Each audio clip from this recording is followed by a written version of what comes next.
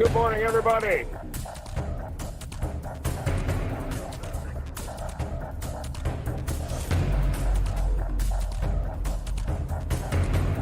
We're live right on the shoreline here in Provincetown. You can see the water there. That's the harbor. I'm going to be swinging back. I got a couple of Red Bulls, and we are going to be dominating very soon. Already dominating.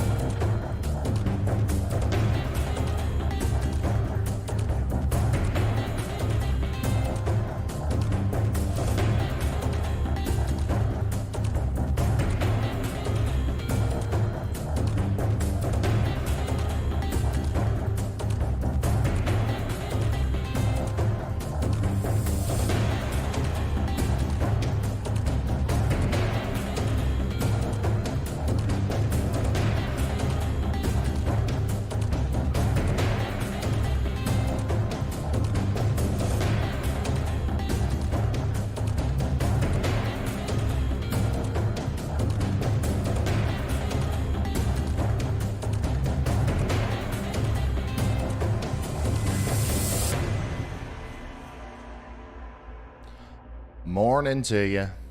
Morning. How's everybody doing today? We've got a bunch of people in here early this morning, 6:30 a.m. on the East Coast. Today is January 29th, 2022, and we are watching the beginning stages of what will be a very memorable blizzard here on the East Coast, especially in New England there, where Reed Timmer is, where Vince Waelti is, and we are going to be checking in with them consistently throughout the day. Where's everybody watching from this morning? I see we got a bunch of people in here. As always, if you feel like you want to spread the word on our coverage here today, please feel free to share this on Facebook, Twitter, Instagram, and all that good stuff. And we are going to be absolutely covering this probably for the next 12 hours or so. Okay, so right now it's 6:30 a.m. And I think really the peak, the maximum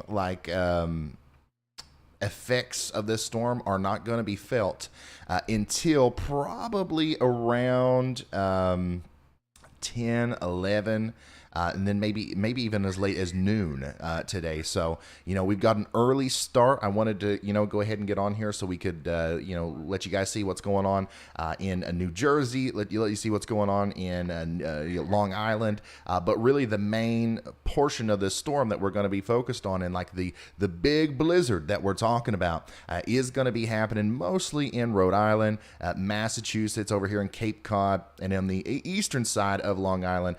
And that is going to be later today, okay? But I'm going to be right here with you guys for a while, okay? At least for 11 and a half hours or so. And then we might even continue this into Sunday. So welcome here, guys. Thank you so much for tuning in. Washkin from Atlantic City, Amy from Georgia, Sunshinery from Connecticut. I appreciate you guys being here early in the morning with me on a Saturday morning. It's unbelievable. We've got 2,000 people hanging out with us on a Saturday morning here. Let's go over to the radar. I know that's what you guys want to see. We are really watching this thing start to blow up, okay? The storm is undergoing bombogenesis. It is stronger than what it was modeled to be, in my opinion. It's already looking like it's going to be a more significant situation than what we originally thought it was going to be. Right now, if you're in Atlantic City, Jersey, you've got a big heavy snow band going through. If you're in New York City, or if you're anywhere in Long Island, I think a lot of these places already have like 7 or 8 inches of snow.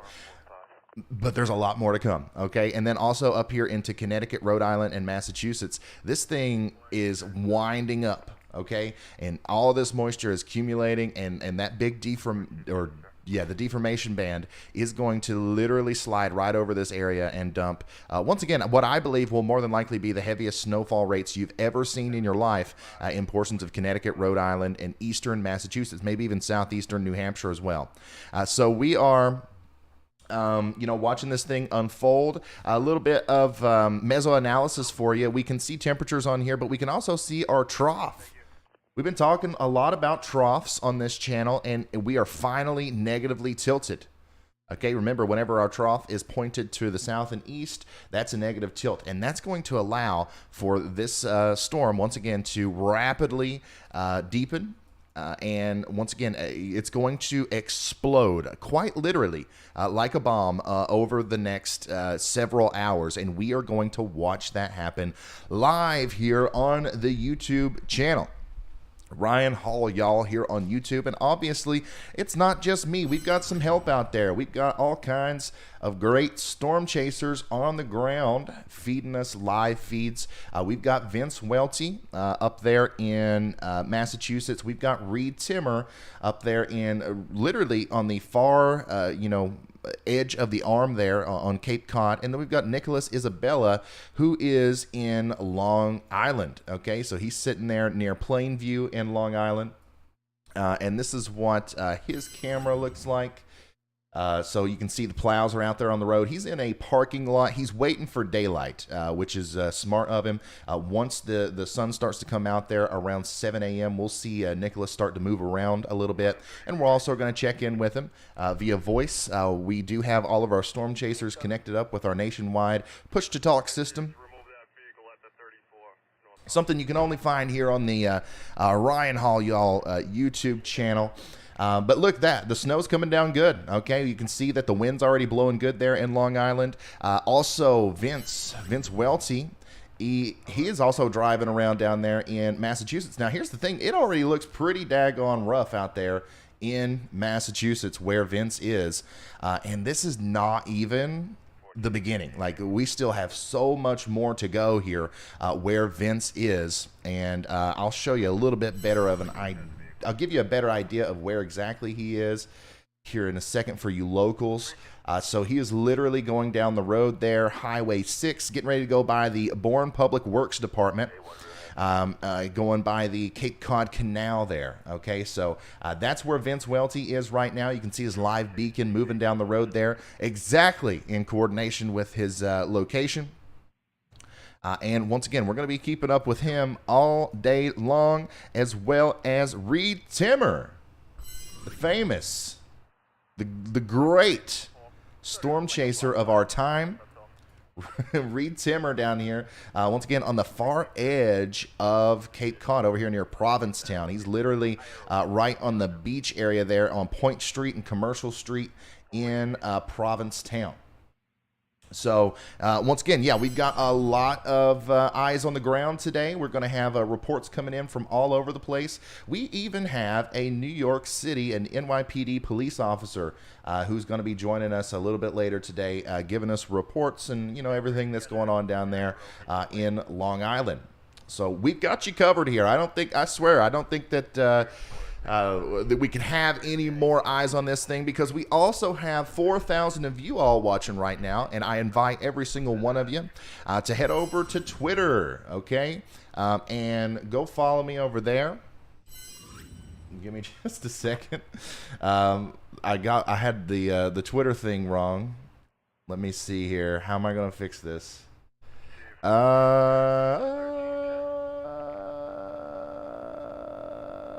Let's see here.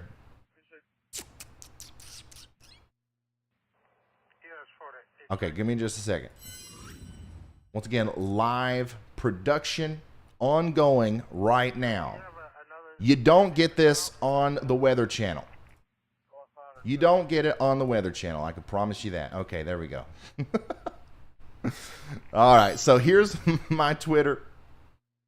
Please go follow me at Ryan Hall, y'all. If you want to send in a picture or a video or anything like that, please go follow me over here, and I can relay your information or whatever it is that you have for me right here on the stream. Now, if you are afraid you're going to lose the stream, don't worry. I've got it pinned right here. Okay, if you have to leave for a second to go over there, that's fine. You can click this link, and it'll take you right back here to the YouTube channel. So Yeah, we are just gonna watch this thing unfold. If you are confused as to why we would do such a breaking weather breakdown on a blizzard, it's because we're getting ready to see massive impacts from this storm all across the northeast coast. We're going to see interstates shut down. A lot of these places have already issued states of emergencies. We're going to see businesses shut down. We're going to see different forms of transportation shut down. We are here to deliver the news, okay? Because there's a lot of things that can happen that we're going to be the first ones to know because we have all these inlets coming in of information, and we'll obviously relay that over to you. And then additionally, we are practicing. Obviously, what I try to do with this channel is during hurricanes and during severe weather situations like derechos and tornadoes, I am trying to build the best information relay system to get warnings out to people and save lives. And whenever we do these blizzard coverages like this, we get to work with all of our bells and whistles and all of our tools that we use to communicate with storm chasers, emergency management services, and we just oil the machine up so that whenever the time comes that there is a big tornado on the ground, this works perfectly. So thank you all for being here. Thank you for sharing, liking, subscribing, becoming members. Every single thing that you do is helping us build a future of a better weather relay info system that will save lives in the future. I'm 100% sure about that. So I think we got a message from Vince there, was it? Thunder snow. Thunder snow. You got thunder snow over there? Is that the first flash you've seen, or are you getting consistent flashes? So Vince just said that he's hearing thunder snow, or he's seen thunder snow. 2 flashes, and I've heard thunder probably 3 or 4 times now. I thought it was the wind, but I'm starting to see lightning, so we're going to go ahead and confirm it now. Oh boy. It's crazy, man. It's crazy that if that's the case, if we're already seeing thunder snow over here in Vince's general vicinity, boy, I cannot imagine what it's going to look like a little bit later today. Let's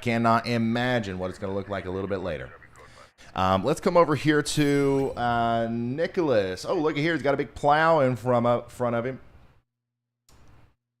Clearing out that parking lot that he's in. Hey, man, we're live on the channel. We're just looking for a little update from you. Vince is up in Massachusetts. He says he's already hearing and seeing thunder snow. Have you seen anything like that down there yet?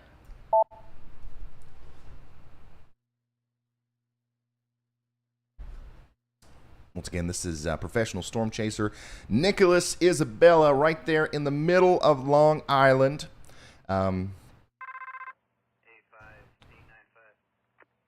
I think he's trying to reply.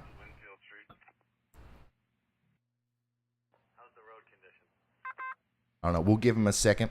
But this is, once again, right in the middle of Long Island. And what we can do is we can compare what's happening in real life here with the radar, right?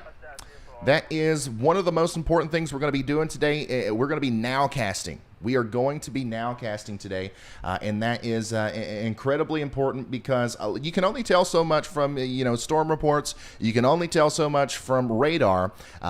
So whenever we can combine all of those things together with live, on the ground eyes, it really helps us tell the weather story and understand what's going to happen here in the future.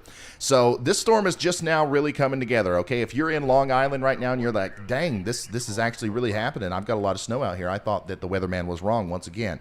Well, it's literally just begun. Okay, you haven't seen even anywhere close to the heaviest snowfall rates yet, and you certainly haven't seen the strongest wind gusts yet. It has just begun. This is a current look at the radar here around Long Island. We've got heavy snow from New York City all the way out into Southampton. And here's the thing, okay? This side over here shows us the pretty blues, and, this is your traditional winter weather radar. This side over here gives us a high-definition look into the clouds and lets us see really what's going on with those heavier bands of precipitation. Do you see these yellows? Do you see the darker greens? That's where you're going to start seeing snowfall rates in excess of 1.5 inches per hour, possibly even closer to 2 inches per hour. And then once this gets up closer to the eastern tip of Long Island, and even beyond that, closer to Rhode Island and Boston and all these places, I'm not kidding. We could talk about 3 to 4, maybe even 5 inches per hour snowfall rates, which is that's when we're getting to, you probably never seen anything like that in your life. Okay, I've said this a couple times, and people are like, Ryan, now come on. I saw 50 inches of snow back in 1958. Now, when I say heaviest snow of your life, I'm not talking about the most accumulation, even though that's still a possibility. I'm talking about the heaviest snowfall rate, the amount of snowflakes that are coming out of the sky. That's what I'm talking about. All right, so we'll see. We'll see what happens here. But if we're already seeing thunder snow up there towards where Vince is, I've got a pretty good feeling that that's what we're going to be talking about. Now, we do have a really good radar here that should tell us when there are lightning strikes. And according to what I'm seeing here on my end, we haven't had any lightning strikes up here in Massachusetts, but this thing can miss them every once in a while, okay? And Vince is a professional storm chaser, so we're going to take his word for it as to what he's saying down there.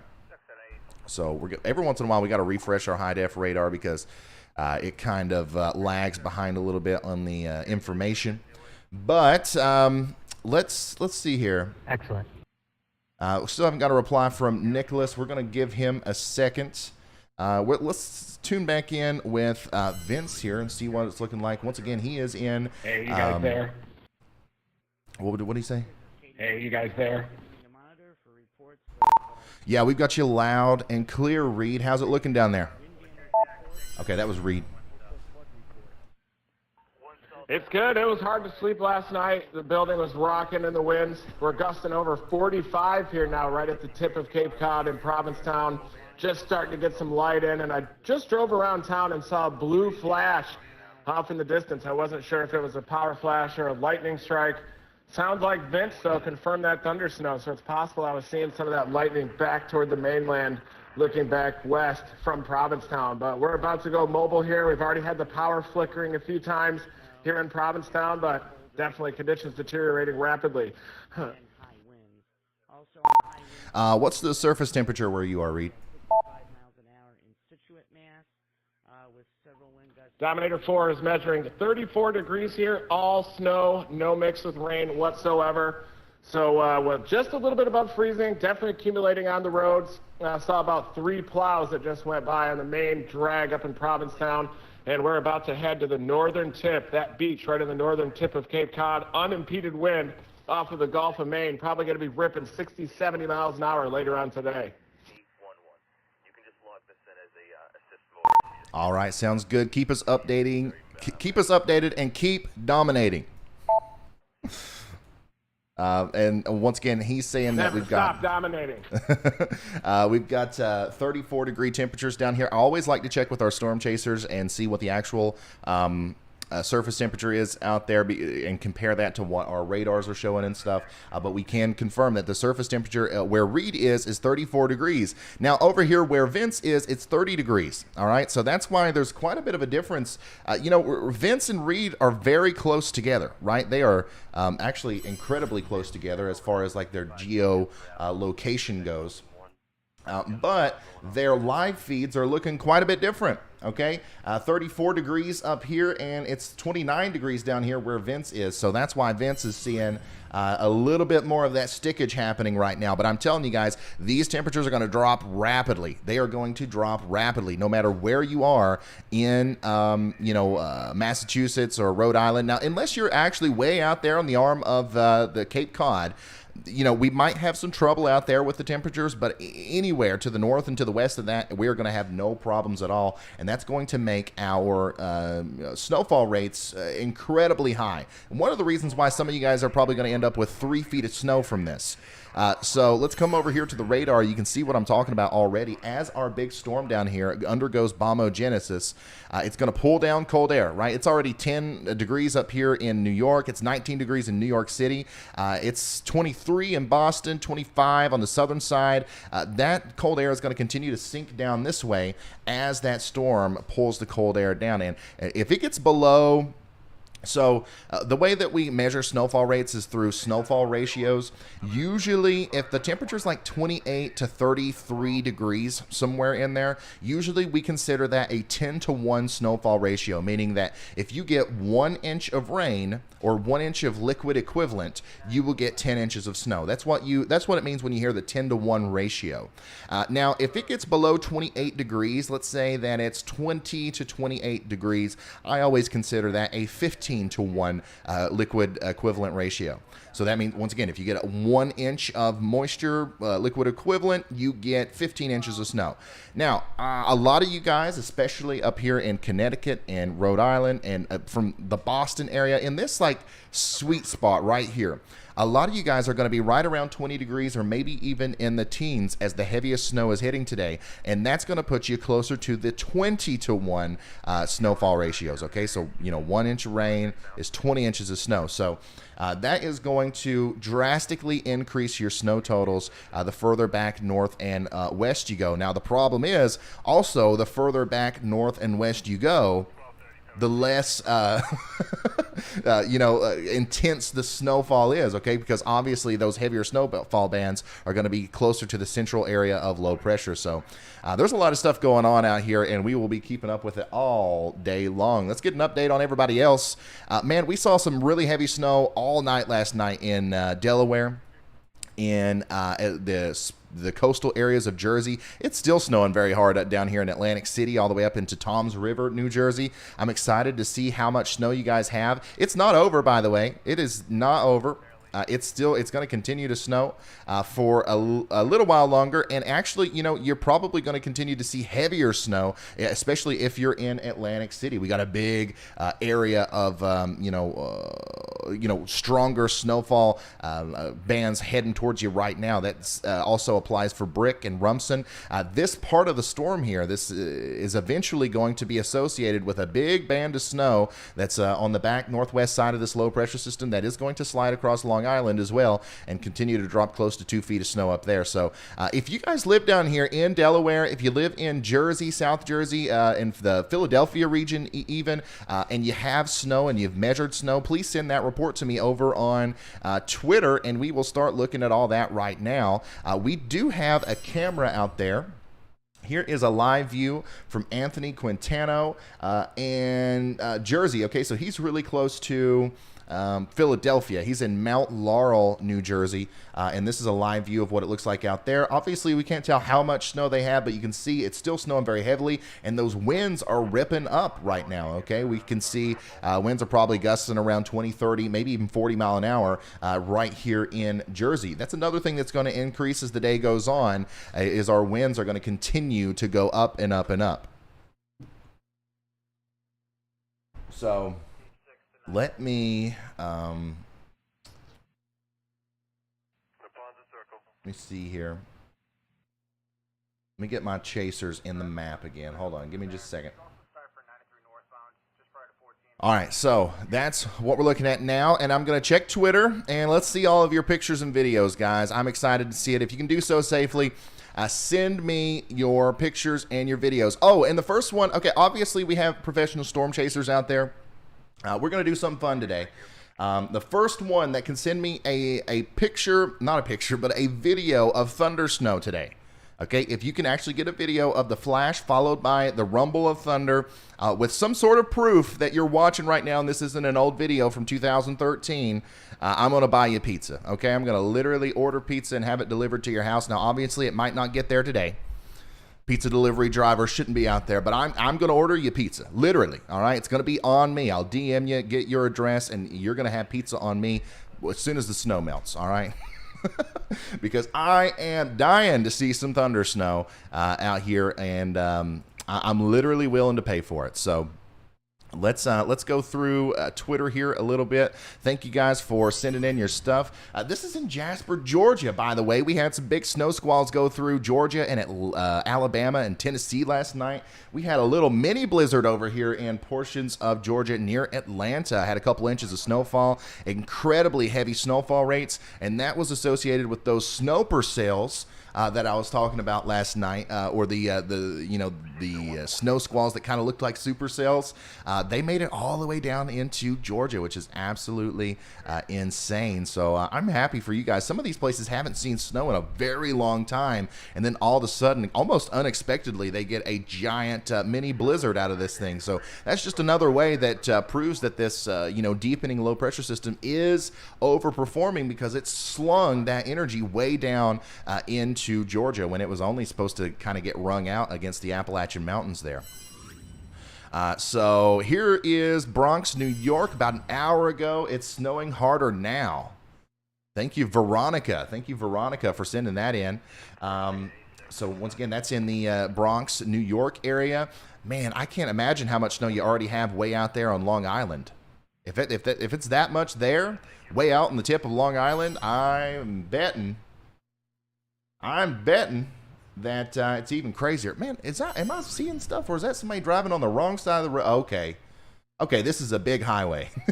I thought that this was like a 2-lane road, and this guy was like literally just driving on the wrong side of the road over here. Never mind. We're good. But by the way, this is the road conditions out here where Vince Waelti is. What road is he on? Already in Massachusetts. This is the Blue Star Memorial Highway. He's near East Wareham, going east bound towards the Lyman Reserve and the Grazing Fields Farm. Okay, so this is what the roads look like live right now in Massachusetts around the Blue Star Memorial Highway. So definitely very treacherous, to say the least. Don't be out there, guys, if you don't have to be. Hopefully you don't have to be. You're under a blizzard warning. You shouldn't have to work today. It's Saturday. There's no school. Get you a blanket, curl up next to the laptop or the TV, whatever you're watching me on, and we'll let Vince and Reed Timmer do the dirty work and be out there in it for us. So we're going to continue to look for more pictures and videos from you guys. Here is a picture from, okay, so I think I've learned how to say it. Worcester, right? Worcester, something like that. But this, it's from that county over here in Massachusetts. So thank you for sending that in. This is important. We need to know how much snow is already piling up in central portions of Massachusetts and even eastern portions, because I'm telling you guys, it's just starting. It is just starting. We are still going to see a lot more snow come out of this thing, so it's important to see how those first flakes are interacting with the ground. Let's see here. What else we got? Thank you guys so much for sending in all of these pictures. Oh, look at this. Look at this. This is in Lower Delaware. Jose Riviera, thank you so much. Thank you so much for sending that in. You can see not only do we have a lot of snow falling out here, but it's blowing and drifting and piling up against the doorways.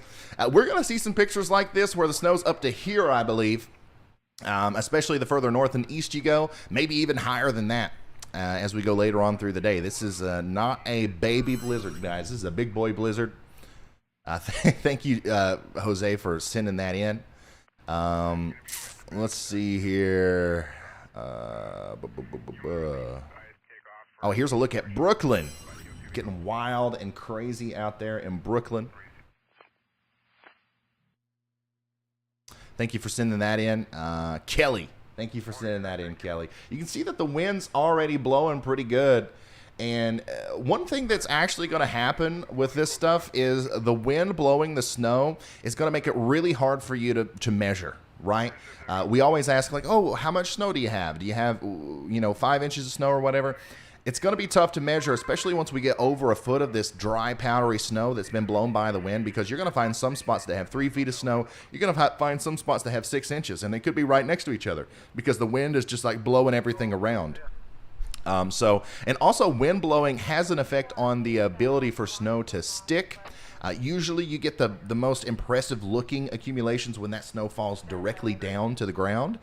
In a situation like this where the snow's going sideways, sometimes that can interfere with the literal accumulation that we have. But in a blizzard like this, it really doesn't matter. Okay, it could literally snow 2 inches today in Boston and Providence, Rhode Island, Hartford, Connecticut, and all these places, but it's still going to be super impactful. You're not going to be able to drive. You're not going to be able to do the things you normally do because visibility is going to be incredibly low, especially once those winds get up over 60 miles an hour.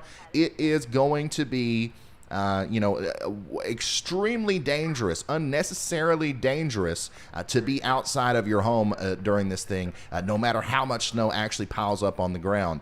That's one of the things that I heard a lot from people who were kind of, you know how people are. People are like, oh, everybody's just fear-mongering. It's just 2 feet of fluffy white stuff on the ground. Why is everybody freaking out? Well, first of all, I don't think anybody's necessarily freaking out. And second of all, it's more than that. It's more than fluffy white stuff on the ground. When we talk about a blizzard, the snowfall accumulations is not the hazardous part, okay? It's the whipping winds. It's the trees falling down. It's the power lines going down. It's the power outages. It's the halt to transportation. If you have a heart attack or if something happens with you and you need an ambulance, it's going to be much harder for them to get to you. You know what I mean? Like, there's a lot of things that go on here other than just fluffy white stuff on the ground.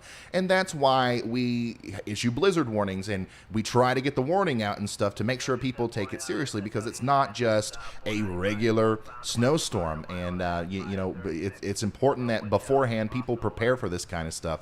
And I think we've done a really good job. I think the meteorological community has done a great job with this storm, getting the word out. And I hope that this channel has helped a lot too, and I believe that it has. But here's a great picture from Scott's Adventures. This is Smithtown in Long Island. I knew it. I knew you guys had a bunch of snow already, and buddy, it ain't even close to being over yet, son. I cannot wait to see some of these final snow totals. It is going to be insane. That's my normal alarm to wake up. I was up and at 'em really early today. Much earlier than normal. Here's a brand new view from Cape Cod. Down there near Boston, Cape Cod. Let's see what Sherilyn has for us. Looks like the snow's coming down good already down there. Thank you so much. And let's see here. This is in Deptford, New Jersey. Stacy, thank you for sending that in. Deptford, New Jersey. I don't know if we had any pictures and videos come in from Atlantic City yet. I'm really interested to see what's going on in Atlantic City because, buddy, they have been absolutely getting pummeled by that heavy snow band all night long. Just want to see what it looks like. Here's a great picture from Brandy in Egg Harbor, New Jersey. Enjoy your all snow, man.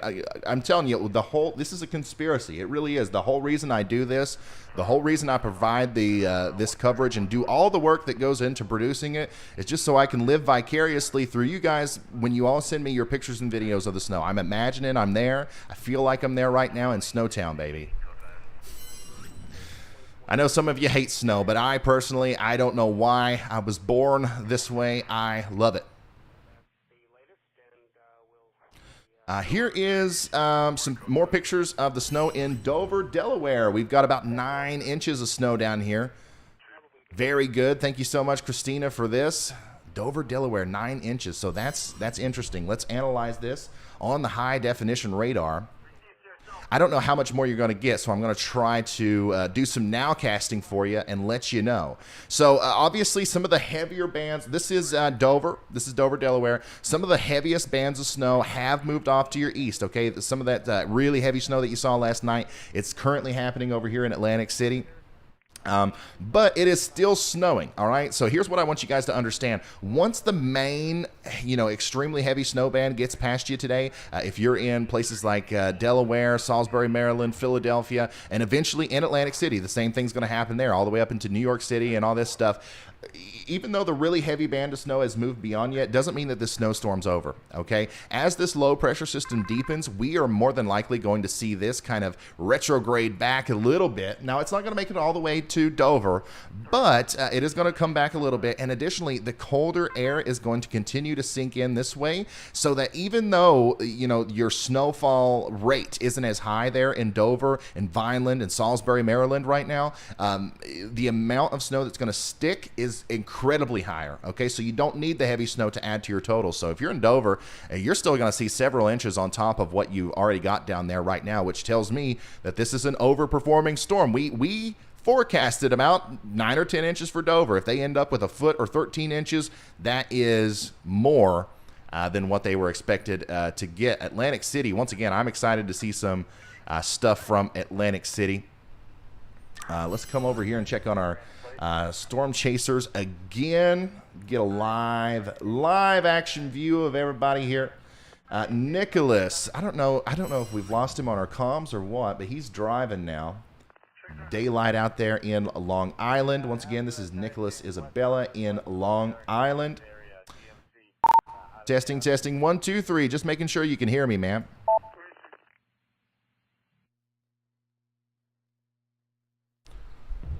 Hey, I can hear you. Can you hear me?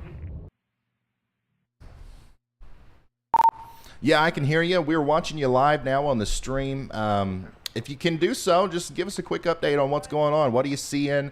What are the wind gusts looking like? And what are you expecting later on down the road here? Yeah, the snowfall rates are definitely picking up here. You could look at radar and see these heavy bands of snow forming across the ocean that are going to slowly be moving on shore the next hour or so. Right now, I'm heading to the south shore to a town called Lindenhurst, where there's a possibility of some coastal flooding as we get closer to high tide. It's not too windy where I am now, but once I get closer to the coast, that wind should really start to crank. I'm going to make my way east over the course of the morning, where upwards of 2 feet of snow are probably going to happen out there, if not a little bit more, towards Riverhead and eastern Long Island. So it should be a pretty fun day. All right, man. Thank you so much. Keep us updated and just pop in here anytime something happens or anything that pops up on your stream that we should probably take a look at, and let me know, all right? So you got it. Sounds like a plan. Old Nicholas Isabella at NYC Storm Chaser on Twitter. Great guy. Glad to have him as a part of the team. And like he's saying, he's out there in Long Island right now. Absolutely, getting in on some of those heavier snow bands. But he said he's moving east, which is a smart move. If your goal today is to drive in some heavy snow and you're in central Long Island, the best thing you can do is move east, because look at this. A huge band of extremely heavy snow is forming over here in eastern Long Island. If you are in Riverhead, okay, if you are in Wading River, Hampton Bays, North Sea, Southold, let's see here, Riverside and Eastport, this is some of the heavy snow that you're going to be dealing with over the next several hours, okay? It's going to pile up fast. There's no point in shoveling. There's no point in trying to drive, because the plow truck's going to plow the snow out of the way, and literally right behind the plow truck, it's going to start piling right back up, all right?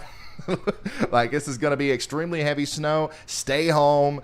Shut her down. All right, shut her down. We was doing the same thing for the Carolinas the other day, and we had all kinds of truckers watching, and everybody was on their CBs down the line. Shut her down, guys. There's no point in being out there. Let's all shut her down and stay in for this one. I'm telling you, it's the forecast might end up being wrong in the direction of, oh goodness, we got more than what we thought we were going to get. Because that negative tilt on that trough that we were looking at earlier happened a tiny bit earlier than what we thought it was going to. This low pressure system is deepening just a little bit more than what we originally thought it was going to. The temperatures are right around where we thought they were going to be, but you can see that the cold air is up here and it's ready to come down. Look at that, 0 degrees near Syracuse. It's 5 degrees in Albany. It is 0 degrees around in Binghamton, New York. All of that cold air is racing down to the storm here, and whenever that meets up with some of these really heavy deformation or deformation bands, the snowfall rates are absolutely going to be insane. Insane. Go back to our map here. Ooh, we are going to have some intermittent connectivity issues with our streamers out there, but for the most part, we should be able to keep up with them all day. Usually, sometimes we do these live streams, and we're out in the middle of Mississippi or Alabama or Oklahoma or whatever, talking about tornadoes, and the internet connectivity is pretty bad, or the ability to connect to these streamers is pretty bad. But we should be good today. I mean, all these places are very populated. Cell service shouldn't be a problem in a blizzard, so we're going to be able to keep up with them very nicely. So, yeah, I'm going to keep going through Twitter here and continue to look at all the stuff that you're sending. Remember, if you send me a picture or a video today, please try to include your general location, okay? Your general location. Here is a picture from Conway, South Carolina.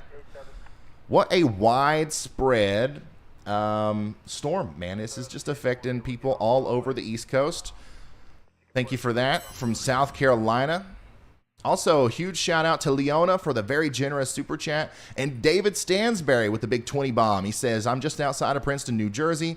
My girlfriend might have to leave for work soon. Do you think the roads are okay enough here for the next few hours? Let's analyze that for you, David. I have no problem at all trying to depict that for you. Now, my blanket answer here is going to be no, stay home, okay?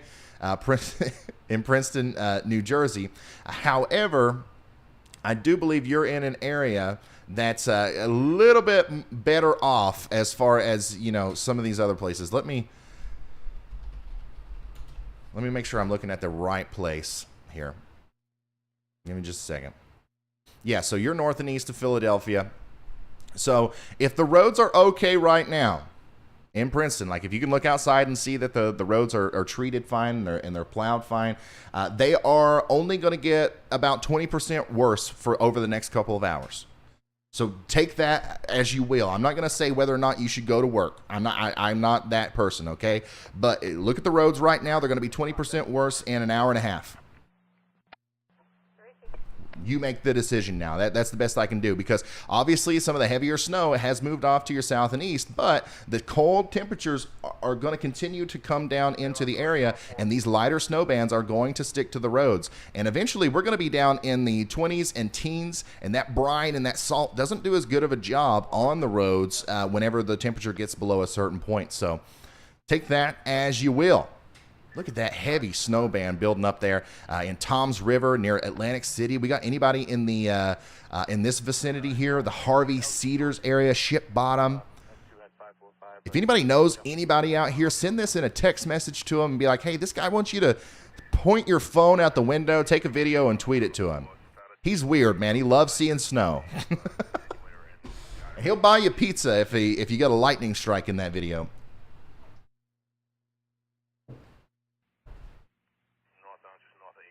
Worcester. There's no way. Is it Worcester? Like rooster? Here's the thing. You guys don't even know how to pronounce it. I've had thousands of people tell me, okay, it's like Mr., but remove the M and replace it with a W. Worcester. And then you've had some people say it's Worcester with an A at the end. Worcester. And then you've had some people tell me, say, they live here, by the way, and say it's Worcester. And now people are saying Worcester. Worcester. I'm calling it the Big W, all right? The Big W. From now on, it's the Big W. I'm tired of this. Oh, boy, we got some snow even as far down as into Myrtle Beach, South Carolina. Check this out. Thank you, Brian, for sending this in. Thunder snow. That was a good one. You got me off guard with that one. Thunder, snow, and Myrtle Beach. Did you make sound effects? Oh, that would have been even better if you would have made the thunder sound, like with your voice. Like, boom. But that is hilarious, man. That's awesome. But it is cool. We do have some snow falling down there in Myrtle Beach. So thank you for sending that in, man. Oh, my goodness. Let's see here. About 3 inches in Washington Township in New Jersey. Thank you for sending that in. Lily G, thank you so much. It's not Worcester. I know that. I completely screwed that up in the video. I'm sorry about that. I will certainly never call it Worcester again. I don't know where that even came from. Here's Newark, New Jersey. Thank you so much, Stram, Remy, whatever, for sending that in. Thank you so much. In Newark, New Jersey. Here's east of Long Island. East of Long Island? What? What's east of Long Island?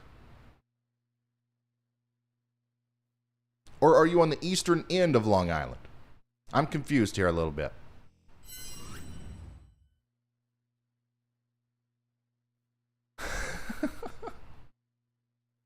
Here is Comac, New York. Philip, thank you for sending that in. Looks like the roads are pretty bad out there already. And they are only going to get worse.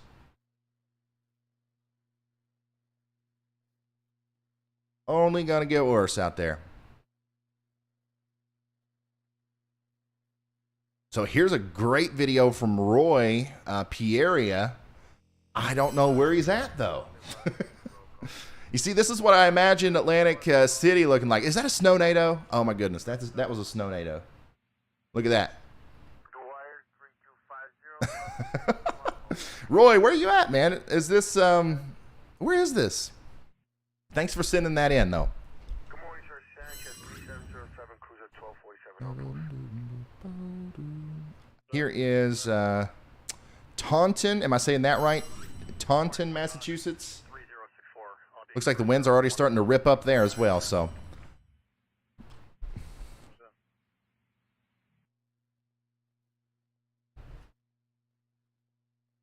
Thanks for sending that stuff in, guys. By the way, if you're just now tuning in and you want to send me something, at Ryan Hall Y'all on YouTube. That's the way to do it. That's the way to do it. We've also got a Facebook page. Ryan Hall Y'all on there. Instagram, Ryan Hall Y'all. 4186.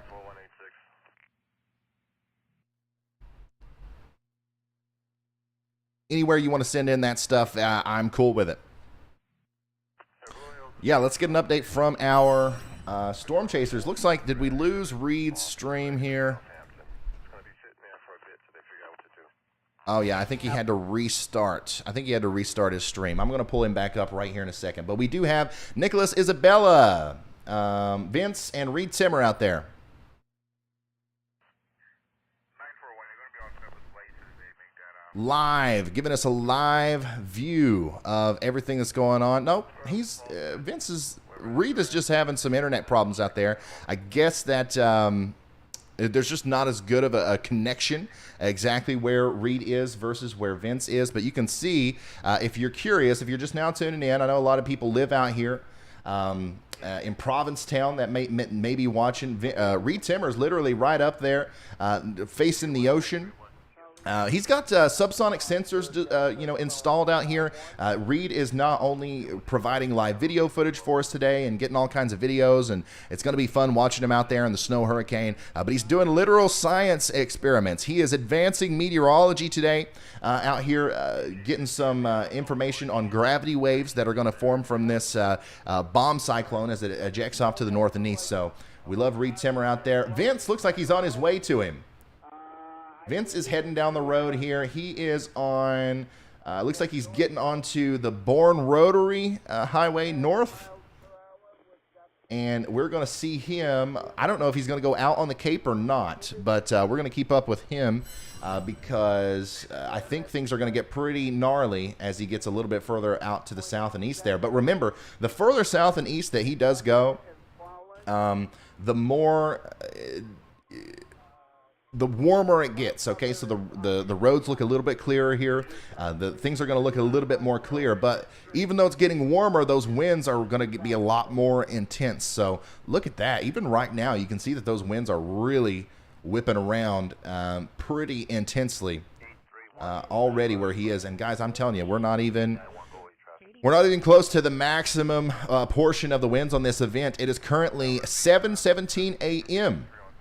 And what's going to happen is around noon and 1 o'clock today, the winds in this area where Vince is are going to be near hurricane force. Okay, they already look like they're approaching tropical storm force. Imagine that times 2. All right, so this is why it's important that you guys stay in today if you're in this part of the world. Power outages are going to be widespread. There's going to be there's likely going to be damage from the wind. Okay, you know, you might experience property damage, tree damage, power lines coming down, stuff like that. Things flying around, you know, hitting stuff like that. That's going to be a real possibility today from this storm, which is absolutely incredible when you talk about a nor'easter or a snowstorm. Obviously, we're used to the winds, but hurricane force, that's, you know, that's special. We reserve those kind of wind gusts for only the strongest storms, and that's what we're dealing with today. I'm live on Facebook now. Reed is live on Facebook now. Okay. All right, I'm going to have to figure that one out. Give me just a minute, and we will pull Reed up. I guess his YouTube is just not pulling it in good enough. We'll pull Reed up right here in a second. Bear with me here. But while I'm doing this, guys, this is a great opportunity. This is a great opportunity for you all to share the stream.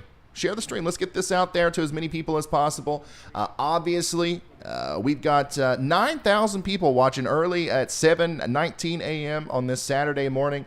Once again, we're going to relay some news here as we go later on into the day. We want to get this information in front of as many people as possible. So if all 9,000 of us copied the link to the stream right now and pasted it on Twitter, Facebook, you know, Instagram, Snapchat, send it in a text message to a family member or friend, we could be the #1 source of information for everybody out there. And of course, there's a little bit of an entertainment aspect involved as well. So everybody wants to see the snow hurricane, I'm sure. All right, let's get old Reed Timmer pulled up here. If I can figure it out.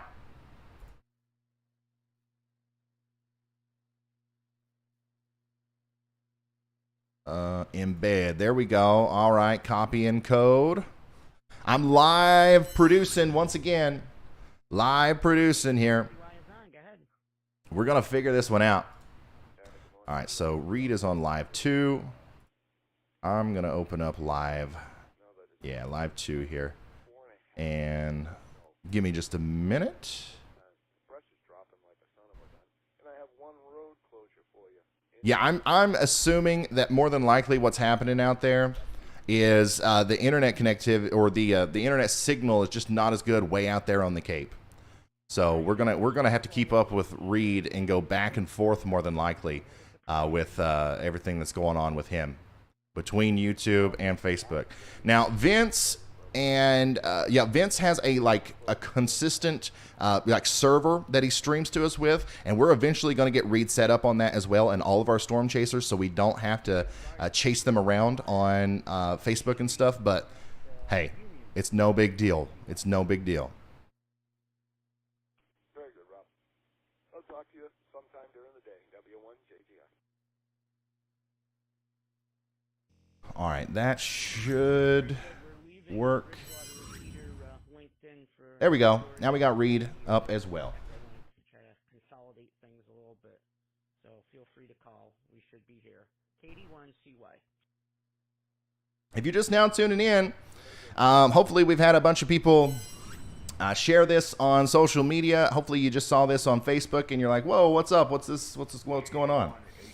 We are currently watching a blizzard unfold in the Northeast. Okay, we're covering this from Virginia Beach all the way up into Maryland, Delaware, New Jersey, New York, Connecticut, Rhode Island, Massachusetts, New Hampshire, Vermont, and Maine. Okay, and we have a plethora of eyes on the ground out here. We've got a lot of cameras. We've got a lot of ways to communicate with people who are on the ground. We're working with everybody out here to make sure that you have all the latest information concerning this thing.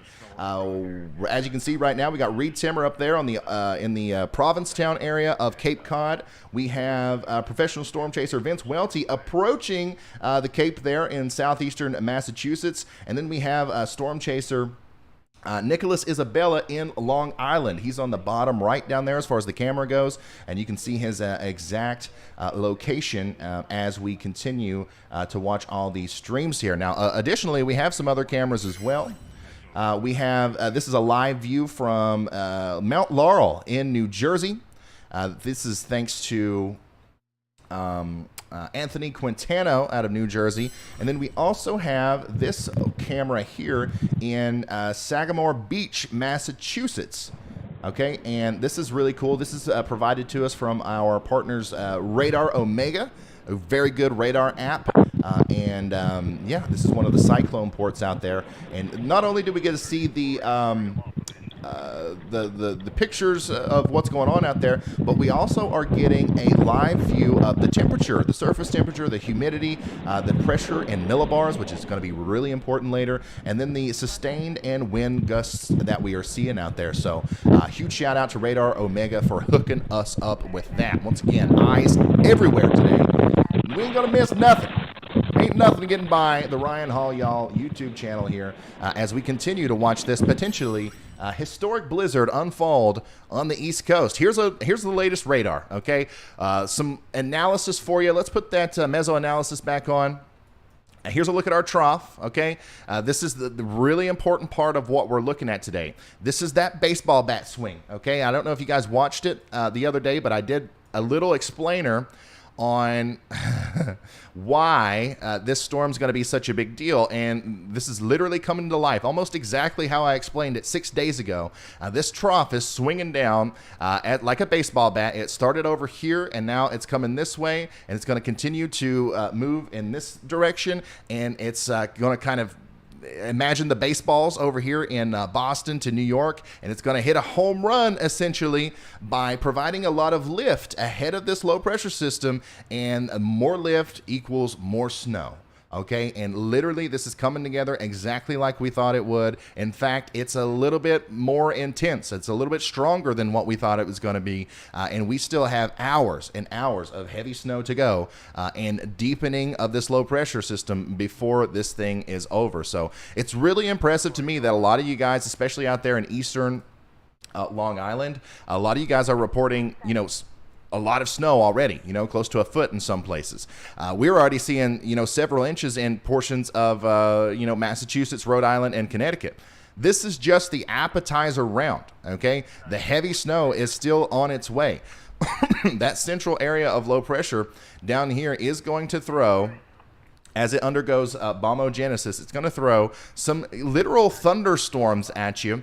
And those thunderstorms are going to present themselves as snow whenever they get to you. So it's going to be quite the insane evening as we go forward. Once again, I think the biggest area of winds and some of the strongest portion of this storm, or the strongest aspects of this storm, are going to be happening right around noon and 1 on. So we're still really early. We're still kind of just like in the pregame area of this storm for the northeast coast, especially in New England. Now, we are kind of in some of the, you know, the highest portions of the intensity of this thing for places like Atlantic City, for places like Surf City and the coastal areas of New Jersey. So I'm very interested in continuing to see pictures and videos from you guys on Twitter. I'm actually going to look through those right now so I can start relaying that information here. But yeah, thank you guys for sending in so much stuff. There's a lot already coming in from you guys. Here is Forked River, New Jersey. It's about 20 minutes south of Tom's River. Wow, look at that. What is this? Is that like just snow hanging off the roof there? You see we got a pretty good amount of accumulation. Now, you're not going to see it pile up on the trees and elevated surfaces as much. A lot of the pictures and videos that we're going to show you today, most of the accumulation is going to be on the ground up next to houses and stuff because the wind's whipping this stuff around pretty good, and it's shaking the trees, and it's going to make the snow fall out and all that stuff. But you can tell they've already got a lot of snow there. A lot more coming, buddy. A lot more coming. Let's see. What else we got here? This is Middletown, New Jersey. Thank you, Dave.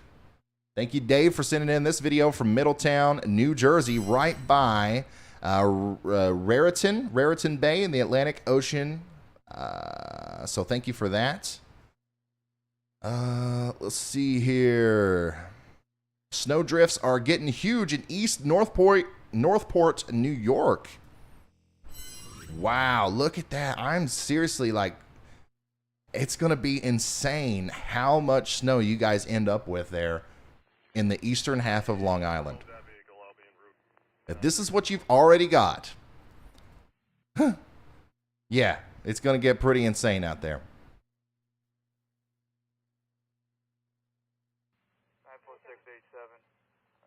It is going to be insane. Let's go back to the radar here. Still looking at all of the pictures and videos. This is, what is this? Port Jefferson on Long Island. It's also, it's pretty impressive that this much has been, allowed to stick with our temperatures were around 30 degrees for a lot of the overnight hours and early morning. Now they're really starting to drop, but despite that, we're still seeing very high accumulation rates out here. Hey, Kathy, thank you so much for the very generous super chat. She says, hello from the Aria sisters watching from Kearney, New Jersey, East Newark, New Jersey, and Middletown, Delaware. Hey, thank you so much. And our little brother in New York. Thank you so much for that, for the support. Let's see here. Florida says it's cold here in St. Pete's, 48 degrees, and falling steadily throughout the day. Hey, thank you so much for the report. And Skylark, thank you for the 10. He says, hey, Ryan from Aqueduct Island in Rhode Island. Great work. Thank you so much, man. Rhode Island, you guys are also in line to receive some incredible snowfall here as we go later on into the day. And I mean it. I mean it when I say incredible. I'm jealous. It is currently 13.3 degrees here where I am. And even where I am, all the way over here in Kentucky, by the way, I'm just coming to you live from Kentucky.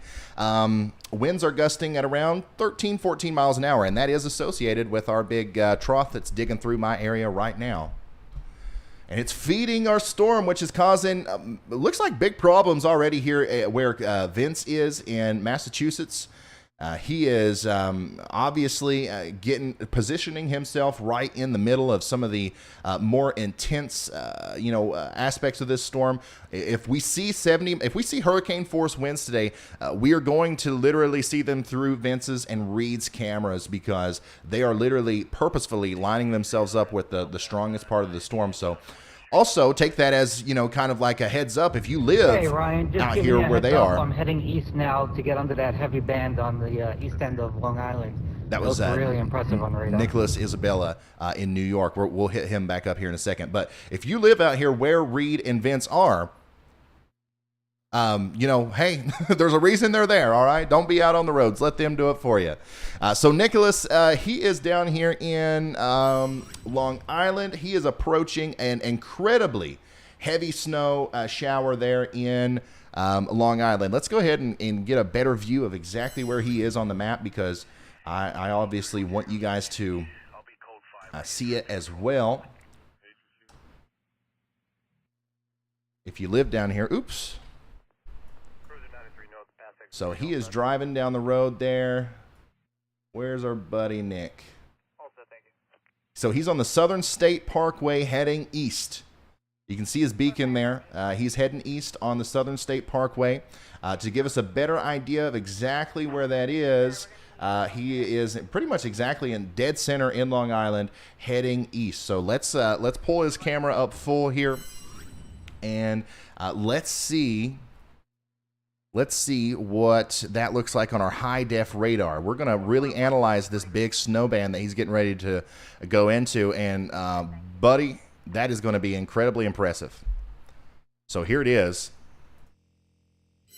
Let's look at this here. So our storm chaser, Nicholas, is about right in this vicinity right now, and he's heading east towards this. Look at that, guys. Look at that. You think it's already snowing pretty hard. I mean, it looks, that looks kind of like a blizzard to me where he is right now in New York.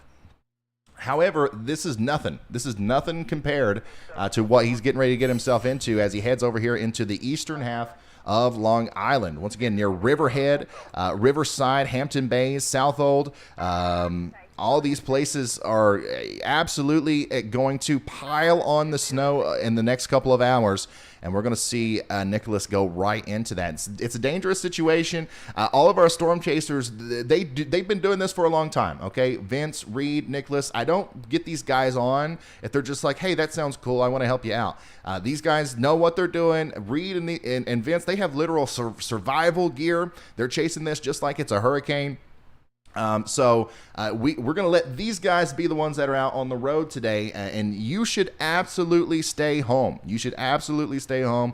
Don't go out there in this, because if you get in this snow band right here out in a car, I don't care if you got four-wheel drive, I don't care what it is, something bad's going to happen. All right, nothing good's going to come out of that. So we're going to leave it up to our professional storm chasers to go through that. Let's see. Thank you so much, Jurassic, for the 10 Canadian. We got a Canadian here. Thank you so much for that. He says, morning from Flight Dispatch and the System Operations Control Center for Air Canada Express in Halifax. The pressure is falling rapidly here, 7 millibars in the last 90 minutes. Visibility is 1/2 of a meter. What? Square meter. Okay. Or 1 square mile. Sorry. The way that's typed out got me confused. And moderate snow. Hey, thank you so much, Jurassic, for the report. I really do appreciate that. Gina, thank you for that. It says it's 6 degrees and it feels like -9 there in Mount Morris, New York. It's cold. And Vanessa, thank you for your very generous decision to become a member. So this is going to be really interesting, watching Nicholas intercept this heavy snow band. Now, this is a blizzard, guys. This is what we've been referring to as a blizzard this whole time. And once again, it's only going to get more intense from here. Imagine this times 2. This is what the next several hours are going to look like in New York, in Connecticut, in Rhode Island, and all the way up into the Boston area, okay? So we're going to watch for these winds. We're going to see that stuff ramp up here in just a second. And yeah, let's actually get an update from him. Hey man, we've got you pulled up now. Definitely looks like visibility is decreasing. You can see that the snowfall rates are certainly pretty high, but we're having a hard time estimating the winds. What would you say the winds are gusting to right now down there? Hey, we're definitely getting some gusts into the 30 and 40 range. The past 20 minutes as I travel further east, I noticed that uptick in wind even more. Okay, so the winds are only going to get more intense from here. He is going to enter an area of this storm where we are going to see 50, 60 mile an hour winds more than likely. So definitely going to keep an eye on that. Looks like we lost signal from Reed again, and he's got a new stream up. Let's see here. Let's see. How can we get this going?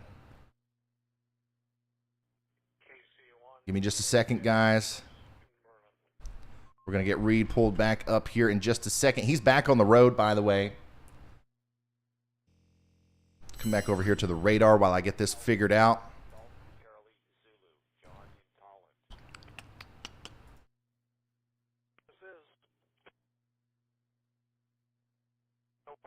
And should be good here in a second.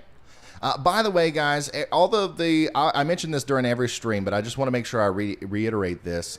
All of the super chats all of the members, all the monetary contribution goes towards stuff like helping us be able to financially support our storm chasers. It's obviously incredibly expensive to go out there and risk your life just to show us what's going on. So we appreciate these guys, and we are going to do everything we can to support them. And with your support, I can do more of that. So thank you. Just know that it's going towards a good thing here. And then sometimes, we use a lot of this, community support for stuff like the last time we did a big, tornado outbreak live stream. We had that tornado go through Mayfield, Kentucky. Because of your all's generosity, we were able to donate thousands of dollars to the people of Mayfield. So super, super big thank you to you guys. That's another unique aspect of what we're doing here, I believe. All right. Vince Waelti is still down there in Massachusetts. Looks like things are ramping up there. And here is Nicholas Isabella. I think we're going to stick with him for a little while because I really want to sample. I want to see what this snow band looks like. I really am really interested in this.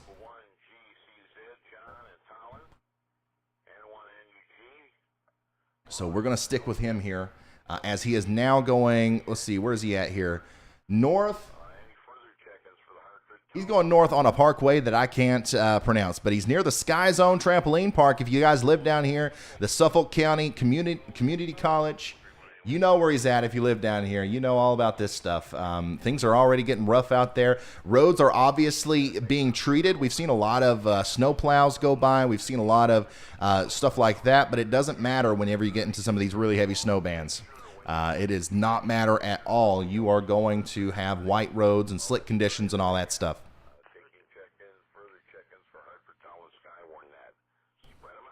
And while we continue to watch Nicholas here, we are going to go back and forth and look at some of your reports from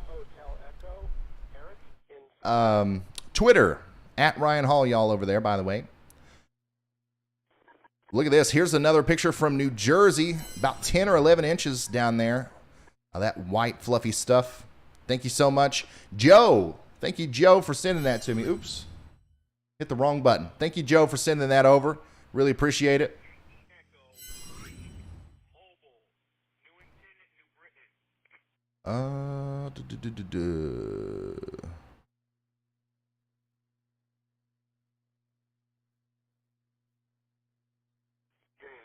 Okay, so here's an update from the New York City subway, the NYCT subway. There are no A or Rockaway Park shuttle train service to and from the Rockaways due to heavy snowfall. A trains are not running between Rockaway Boulevard and Broad Channel. Rockaway Park shuttle trains are not running between Broad Channel and Rockaway and Park Beach. So I just retweeted that. If you guys want to also retweet that.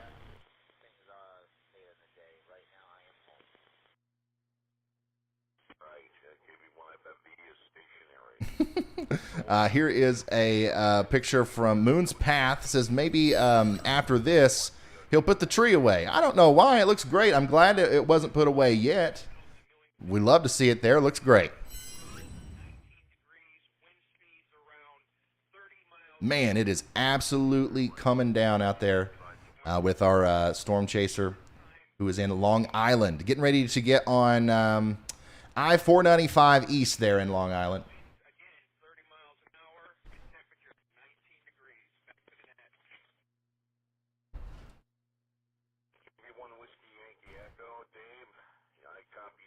Okay, so here's Portsmouth, Rhode Island. Enjoying the appetizer, waiting on the main course here in Portsmouth. Hey, thank you for this. That's quite an appetizer. Don't get too full, okay? Save some. It's gonna get crazy over there. Some heavy snowfall rates, some stronger wind gusts. It's all coming.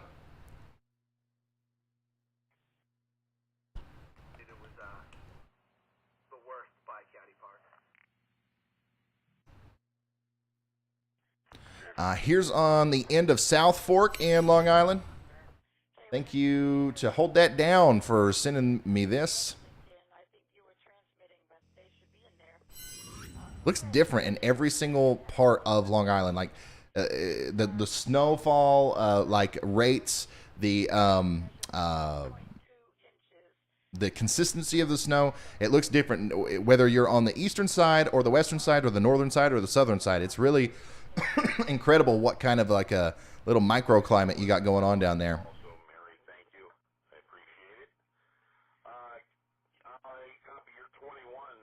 Merrimack, hope I'm saying that right. This is the Merrimack Valley. Winds are really starting to pick up there. Yep, they are going to continue to ramp up significantly as we go forward. All right, professional storm chaser Nicholas Isabella is now on I-495 heading east on Long Island, and he is getting ready to intercept this blizzard, literal blizzard in a snowband. Like the snowband alone is going to be described as its own little blizzard because it's actually going to put down some incredible snowfall rates, maybe even approaching 2 or 3 inches per hour. So we're going to stick with him as he is going very slow down the interstate. And thankfully, I don't see a lot of people out there. Hey, man, it looks like it's getting pretty bad. I see one car in front of you, but as far as I can tell, there's not a lot of people out there. Have you seen very much traffic, or is it pretty, dead as far as traffic goes? Yeah, it's pretty dead out here. If anything, there's more snow plows and soul trucks out and about than there is cars. There's only a handful of cars. That's And good. you can see probably on my stream, you can only see the cars so far before they just disappear into the heavy snow. I'm not even under that heavy band yet, and it's coming down already.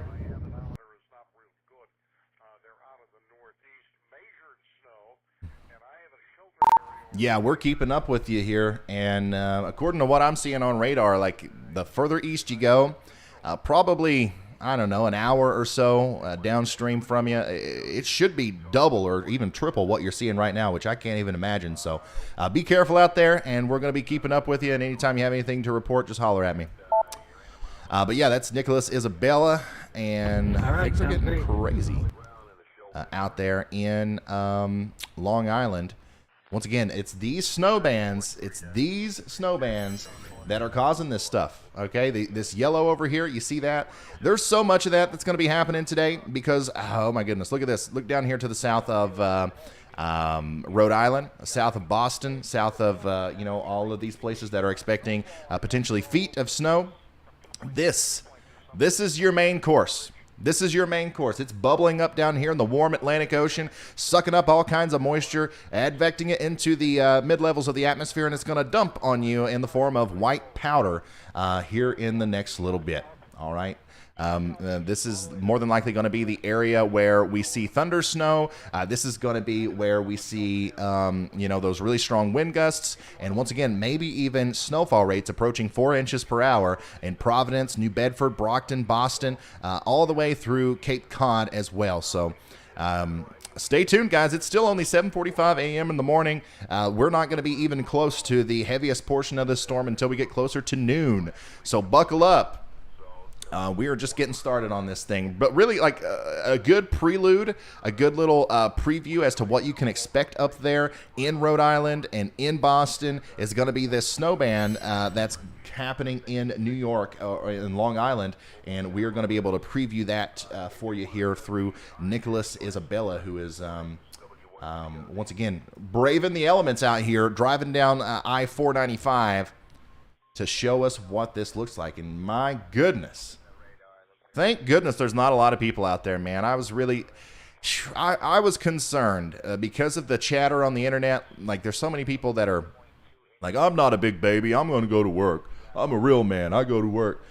I'm so glad that the roads are not full of people, because I say this also in every stream that we do pretty much. It don't matter how good you are at driving, okay? Literally doesn't matter. I don't care if you're the best driver in the world. I don't care if you are the, you've driven in snow your whole life. You're from Alaska. You are literally Santa Claus. I don't care. All right? Other people suck at driving. All right? There's nothing you can do to stop somebody else from plowing into you. So you being out there, on the roads is just putting, more people in danger and having to get our emergency people out there as well, putting their lives in danger. Just stay home. Take a day off work. It's a blizzard, man. Come on. It don't happen very often. Literally once every couple of years, like every 5 years or something like that. And then a storm of this magnitude, maybe even only once in every 10 or 20 years. So take a daggone day off. Lord goodness, son. Our live stream thing, our view counter down here isn't working. I think that we are above 10,000 people that are watching, if I'm not wrong. So I don't know how you fix that. Oh, there we go. But thank you guys for tuning in. We got 11,000 people watching early on the morning here on Saturday. We're watching an ongoing blizzard on the northeast coast. Please, if you don't care, if you haven't already, share this on social media so we can get everybody over here. One of the things we do is we take everybody that's watching and we take their reports and their pictures and videos and we share them here. And just the more the merrier, basically. All right? Copy the link, post it on all these social media, send it in a text message to a family member or a friend, and we will continue to cover this thing. Did we lose Reed again? No, we still have Reed. This is a live view Hey, from Ryan, how's it Reed going? Timmer. What do you say? Hey, Ryan, how's it going?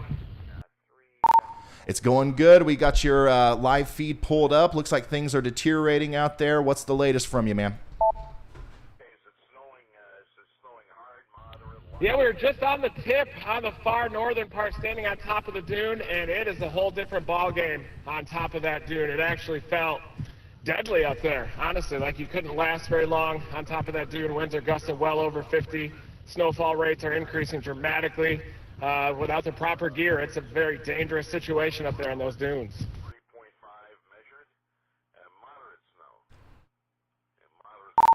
Yeah, we're watching the wind speeds increase. We're watching that low pressure system undergo bombogenesis. It is really deepening down. And I don't know if you've got a chance to look at radar, but you've got a monster band of snow forming down there to your south that's getting ready to come up through the Cape. It might go just a little bit west of the, the exterior arm that you're on. I was wondering what your plan is. Are you going to stay there for the majority of the day, or are you going to kind of circle back around into southeastern Massachusetts?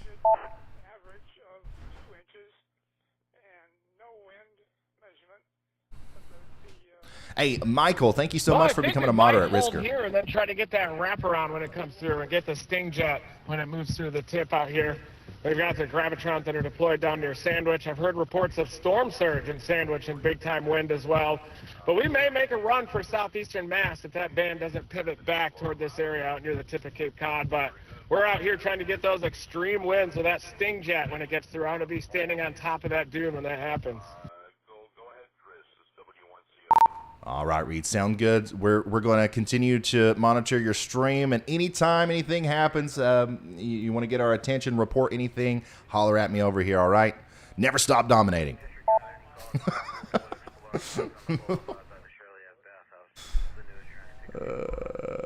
Let's see. Thanks, Ryan. We'll be in touch soon here. We'll head back up to that north side. Never stop. So Reed is over here in Massachusetts on the near Provincetown. Okay, so he's got a good. Vince is also near that area. We've got a pretty good view of the seas there. Let's pull up our map again. Let's get all these guys situated. Where are we? Of course, we've got our monster blizzard band that Nicholas Isabella is about to intercept there in Long Island. We've got all the winds and crazy stuff going on with Reed Timmer there. But Vince, the one in the middle. Oh my goodness.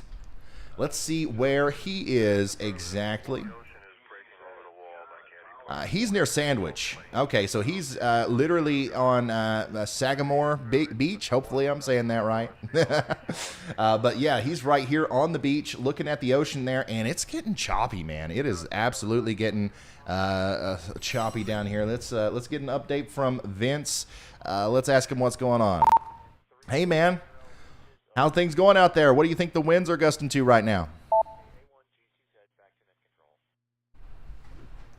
I don't have a way to measure, but I would estimate anywhere between 45 and 55. Not sure if you've got my stream at the moment, but I'm parked looking at the waves in the bay here. and they're pretty intense. The wind is definitely pretty raw out here, where it's not impeded by any infrastructure or anything. Yeah, we can see your stream, and we can see the waters. It looks pretty choppy. We just talked to Reed, and he said that there was some reports of storm surge. Are you noticing that? Is like the water level higher than usual, or is it just choppy out there? I'm not sure. I haven't really been at the beach at all in any sort of daylight, but it wouldn't surprise me, because it seems like here, it looks like there could definitely be a large amount of water being pushed by this wind here. Even just by looking at the waves and everything, it's a pretty large volume of water getting pushed up against the coast. I'll probably take another drive up here a little bit farther north, maybe up toward Plymouth, and see how it looks up there. There were some spots along the beach where I was yesterday, and I was familiar with the water level, so definitely worth taking a look at. All right, sounds good. We're also watching the radar here, and it looks like there's a monster band of heavy snow getting ready to line up and slice right through your location, and then also probably a little bit to your north and west up through Plymouth. So just keep us updated on what you're doing. We'll check back in here in a couple minutes. All right, let's go back to Nicholas, who is getting dangerously close to that heavy snow band that we've been talking about out here on Long Island. Nicholas Isabella. And we're going to take our radar back over there as well.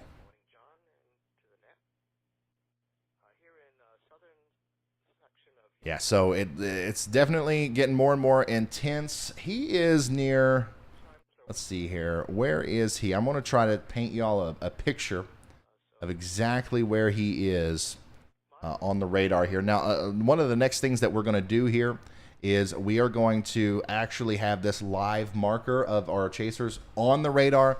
But right now we just kind of have to go back and forth and compare. So Nicholas Isabella is about right here.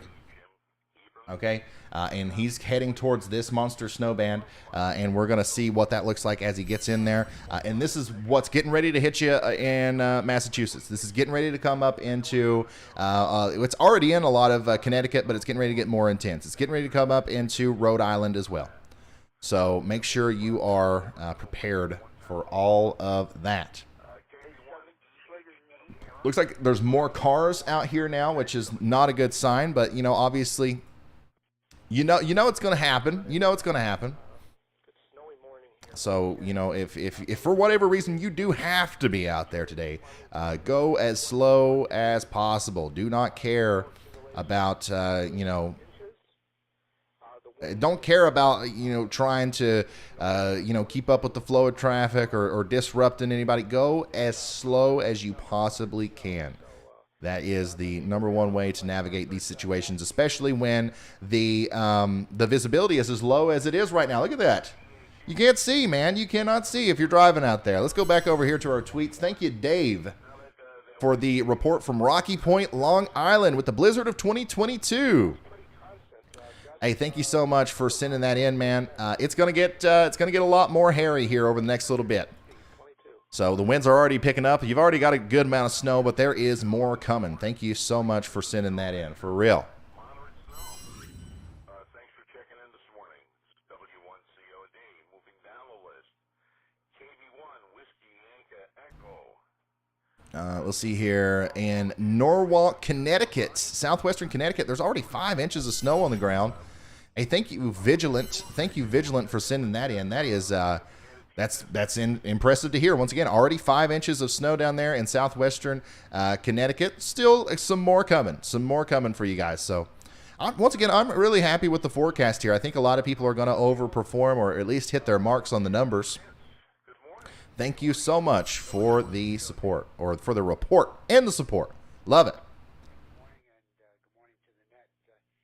Oh, yes, this is what we need. This is the kind of report that we need. We got Sally Dump Truck sending us in a report from Deer Park on Long Island, and we got a banana for scale, all right? Because if it wasn't for the banana, I would have looked at this and thought that was 5 feet. I swear to goodness I would have. I would have thought that was a big door. But I love having the banana to scale it up here, and that's still really impressive. You can see there's already a big amount of snow that has fallen here and has accumulated here in Deer Park on Long Island, it's once again this is an area that's going to receive a lot more in the future, and those wind drifts are going to continue to kind of pile the snow up against your doors and your windows and stuff like that. So thank you for including the banana. The storm track and everything like that. We'll check with Rob on that. We copy your 18 this morning. Here are the current conditions in Sterling, Massachusetts, and a very cute doggo. Thank you, Craig, for sending that in. You can see the winds are whipping back there. Once again, the appetizer snow showers coming in before the main course there. Beautiful. Thank you so much for the report. Here's a picture, I guess, from earlier in Delaware. Thank you for sending this in, Cynthia. Check out the winds in Millsboro, Delaware. I'm on the Shore Bay side. This was earlier in the morning, right? It has to be because it was dark. But thank you for sending that in, for real. Persistent heavy snow bands, one in eastern Connecticut and others that are back retrograding back into southeast Massachusetts. All right, so here is some information from Governor Dan McKee.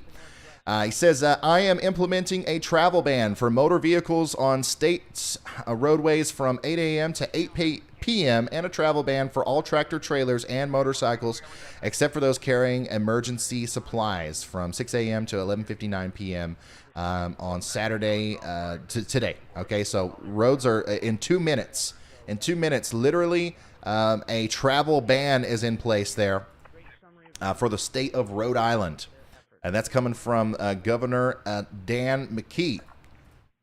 So, I mean, if for whatever reason you are on the roads right now, it's time to get off. That's another good thing that I think that the meteorological community has done is we have communicated the hazards of this storm well enough to where officials are taking it seriously and implementing, stuff like that, so that, the people, even the guy that wants to go to work. Can't for one day. Now, obviously, I don't love the idea that you can't go to work. We need to work. I get it, right? But also, it's a cost averaging, right? If everybody went to work today, a lot of people would die. So I think it's okay to kind of put that aside for one day. I appreciate all the reports coming in. Here is Myrtle Beach, South Carolina, once again. You guys know how it works, man. In these really strong snow situations, especially something like this, if you get a traffic jam out here, if you get a bunch of people starting to wreck and emergency vehicles and tow vehicles can't get to you, people end up stranded on these highways. We saw it happen in Virginia the other day. And what happens if an elderly person or something like that gets in a situation like that?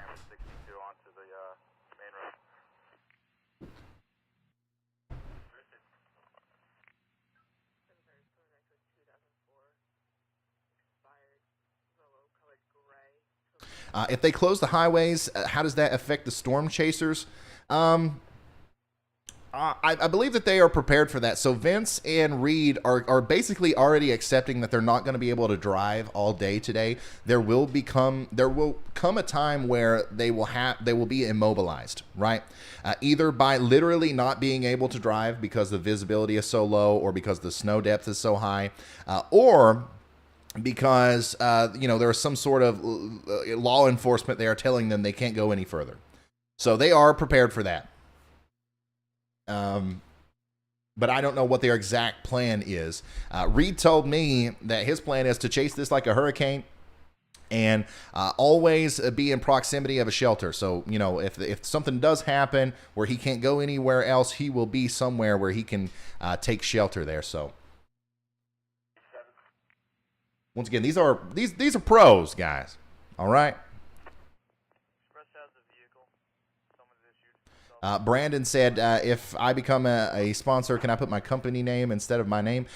It just depends on what your YouTube channel name is, I believe. So if you make a YouTube channel with your company name and you become a sponsor here, it'll whatever name for your channel is what it'll show up as. Thank you guys for all the support, by the way. We got a bunch of new members. We got Grandpappy Frog, who just became a Slight Risk member. We've got Ghosted Royalty Gaming, who became a High Risk member. Huge shout out to you, man. So thank you to all the wonderful people who are being super generous today and showing us the love and support here on the stream. And, buddy, it is kicking up. There's your blizzard there in Long Island.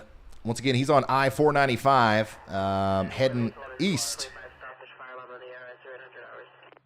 I-495 heading east there, and things are absolutely ramping up. We got the big time, winds whipping by. You've got the heavy snow rates. He's starting to enter.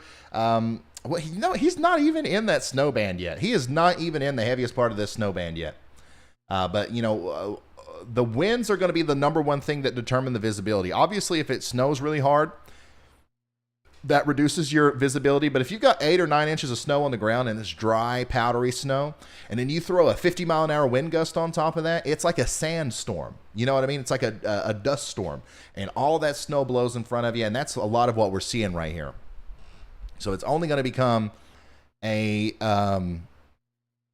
big deal whenever that is combined with the snowfall rates. We got a light dusting out here outside of Raleigh. Yeah, a lot of people way further south than what we originally thought got some snow this morning.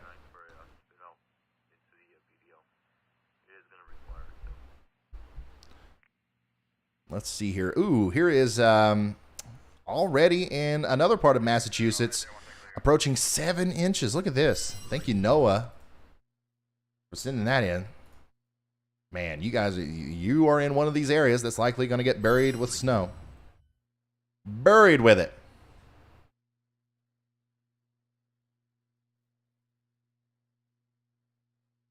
Hey, Cisco, thank you for the video. Here's Brick, New Jersey. Oops. Here's Brick, New Jersey. We had a good wind gust there at the beginning. Look at that. 5 miles from the shore at 7:50 a.m. Send beer. I can't do that, but I will send you pizza if you get me some thunder snow on video. It's happening. First one to send me some thunder snow is getting pizza delivered to them. And it doesn't count if it's our storm chasers. It's got to be one of you guys. Here's a picture of 8 inches of snow in Freehold, New Jersey. Look at that. You can tell that there was some wind there that kind of shaved off the, kind of contoured the edge of the snow there. Looks really interesting.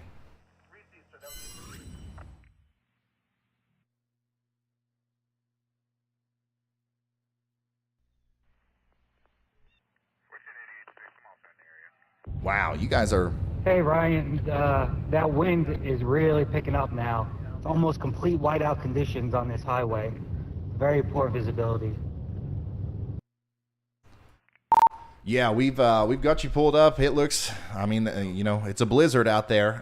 It looks pretty treacherous. How are the roads? Obviously, we can tell that they are snow covered. But are you having problems with traction? Are you having any sort of problems, driving yet? And have you noticed anybody else having to pull off on the side of the road or anything like that? I'm doing okay for now. The plows are doing a really good job at keeping up, despite the heavy snowfall rates. I did see a few people in smaller cars kind of pushed off to the side of the road, so I'd imagine they maybe have been going a little too fast and kind of spun out. But yeah, I'm doing fine.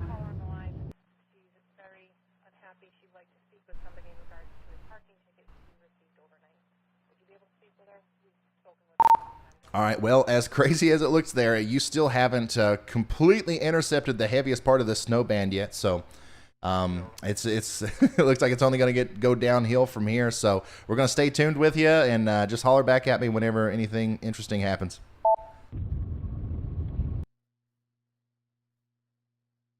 Look at that, guys. That is a blizzard, son. just to give you a better idea of exactly where he is. He's getting close to Riverhead here. So let's pull up the map. Let's show y'all exactly where old Nicholas is. So here's Riverhead, right? And this is where Nicholas is. He's heading east. Here's the radar. And as you can tell, Riverhead's over here. So Nicholas is down here somewhere. So he's entering the western edge of that snowband right now. So we should see very soon some of the heavier impacts from this thing. And you can already tell right now that it's coming down good over there. This is what we can expect for hours on end later today in Boston and Rhode Island, downstream here. We've already got 20,000 people without power.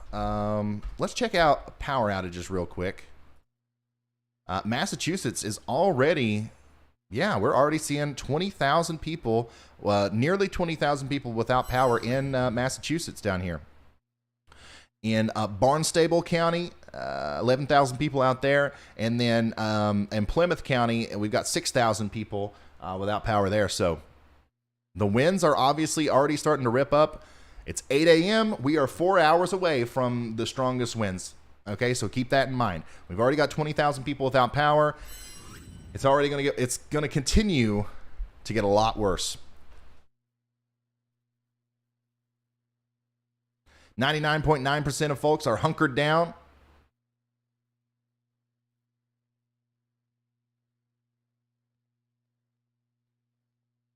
Hey, will somebody tag me in that new mesoscale discussion on Twitter so I can pull it up here? I can't leave my notifications. I'm getting so many that I'm just constantly having to stay in here and refresh. Here is a view from Saybrook, Connecticut. Temperature of 23 degrees. Thank you so much, Rossi. Very, very heavy snow already in Connecticut. Here's another video from Connecticut. Thank you, the Blonde Patriot, Kim Sporty. Thank you for sending that. Looks like the winds are starting to rip up a little bit there. They're going to get a lot more intense here over the next little bit.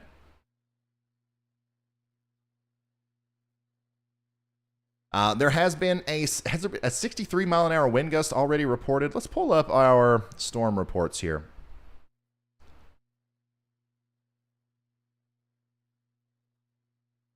Give me just a second. I'm going to let you see the camera here while I get this set up.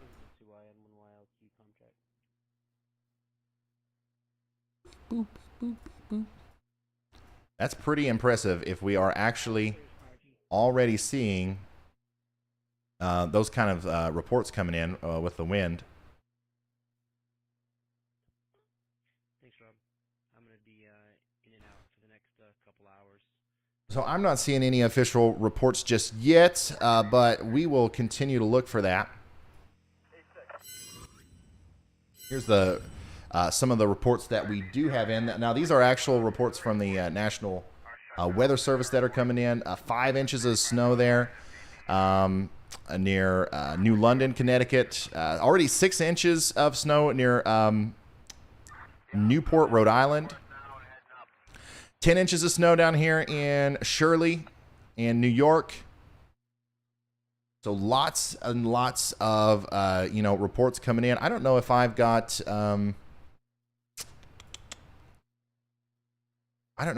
the wind reports even turned on yet.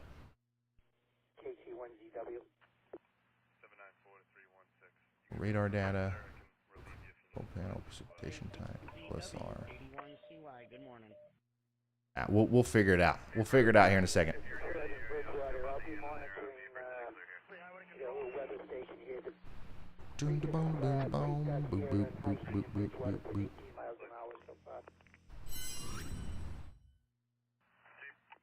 Oh boy, we lost Reed again. All right, I've got a one last fix for this. I think he's live on YouTube now, and he's going to be there for a while.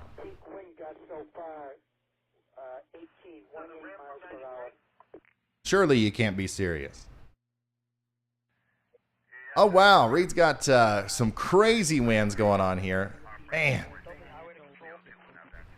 Come on, Reed.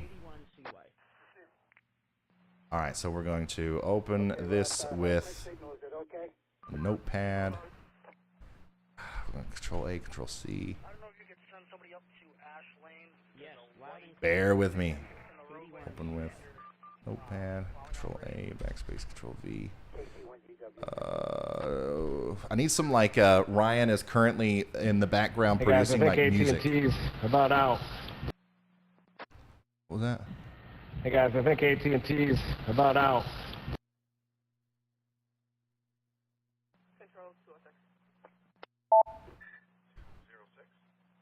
Oh boy, I'm having a hard time even communicating with him.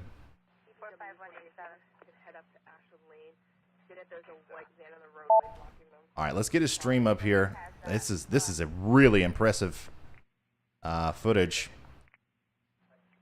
It's coming in from Reed right now. Oh, are you kidding me, man? Oh, come on. Control A, Control C, exit.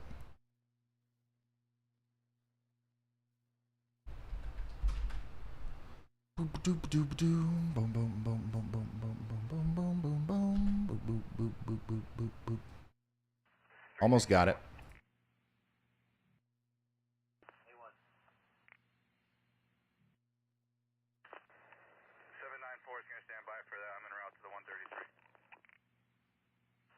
I don't know what kind of vehicle Reed is in. I know what Vince is in. I think I know what Nicholas is in. But I'm not 100% sure what Reed is in right now, honestly.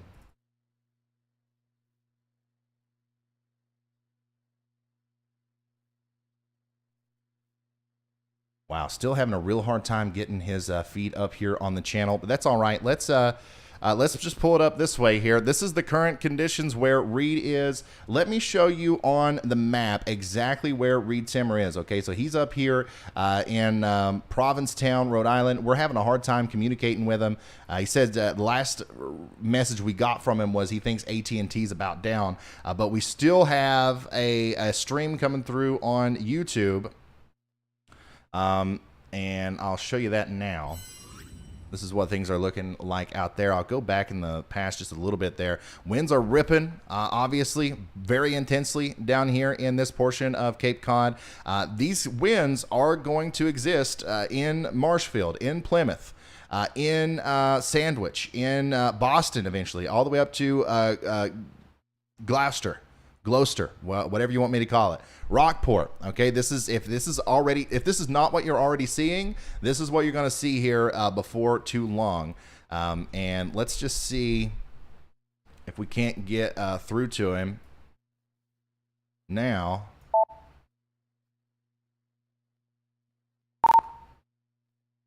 Okay, so we can get through to Vince, but Reed, yeah, we can't even hit his radio. So we're having some internet connectivity problems here, but this is a live view of what's going on there in Massachusetts. Okay, so I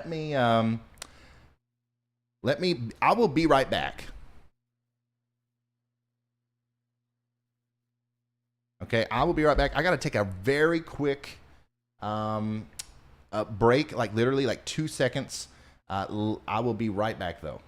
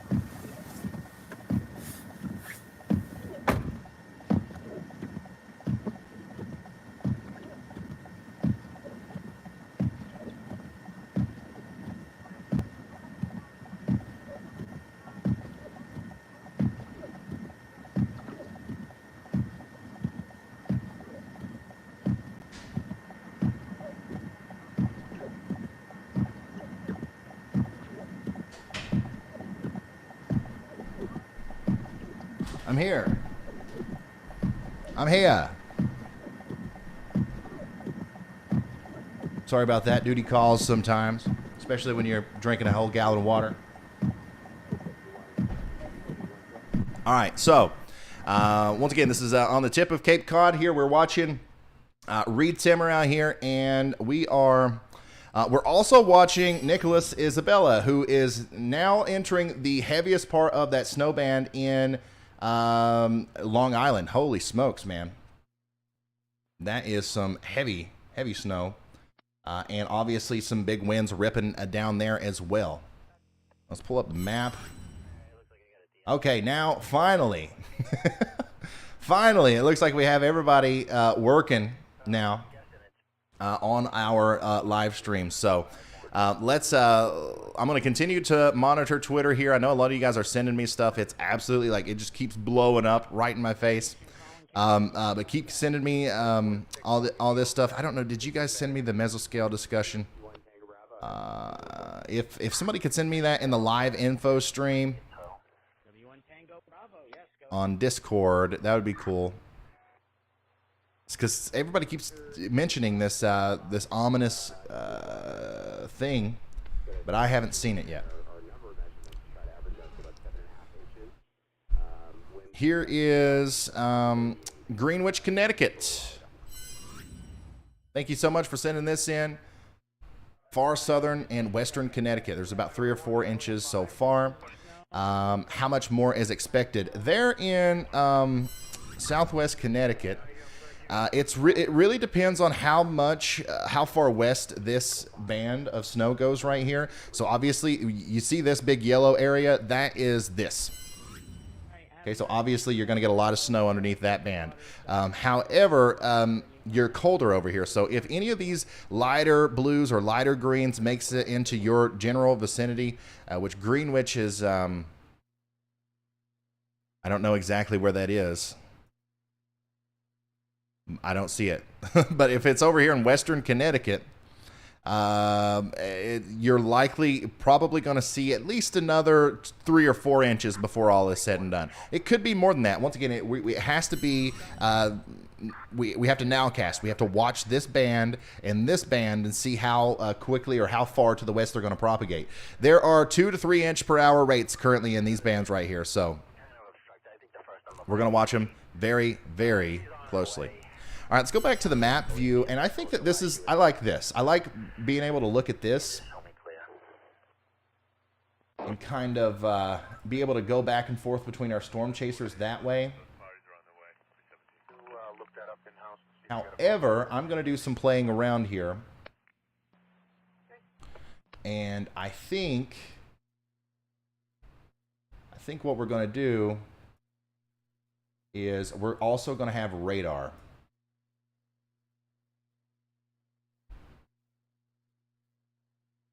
We're going to have radar on this screen as well. Once again, live producing here. Thank you guys for being so patient with me.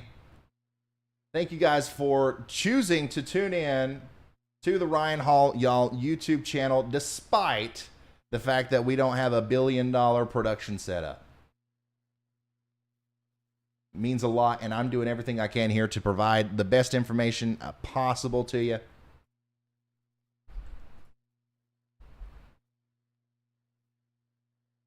All right, sweet.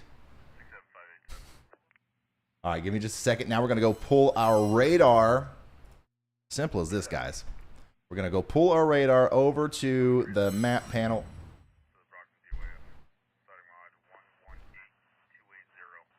And we are going to put it right here. Now we can see everything. Okay, we'll call this the everything view, right? It looks like this was called in earlier last night for that same vehicle. We might only be able to get one of these panels in here. Let's do that. They were not able to reach anyone, or it looks like we didn't have a number in-house for them. Perfect. Perfect. Love it. All right. Thanks for bearing with me. So now, once again, we're watching Reed Timmer, Nicholas Isabella, and Vince all at the same time. They are out here, in the elements, throwing us all these pictures and videos. Let's zoom in here on Nicholas. And holy smokes, that is a blizzard there. He is now, where is he at exactly? He's in Manorville. Okay, he's still on I-495 in Manorville, going up towards the, let's see here, the Safari Adventure area, the Calverton Executive Air Park. He's really close to that, so if you live down here, you know what I'm talking about. And if we go back over to the radar, you can see that that big band of snow is continuing to intensify, and this is what he's about to enter right now.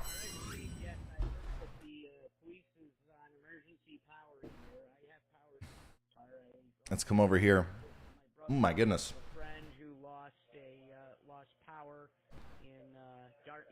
And obviously, as the weather gets worse, the internet connection also gets worse. Hey man, how's it going out there? It looks absolutely gnarly on the camera. You're definitely entering in that band of snow now. Is anything getting worse? Or the wind's picking up? What's it looking like? Yeah, he's still moving. You can see down here on the map, he's still moving down the road, but we don't have a live feed. Yeah, the winds are definitely picking up. I'd say we have blizzard conditions now. I'd have to get out in a bit and measure the exact winds, but if not, we're definitely close to full-on blizzard conditions out here. Even though the plows are going by, snow's accumulating quicker than the plows can handle, so you got to be very careful on the roads. Yeah, so things are rapidly deteriorating there in the Long Island area, and we lost the stream completely there. So we'll pick that back up here in a second. We still got Vince. We still got professional storm chaser Vince Waelti. I'm also starting to have some cell phone service issues here, so hopefully that improves. In a little while, on my stream will be back to normal. Yeah, we lost you there for a minute, but we'll keep checking to get you back up. I don't know if the stream actually ended and you'll have to start a new one or not, but we'll you just focus on driving. We'll let you know what to do next. All right. But yeah, it looks like he kind of lost connection completely. Yeah, so now it's replaying. Yeah, so he'll have to start a new one. That's fine. So let's check in with Vince. What's the latest, Mr. Vince Waelti? Well, the roads are deteriorating quite a bit here. It looks like I'm on a portion of the highway here that they have not plowed. It looks like maybe they've stopped.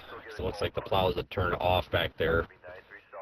There's a good 2 or 3 inches packed down on the road. A little bit slippery, but still able to maintain travel and don't need the 4-wheel drive just yet, but starting to go downhill pretty quick. All right, sounds good. Still can't get a hold of Reed Timmer. Reed Timmer is just gone. He's off the map. The last update we got from him, he was down here near Bradford Street near the Little Free Library. We just got, okay, so he might be getting his internet back now. Let's try him again. Nope, still not able to connect with him there. So we're going to keep going back and forth with Reed. Remember, once again, guys, like as the weather gets worse, this happens every time we do this. As the weather gets worse, it's going to be harder and harder for us to actually keep up with our storm chasers. But we will eventually work that out. Let's see here. Let me refresh live 2 for you.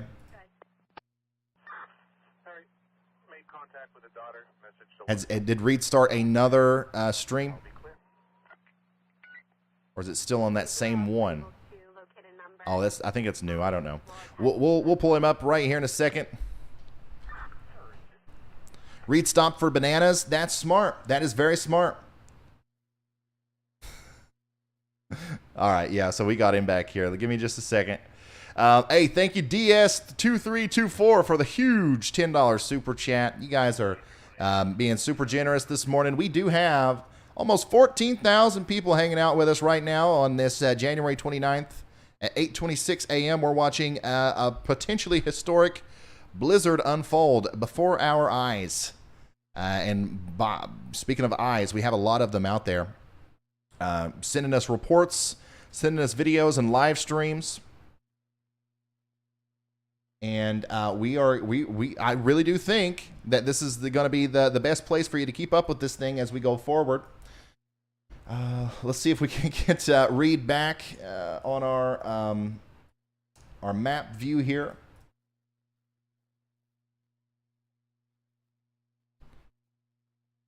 Let's double check this. This is definitely something that we've got to work on in the future. Once again, this is one of the reasons why we do the live streams in the winter.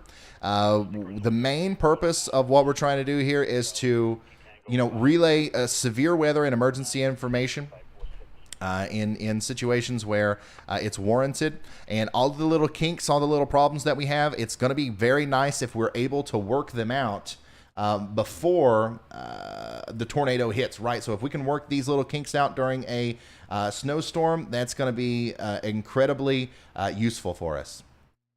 So thank you guys for bearing with me. Okay, now we got it back up. So if you're just now tuning in, let's go back over here to the radar and let's look at the broad view. What's happening out there? What's going on right now? What does the storm look like? How are things developing still? So we're still seeing snow out here in Delaware, okay? I'd love to continue to see the pictures and videos come in from you guys over here in Delaware and eastern portions of Maryland. This backside snow is no joke, okay? Even though it's not as heavy as this stuff over here, it's getting cold down here in Maryland. We're 23 degrees near Easton. We're 25 in Salisbury. We're in 25 in Atlantic City even. So the colder it gets, the less heavily it has to snow before we really see some of those big impacts with new accumulation. So that's happening down there. And it's also getting colder in New York City. It's getting colder in Connecticut and Boston and all these areas. So the snow's going to continue to stick. But the heaviest snow is forming right in here. And it's moving up into the Boston and the Connecticut and the Rhode Island region, which is exactly where Reed Timmer is. And my goodness, does he have a insane view on the storm right now. Let's come over here to Webb so you guys can see that. The winds are whipping out here. Things are going a little crazy. Let me show. I don't know if I can. Okay, there you go. You can see visibility is decreasing here. Winds are a lot stronger in this part of the storm right now versus what we've seen in the Rhode Island area. So, or not the Rhode Island, but Long Island area. So whenever these heavy bands get to here, it's going to look even more intense than what we were seeing in Long Island earlier. So just a really insane situation unfolding before us. I'm going to go look up Nicholas and see if I can't get him back. Hey, KCBB, can Philly go to sleep? Thank you for the super chat. Hey, Philadelphia, you can go to sleep. I mean, if you want to have a lazy Saturday, you can go to sleep. The big impactful blizzard is not hitting Philadelphia, but it's still going to continue to snow. However much snow you've got right now, add a couple inches on top of that. That's probably what you're going to end up with. We do have a camera from near Philly. This is Mount Laurel in New Jersey. So it looks like the snow's still coming down pretty good. The winds are still ripping through. There's a chance that you could lose power for a little bit, but for the most part, the heaviest snow is moving out of the Philly area right now. All right, so let's go back to our map view, look at everybody all at once. Let's get zoomed out here, look at where everybody is. And we're going to continue to do some radar analysis here as well. Also, I'm going to continue to look for Nicholas's latest live stream. And we've got another chaser that just sent me a link to his stream. So we've got a lot of eyes out here. Bear with me as I navigate through them.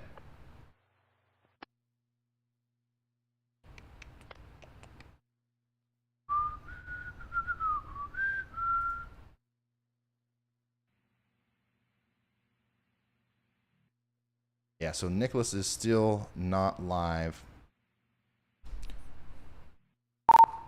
Hey, man, I know you're driving. No rush. Just letting you know that the stream did completely go down. So the next next chance you get, pull over somewhere and get that back up for us if you can. But do absolutely just safety first. Focus on driving and just keep us updated on what you're doing out there.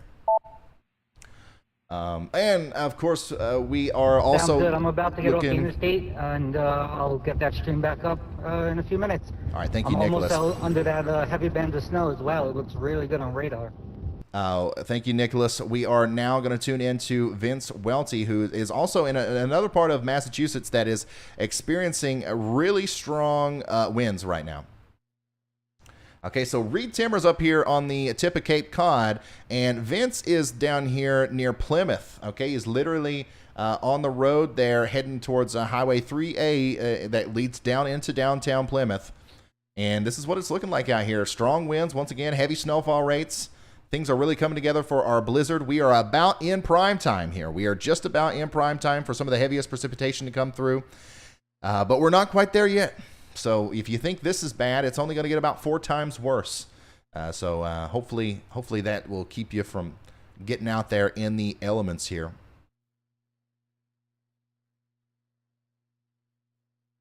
Let's go back to our map view.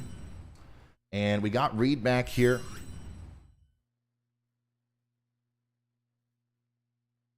Still not able to reach him with our voice communication. I don't know exactly what's going on there, but this is a live view of what's going on with him. Once again, he's out here on the tip of Rhode Island. Looks like he might be heading back towards, the highway there, Highway 6. We'll see what he does, but I think his plan is really just to stay out here on the tip for the duration of this storm, which is definitely going to allow him to show us some of the more intense aspects of what's going on for sure.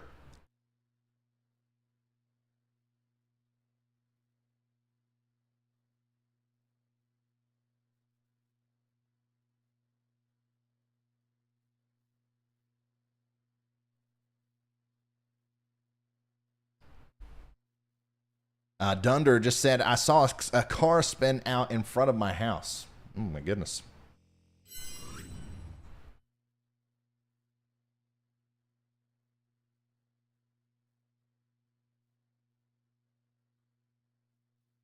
All right, so let's go back and forth between some of y'all's reports here.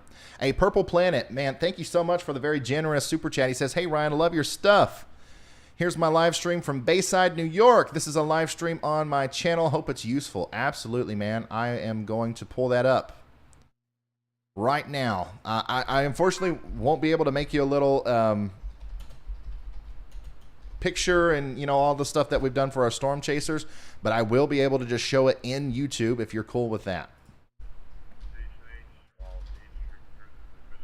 Hey, Saberto.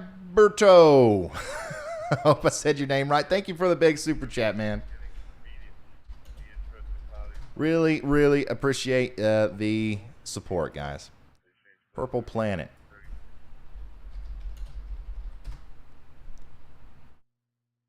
Yeah, I'm not finding you.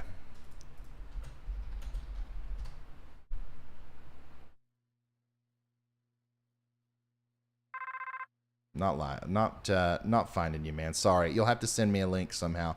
Hey, Kyle, thank you for being a member for 5 months. 31,000 people now without power in Massachusetts. That's the latest there. Let's get a full-on update on that. Yep, 31,391 people are without power in Massachusetts. A lot of those are in Barnstable County. All right, that's 19,000 people there, and then in Plymouth County we got 11,000 people out. We got 7 people out in Norfolk County and 77 people out in Bristol County. These numbers are going to go up. These numbers are absolutely going to go up as we go forward, 100%.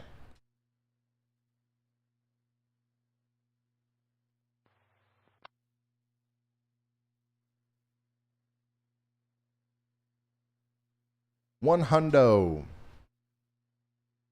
It's up to -7 in Harrison County, Ohio. Yeah, it is chilly out there. If we look at some of the temperatures back here in towards the Ohio Valley, it's currently 1 degrees near Pittsburgh. It's currently 0 in Cleveland. It's minus, it's apparently -3 there near northwestern Ohio. So, and here in my neck of the woods, it's actually 12.4 degrees. It's 12.4 degrees right now down here in eastern Kentucky where I live. So temperatures are going to continue to go down for a little bit before they start coming back up as that trough feeds our big giant storm over here, our monster nor'easter over here on the East Coast.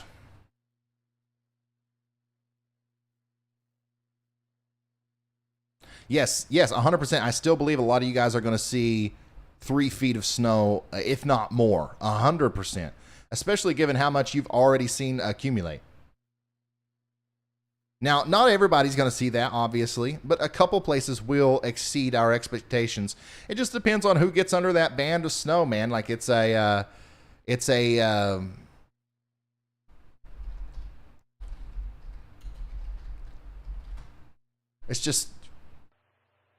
nowcasting game. It's a nowcasting game. Okay, so here's that mesoscale discussion I've been wanting to share with you guys. Mrs. Mesoscale discussion 97. Heavy snow with rates in excess of 1 inch per hour and locally increasing to 2 to 3 inches per hour expected this morning from the Delmarva to coastal Maine. Okay, so this was issued quite a bit earlier. Man, why was everybody freaking out about a new mesoscale discussion? But it's still relevant. It's still relevant. Heavy snowfall with widespread rates in excess of 1 inch per hour and increasing to locally 2 to 3 inches per hour over the next few hours is expected through the mid-morning up into New England. Latest radar loop shows a large area of moderate to heavy snowfall moving into, it's the one that we've been looking at that is moving into Long Island and Connecticut and Rhode Island now. So... obviously, usually we only see mesoscale discussions in severe weather events with severe thunderstorms and tornadoes, but now, we're seeing that with our blizzard here. So, incredibly interesting stuff happening. Continue to feed this information to me on Twitter, guys. It helps a lot. And we got Nicholas. We got Nicholas back. Hey, Brian, I should be back up now. I sent you the link again. I'm not sure if it's the same one or a different one, so I resent it. I got you, man. Thanks. All right, let me get him up here, and we will continue with our coverage.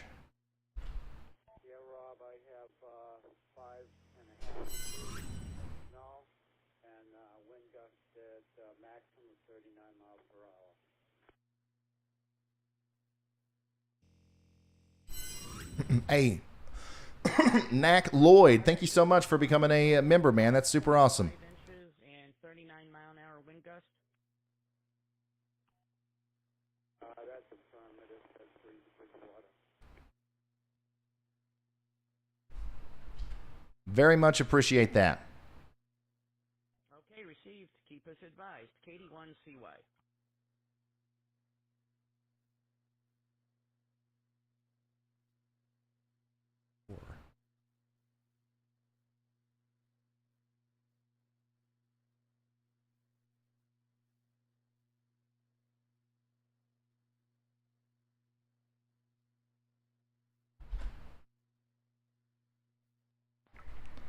We'll see if we can't get live 3 working here.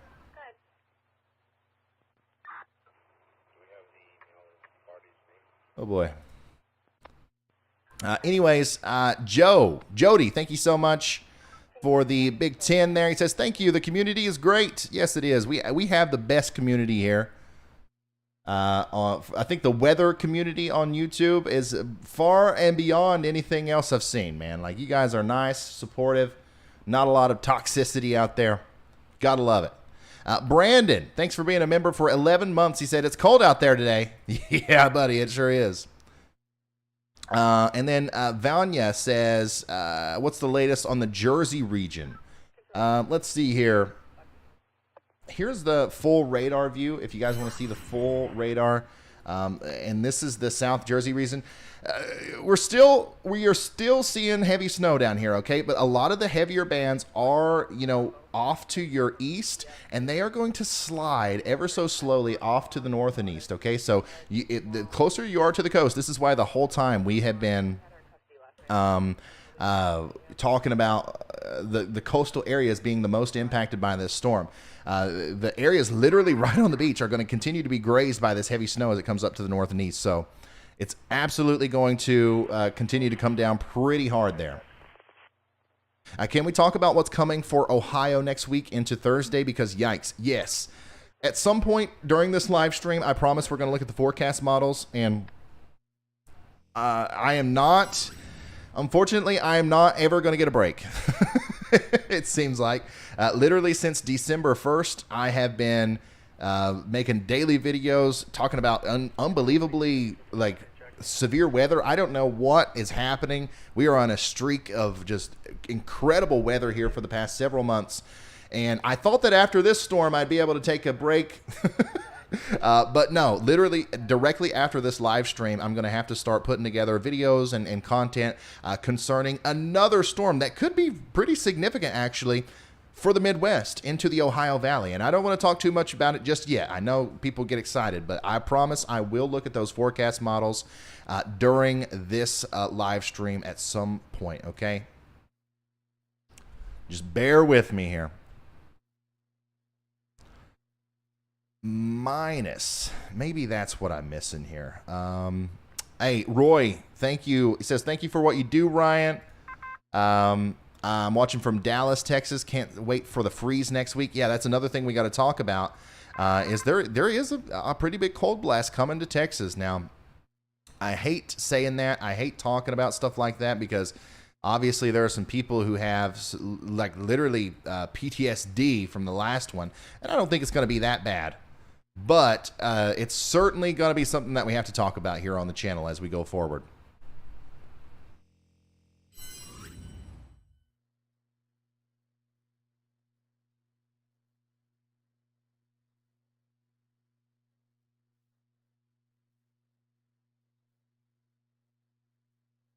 A 100%. Reed Timmer is offline on my end. Hey man, have you heard from Reed? He's offline or something here. I don't know if the cell service is that bad where he is or what, but I can't even get a hold of him. One of my viewers says that they're without power out there. I was just looking into that. I was looking on the FCC website to see what there is for cell phone towers out there. It looks like there's very few. And they're far between. If we don't hear from him after a while, I'll make my way out there, but I'm assuming that he's without power and having issues. I'm actually having some connection issues out here as well. Also, I'm in Plymouth, and we've got some almost like some storm surge type issues here. We've got maybe 8 inches of water on the road in spots. Looks like the police department is shutting down some of the roads, and some of these canals are overflowing. Is that, are we seeing that on your live stream? It's hard for me to tell with the decreased visibility. Are you pointing us at water, or are we looking at just the street here? Kimberly, thank you for becoming a high-risk member. The left of the frame there is water. Okay, all right, that's what I thought. And, I see now, yeah. It's pretty minor right there, but it's probably going to get worse. Okay. I'll get out and clean the wipers and everything off here for everybody shortly. All right, thank you, Vince, for providing us with the live feed here. Guys, by the way, I'm not concerned about Reed. I just want to see his video. Reed's fine. Reed has been in the Category 5 hurricanes and literally inside of tornadoes. He's fine. All right. Not too concerned about Reed just yet. Yeah, so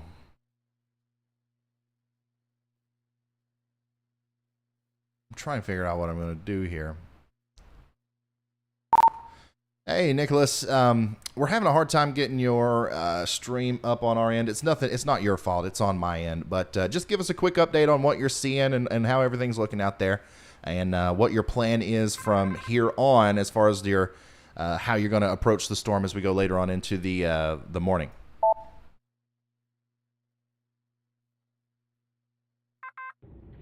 All right, I'm in Riverhead right now, and I'm about to go further east on the North Fork of Long Island towards the sound of Southold, around the area of Southold, to give or take. And it looks like there's some more heavy bands of snow rotating in off the Long Island Sound. So I'm going to go and get under that and see how it goes. All right, sounds good, Nicholas. Thank you so much for that. Super huge shout out to Nicholas for providing this feed for us. Like initially, we were only going to have Reed, right? We were only going to have Reed and Vince, which, don't get me wrong, is good enough. We love Reed and Vince, but we didn't have any coverage anywhere south of that. So it's nice to have eyes down there in Long Island. And yeah, I don't know what's going on with that, but I'm not able to pull it up on the stream here, guys. If we check in with Nicholas, it's going to have to be through the website here, which is what we'll do right now. Here's a major blizzard on Long Island. Once again, this is Nicholas Isabella.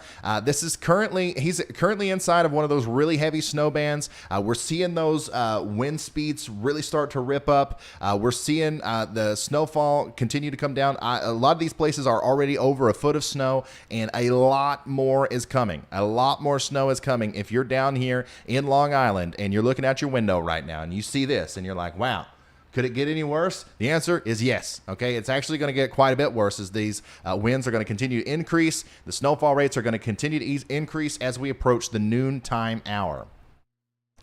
Hey, thank you so much, Jersey to Charlie. He says, thanks to you, I got my milk and bread before the hordes here at Jersey Shore. Keep up the great work. I am honored to be able to help you and guide you in your ability to go get the milk and bread. It's important. It's important. All right, you got to get your milk and bread before the snowstorm. And yeah, let them know, guys. If you're a subscriber of this channel, let everybody know here how long we've been talking about this. How long did you know this was coming? Because a lot of people, I feel like a lot of people were surprised, man. They were like, oh, wow, really, a blizzard?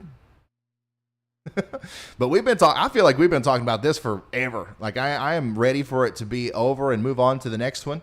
But yeah, we have been talking about this forever. We saw this on the models a while back, and it's been a complicated forecast. Don't get me wrong, but we have been tracking it all the way, and we are finally here. Hey, Suzanne, thank you for becoming a member. Martha, thank you for the big 20. And Kimberly Cooley, thanks for becoming a high-risk member.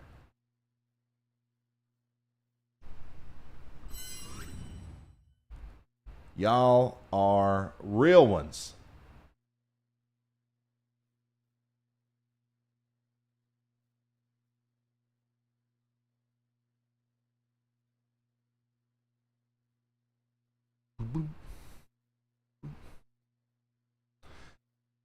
Purple Planet, hey Ryan, I sent you the link to my stream on Twitter. Let's check it out then. By the way, I know a lot of you guys are sending stuff on Twitter, and I'm getting to that right now. Oh, look at this. The Surreal Samuel. It's a bit floody here in Ipswich, Massachusetts. Look at this, guys. So that's a video from Ipswich. Hopefully I'm saying that right, in Massachusetts. We definitely got storm surge there. This is another thing that we talked about a lot here is not only are we talking about heavy snow, lots of wind. This is a bomb cyclone, okay? It's essentially the same thing as a super nor'easter or a tropical system where we see storm surge, okay? We see storm surge coming in, and this is going to be the site for a while. And actually, this is kind of concerning because I think those water levels are going to come up even more than that as we go later on into the day. Once again, we're not even close to our highest wind gusts. We're not even close to our highest wind gusts yet. So,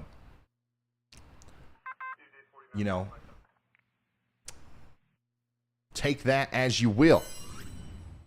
And the more intense those winds become, especially sustained, and as they are pointed in the direction of the shore, the more like absolutely crazy things are going to get down here. And look here, Vince has now put us on the shore really close to this. Let's see here. He is in Plymouth, and you can see there's I saw waves breaking over the barrier there. Holy smokes, we're gonna keep up with Reed here.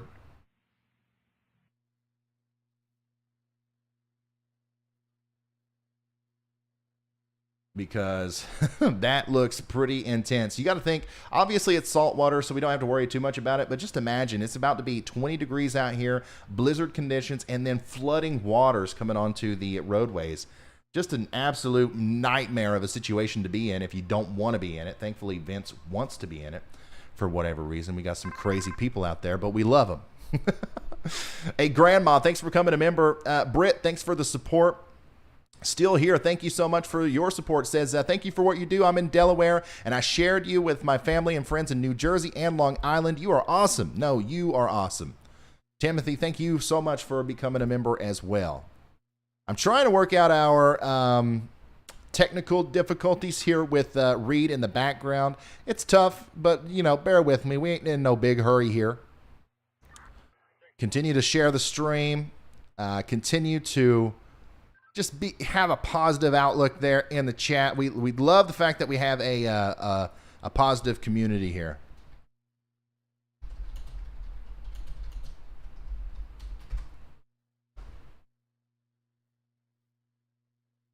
But yeah, I think Reed has lost internet for Zello specifically.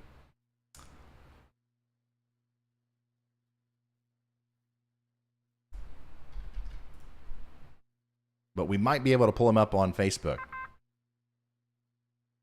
Yeah, here we go.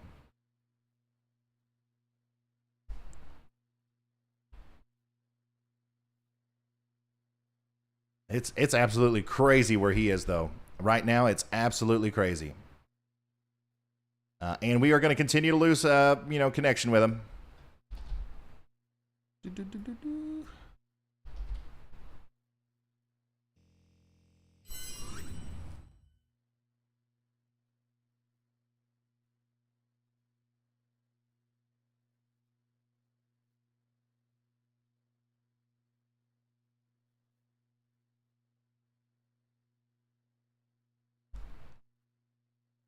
Can you get an update on current snow totals? Absolutely. Absolutely. I'm going to get you an update on those current snow totals here in just a little bit. They are piling up. They are piling up. If you are in like places like Washington, D.C., for example, you're done with the snow. But if you're in Delaware, you're still going to get a little bit more. If you're in New Jersey, depending on where you are in New Jersey, you're still going to get a little bit or a lot more. We're going to go over that right here in a second.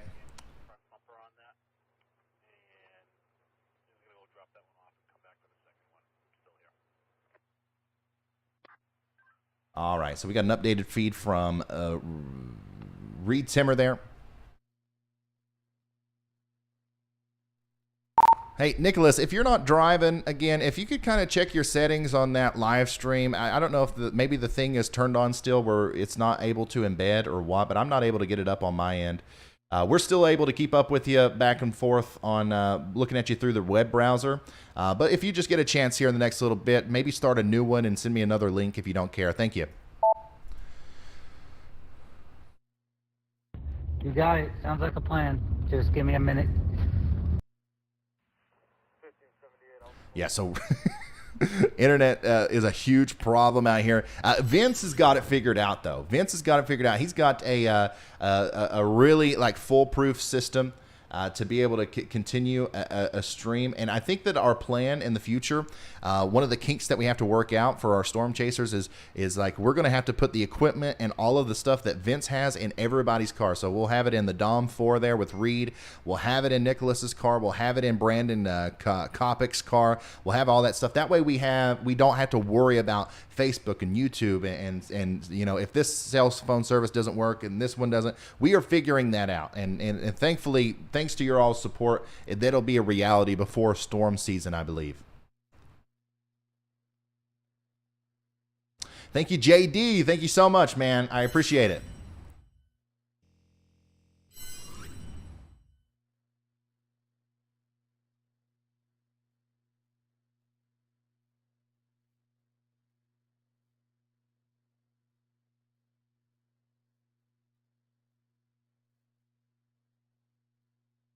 There was barely any snow in New York City yesterday. Yeah, I'd say that's changed a little bit by now, hasn't it? Blizzard conditions has overtaken the Northeast as of right now. If you're just now tuning in, welcome to the Ryan Hall Y'all YouTube channel.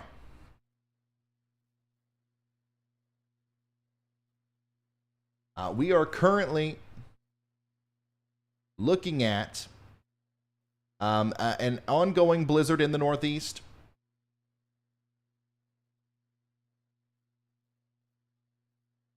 And it's getting ready to get a lot worse, especially over here in the northeastern portion of the United States, specifically in New England. Okay, obviously in eastern portions of Rhode Island, it's going to get a lot worse. But also up into New England, where Reed Timmer is, we've got some incredible winds and heavy snow bands heading down that way. Let's start slicing it on everybody on the radar here. Okay, we're going to go back and forth between Reed and the radar. Actually, we'll pull up this view so we can look at it all at the same time. How about that? All right. So let's come over here. And here is the radar that we have been looking at for a while, and this is showing us where the heaviest snow bands are falling, okay? So we've got a storm chaser, Nicholas Isabella, who's trying to send us a new live feed right now. We've got him in Long Island underneath this bad boy, okay? You see where the yellows are? You see where the darker greens are? This is where it's snowing in excess of 3 inches per hour right now. This is where we are experiencing a truly, memorable blizzard, okay? Southold into New London, into Norwich, all these places, you are seeing some of the heaviest snow that we will see out of this thing. Now, don't get me wrong, it's going to get even heavier once this area of convection moves into the to your vicinity. Okay, a lot of this is already hitting up here near Plymouth and near the tip of Cape Cod, which is where Reed Timmer and Vince, that's where they are. But the heaviest portion of the precipitation is actually falling back a little bit to the west here. All right, so that's what we're going to continue to see over here. If you are in this general vicinity, all right, you are 100% going to see more than 2 feet of snow out of the storm. If you're in Smithfield, Rhode Island, if you're in Norwich, if you're in New London, in Connecticut, you're seeing more than 2 feet out of the storm. If you're in Southold, if you are in Long Island over here near North Sea, Southampton, Hampton Bays, you are 100% going to see more than 2 feet of snow out of this. You might even see more than that. Let's go on up here to Boston. Let's see how that band is interacting with Boston as well. And oh my goodness, look at this, guys. Boston, so this is the snow band that we were just talking about that's affecting New York City. Boston is getting ready to get in on an even bigger one, an even more intense one that's associated with the real central area of our low pressure system. This is the area where we are more than likely going to start seeing that thunder snow really start to break out. And snowfall rates are going to approach 4 inches per hour. Now I restarted the stream and sent you a new link. Okay, we're going to check back in with Nicholas here in a second. But yeah, this is, once again, 4 inches per hour, more than likely, heading into the Boston area. It has begun in Boston. The winds are going to start ripping up here. You are going to start seeing, we're already seeing coastal flooding on the coasts. Things are just now starting to get insane if you're in Boston. Now, let's go south. I know we got a lot of people down here to the south that are still, watching. They're still concerned about what's going to happen next. Once again, look at this. Look at this band of snow down here. Just off to your east, if you're in Toms River. Just off to your east, if you're in Atlantic City. The heaviest snow is falling in the ocean right now, south and east of Jersey. But it's still snowing pretty decently in Toms River and Atlantic City right now. Even back here towards Philly, if we look at our camera from Anthony Quintano, this is near Philadelphia. It's still snowing out there, all right? It's not snowing extremely heavily, but it's this kind of snow that you can expect for the rest of the day in conjunction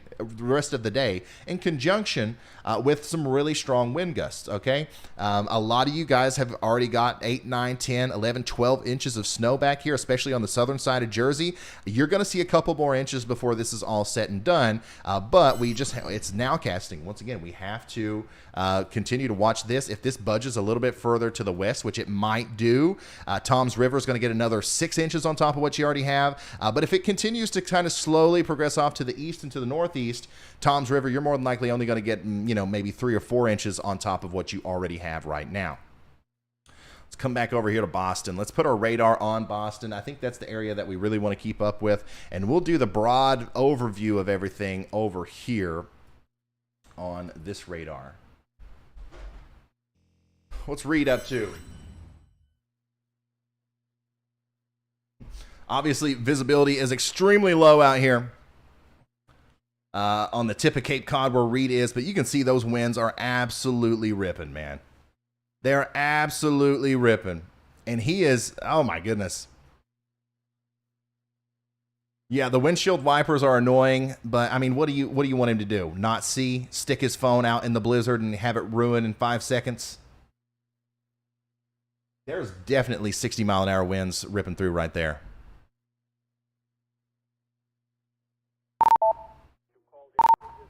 Hey, Reed, we've had a hard time keeping up with you, but I know you're having internet problems. Man, it looks crazy right now from your stream. Give us some verbal, storytelling. What's going on out there? What are you feeling? What's it looking like? Hopefully he's able to get back to me. That was the first time I've been able to ping Reed in an hour. So hopefully he's able to hear that and then get back to me. I don't know if he's even got his phone with him right now, but we're going to keep up with him.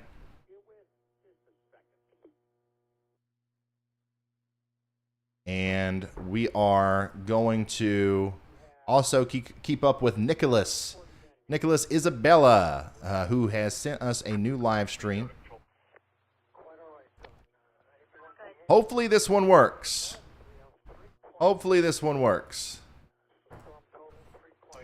I got you.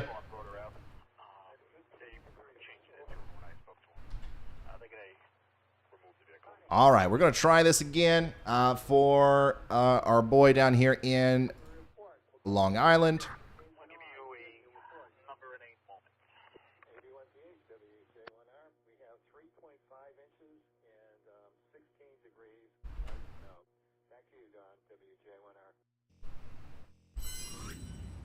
There we go. Hey, it's a happy day again. We got all 3 of our storm chasers live with us. Oh boy, this has been quite the experience, quite the learning experience. Once again, thank you to all 15,000 of you who are here.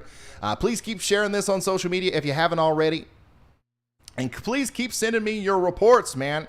I'm giving somebody a pizza. I'm buying you pizza if you are able to give me a video of thunder snow. Okay, this is the time you're gonna start seeing thunder snow here within the next little bit. Here's a video from Reed.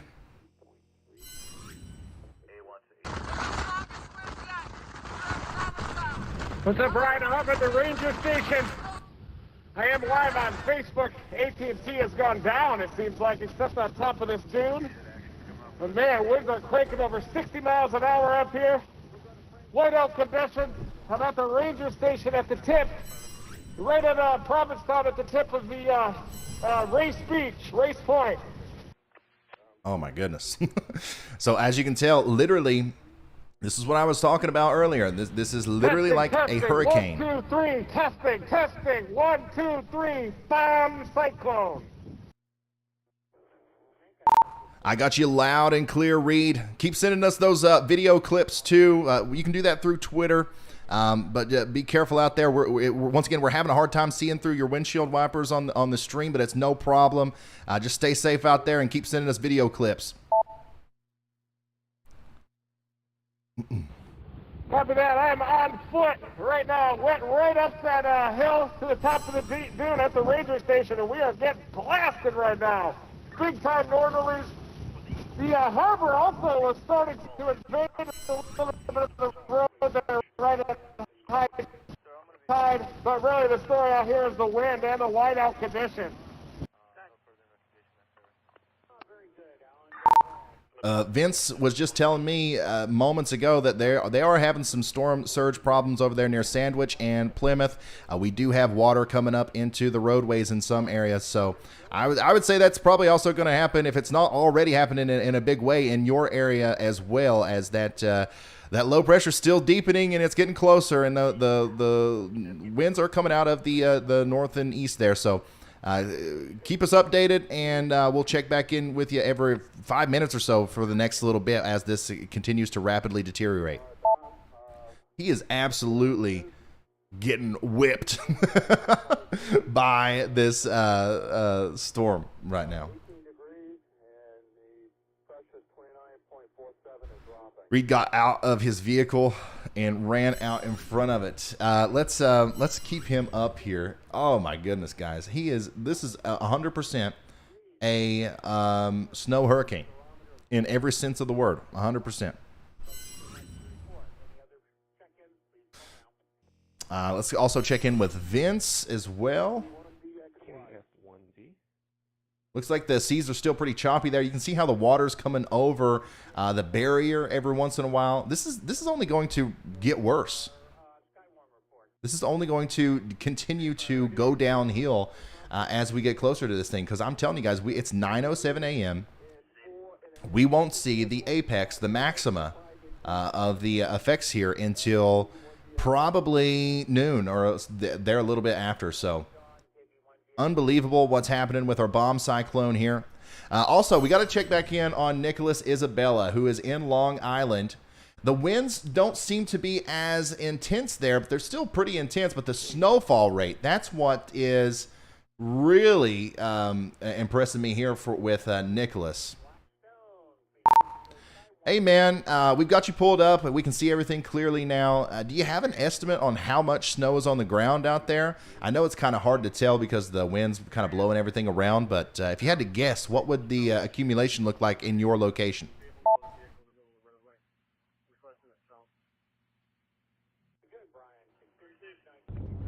I measured about 10 inches in Riverhead when I was there fixing my stream. It's definitely more now. I'm seeing more already as I'm getting closer to that heavy band. I'm going to take another measurement in Southold once I'm under that heavy band, and I'll get a more accurate measurement. It's a little hard with the wind, but I'd imagine it's definitely more than a foot where I'm going. Yeah, definitely. Looks like more than a foot to me. If I had to guess just from looking at this footage, we're probably at around 13 or 14 inches there. Now, obviously, you're not going to see it pile up in the traditional places like on the side of the roads and on the trees and stuff because of the wind. But that is definitely piling up quick, and I'm telling you, there in eastern portions of Long Island, you're only lining up to receive even more snow as we go forward. I want to make this very clear. This storm, this low pressure system, is this big area of blizzard conditions and blinding snow is going to slice this way. Okay, so obviously it's already really bad in Massachusetts. You have all of this to go. It's still coming. All right. And then, once it gets up there, it's actually going to tail through this way. And you're going to get hit by the backside of this thing. So I am just absolutely floored by how this is seemingly overperforming already. Let's zoom back in here on Reed Timmer. It's hard to get an idea of exactly what's going on out here, but he is obviously in the most intense part of this storm right now. Reed, do you have an instrument out there? Do you have some way of recording the wind gusts?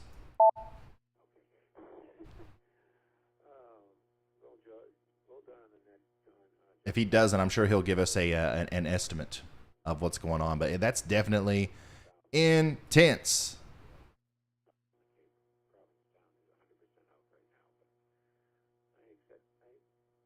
Oh, we've also got Stas, our boy, down here. Let's hear his update.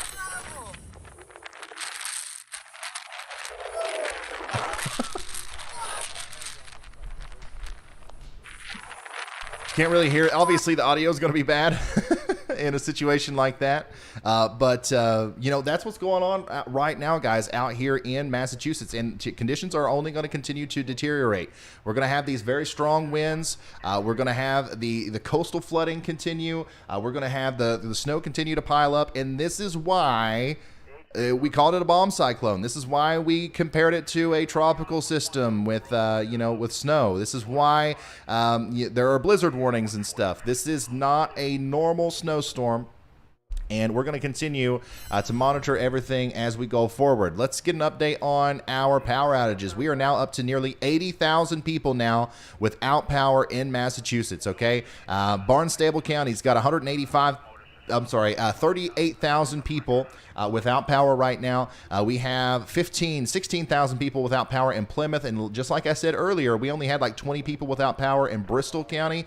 We now have 20,000 people without power. Even down here in Nantucket, 2,000 people without power, which is almost 25% of the entire area's population. So I do believe that some of these numbers are going to increase and spread to the north here. So even in Boston, there are likely going to be some power outage problems as we go forward. So please keep that in mind. Hopefully everyone in this area was prepared for this. And once again, we've been talking about this for a long time, but stay with me here. I'm going to keep you updated on power outages, travel bans, and all that stuff. We're going to shift a little bit. We're going to go back and forth to where we keep up with our storm chasers and we try to see what's going on the ground, and we also look at, you know, other aspects of the storm from you know, your government agencies and stuff, just to make sure that we're promoting as much information spread as possible here. And my wife is texting me, blowing my phone up. Apparently there's breakfast outside of my door. I'm not that hungry. I'll be all right. Give me just a second. I don't care if it's cold. It's all right. Give me just a second. Let's come back over here to Twitter. Let's continue to look for more updates here. I want to show you guys a little bit of what we're seeing all over the place. I know you all are sending me a lot of videos. I want to keep showing them here.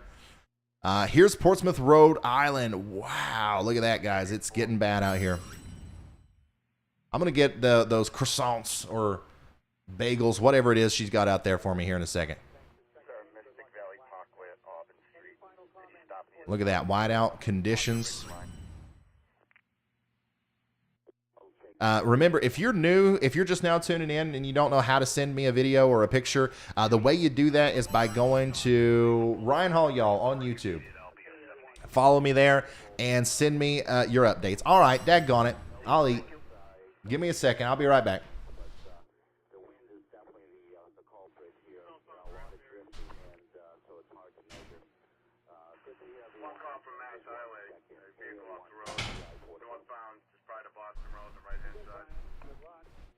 I'm back.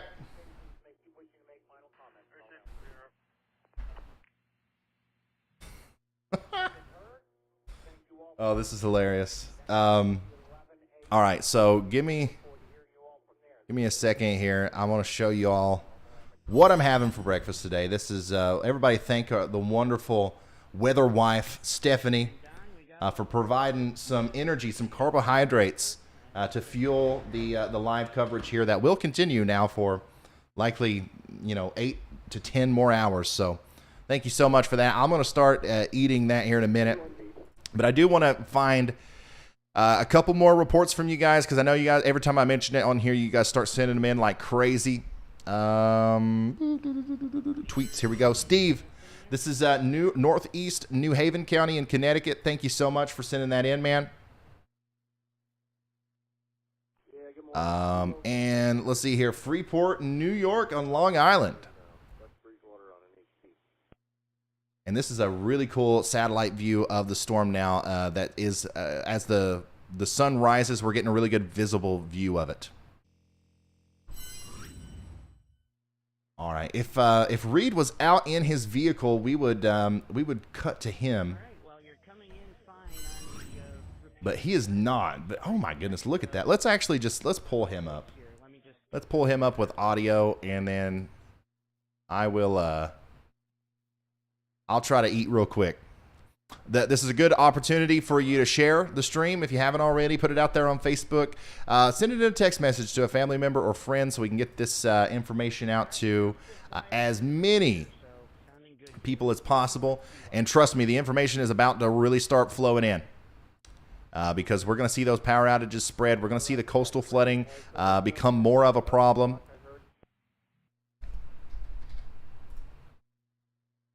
We don't have commercial breaks here. We have cinnamon roll breaks on the Ryan Hall Y'all YouTube channel.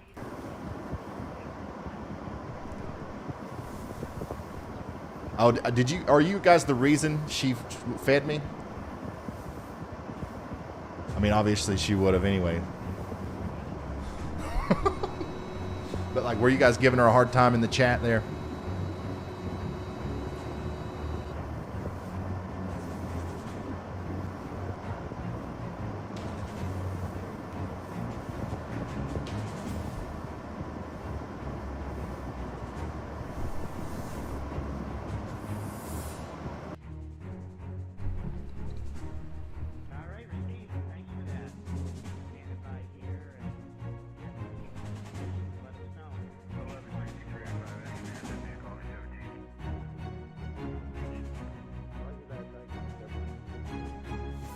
Oh, here's a crazy picture from Ocean City, Maryland boardwalk. Look at this.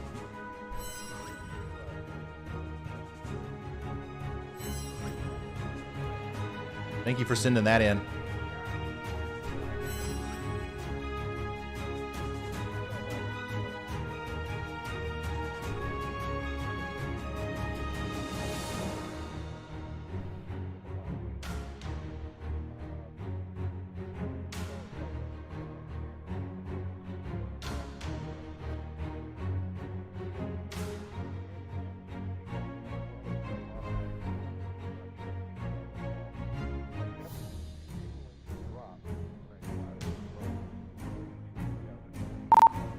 Testing, testing, 1, 2, 3. Just making sure you can still hear me, buddy.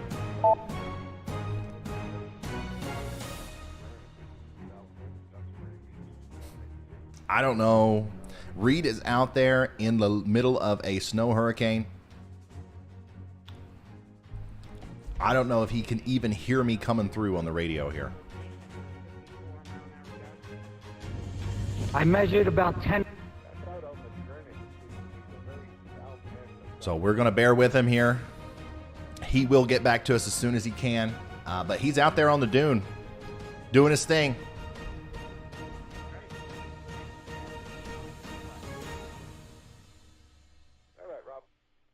Coffee?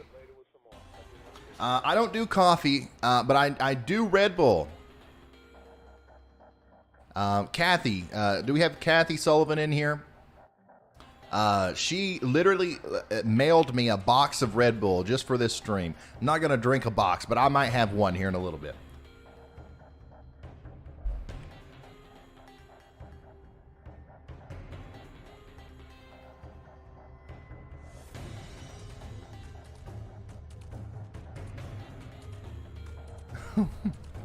Usually we do breakfast with a protein,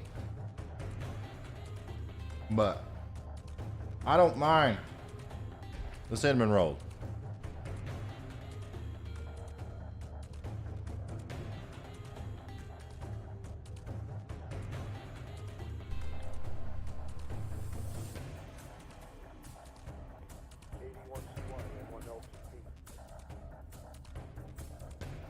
Coffee over Red Bull any day. Oh, I know that. Oh yeah, that people don't like Red Bull. I mean, I don't like coffee. I hate the way it tastes, and I just don't like it, man. I never have been a coffee fan, and I'm really not that big of a Red Bull fan. But if I'm gonna do caffeine, like if that's gonna be something I commit to, I'm gonna do it in the form of a Red Bull, preferably sugar-free Red Bull. Actually, I like that a lot. Anders, thank you so much for becoming a high-risk member. Greg, thanks for becoming a slight risker. DWC, thanks for saying, Steph, thanks for sharing Ryan Hall with us. He keeps my hubby safe on the roads. And thank you, Cheryl, for your support. Yeah, so, yeah, I'm looking at chat now. While I take a real quick break here to stuff my face with cinnamon rolls. I'm looking at chat, so if you have questions, if you have anything you want me to see here, I'm looking at chat.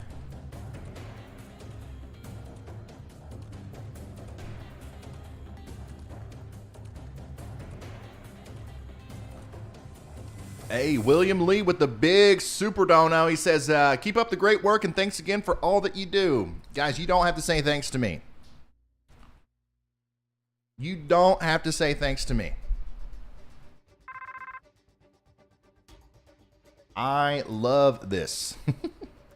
I love this. I'm having a blast, and I am just, I should say thank you for like literally giving me the best job in the world.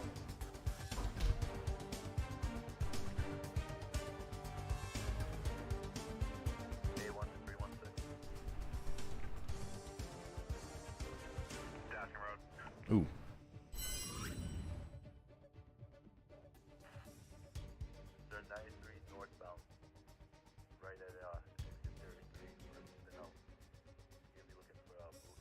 Those wind gusts are starting to look a little bit more intense.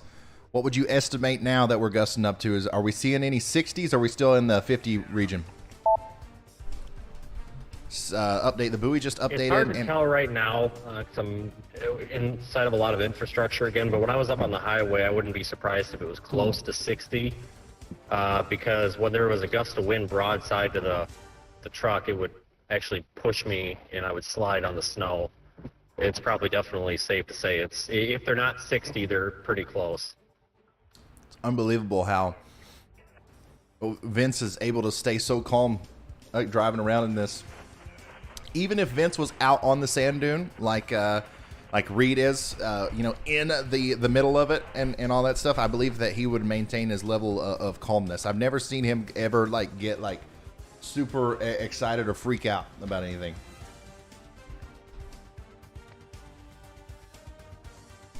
But yeah, this is Vince's exact location right now is that he's near Plymouth. He's near Plymouth in Massachusetts. Our storm chaser over here, Nicholas Isabella, he is in Long Island, okay, where it's still coming down like crazy. Reed Timmer obviously is on the tip of Cape Cod, but he's not like this stream that Reed is giving. Oh, he's back in the vehicle. Okay, he's back in the vehicle now. That's good to know. So hopefully we hear from him again, but we obviously are losing internet here and there. But Reed Timmer is back in action here. I thought he was still outside of the vehicle. He got out of his car and got outside in this stuff, which obviously is part of his job here. But like, look at this, man. Like, it's literally like a tropical storm or hurricane, but instead of rain bands going sideways across the thing, we are seeing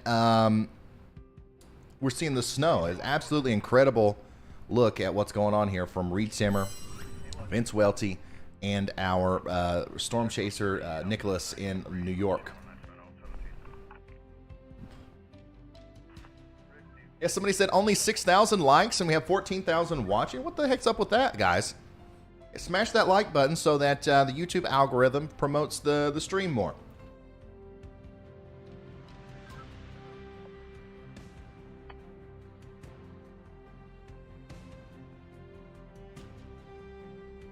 Are they flying hurricane hunters into this storm? I know that they were. They were all last night into this morning. I don't know if they still are right now, though.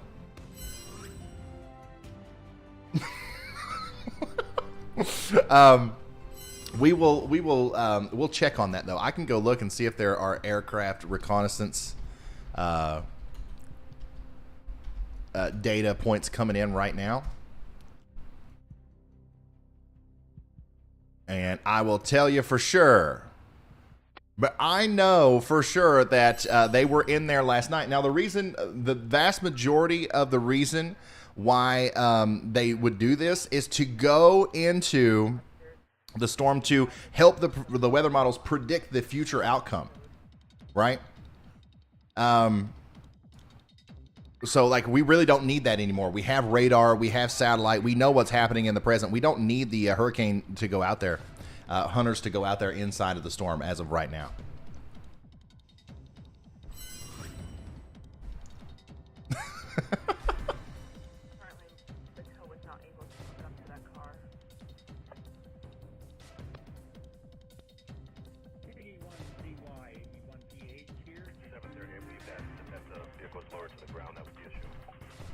Yes, I did. I had you guys connected, and we got you that way. I didn't notice today. Very good, Don. And 11, 81 is right. Control, do they have a log of the beacon? Reed Timmer, man. You gotta love him. You got to love him.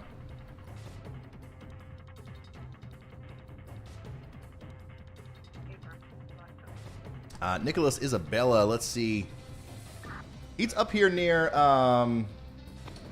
New Suffolk. Looks like he's going southbound now. Let's check him out here on the radar and see. No, he's going north. He's still going north and east. Let's check him out here on the radar and see what he's getting ready to get himself into here. I know that he's in a heavy band of snow right now. But yeah, oh my, yeah, it's, let's see here. Where's Southold? Okay, yeah, he's getting ready to get into an even heavier band of snow than that he, like, we've obviously seen him in some pretty heavy bands of snow here, but he's getting ready to head into even something more intense than that as he gets into this big streaming band of heavy precipitation here near Southold, North Haven, and Greenport. So we're gonna watch him very closely here as I continue to eat my cinnamon roll.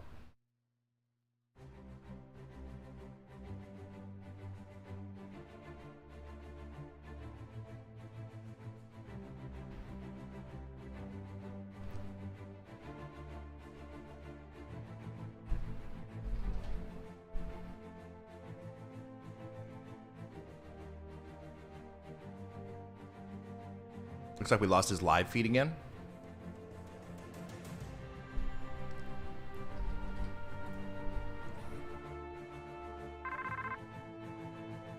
Yeah, he's having trouble out there. For real. Now he's back on YouTube.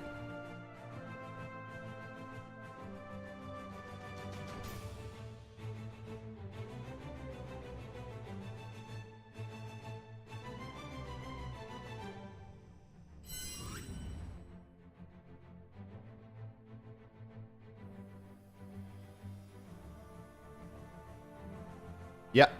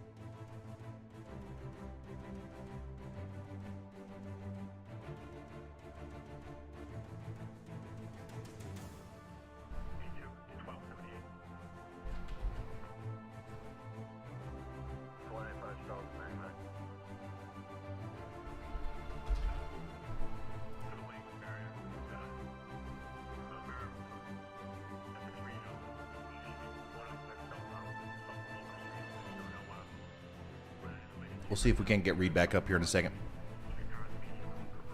How is he able to see the road? He's not. This is why they issue travel bans.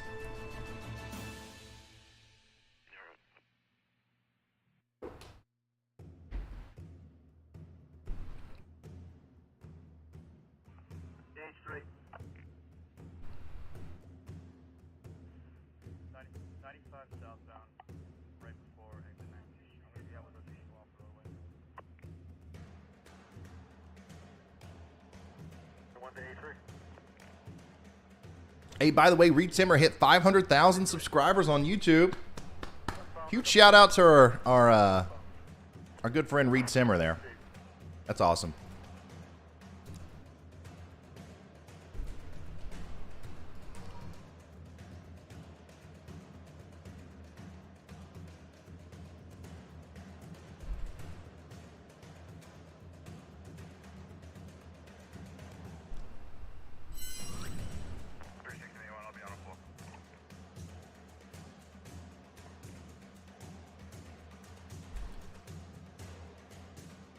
By the way, if you hear the music in the background, I feel like I'm just going to leave that on to signify that I am taking a quick break.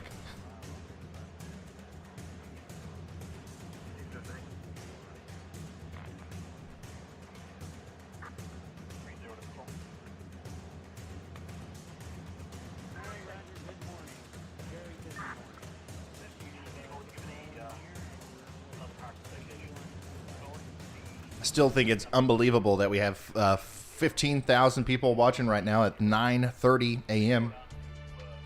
Thanks for being here. Oh yeah, I'm supposed to be watching chat. Christina said, thank you, Ryan. You do awesome reporting for the weather. You're so accurate. Watching you from Berlin, New Jersey. Thank you so much. Chris said, this is the best weather coverage I have ever seen. TV channels are scared. Thank you, man. Larry Reynolds, thank you for becoming a slight risk member. Really appreciate that. Treebuck, thanks for the 20. He says, thanks to this entire crew. And Diane, thank you for becoming a slight risk member. We have a lot of members now. I don't know exactly how many we have, but we have a lot.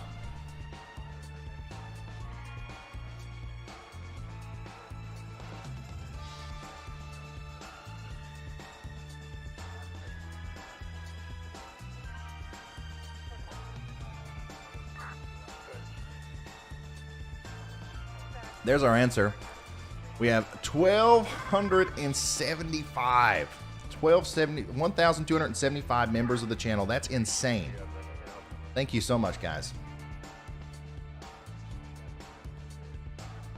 Watching from the Netherlands. Hey, thank you, man.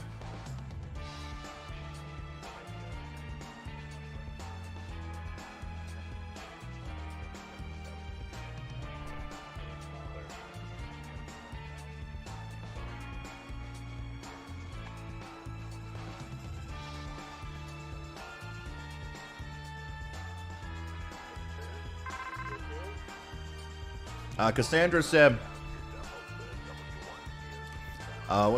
Cassandra said, your forecasts are 100 times more accurate than the Weather Channel.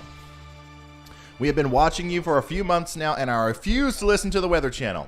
While I appreciate you putting your trust in me, they have way better looking graphics and, you know, producers and the ability to switch back and forth between stuff a little bit easier than me. But I do appreciate you being here, and once again, I'm doing everything I can to keep up with the big boys here. And I'm not trying to overtake the Weather Channel or anything. I'm honestly, I love doing this. I love that people find it valuable, and there's a lot of people who would rather watch this or don't have access to otherwise adequate coverage. So it's a win-win for everybody.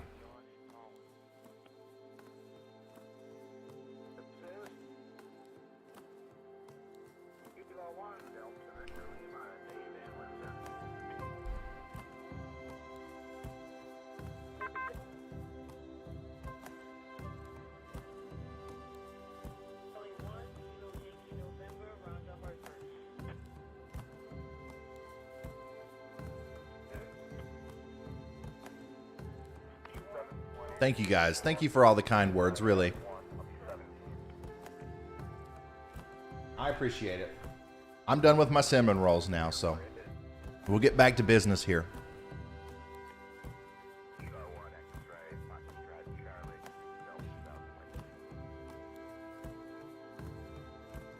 And yes, just real quick plug for my channel. If you do like what you see here, if you think this is cool, if you think this is valuable, if you would like to have this level of coverage whenever it's your turn to have a big blizzard or a severe weather outbreak or a hurricane, subscribe to this channel, because this is what I'm doing from now on. Like, this is my job.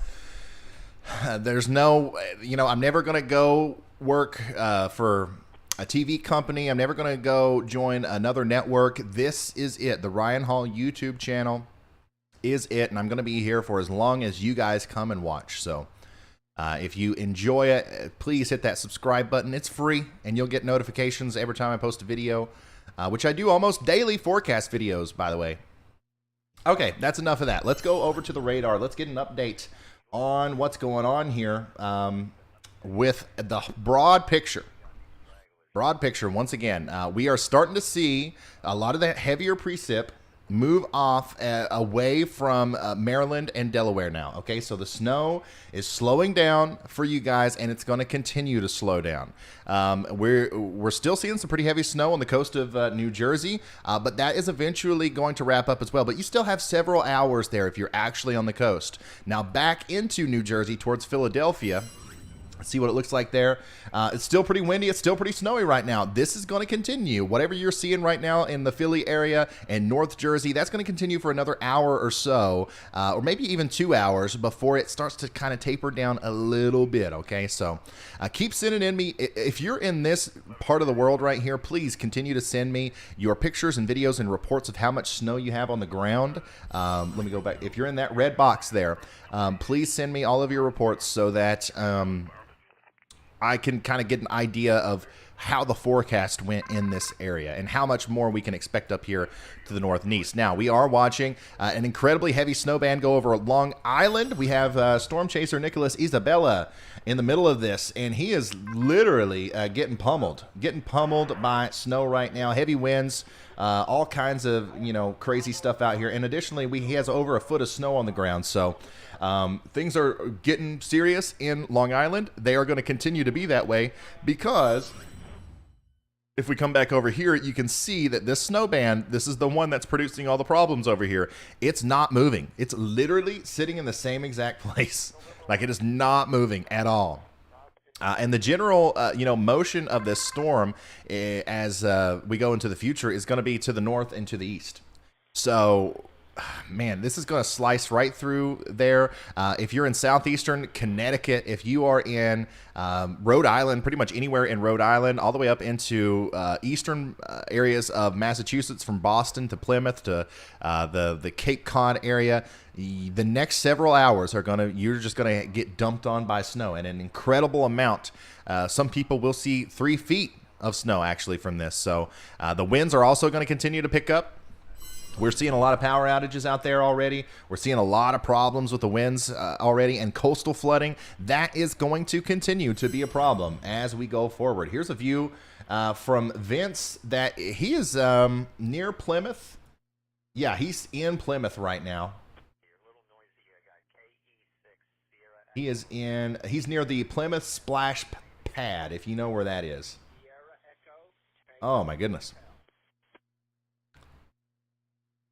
Near North Plymouth. So this is a live look right now from our professional storm chaser Vince Waelti at Plymouth, Massachusetts, where looks to me like winds are almost certainly gusting above 50 miles an hour. We have heavy snow falling. We have the seas are really rough. Look at the waves crashing out there. Holy smokes, man. And this is a part of the world here where a lot of the people who live where Vince is right now are without power. But obviously, we still have cell coverage and stuff. So if you live out here in Massachusetts, Eastern Connecticut, and Rhode Island, and you haven't done so yet, and you still have power, hook everything up to charge. Okay, hook your phone up, hook your iPad up, hook your laptop up, hook it all up, and build up battery life on all this stuff. Hopefully, you've already done this. But because, if you do lose power, I think that a lot of places are going to maintain cell coverage. It might be spotty, like we're having issues with Reed, but he's also moving around and he's in a really remote area. But if you charge all your devices up, you'll be able to stay connected via cellular data and continue to get information that way, whether it's here through my channel or whatever way you choose to do so. But I think a lot of people out here are going to lose power because we're already seeing so many people without it. And we're just beginning. We're just now starting. We have, once again, 80,000 people without power in Massachusetts, 20,000 there in Bristol County, 16,000 in Plymouth County, and 40,000 down here in Barnstable County. So, once again, these numbers are going to move to the north and west, and they are going to get more prominent, more widespread outages as we go into the future.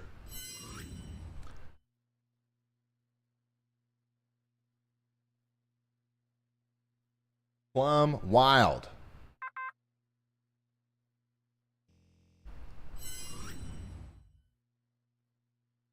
Oh, so we've got Nicholas. He is near the ocean there in the northern tip of Long Island. And it looks like we're having some choppy seas out there as well. He is on North Road near Soundview Avenue there, looking up into the Long Island, the Bay Area here. And yeah, it looks pretty rough. Obviously, we're having some issues with the video stream, but the winds are pretty bad down here as well. Absolutely, no doubt about it. Let's zoom out on our map here. We'll get everybody in view. Oops, there we go. And we'll do some radar analysis here too. So some of the stronger winds should be in the Long Island area right now. That should be where we start to see them happen, because the winds are going to occur near the low pressure center, right? So that low is somewhere down here. Actually, let's take a look at the satellite. You guys want to look at the satellite? Let's turn the radar off. Let's turn our NextRad data off. Let's go over to radar full.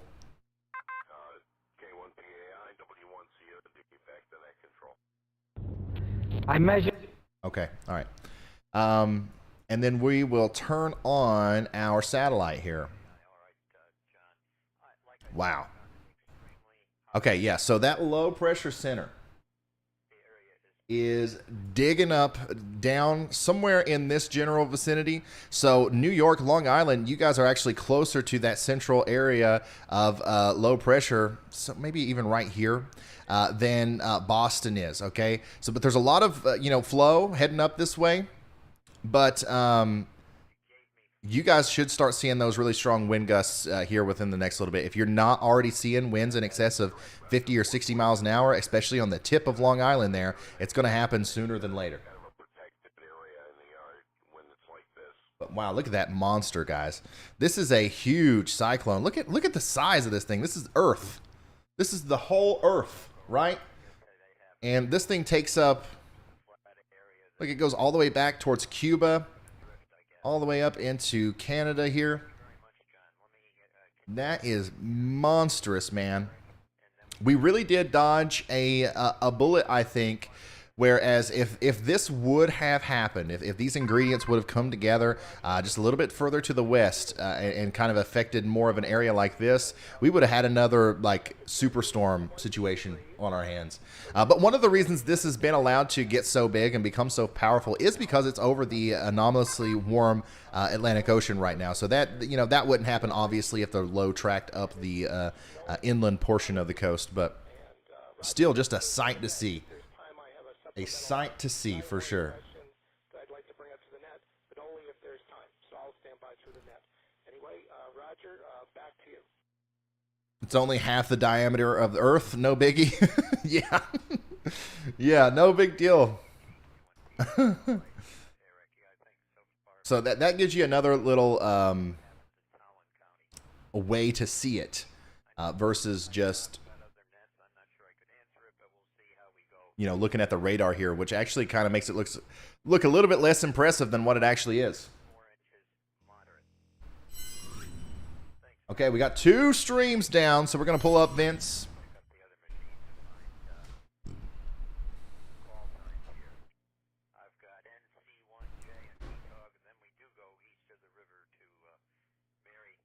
We got 35 mile an hour winds in Long Island, not 60. That kind of looks right. According to what we were seeing on Nicholas's stream there. 18 degrees gusty winds. I measured several locations this time after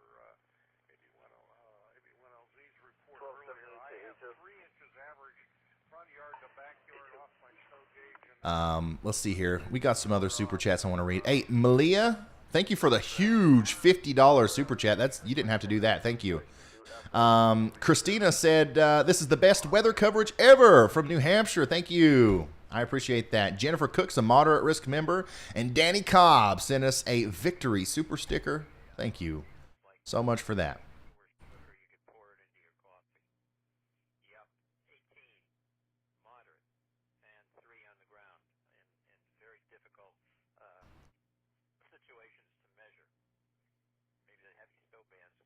Yeah, Reed is having a lot of troubles with his internet. To be expected, 100%. So we're going to give that a second. We will come back to him. I do want to check on Nicholas, though, which I think that stream has restarted. Let me see here.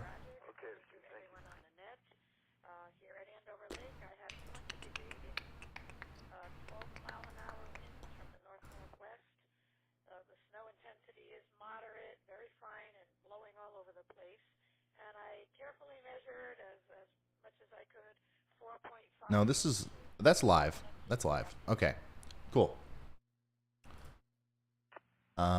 Is this Reed Timmer's cam? No, this is not Reed Timmer.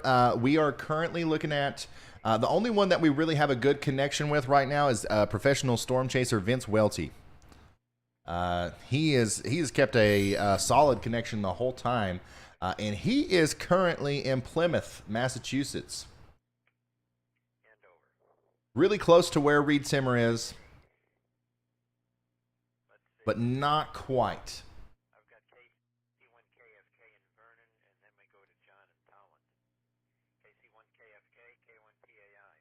But the effects, the impacts down here, the wind gusts and everything are very similar to what we were seeing from Reed's stream. God, look at that. Look at these winds whipping by here.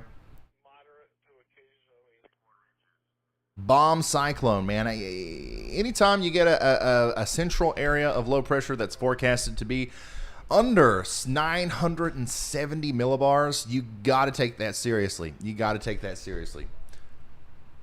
This is 100% the definition of a blizzard here coming from Vince's live camera. We got a new video in from Nicholas Isabella. So this is the kind of the live shot we were just looking at earlier, but you know, he took a video of it. I got this on Twitter, by the way, if you want to see that. Monster waves are slamming into homes in Southold on the east end of Long Island.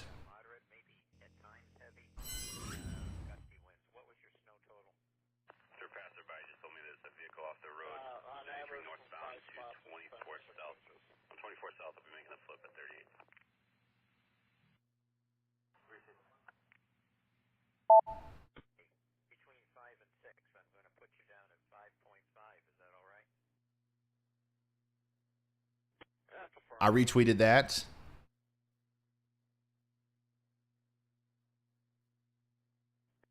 Oh, man, here's a view of some waves hitting the windows in Boston. Look at that, man.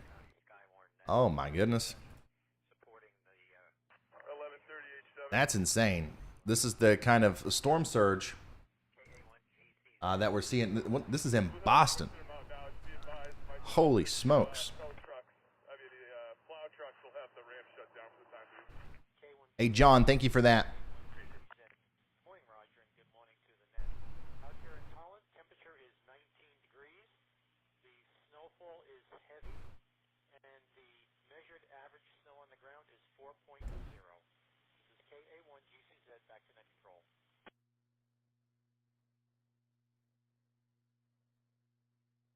Keegan, thank you for the continued support, man. I really appreciate that.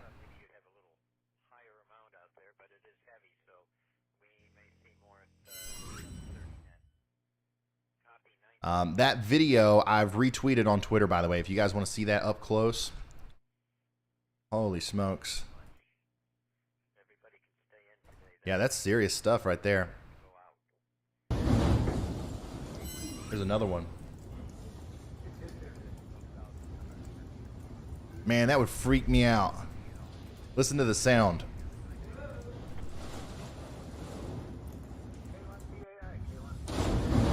Oof.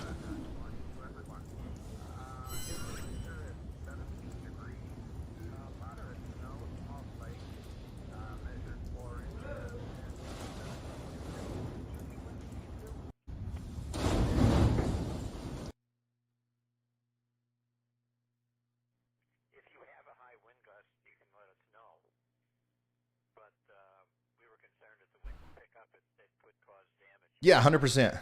Massachusetts is over 115,000 power outages now. Yeah, that number's going to go way up. That number's going to go way up. How high are the gusts? The highest gust, actually, I just had one just now, 17 miles Okay. an hour.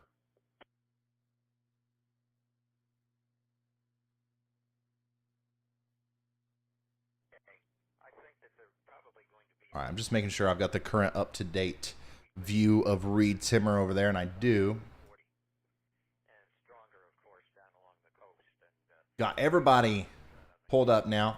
changed. I don't know about the storm track. Let me continue on with the list here. Thank you.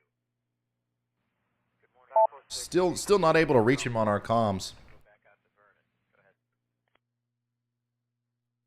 Go ahead. Hey, Prepper for Life, thank you for being a moderate risk member. But yeah, that's crazy.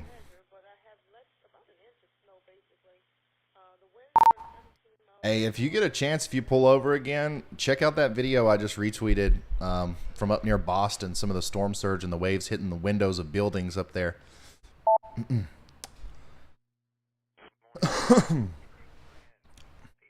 We got snow coming down in Woodbridge, New Jersey.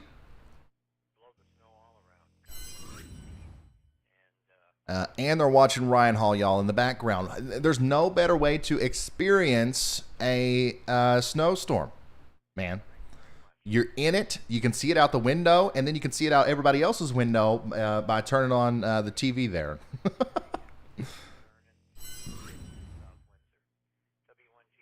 good morning. K1PAI. Good morning, Roger. I have 15 Mother Nature is crazy, yeah. 3 inches measured average in a somewhat protected area, and the snow rate is moderate. 100%. GHN.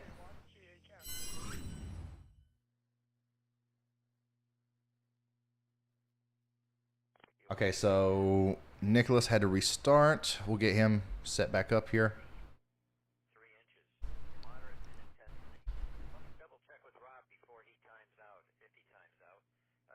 KD1CY, K1PAI, copying everything okay?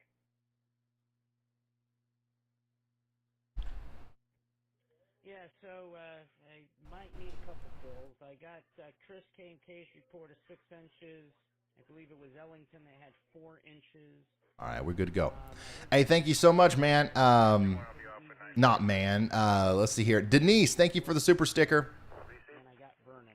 KD1CY. All right, I got to look for more videos. You guys are sending in so much stuff. We've got a number of reports. We got a lot of reports coming in of not just snow, but also blowing snow and winds combined with the heavy snow bands in the New England region. Yeah, lots of reports coming out of here. Already seeing snow totals exceeding our expectations in some places. Oh, look at it. Here we go. This is a 65 mile an hour wind gust. Look at this. 65 mile per hour wind in New London, Connecticut. Wow. Also already have a report of 6 inches of snow there near Boston. 6 inches, 8 inches down here near Bristol. Now down here where our storm chaser is, Nicholas Isabella, we've got a 14-inch snowfall total reading. We're already over a foot there near Nassau. 65 mile an hour. That is crazy. I'm looking for our first 70 mile an hour wind gust report. We would probably hear about that from where Reed is, but obviously we're still having a lot of trouble keeping up with Reed because he's in that that zone where there's just not a lot of internet out there. So we're gonna kind of focus on Vince a little bit because he's really close to some of those stronger winds too. If we come back over here, if you look at the radar. This on the velocity scan, I don't know if you can see what I'm circling there. That's some of the heavier or the bigger wind gusts that are coming into Rhode Island. This is what has prompted the 65 mile an hour wind gusts. And of course, these are going to continue on up to the north and east, past Providence, up into Plymouth as well. So Vince is going to be right in the middle of that. as we go forward. I wouldn't be surprised if he hasn't already seen a 50 to 60 mile an hour wind gust, but if he hasn't, he certainly is going to here in the next little bit as this starts to really take off in intensity.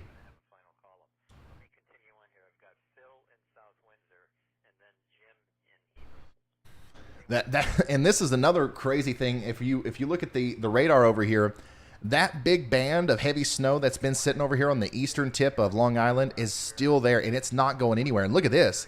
That the secondary piece of energy is coming up here. That it might just replace it after that goes by. Yeah, you're going to see more than 2 feet of snow out here if you don't already have it already. Same thing up here for a lot of places getting close to Boston. This is about to go crazy with the snowfall rates up here. Holy smokes. All right, let's zoom in on where Vince is specifically. So Vince is right in one of those heavier bands of snow, but the more deep we get, the more closer we get to that central area of low pressure, the heavier the snow is going to get.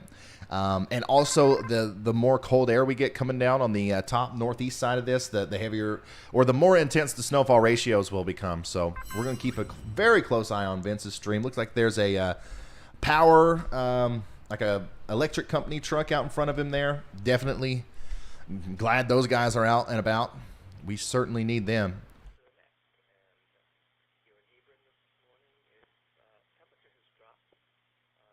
Hey, Ram, thank you so much for sending this in. He says, Ryan, I literally have you on every big screen in the house. Hey, man, thank you so much. We're doing our best here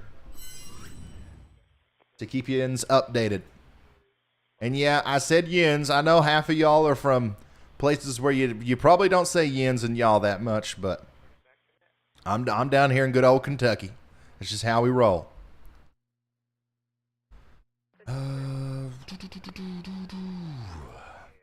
Keep sending them in, guys. At Ryan Hall, y'all on Twitter. Keep sending them in over there. I'm going to keep sharing them. I'm also looking for some of our other chasers out there that are posting stuff.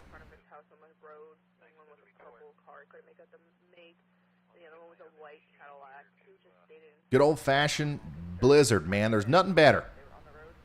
Nothing better than a good old-fashioned blizzard. Well, I understand that it's not the best case scenario, but you know, for a weather enthusiast, for a weather geek, there's not a lot out there that is as interesting to track and keep tabs on than a blizzard.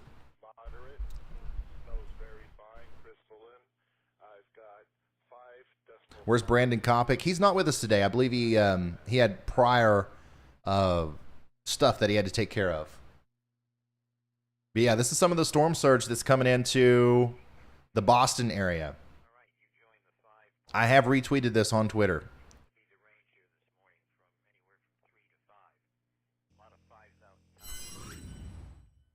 So here is an interesting tweet from NWS Boston. Latest satellite imagery depicts the center of low pressure somewhere south and east of Nantucket where the cloud cover is minimal. Look at that. Big eye.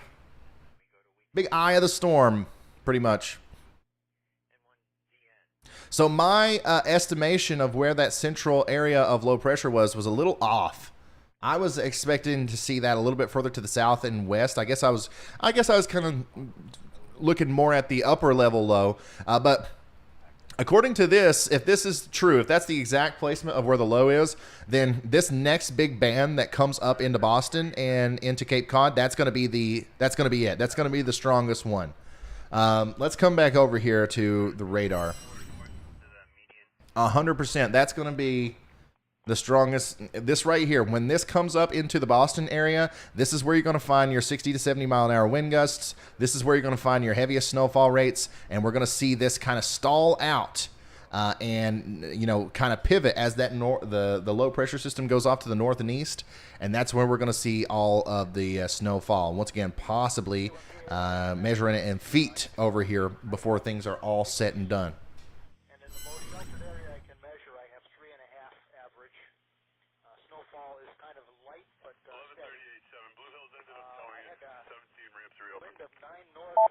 Still no live connection with Reed. Much higher.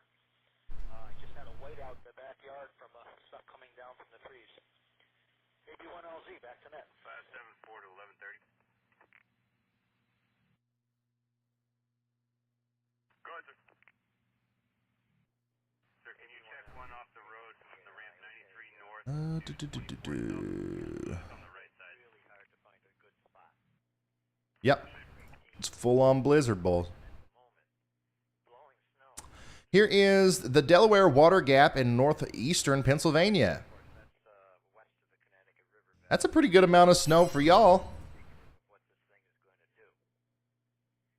Okay, Ellington, and then we New Britain. N1NUG near Crystal Lake. K1PAI. Hi, Rob.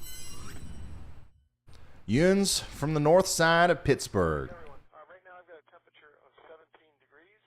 Heavy snow is still coming down in Salisbury, Massachusetts at the moment. And current I thought you were going to say Maryland. I was like, oh, the heaviest snow should be moving out of there by now. back to net. N1NUG. All right, let's see. See if old Reed's getting us a new stream up. Yep. All right, give me just a second. Sierra Echo Hotel in New Britain. No report. I'm just getting reactivated, so I'm checking into the net. Let people know I'm out here. Be out in the Prospect right near Lake Street. Hey, thank you. Thank you all for the support, really. Angel says, thank you, Ryan, Stephanie, and Storm Chasers. I have been following you for about a month, and I'm amazed at your accuracy. With love from Dover, Delaware. You're too nice. You're too kind.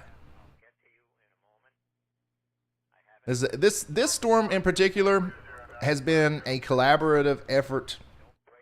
Like everybody that forecasted this storm had a hard time because of how complex it is and how back and forth the models were. So, but yeah, I'm very happy with the way that it turned out. 100%.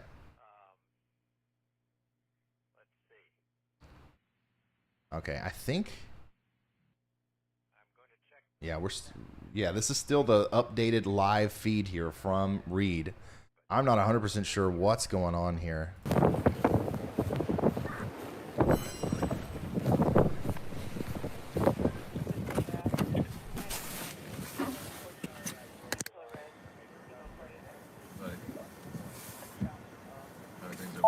Still not able to hit him up on the comms. Knee deep. All right, we'll check back in with him here in a second. Listening, we have these during severe weather nets. Weather event. We do have weather nets here every Thursday. Yeah, we can check in on some of those other cameras too. This is back in New Jersey. Okay, Mount Laurel, New Jersey, near Philadelphia. Winds are really cranking up there. Snow is still coming down. Snow is still coming down, so we're still going to see some additional accumulations all across New Jersey as we go later on through the day. And then this is our cyclone port in the eastern Massachusetts area, and it's down. It is not there. The temperature has decreased a lot there, 28.4 degrees. So we'll check back in on that as well.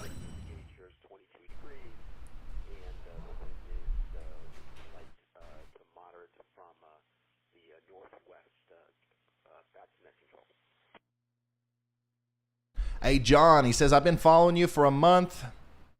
You're the best. Hey, thank you, man. Is it going to ride closer to the shoreline the more it moves up the shoreline? Sort of. So it's going to get that low pressure center is going to get pretty close to Cape Cod, but it's not going to approach the shoreline in a sense to where it's going to ride up the down east Maine side, right? So it's going to go pretty much north and east from where it is right now. So yeah, that's kind of where we're at right now. I don't think that it's going to go up the coast I don't think that low center is going to go over Cape Cod exactly.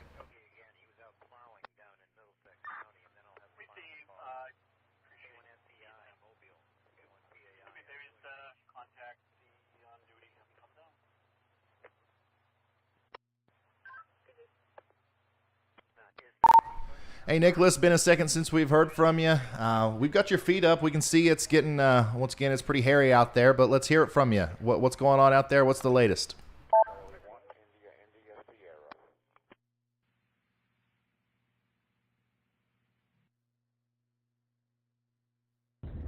Hey Ryan, we're under this very heavy band of snow.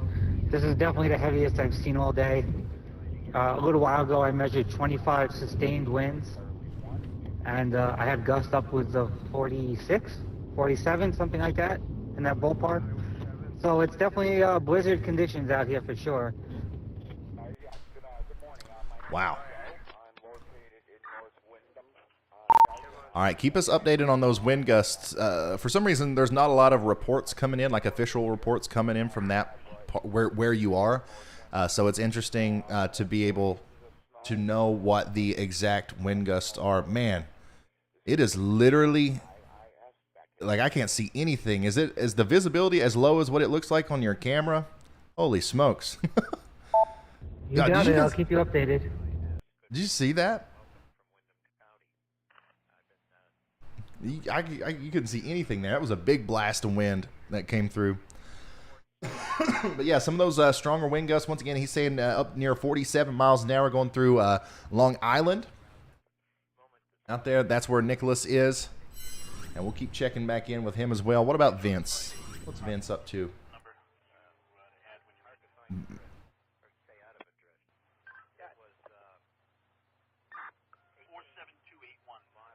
Looks like he's on a little back road somewhere. Where's he at?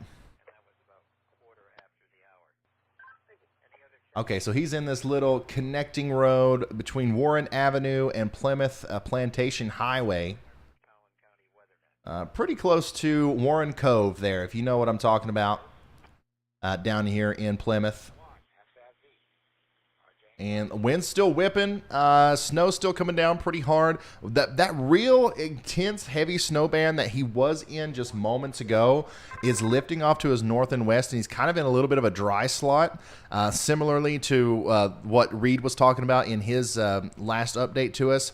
But the next little push that's coming in is really going to pack a punch too, with some heavier snowfall rates.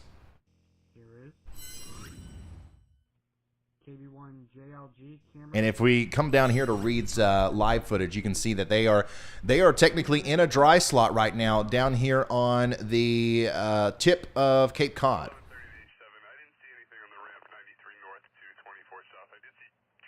Right there's where Reed Timmer is, down here south of Provincetown.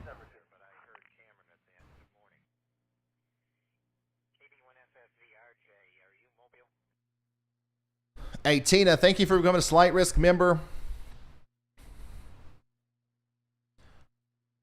Here's a look at some graphics from the National Weather Service over there in Boston.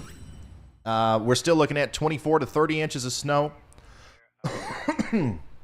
This is the middle of the road forecast, guys. You can get more than that, 100%.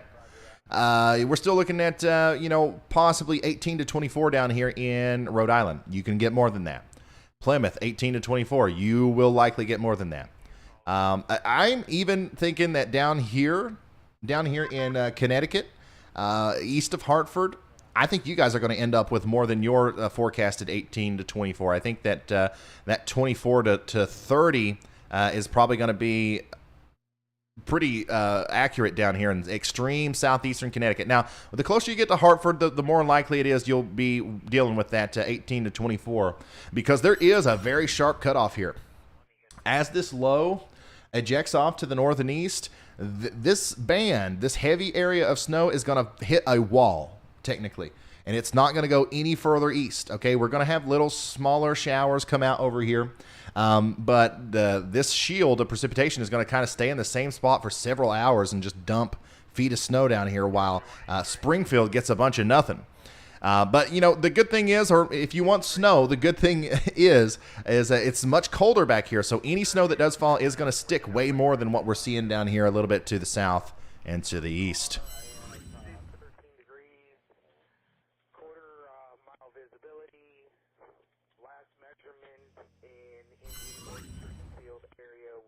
This is a live view from Nicholas once again on Long Island, Winds are still ripping down there, 30, 40 mile an hour wind gusts, 25 sustained. It's a blizzard. It's a good old-fashioned blizzard. Continuing to look through Twitter. Here's East Providence, Rhode Island. Thanks for sending this in, man. That's obviously a lot of snowfall in there. Oh, we got a shoveler. We got somebody trying to keep the snow off the sidewalk with a shovel. It's a valiant effort, but I don't think you're going to have much of a match on what's coming up there. No, I get the reason why you would do that. I'm just giving them a hard time.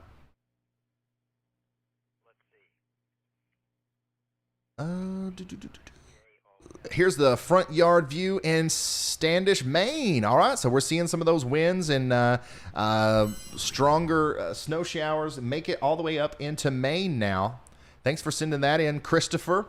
Wind's definitely gusting over 70 miles an hour out there at Race Point. Down in Provincetown, it's a little more sheltered. But that band just lifted north of us, so may drop west back to that dominant band closer to Sandwich and Plymouth. Or we got another band that's forming and moving up toward our location here in Provincetown. Maybe we'll wait for that Sting Jet to come through, but definitely try to make a couple of decisions right now. Do we go for the Snowfall Max, or do we keep working Race Point for that big win?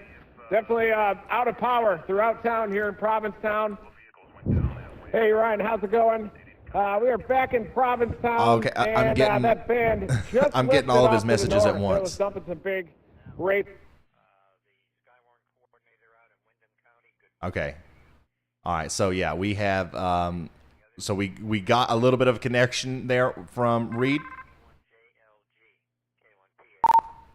Hey, thanks for the updates.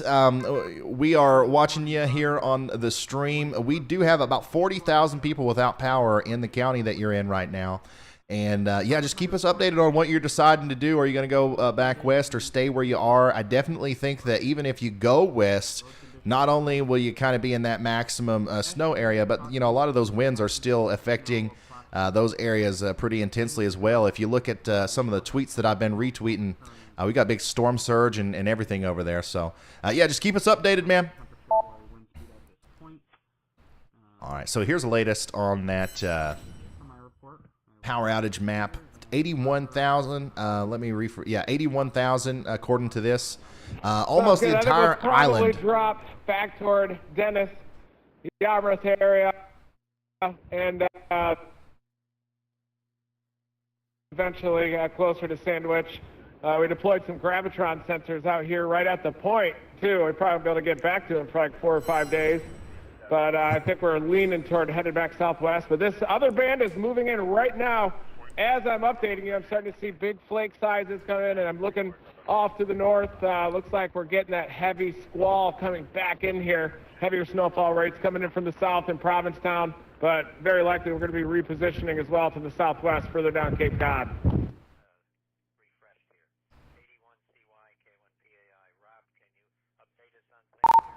All right, thank you, Reed. If you had to estimate, I know you're in kind of a little bit of a warmer zone, and the winds have been the main focus where you are. But if you had to estimate, is there any sort of accumulation? How much snow do you think you've gotten in your area where you are right now? And things are kind of progressing as expected across the We've actually been all snow the entire event, and drifts are probably 2 to 3 feet high already in between the buildings here. So, I mean, there's some big-time snow already. I'd say probably it's hard to tell with all the wind, but maybe raw accumulation about 6-7 inches already. So, some of the bigger accumulations. Yeah, that's kind of what I was thinking. But remember, like that precipitation that led to the 6 or 7 inches that we're seeing down here from Reed in Provincetown, that band of precipitation is going to kind of park itself over Boston here. And not sure if you got that or not, but we got 2 to 3 foot drifts in between the buildings here in Provincetown. We've been all snow since this morning.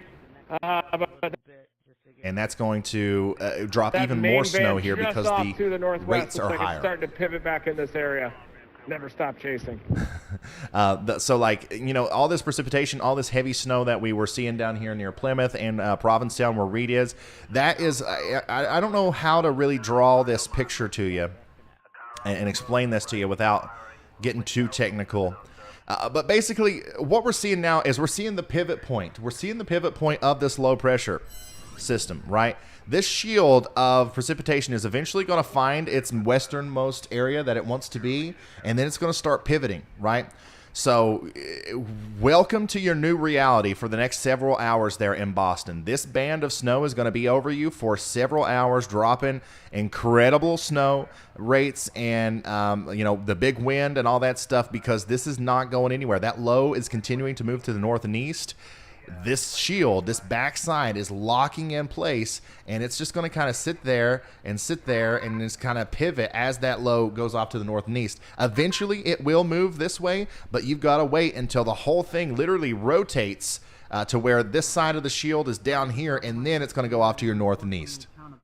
That probably made no sense, but hopefully it helped you understand a little bit about how much snow and how long this is going to last up here in the Boston area. That also goes for Providence, Rhode Island, Newport, everywhere in this general vicinity where we think the heaviest snow is going to fall. I had a report out of the town of Putnam, approximately 8 inches on Emily says, we're 19 floors up in Boston, and we can usually see for miles, but we can barely see the building next to us right now. It was a rough guesstimate due to Yeah, if we got anybody watching in downtown Boston or in the Boston area, please send me pictures and videos and all that good stuff on Twitter at Ryan Hall Y'all.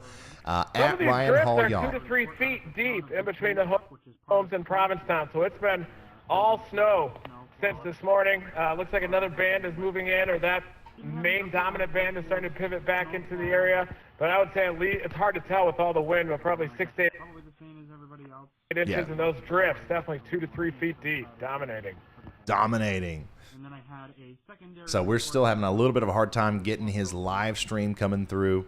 But obviously we're able to communicate with him there. That's Reed Timmer. Some of y'all were worried about him earlier. 12:30. He's fine. He's all right. I wanted to stagger our nets so that way we could, I can relay to you.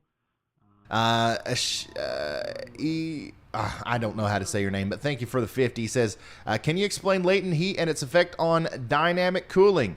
Not in this live stream. I might here in a second if we have a little bit of downtime. I don't want to get too technical and too meteorology classy on you. I do that a lot in my videos, and I have no problem doing it, but I feel right now I want to focus on, just kind of sharing, all these pictures and videos that are coming in. But give me about 30 minutes or so. Once we get another good link up with Reed on his stream, and once we get everything sound over here, and I have to take another quick break, I will set up a way for me to explain that to you, because I'm going to need to draw it out. You guys know me. I'm going to need my whiteboard. I'm going to need my marker. I'm going to need to draw it out if I'm going to go in on a weather spiel here. But I promise, because of your generous contribution, we will absolutely be talking about that and its effects on dynamic cooling here in just a minute. First of all, though, we've got a lot of stuff like this happening out here, okay? In Boston, in eastern Massachusetts, we've got all kinds of water rushing over these barriers. We've got storm surge making it down into the streets. So, once again, you got 60, 70-mile-an-hour winds, coastal flooding, 2 feet of snow all together. It's making for a very unfortunate situation here to where, I mean, just imagine being in one of these houses, right? You've got to evacuate. You got to go. You got to get out of there, right? It's cold. It's 20 degrees outside. It's a blizzard. You don't have power. It's just a really unfortunate situation. I would advise anyone who, it's really, we're almost at the maximum portion of this event, but hopefully a lot of these people who live this close to where some of that coastal flooding can happen, hopefully they went a little bit inland, maybe got a hotel for the night or something.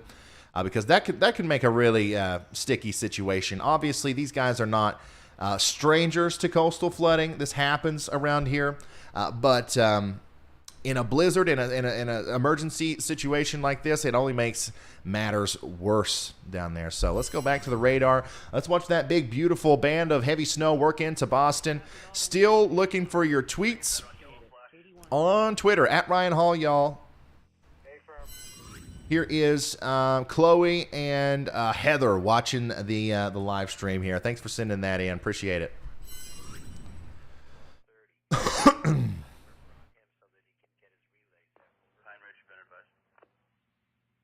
Yeah, they're used to coastal flooding, but I promise you they are not used to 70-mile-an-hour winds, power outages, 2 feet of snow, and coastal flooding at the same time. That does not happen every day. I don't care where you are on the northeast coast. Here's a view from Will. Snowplows are trying to keep up with the heavy snow rates there in Attleboro, Massachusetts. Yeah, I could do that. I'll do my net at 12:30. I'll gather all my reports, and I can just bring them here to the conference. It connects a little bit better, whatever reason. Echolink on my account does not like the W1HDN. Here is Boston. The New England link just fine. Roger, while I have you, I forgot to mention I had about 3 more reports. Ryan Hall, y'all, is dynamic cooling. One of which was from Pomfret, snow of 4 inches. When is the worst coming in? Down East Maine? Charles, I think that the worst will probably hit you within the next couple of hours. Some of the heavier snow and some of the stronger wind gusts are going to move up into Down East Maine probably within the next hour, and they'll be sticking around for several hours after that. Maybe this is a 4th one out of Norway. Hey, Henny Austin, thank you so much for becoming a member, man. Super cool.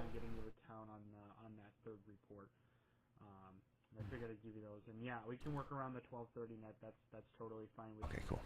So if you guys want to do your net at 1, I can do my net at 12:30. Most of the same people said they would be there, so it should be a little bit quicker. And then I can either try and squeeze them in before you start yours, or we could do what we did, and I just kind of jump in whenever. Back to net. KB1 JLG clear.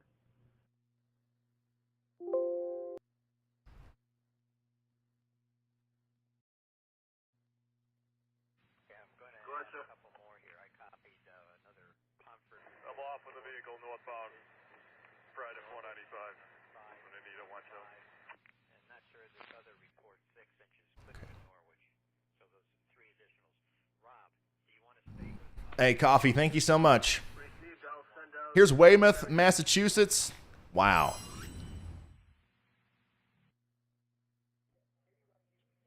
Why don't we do this, Roger? Because your area is a little. Did I say that one right? And such. Down here in Kentucky, we call that Weymouth. Your next net. 130 for your next net, and we'll go from there. And we'll take. Once again, I know it's hard for you guys to measure the snow right now. That's probably why we're not seeing a lot of reports come in on that. Here's a view from Philip of some snow drifts. I don't know where he's from, though. I don't know where this picture's taken from. Nope. I guess that's in Massachusetts or in portions of the Long Island area. Vehicle off the road at 5. Is that going to be 5 Alpha or 5 Bravo? 22 didn't give that info. So Cameron does his at 12:30, and we'll be back here now at 1. Here we go. Here's Weymouth again. That is, yeah, so where is that exactly? Because that's impressive stuff. That's got to be, if I'm not mistaken, that's got to be. I want to pull this up on the radar is the reason I'm so concerned about it.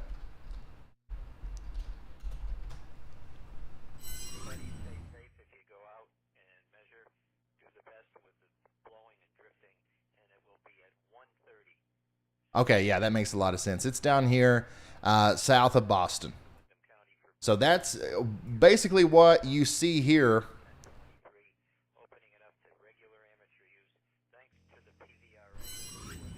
This is what it's going to look like in Boston for the next 3 or 4 hours, nonstop. And it's this band of snow that should, if we do get a big deformation band form out of this thing, and it looks like we're going to. Okay, we've got frontogenesis occurring because of that low pressure system that is ejecting off to the north and east, and all of the forcing that's occurring with the trough coming in. We should see, if we're going to see thunder snow, it's going to be out of this band right here. So once again, free pizza if you give me a video of thunder snow. Oh, no problem. I did send it out over the Terra Reflector via email. I also sent it via the announce group for Aries and the there's another group Weymouth. too. I just can't remember what it is at the moment. I think it was the Aries.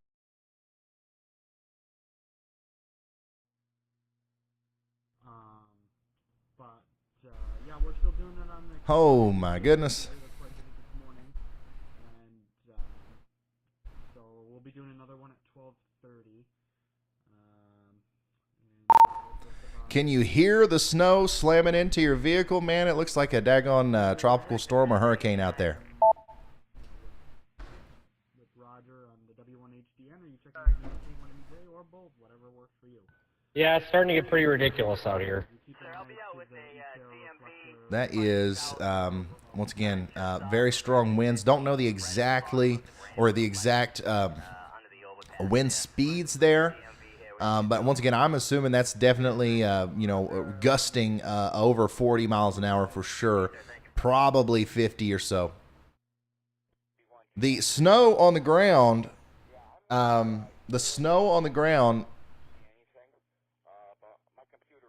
is blowing, right? That adds to the reduced visibility a lot. It's not just the snow that's falling from the sky that you're seeing there that's causing the reduced visibility. Somebody said it's not very bad in central Connecticut. Yeah, it's the worst part of this, the heaviest snow is going to be reserved kind of for this area. And ignore that, actually. It's going to go on up into Maine, too. But, like, I'm thinking everybody in this circle, that's where we're going to see our totals exceed 2 feet. Maybe cut off a little bit on this side because of the warmth. But in there, absolutely. Providence, you're getting it. Boston, you're getting it. Because, once again, this is what's going to continue to happen. It's lightweight snow, so it's going everywhere. Yeah.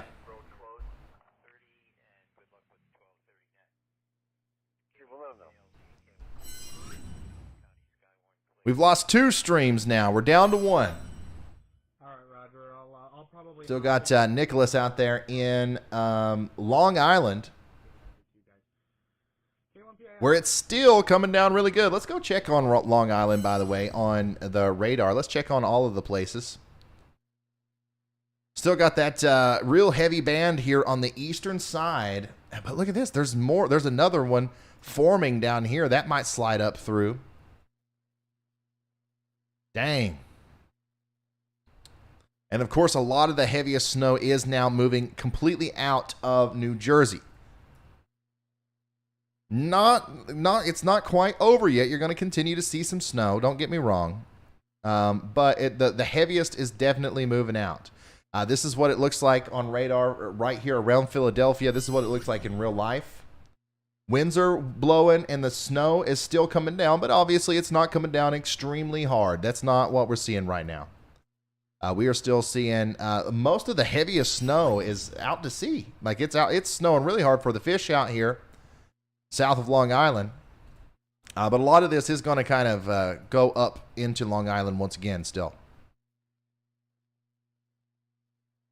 And all of this is going to kind of come to a head in the Massachusetts area, which is where, once again, we are going to see, by far, the most snow.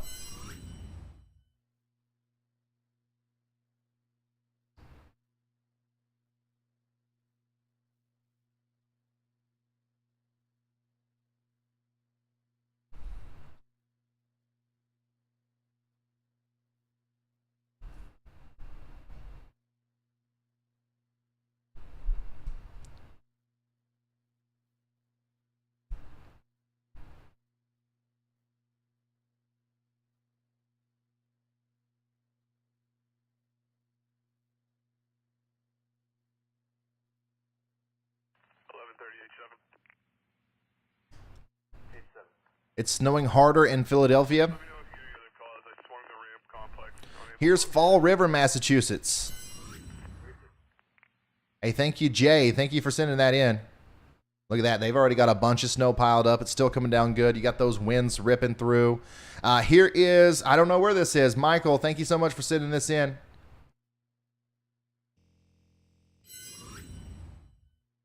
This is Dartmouth, right? Dartmouth in Massachusetts. Kimberly, thank you for sending this in.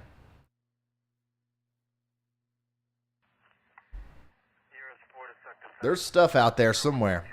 You just can't see it. Things are getting interesting here in Newton Center, Massachusetts. Look at that. Thank you for sending that in, man. So we're underneath the... Things are certainly getting interesting, that's for sure. Right there, right off of exit 15 at the light there.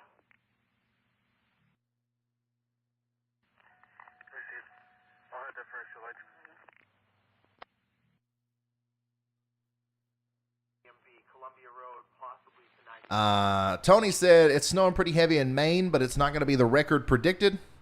I don't think there was a record snowfall predicted for Maine. I don't know where he saw that. You're definitely going to get a lot of snow, though, especially, by the way, speaking of Maine, I know I've kind of neglected you guys for a little bit. Let's look at Maine real quick. So if you're in down east Maine, Portland, I-95 all the way up to Lewiston, this part of Maine, you're getting ready to get in. You're getting ready to just start seeing this storm, okay? You've been seeing the appetizer snow showers all day long. The real part of the storm that's going to give you your snow accumulations is still out to sea. It's coming onto shore here in a little bit, okay? This is going to be, it's going to be another situation where there's going to be a pretty sharp gradient back here. A lot of people, obviously, the closer you are to the coast, actually, it's probably going to look more like this. If you're inside of that line, you're getting over a foot of snow from this. And, of course, if you're down here a little bit closer to Portland, you might get even higher than that. But if you're back to the north and west of this in Maine, you're probably not going to get much. We're still, 2, 4, 5, 6 inches. But all that stuff that's over a foot is going to be a little bit closer to the south and to the east there in Maine. Sorry for not talking about you guys much. This also goes for southeast New Hampshire. We're going to get to you guys once this kind of moves out of the more southern area that we're covering. We'll start to talk about New England and the Northeast a little bit more. I like to do this chronologically because we're really not forecasting. We're nowcasting. The forecast remains the same. Nothing has changed with the forecast.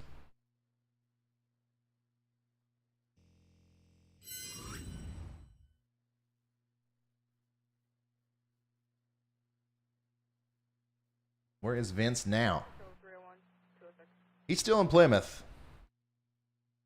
He is near the, looks like he's near a pier. You guys see that near the Plymouth breakwater? I don't know exactly what that is, but that's where Vince is right now. Reed Timmer's still out there on the Cape. Last we heard from him, though, he was going to try to pivot and go back towards Plymouth. If he's going to make that decision, he should probably make it soon. I don't know if the roads will be passable to get there if you don't go soon.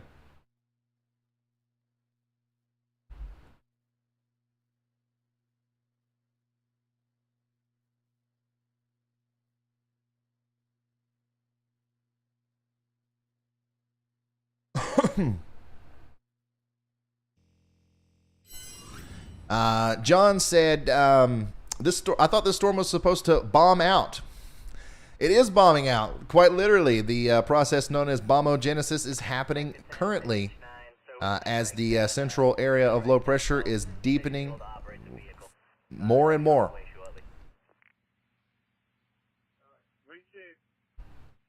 Here's some more of those big time waves in Situate in Massachusetts.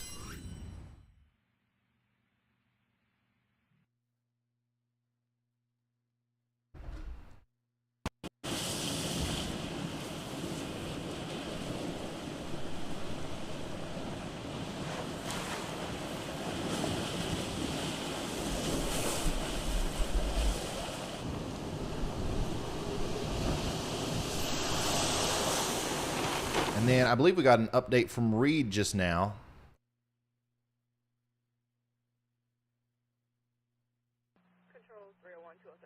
Yeah, we did. He's still in Race Point, Massachusetts.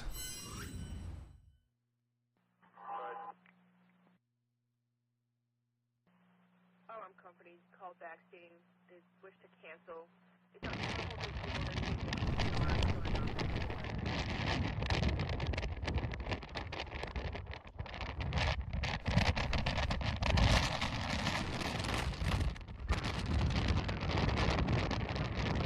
Wow.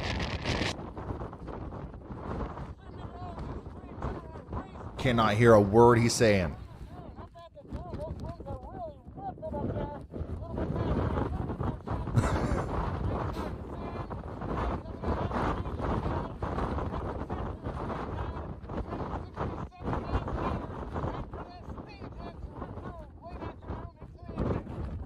Keep us updated, and we'll check back in with you every 5 minutes or so for the next little bit as this continues to rapidly deteriorate.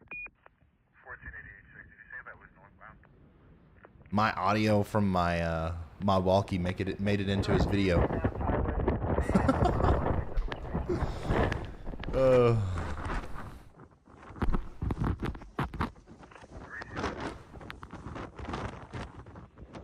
But yeah, this is the full-blown blizzard on Race Point, Massachusetts, the very tip of Cape Cod. Winds will only get more extreme as the Sting Jet rips through this evening. Dangerous conditions without proper gear. It's crazy, man.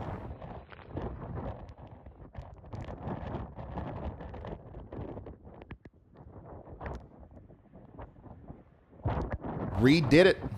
Reed said he was going to put himself in the most extreme part of the storm, and he made it work, man.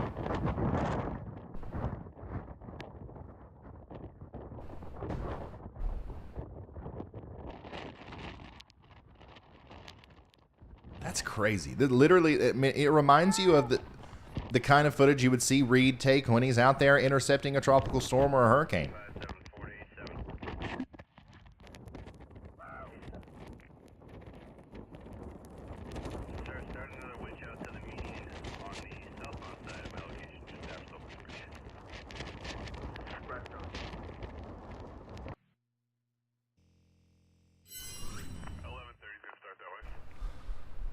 So I still don't know if he's going to race back towards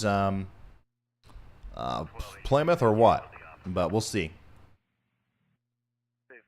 I still haven't got a video of thunder snow, though. I'm disappointed in you guys. Now, I honestly, I don't know if we're seeing thunder snow out there as prominently as what I thought we would. This band is still, you know, it's still going, all right? It's still we still have the opportunity out there. So keep those phones ready. But here's the Fall River, Massachusetts Snowmageddon from Julio. Thank you so much for that, man. Here is Wading River on Long Island. Looks like Nicholas is still out there. Ooh, Vince is out in front of his vehicle. I don't know if he's having problems or what, but you can really see now the extent of the winds in Plymouth, Massachusetts. And then Nicholas is here in Long Island, where once again those winds are really cranking up there. Hey, buddy, the visibility is really low out there. Are you pointing towards the water or you're pointing inland? I can't tell if he's pointing towards the water. I'm trying to see if the winds are blowing in the direction of or away from the shore.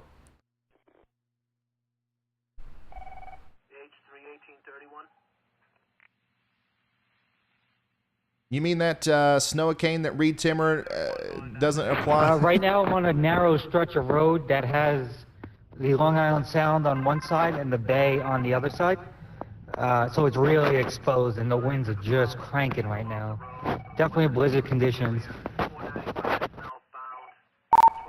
Do you have an actual like instrument that you're measuring the wind gusts with?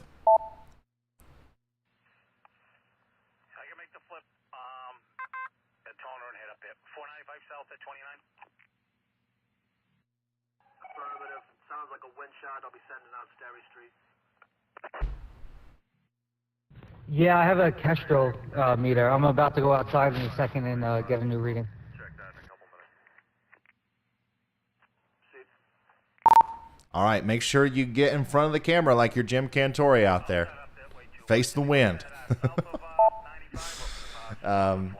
So we'll see what the wind reading is out there from Nicholas on Long Island. I wish Vince had. We're going to need to get Vince a handheld anemometer. But I think the winds are definitely ripping out here quite a bit more intensely than even on Long Island right now.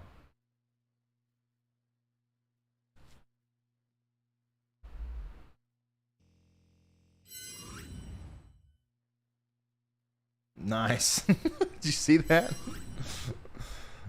Somebody gonna go skiing down the beach?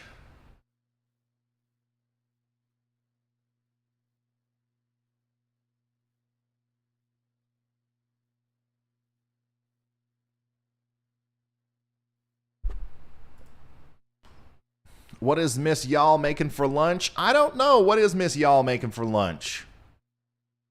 Is it lunchtime? Lord goodness, it's already 11 a.m. I don't think it's lunchtime yet, but we have been streaming now for 4 hours and 14 minutes. Wow. I think we had Nicholas out there in front of the vehicle. I don't know if did he already do it? Did he already do the wind speed measuring? Did I miss it? This has flown by though, man. How many of you guys have been here since the beginning of the stream?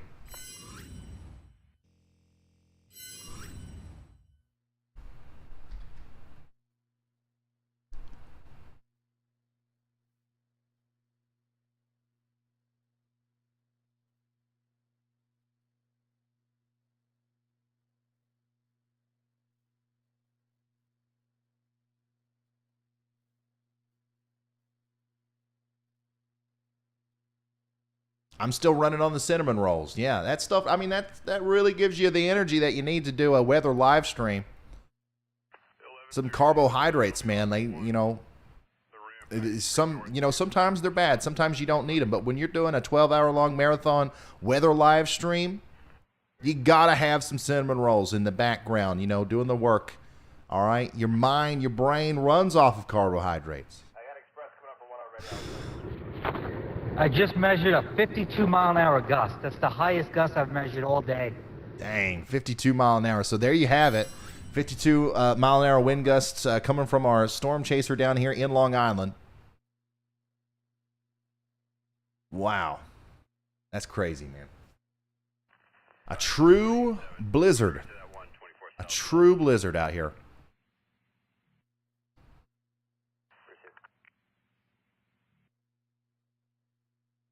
We haven't got a lot of new storm reports as far as snow totals go. Still sticking with 14 inches down here in, Long Island, but that was a couple of hours ago when that came through. We still got that 65 mile an hour wind gust report as well. 10 inches all up and down Long Island. Looks like we ended up with around 16 inches near Atlantic City in Jersey. So 100% it has in a lot of places it has overperformed. A lot of these places are getting more snow than what was originally forecasted for them, or at least on the higher end of the range. And if that happens in Boston, if that's what happens in Boston, y'all are gonna be digging out for a couple days. Yes, sir. I'm right on the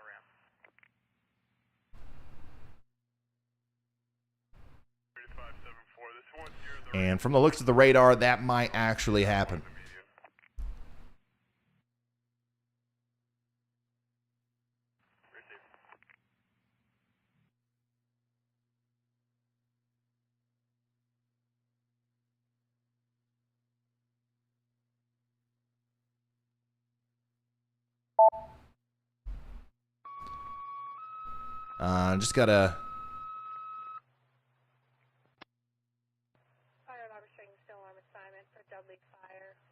Just got a text from Reed. He said he's going on Facebook now. He's heading to the Boston Beach House, falling in 99-mile-an-hour wind. Holy smokes. All right, I'm going to try to pull him up on Facebook. Still not able to reach him with our communication system.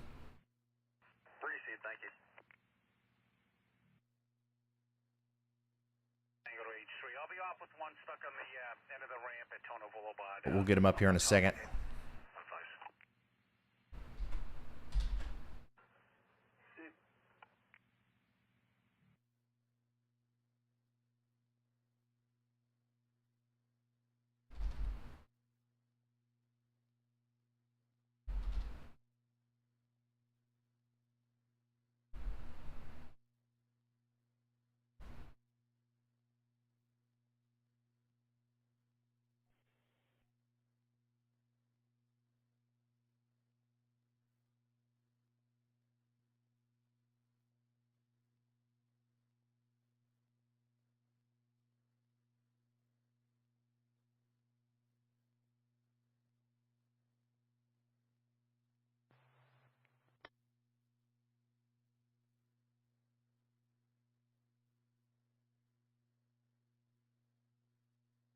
All right, let's listen in to what he's saying here.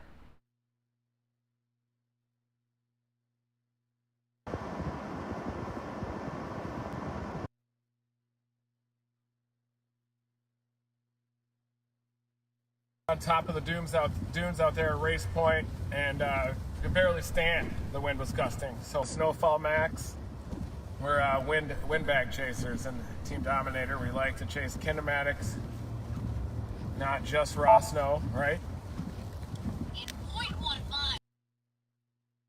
So it sounds like they're just talking about a little bit of a recap of what they just went through out there on Race Point. So we will keep up with them. I can't reach them on the walkie though. Let's see what Vince is doing. What do you guys think? Here's Long Island. We know that the winds are gusting there around 50 miles an hour. Here is over here in Massachusetts near Plymouth where Vince is. I don't know if that's 50. I don't know what the winds are there. Now obviously looks can be deceiving because over here we got a lot more snow on the ground that's flying around, whereas we're facing the ocean here, and you know there's not as much snow to fly around. So I don't know. Vince, if you had to estimate, are those wind gusts, are they still increasing? Are they kind of leveling out? Are they going down? What's the situation like out there? I'd say they're probably increasing. When I got out of the vehicle to try to clear some of the snow off the headlights and everything, I could barely stand up and I could barely shut the door. So they're probably sustained between 50 and 60. That looks, I mean, if you look at the actual speed that the areas of snow or whatever are going by on the camera, looks very similar, but it looks obviously more ominous here because there's more snow blowing and drifting around. So this is a full-on blizzard for you guys. Once again, we got 3 views out there. We've got Reed Timmer, Nicholas Isabella, and Vince Waelti covering this thing in Massachusetts and New York for us. Additionally, we have a camera back here towards Philadelphia. This is near Mount Laurel in Philadelphia or New Jersey. And here is a live look at what is that, Sagamore Beach, Massachusetts. That actually might be old. I don't believe that that's still what it looks like out there, because I remember looking at this early in the morning and that's exactly what it looked like. So we might have a freeze frame there. But this camera, obviously it's in a place where the power's been going on and off all day, so we're going to lose connectivity from it. But the cool thing is we can keep up with the temperature here. We've got a pressure of 992 millibars all the way out here on the Cape. And we've got a outdoor temperature of 27 degrees now, so that's gone down significantly as the day has went on here. So Yep, 100%. You can send me your reports and your pictures on Twitter, at Ryan Hall Y'all, or Facebook. I'm Ryan Hall Y'all on Facebook. Either one of those works. Twitter's just easier for me. Instagram, at Ryan Hall Y'all on there too. That works as well.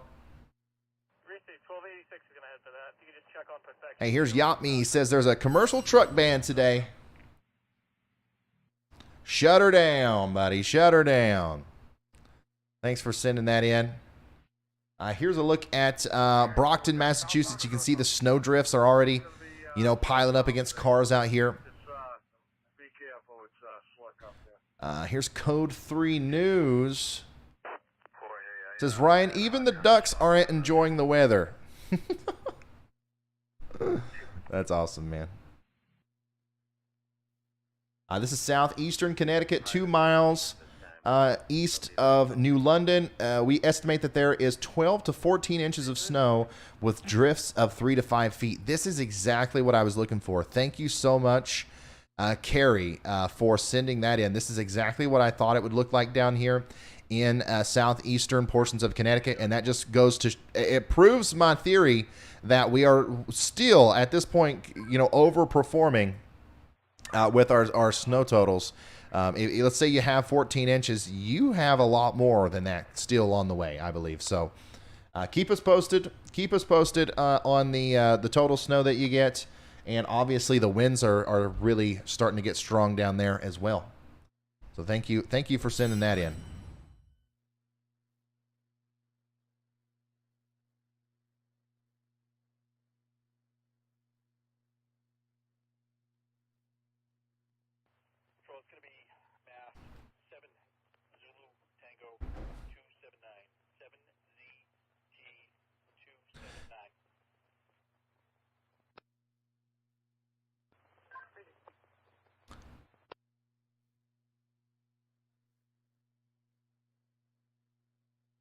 Oh, goodness. Oh, goodness. This is why you ought to stay home, bulls. Vincent, or Vincenzo, I'm sorry if I said your name wrong, but he sent us in this video from the Boston area. Says, I almost caught an accident due to a driver spinning out on this hill. Guys, you can't go. All right? You can't go.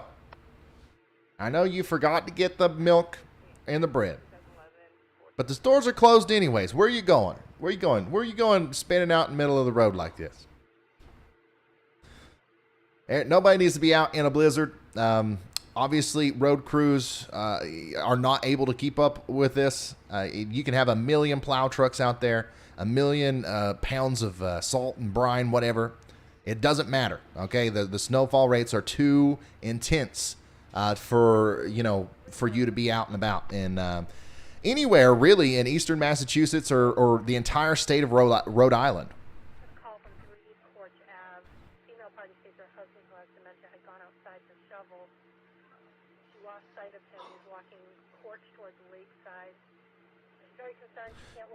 Hey, Nick, thank you for the super generous contribution there. Hey, Ryan, thanks for what you do. Much respect. Hey, love you, man. Thank you for that. I really do appreciate it. None of your business sent a big $50 super chat. Super duper generous. He says, once again, you've saved this trucker from heading towards horrible weather. You're the best, bro. Hey, I will always warn you of where the worst weather is going to be. I love our truckers, and I know there's a lot of you guys who are either watching right now or you keep up with the forecast videos. And I'm going to do everything I can to make sure you guys are continuing to be super updated on the weather.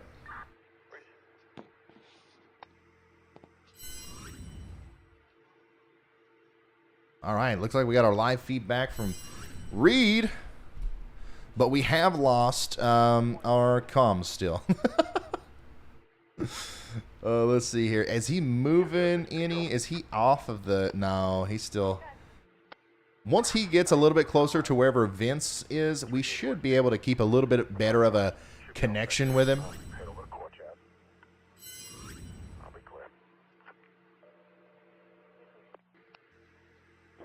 So we'll keep checking back in and out of there. Once again, guys, thanks for, being patient during today's stream and all the, the little problems we've had here and there. We've learned a lot, and I think that in the future, I don't think we're going to have a lot of these problems because after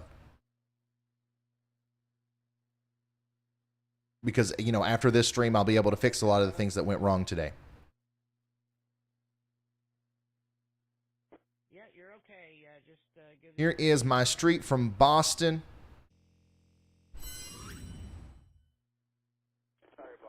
Buck, thank you for sending this in. Once again, this is the street from Boston. Normally, you can see Dorchester. Now, hold on. This is okay? So that's actually Dorchester. There's an H in that. Okay, if I was gonna say if that was Dorcester, I'm calling that Dista. Because I mean that only makes sense. Or Deusta. Or Deuster, whatever you want me to call it. But I think that's actually Dorchester. Anyways, this is what the snow looks like coming down out there. Thanks for sending that in, Buck. Let me know when you want to. Yes, sir. Always open. Is on a 4. This is Storm Chaser Hugo in Sterling, Massachusetts. Winds are picking up considerably. Look at that doggo. Oh, he's loving it.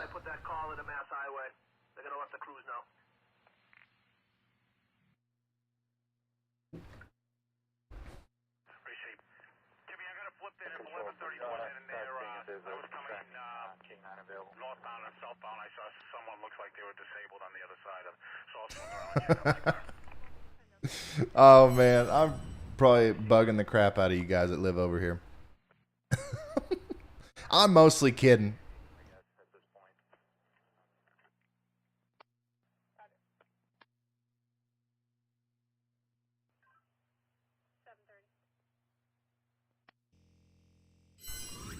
A buoy has captured a hurricane-force wind gust at 9 a.m. Also reported 60-mile-an-hour sustained winds. Very dangerous conditions in southeast Massachusetts. Dang. And that's exactly where Reed is headed to, I think. He's going to try to make that curve down through here. I'm interested to see how that goes.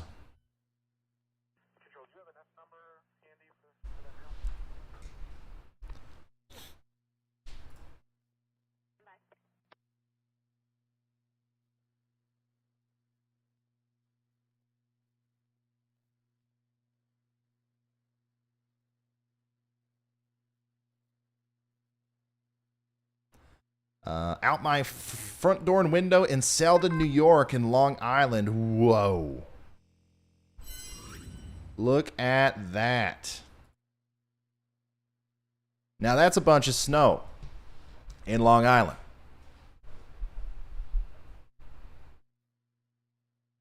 Holy smokes.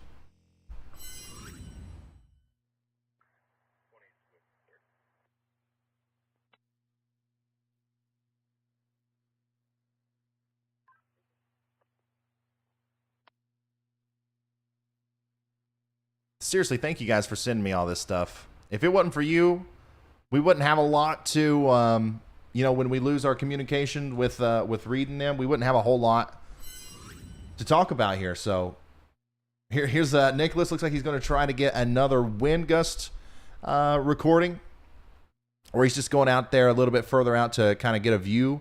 Man, I wouldn't go out there without goggles. Imagine those little tiny snow pellets. Or, little flakes of snow smashing you in the face and the eyes. Hey, but that's why they're out there, man. That's why I'm sitting here in Kentucky. I reckon. Beer Brewer. Thanks, Ryan. I'm in North Central Massachusetts over here. I'm glad to have found your awesome stream. Hey, man, I'm glad you found me too. I'm super happy you're here. Oh, here's another. Okay, so it's we're on Long Island, not in Long Island. All right. Man, I'm going to become the most well-cultured person on earth if I keep doing this, man. I'm learning all of the intricacies all these little cultures and localized things that go on. I've learned a lot about the Alabama and Mississippi over the spring and summer. I learned a lot about the upper Midwest here recently, and now I'm learning all about the Northeast.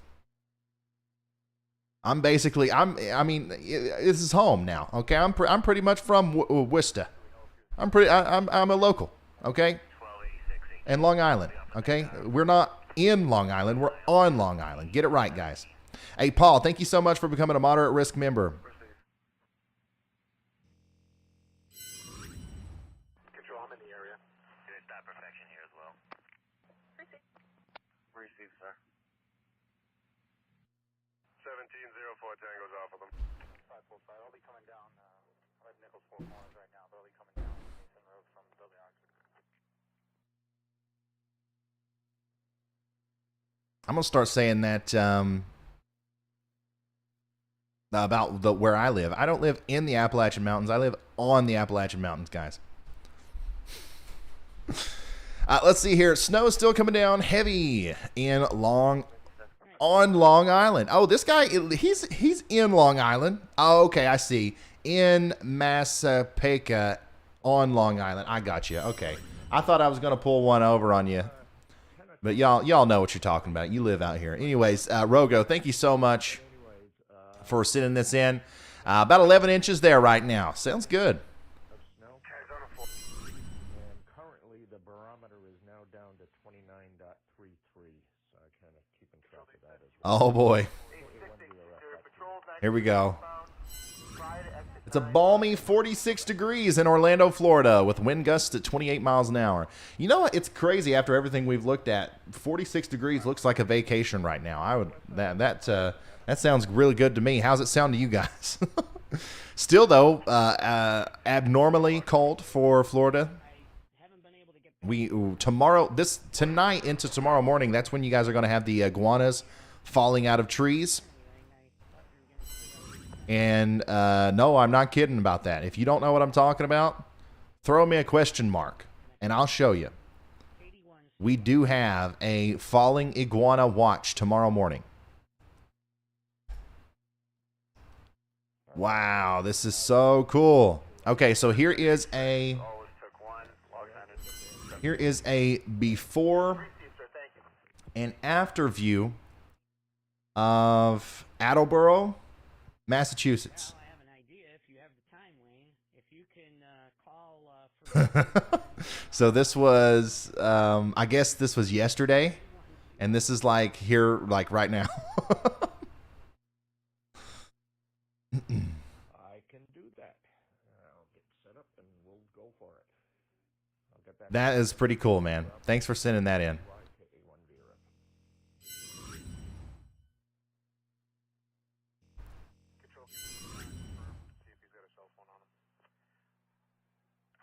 Okay, so we don't know about the, some of us don't know about the falling iguanas. So we are going to, tonight into tomorrow morning, this storm is going to, hold on, this is too good. We got another fan of cinnamon rolls out here. Hey, thank you so much, Ken, for sending that in. Anyways, we've got such cold air coming down into Florida that obviously in southern Florida we have a big population of iguanas. You got green iguanas. You got 3 different kinds, I believe, and they're sensitive to the cold, right? If it gets under 40 degrees Fahrenheit, they just kind of like stiffen up and they become immobile and they give up. Okay, and sometimes if they're hanging out in the trees, they fall out of the trees. And all of Florida is going to be in the 30s and 20s early in the morning. Some places might hang on to the 40s for dear life, but a lot of Florida, where these iguanas are going to be in the area where they're going to become immobile, and they're just going to start falling out of trees. If you live down here, the way you kind of just ignore them. All right, a lot of people think that they're dead. A lot of people like try to pick them up and take them to the vet or the animal shelter or whatever. I know a lot of you guys don't like the iguanas, but like the people who do, like they try to take care of them. They're fine. Okay, as soon as it warms back up, they'll be crawling right around again. It sounds crazy, I know, but like that is That's the truth. We have a falling iguana watch. 206. 519 AM. Ask anybody that lives down there. It really happens. It's a real thing that happens.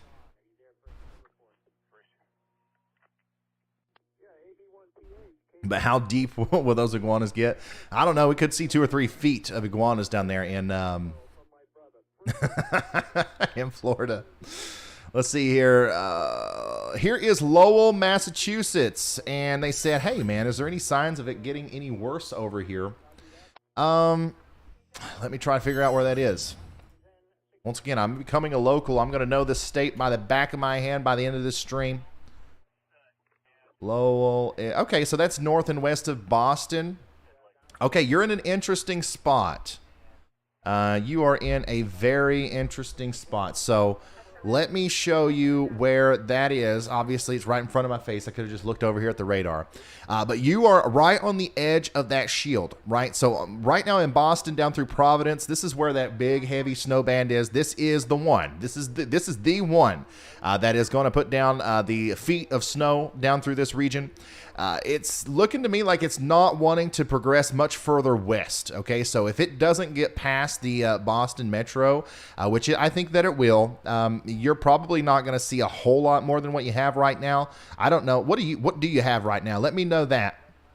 And then I would say, once again, we're going to be nowcasting here. We're not going to be forecasting. But if we do see this go a little bit further west, I'm sure that you guys could end up with at least double what you have right now. But if this kind of stalls out here and doesn't move any further to the west at all, we could just be talking about an additional 4 or 5 inches on top of what you have. But nevertheless, you're still going to get a lot more than what you already see on the ground right now.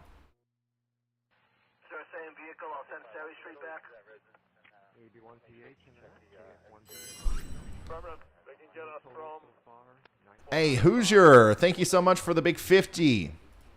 And Mike, thanks for becoming a high-risk member. That's super awesome, man. Thank you. Sir, Blue Hills is en route. I can update them to that location. I might be able to get it out.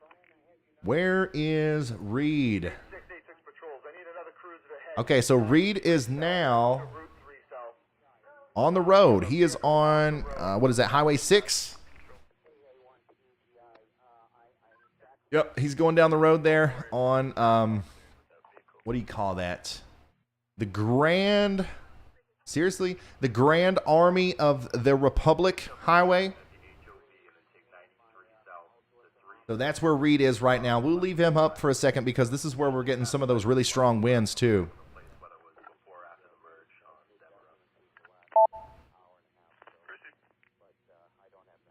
Can Eastern Kentucky along US 23 see a blizzard before spring? If not, can someone from Massachusetts bring us some snow? I don't know if we'll see a blizzard of this caliber, but there's always a chance that we could see a blizzard over here in the Appalachian Mountains. On the Appalachian Mountains. Let's see here. Is it over in New York City? That's a good question. Let's go analyze New York City here real quick.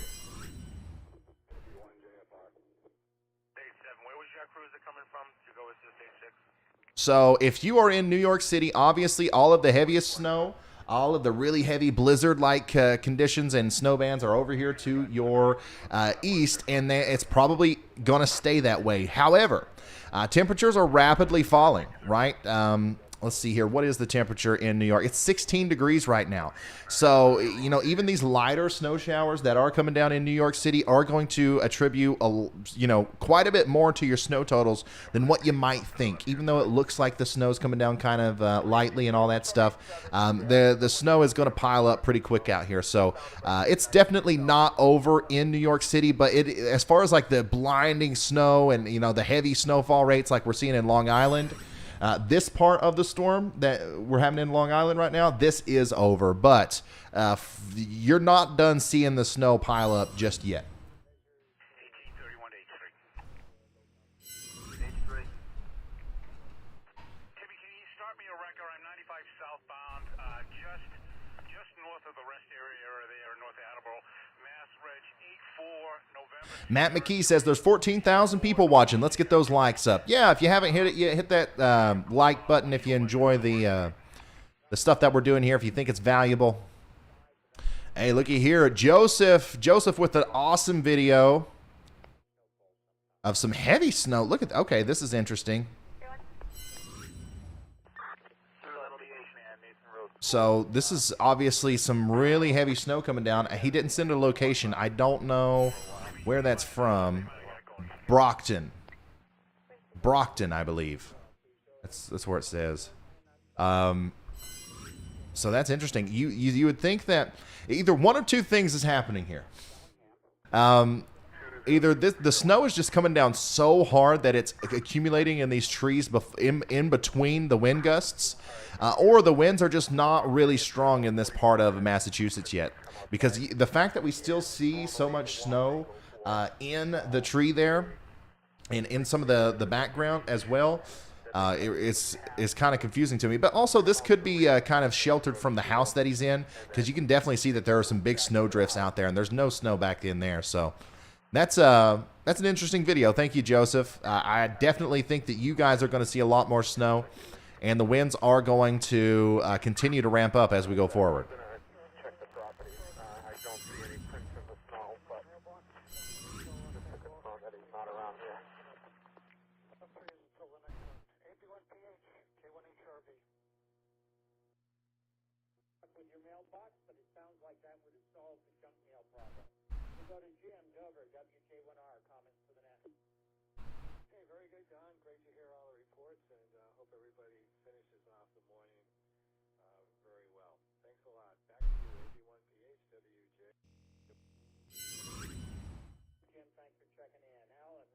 I smell something.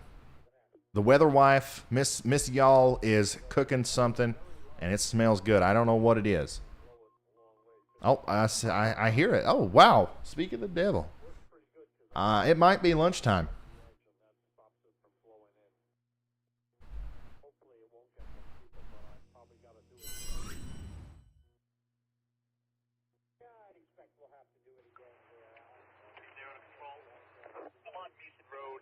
Here's Long Island. Here's on Long Island here. Thank you, Amy, for sending this in.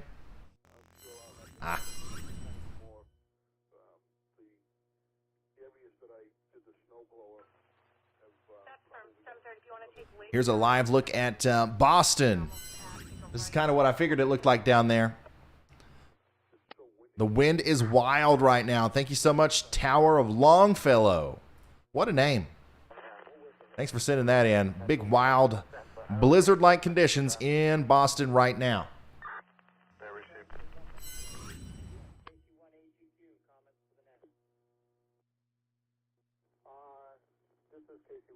Am I saying Attleboro right? Here's another video from there. Thank you, Iman. Thank you for sending that in. It's coming down good. No thunder snow as of yet. I am actually super surprised that we haven't seen any thunder snow. We're certainly seeing this really heavy band of snow come together like we thought we would. The dynamics are there. The frontogenesis is there.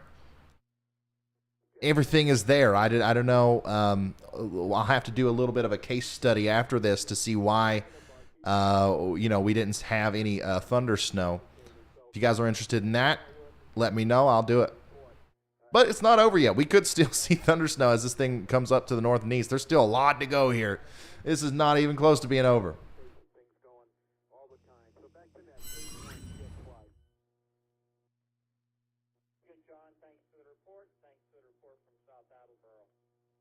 Footprints on the snow near the beach. I'll head towards Sawmill.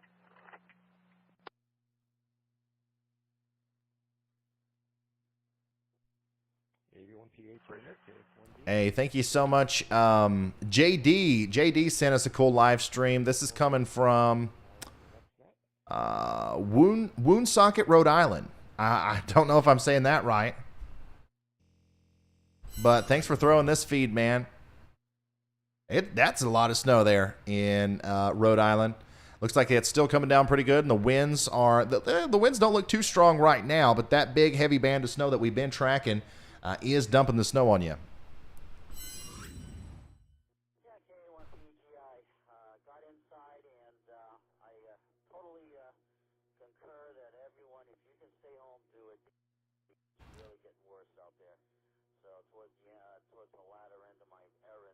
Yeah. So this is what people say, when they're like, oh, well, this doesn't bother us. We're from Massachusetts. We're from New England. This is okay. And I totally get it, man. Like you're gonna ski down to the store to get your milk and bread if it's still open. I would much prefer you do this than get in a car.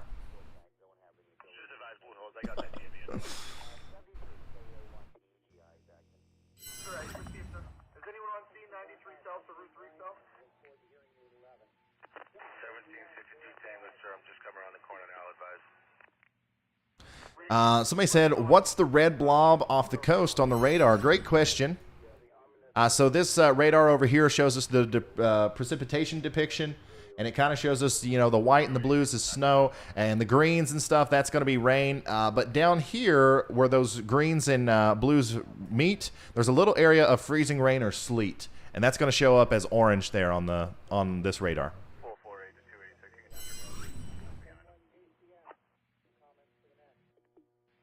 What radio system are you listening to? We have a push-to-talk network radio system for our storm chasers. That's how I'm talking to Reed and Nicholas and Vince. But what you're hearing in the background is we are monitoring a VoIP New England voice network system, an emergency management networks, a Skywarn kind of thing. We're kind of listening to that. And then we also have the Southern Worcester County communications emergency line there open, and then we have the Metro Boston State Police also running in the background just in case anything important runs up over there.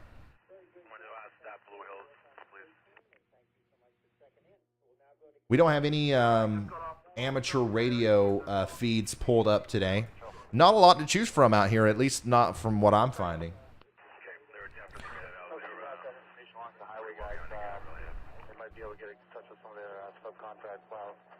Oh, wow. Okay, so we got a refresh here, and we've got all kinds of new wind reports.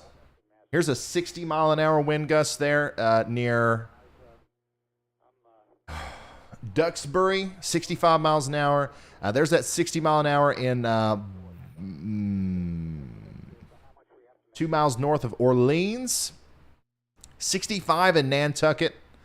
50 down here near Newport, Rhode Island. 45 in Newport, Rhode Island. There it is. There's a 70-mile-an-hour wind gust 2 miles north of Block Island. A Mesonet station recorded a 70-mile-an-hour wind gust. 72 to be exact. We got 14 inches of snow on the ground officially there in New London, Connecticut. We've got 12 inches, or a little bit more than that, just north and east of Providence. These are official totals. I think a lot of these are going to be higher, but these are kind of lagged behind a little bit. But yeah, lots of big-time wind gusts starting to be reported now.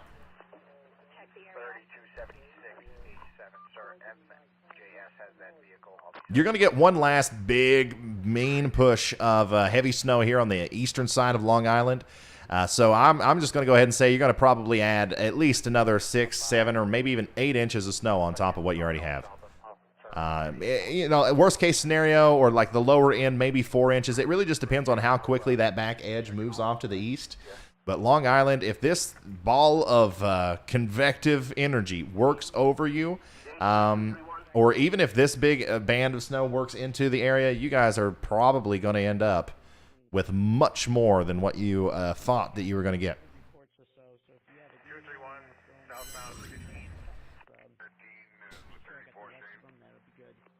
Thanks much. Katie one is Dwight.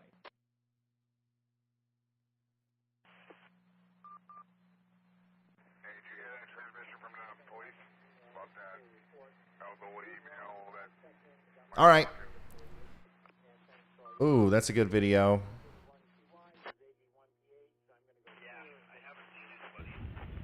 Hey guys, I got full data coverage. I'm back, walkie-talkie, and I am live. I've been live on Facebook here for a little while, heading out to True Road to scope out this house that might be falling into the ocean. A house falling into the ocean? Is that what he said? Did I hear that right? Got you loud and clear, Reed. Good to hear you again. Tell us some more about this house that's fallen into the ocean. What have you heard about that?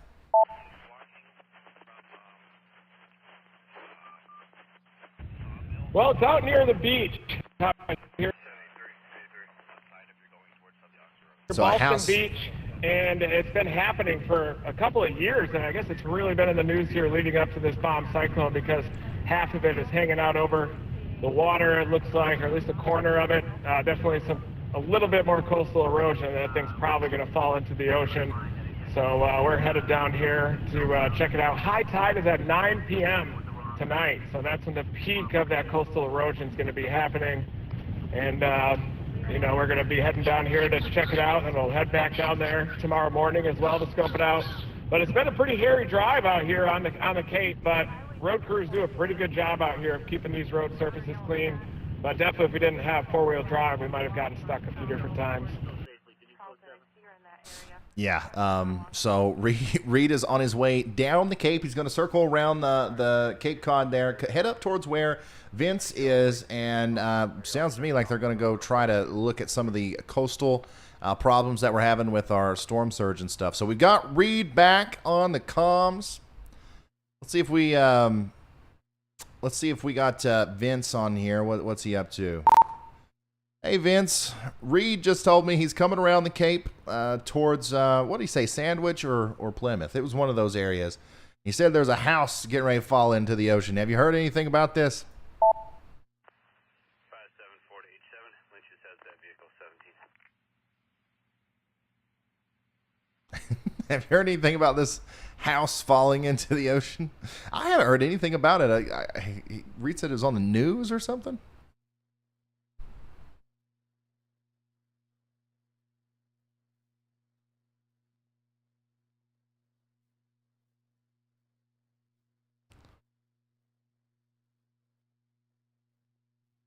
Hey, thank you, Karen. Thank you for the very generous super chat. And thank you, Linda. Thank you guys so much.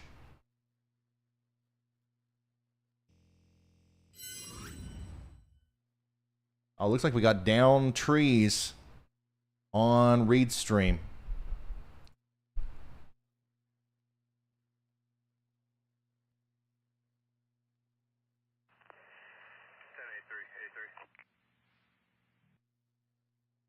Also, the only thing I've heard about the house falling into the ocean is what I got from Reed. Okay. But I believe it. It's pretty ridiculous out here.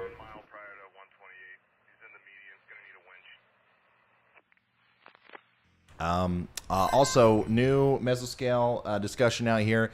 National Weather Service says blizzard conditions of snow rates of 2 to 3 inches an hour and occasionally 3 to 4 inches an hour is forecast for coastal and down east Maine through midday, and will continue over the higher terrain through later today. So here we go, guys. That big band of snow that we've been talking about moving up into Maine is now it's forecasted to move in there. And once again, we're talking about 3 to 4 inches per hour with our snowfall rates, and that ain't nothing to play around with. Okay. Once again, 3 to 4 inch per hour snowfall rates is not something that you see every day, not even in Maine. You guys are very fond of snow, I know, but 3 to 4 inch per hour snowfall rates, no, yeah, that doesn't happen every day. So, you know, if we got anybody in Maine watching, and I know we do, continue to send those reports in as well through Facebook and Twitter and all that good stuff, and we'll start reporting a little bit more on what's going on in Maine as well. So we're kind of like, we're shifting our focus now from Long Island into Connecticut, into kind of, I drew that wrong, into this region. Everybody south and, you know, west of this we just got hit circle. by a live wire back there. That tree came down right in front of us, brought the power line down into the vehicle. Big spark back behind us. We are definitely fine. Maybe even have some superpowers. Oh. Wow, that's crazy. We saw that there was a tree down or something like that. Was that new damage? Is that from the winds today? Oh yeah, that happened right in front of us. Took the power line, and the power line actually landed on the car. Oh my goodness! It goodness! was right behind us back there. Big spark, and then we came up, and that tree was leaning on the power line. But definitely the road out here to Ballston Beach is a little hairy. Dang, that's insane. A live power line fail on the Dom 4.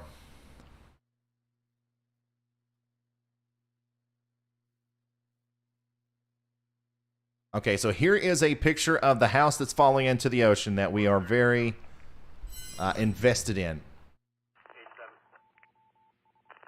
So we'll see. Well, Reed's on his way.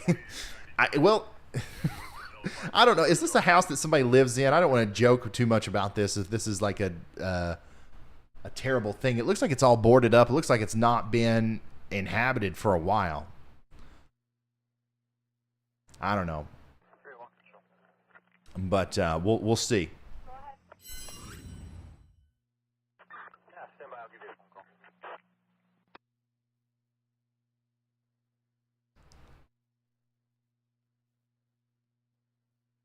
Let's see here. Regarding those houses that fall into the ocean, they have been on the news in every season. Each storm causes beach erosion. Okay. Alrighty then.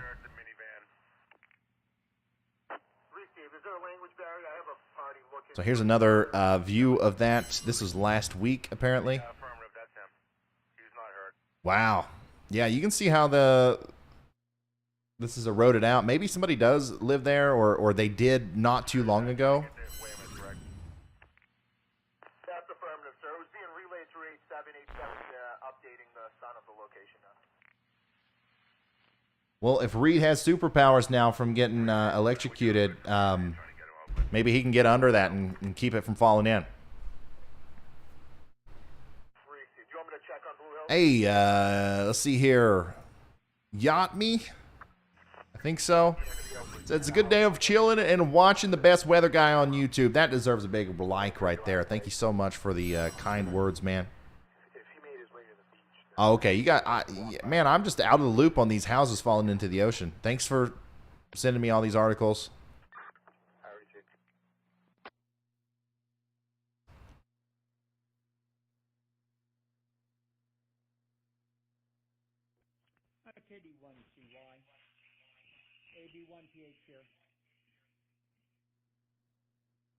Here is a view from Atlantic City. Thank you so much for this. I've been wanting to see a little bit more of what we've got down here. Wow. This is on the southeast side of New Jersey in Atlantic City, about 14 inches. We got some reports of 16 inches down there as well. Hey, do we have David? Where's David G at, man? Where's our Toms River, New Jersey guy? He's always going on about how he wants snow. He finally got it. I ain't even seen him here today. I ain't heard from him this whole process of forecasting this thing. Rob, KD1CY, email was sent. Have you received it, Rob? All right, let me take a quick look. Let's see. Oh, Reed is fine, guys. Reed is all right. You ain't got to worry about old Reed Timmer. Little electrocution ain't going to hurt him. It helps him dominate more. Be aware that drifting is getting real. The houses have been condemned. Okay. We got a non-stop whiteout with strong winds for 2 hours in northern Rhode Island. The storm sure does mean business. Yeah, you are not kidding. We weren't kidding, man. Whenever we,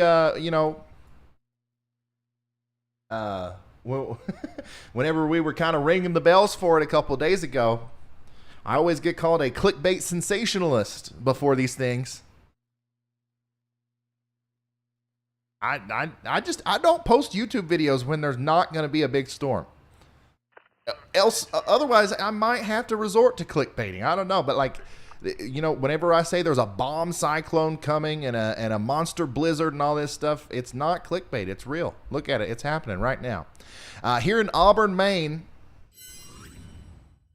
wind is just starting to pick up. Thank you. Thank you. You guys refer to yourselves as Mainers, right? Where's all my Mainers at? Follow me on Twitter at Ryan Hall, y'all, and continue to send me pictures and videos and all that good stuff. What's going on down here? This is Storm Chaser Nicholas in Long Island. Looks like he's just kind of pulled over for a second. I thought those were emergency lights down in the distance, but I guess I'm wrong.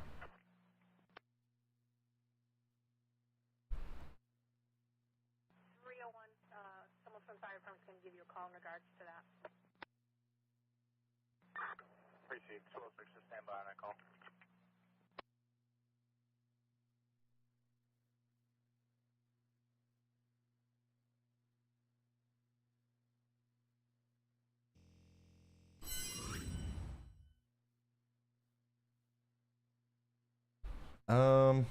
Let's see here. We just got a very generous super chat from A. Thank you so much, man. He says, thank you for your God-sent updates. Wow. No problem, man. I'm just doing, I'm doing what I love up here. If you guys haven't seen it yet, I used to have a camera behind me that showed this, but I have since gotten rid of it. This is my weather room. This is the room that I'm in right now, doing this forecast from. I built this with the computers and all that stuff before I ever even started this YouTube channel, because I don't know what it is. There's something wrong with me, I guess.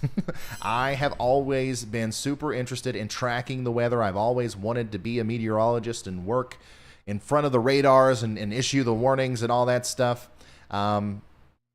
So I built my own little weather room here, and then decided to do the YouTube thing. And I'm just so happy that you guys are finding it as useful and as valuable as I do. Vehicle off the roadway. Difficult. Highway 9 to Highway 1. Holding the way for the plow trucks. 17.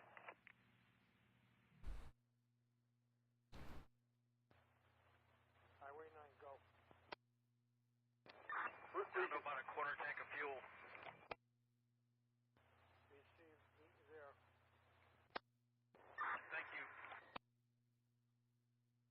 All right, Steph, what do we call her? Miss Y'all or the weather wife?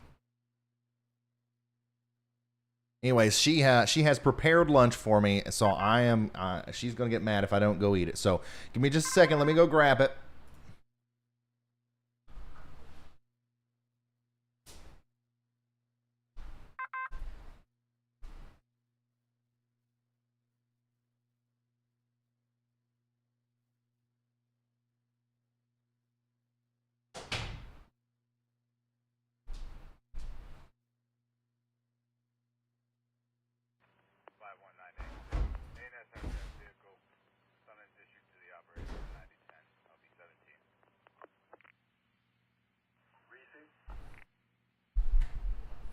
Miss Y'all, Miss Y'all, Miss Hall Y'all, Miss Y'all. All right, that's what we'll go with then.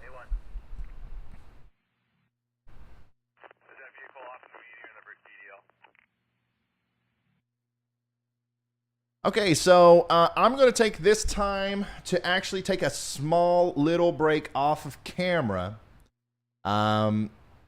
Because we have been going for 5 hours. I do need to, do a couple things that are not here sitting down. So I'm going to be gone for about 5 minutes. Going to eat the lunch real quick. Let me try to do something real quick before I do that, though. It's that way you guys aren't just looking at nothing while I go. All right, this is going to be magical. This is going to work out perfectly, too. Hold on.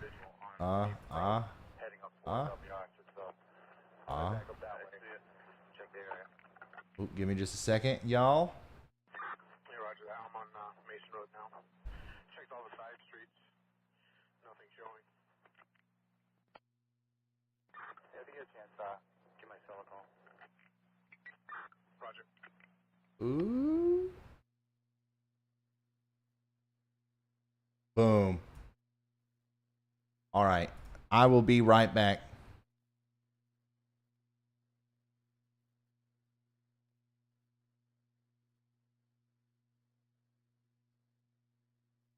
BRB.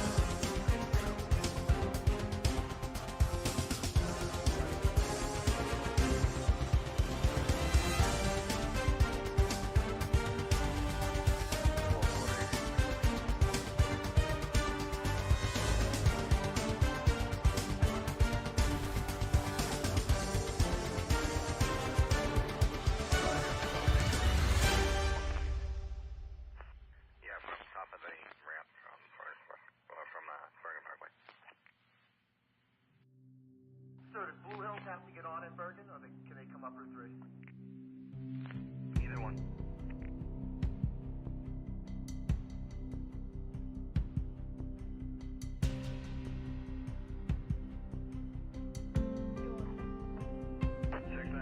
If you get any calls for pedestrians walking northbound in the southbound lane, I got them right before, or right between the ramps at 8.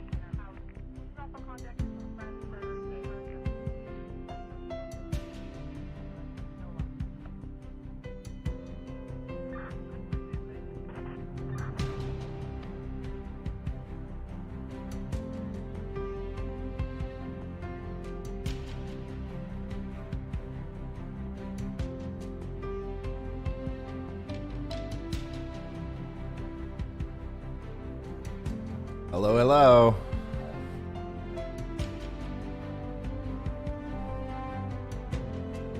Hello, hello. Can everybody hear me?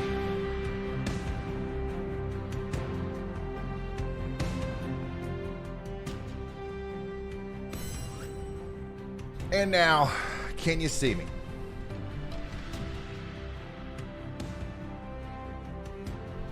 I'm back from a quick little break here. Once again, we've been streaming. I've been sitting in this chair for 5 hours before that little break. So thanks for bearing with me. We're going to get back into following our storm chasers around and getting an update on the radar and all that good stuff. After a quick little Red Bull sip from Kathy Sullivan. I don't know if Kathy is still in the chat, but she literally bought these for me and had them shipped to my house. So thank you so much. All right. Let's see here. Yeah, I know it's bad for me. I don't drink it all the time. Let's come back over here and get an update from our guys. So Nicholas texted me and he said he's going to have to switch over to streaming from his iPad because his inverter went out in his car. So we're going to lose his stream here in a minute.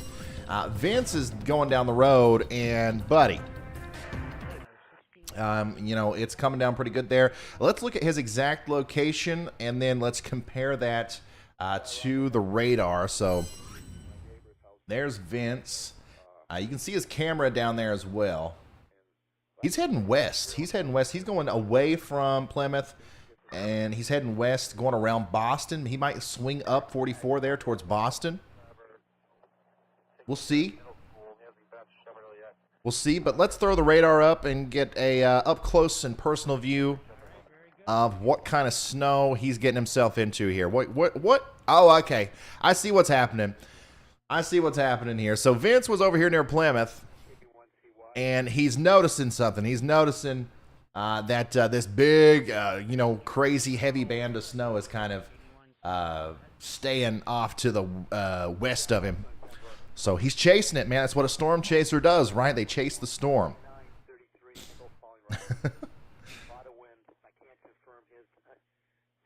So we're going to keep up with Vince. We've lost Reed again.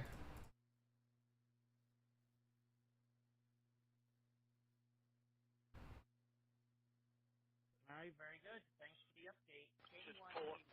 I'm going to look on Facebook and all the normal places. Oh, okay, I see him now. Oh, look here. Oh, okay. Never mind. I thought that the road got shut down. And they will, or excuse me, 1 o'clock. They had a net at 11 o'clock, and that will try to connect that up onto this network. We've left the bridge. Give me just a second. I'll have Reed right back up.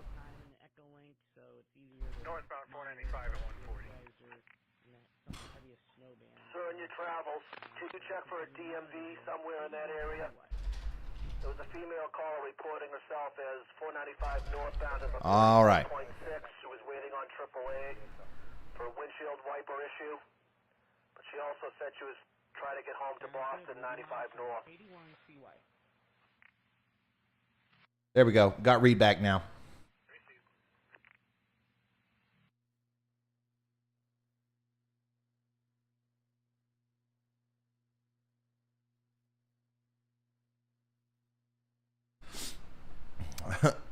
Anders said, "It is not bad to drink or eat something that is made to be consumed, if you do not eat or drink too much of it, even water." That is true. You can die by drinking too much water. Moderation is key when it comes to everything, including Red Bull. I promise I don't just chug down Red Bulls all day, guys.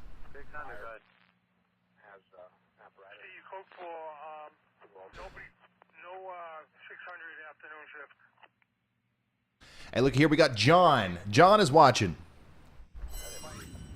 John's watching. He says, watching Ryan and the snow in Boston. Love it, man. Love it. Buddy, I'm telling you, obviously I haven't checked the Twitter in a minute, so keep sending me tweets and stuff from Boston. I'm really interested to see what the snow situation is looking like there now, because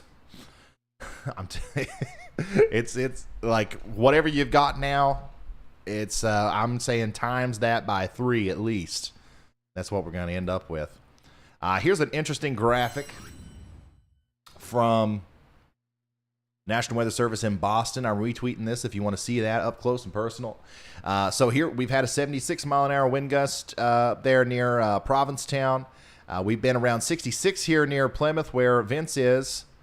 But the vast majority of the state, even like downtown Boston, we're talking about 24 mile an hour wind gusts. So you can see how a lot of the really strong winds are staying on the coastal areas, which is exactly what was forecasted to happen. So, but still incredibly strong winds out here. It's unbelievable that we saw a 76 mile an hour wind gust. Literally a hurricane, a snow-a-cane.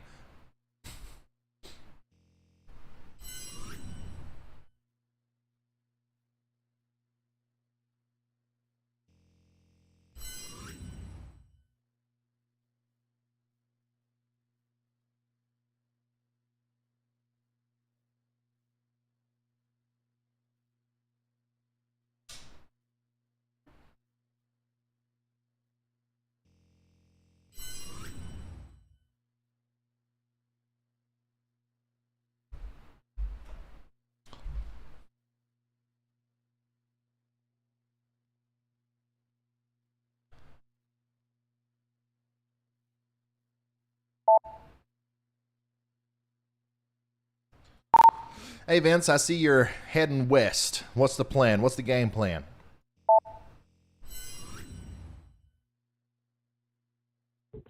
I'm just headed toward the Brockton area. There's no fuel, no food, no anything down there in the Plymouth area, and I assume all those towns are probably about the same right now, so I figure we'll head west and head inland. I think on the coast, you know, that's the worst it's going to get.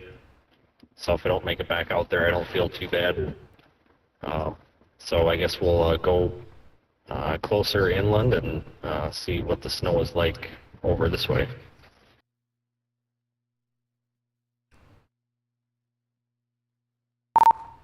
All right, sounds good. We've got your stream pulled up, and it looks like you're heading into a much heavier band of snow. So I'm sure you already know that, but just a quick heads up. But yeah, that's Reed or not Reed. Yeah, they've kept up pretty well with Vince. the roads so far. Yeah. But visibility's definitely gone down quite a bit.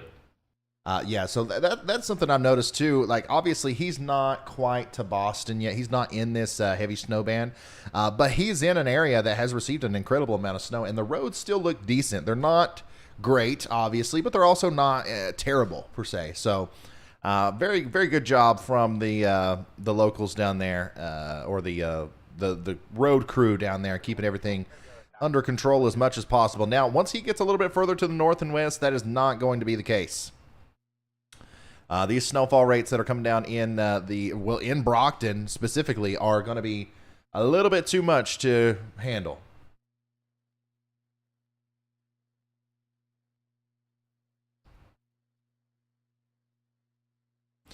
It's really coming down here in Central Rhode Island.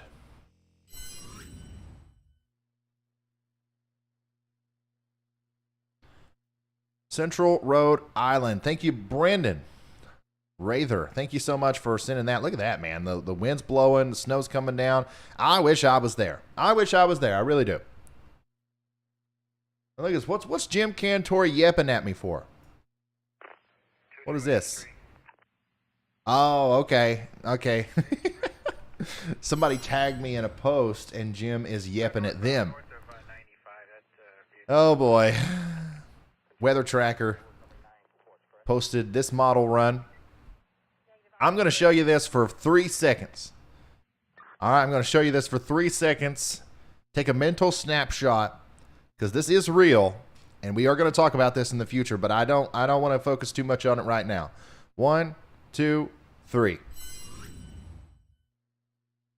Don't go buy your milk and bread. Don't start spreading the panic. It's going to be all right. We got time. We have time to talk about this after our major blizzard is over on the East Coast. Then we'll talk about our major blizzard in the central U.S.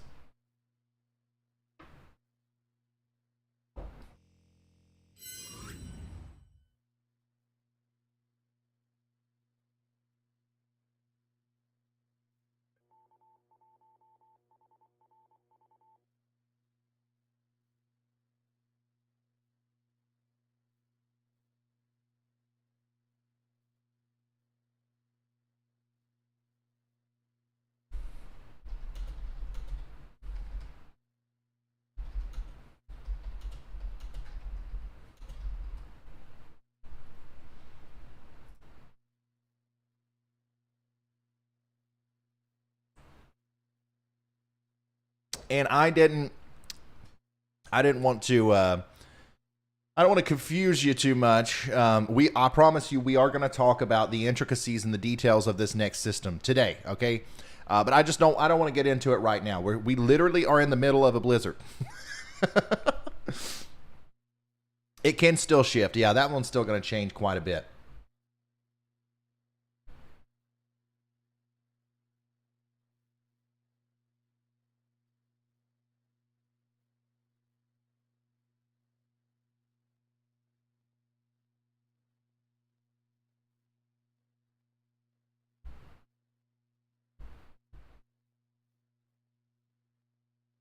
We in Snowtown, maybe. That's exactly right.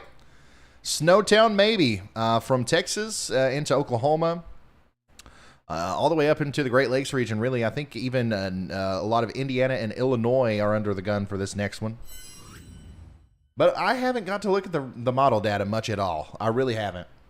Hey, Foxborough, thank you so much for sending me this, man. Look at this. Foxborough, Massachusetts. That's from Deborah. So thanks for sending me this, Deborah, from Foxborough.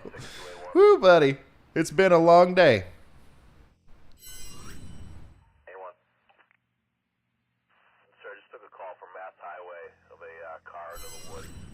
93 southbound prior to call. Beautiful scenery, by the way, on the way to Brockton from Plymouth.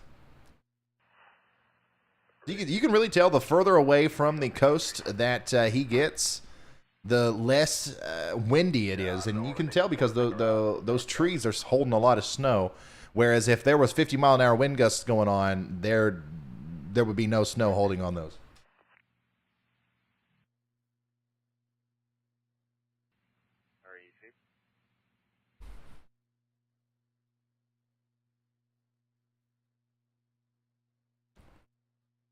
Massachusetts is getting hammered right now. Very strong winds up to hurricane force and heavy snow leading to widespread whiteout conditions currently in Massachusetts. We also have 116,000 people without power, and I'm actually surprised. I'm surprised that hasn't increased a little bit. I thought for sure we'd see more in Norfolk County, in Suffolk County, and Essex County by now, because we still have those really strong wind gusts that are occurring on the ocean side over here. But this is going to continue. Like, this isn't even close to being over. So it's still, if you live over here in any of these counties, I would get to work charging my devices and stuff like that just in case a power outage does happen. Almost half of Barnstable County's out of power. Let's see here, 20,000 people in Plymouth County and about 20,000 people in Bristol County as well are without power right now.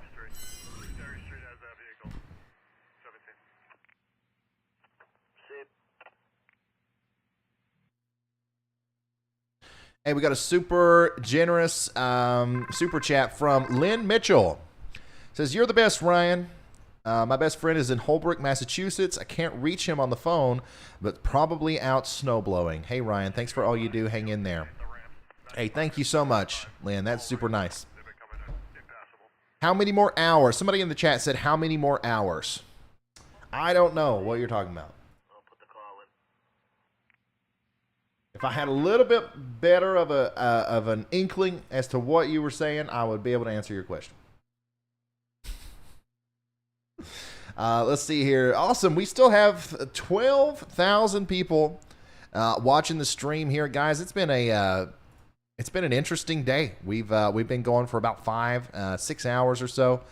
And we're going to continue to go for about that long, and we're going to continue to see this situation rapidly develop here as we continue to see that big yellow streak. You see the big yellow streak there over Boston? This is going to cause a lot of problems over the next little bit, so stay tuned. If you're indoors, that's where you need to stay. We'll let Vince and Reed and Nicholas show us those problems as they arise. Locked off that road. What was that? I didn't quite get you there, Reed. Did anybody hear what he said?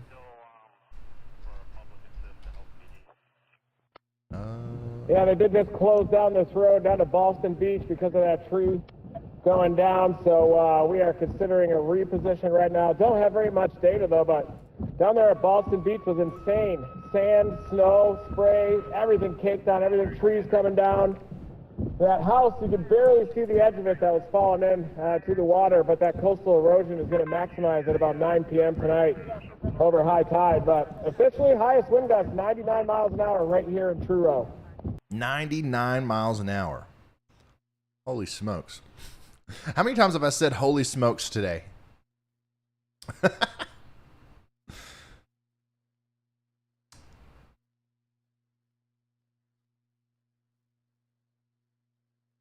But they are shutting down the roads.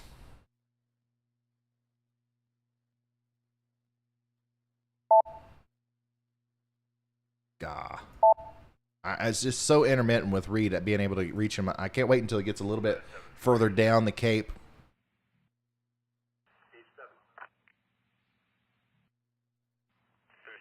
got that vehicle out southbound. I'll be 17. I believe there's one northbound just after 33. Starting on the show. Yeah, his stream isn't up right now. He doesn't have the data for it.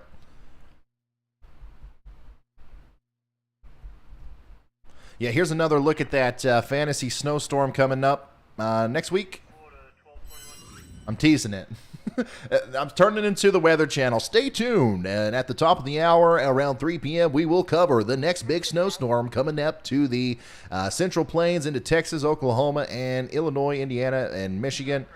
Yeah, that does show almost 30 inches of snow over here. And cut. All right, that's all you get until we go over the models here. But it's important to remember that that's still a little ways out. Stuff's going to change with that storm, man. I preach this every time we start looking at a big snowstorm in the future. You're going to see those snow maps out there on Facebook. You're going to see them on Twitter. You're going to see them all over the place. But those snow maps are trash. A lot of the reasons why people don't trust their weather people, or don't trust the weatherman, is because a lot of weather men will post stuff like that and kind of use raw model data as their graphic systems without any context on Twitter and Facebook and stuff, which is fine. You guys deserve to see the models too. That's why I do my channel.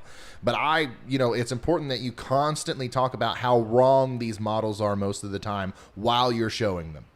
And instead of being like, oh, maybe look at this. This would be cool, wouldn't it? Because then people go out and they buy all the milk and bread, and then a lot of times people end up having to eat milk sandwiches because the milk and bread wasn't even needed. All right, so that's my little rant about showing raw model data without context, even though I'm probably the world's worst at showing raw model data. But I always try to provide context. Here is snow in Raynham, Massachusetts. It's piling up big over there, boys. We are taking pretty good damage in Portland, Maine so far. Large signs are blown down and stuff everywhere. It's getting pretty ugly up here. The snow looks good in Massachusetts. Yeah, so Portland, you guys are getting in on that big jet coming up. Let me show you. So that area of strongest wind that was coming up through the Cape earlier, we saw that crazy video of Reed Timmer out there and what looked like a hurricane. That is literally lining up straight with Portland. So what you're seeing right now is only going to get worse, and it's only going to intensify as we go forward. So 60, 70 mile an hour wind gusts are going to continue to be possible all the way across down East Maine. In addition to the extremely heavy snow that you're getting ready to see too. All right, we're starting to see that pivot now, by the way. I can really start to see it happen. You can see the southern side of this storm is finally starting to move, right? This is going to move this way. This back shield, this is going to move this way. This part of the storm back here is going to move this way. And the pivot point, whoever ends up being in the exact central portion between these two areas, because they're going to stay underneath the heaviest precipitation, is going to be who ends up seeing the most snow. And it does look like Boston's lining up perfectly to be that location. Vince is getting closer and closer to, what's it called there? Brockton. He is, let's see here, Middleborough. Where's Taunton? Okay. He's just about to intercept our big snow band that we're looking at here. But even without being directly underneath the heaviest part of it, you can tell it's snowing a lot harder than it was now down here in Massachusetts. On his way to Brockton, by the way.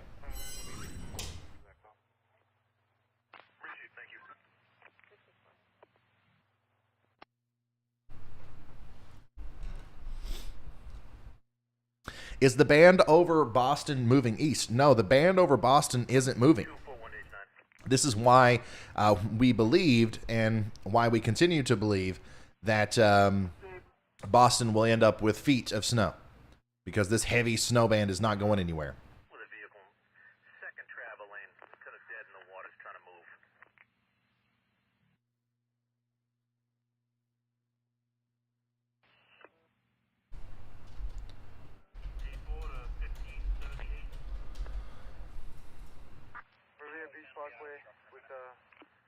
Disabled motorist.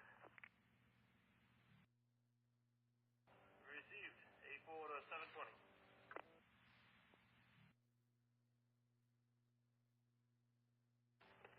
Somebody just tweeted and said, I'm getting cold just watching the video. Yeah. Here's the Massachusetts Department of Transportation keeping I-93 in Boston clear.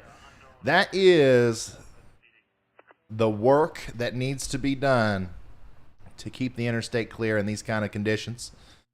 But, right behind that, like this is getting covered up very quickly. But that's an awesome sight to see. Look at everybody following right behind them, clearing the path out there.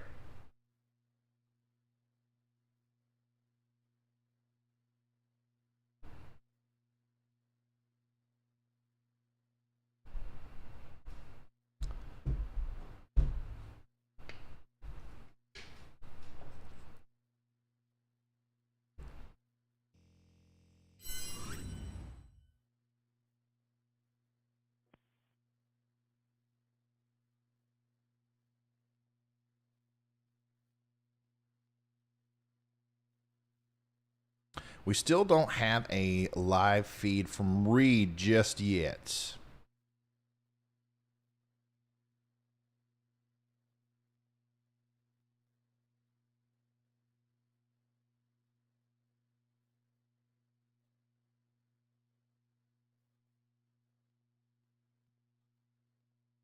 Here's a current look at the north end of Boston.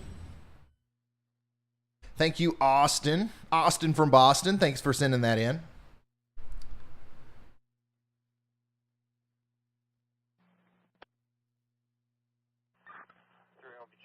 Don't crowd the plow. I like that. I like that saying.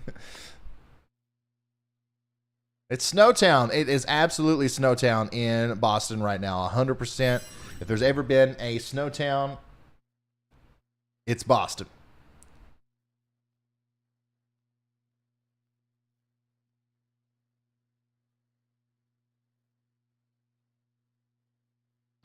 So here's a good picture from Bridgewater in Massachusetts. This is an 18-inch snowblower, for reference.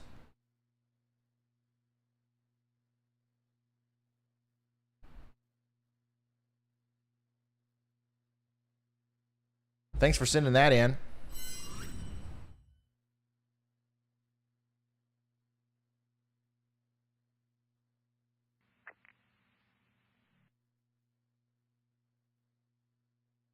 And look at old Peter out here. Peter's having a ball in this thing.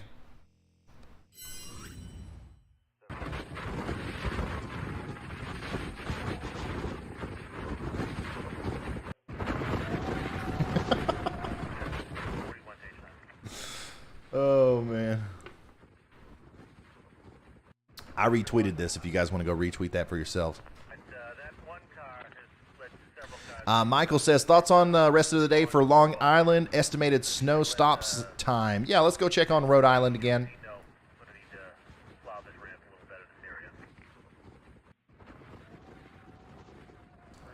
Make sure I read that right. Rhode Island or Long Island?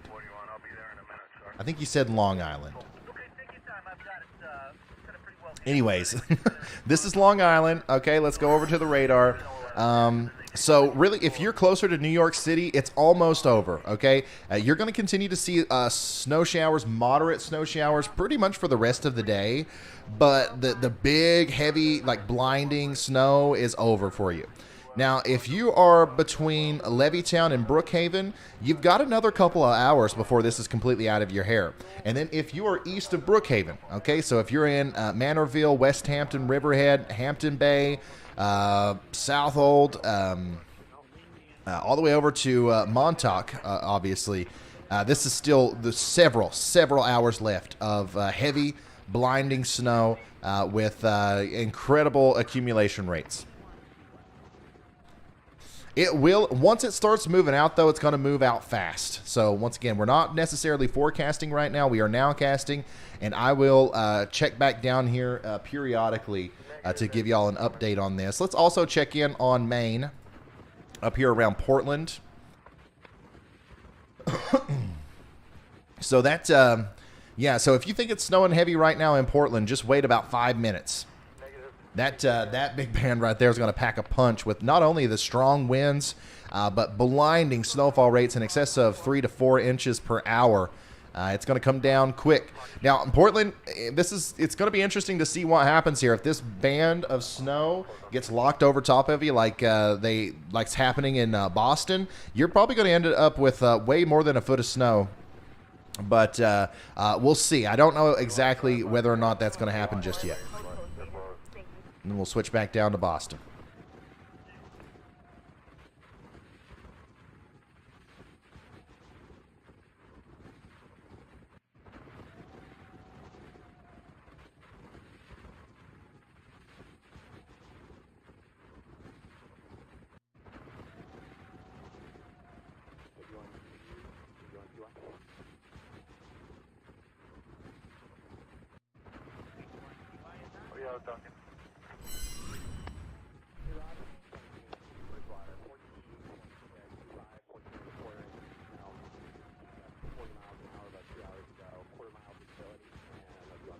Let's see here. Columbus, thank you for becoming a Slight Risk member. Super a huge shout out to our members today.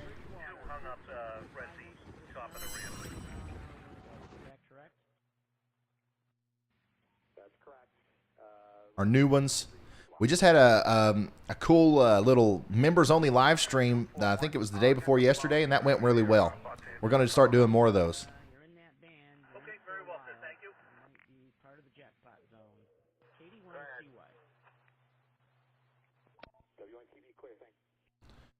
So this is all the way down in Ocean City and Boardwalk Beach.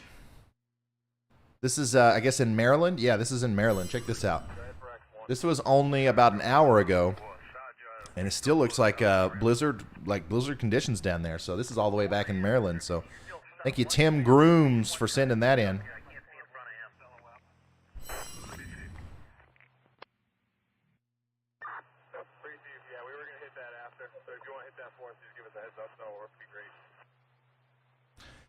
Where are the bottom two chasers? The one in the corner looks really familiar. What are you talking about? The bottom two, well, Reed is on the bottom left. He's in Cape Cod. Vince Waelti's in the middle. He is the one you see on the map there. He's heading towards Brockton, Massachusetts. And then on the bottom right, we have Nicholas Isabella, who is in New York on Long Island.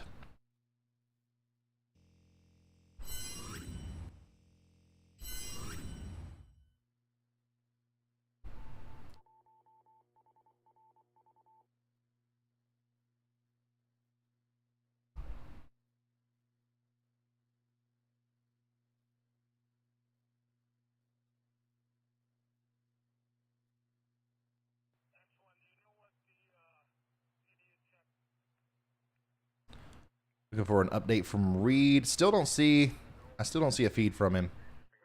And I don't think we've gotten a beacon update from him in a while. No, he's stationary here, I believe.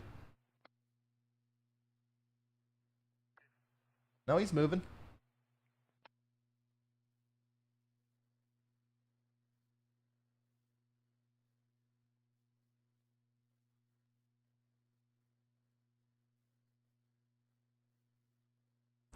Adam says, I cannot for the life of me find out how to become a member. I don't know, man. It's really easy for me. Like on all of my devices, there's just one button I have to push. I don't know what the deal is, but for some people, they can't do it on an iPhone. For some people, they can only do it on a desktop, or they can only use a Google Chrome browser. I don't know. The bottom line is you really don't have to worry about it. If it's a hassle to become a member, don't even worry about it. But it's different for everybody. I think the foolproof way is to do it on a computer, though. You'll see the join button next to the subscribe button on the computer. Oh, my goodness. We are getting smoked down here in Dorchester Heights. Look at this. Thanks, Buck. Thanks, Buck, for sending that in. This is in South Boston, Massachusetts. Now, that is a blizzard, boys and girls. Yeah, send your snowman pics to me. Send your snowman pics. We need more snowman. I know it's really, if you try to build a snowman right now, it's just going to get blown over in a lot of these places. It's hard to tell how much snow we've gotten in the southern part of Boston because of how windy it is. Yeah, those snow drifts are going to really mess up your totals. I would just go outside, and after it's all said and done, I'd make like 20 different measurements, right? Go in all different places, measure on the sidewalk, measure on the road, measure next to your house, measure next to a tree, get like 20 different measurements, and then average them all out. And that'll probably give you a pretty good idea of how much snow you got officially. If you feel like going through all that, I know that's a lot of work. Let's see here. Kevin says, any news on the storm coming through Michigan next week? Are we really expecting a good amount of snow? Yeah, so the models right now are showing that you guys are going to get possibly buried with snow in a similar fashion as to some of our friends here in the Northeast are. However, those are the models. And they're wrong all the time. Us weather people are wrong so often because we trust these daggone models too much. So what we normally do on this channel is we look at the atmosphere from the top down when we make a forecast. We look at the ensemble models. We look at the height distribution. You guys know, if you're subscribers, you know about our red blobs and our blue blobs and our swirly things. We really dive into that before we start looking at those snow maps that the models put out. But yeah, we're going to look at that stuff here in just a little bit. But we are still in prime time blizzard mode for Massachusetts and Rhode Island. Like literally hundreds of thousands of people without power. We've got, coastal erosion knocking houses into the ocean. Pretty much. We've got our storm chasers out here recording, with hurricane force wind gusts. I want to stay focused on this until it makes sense to not focus on it anymore. I like to take it one storm at a time. Ryan, is there going to be a lot of wind with that next storm? I don't know. I haven't looked at it. I'm one storm at a time, guys. One storm at a time. Stay tuned, though. Stay right here if you want to hear me talk about that next big storm. I am going to do it before we end the stream, or possibly within the next hour or so. I'm going to go make contact now. Looks like that is a really good view of what's going on in Nova Scotia. Check it out. We're already getting some of those big impacts way up there.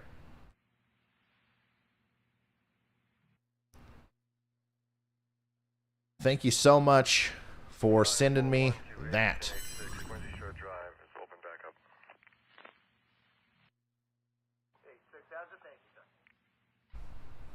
Nicholas.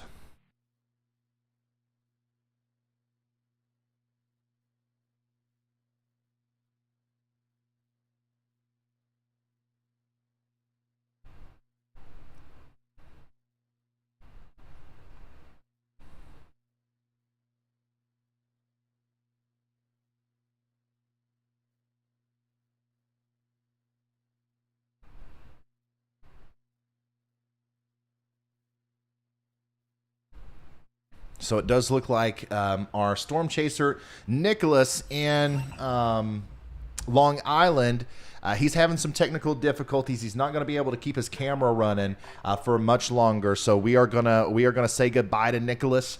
He has been out there in Long Island all day today, literally driving through some of the worst conditions I've seen. And he's been providing awesome reports and footage for us. So everybody say thank you to Nicholas in the chat, and then of course you can go subscribe to him on YouTube and go to his Twitter and follow him over there if you want to keep up with future endeavors from our New York City storm chaser there. Thank you so much, Nicholas, for helping us out.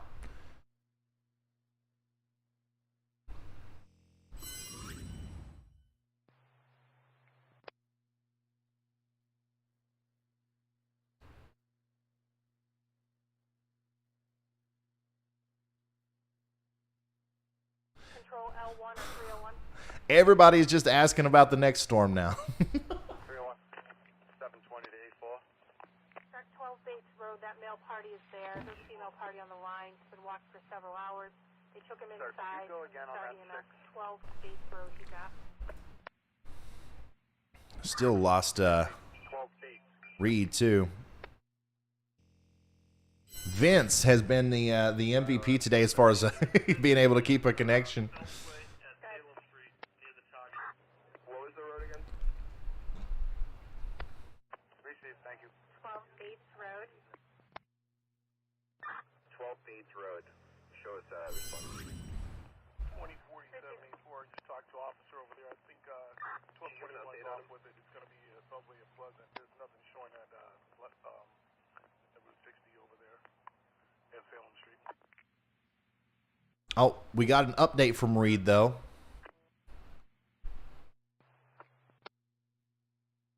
Let's check it out.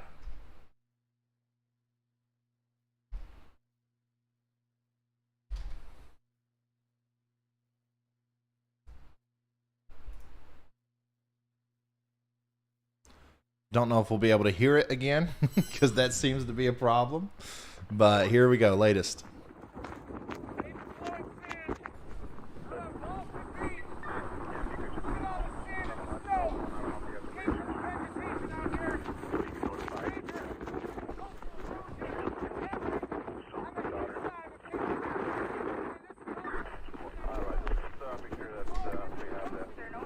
don't know where that red blotch came from on my forehead.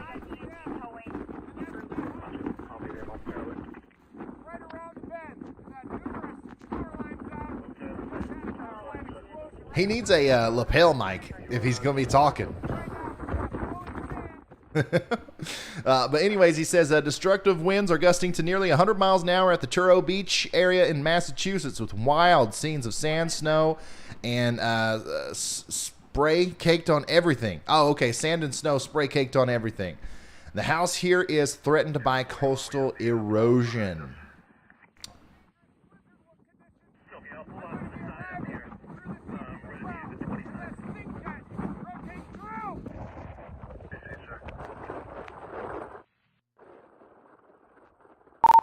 Hey, we're watching your video update on Twitter. Are you back inside of the internet zone? What's going on out there?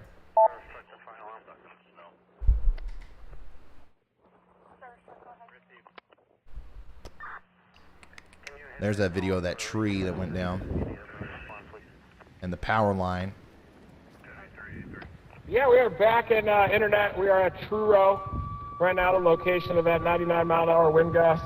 And they did end up closing that road down to Boston Beach. I do see that the deformation zone has set up off to the west. So we are dry slotted now, and now we're trying to make the call. Do we stay here for the big wind with that sting jet that's coming through? You can see those gravity waves over Nantucket right now. I think that's associated with that wind max. Or do we take this opportunity in the clear slot to blast all the way back to the snow max and then cover that, which is lifted up towards Scituate, Plymouth area. But big wind out here, that's for sure. I mean, some of the biggest winds that we've seen so far just right now as I'm doing this update.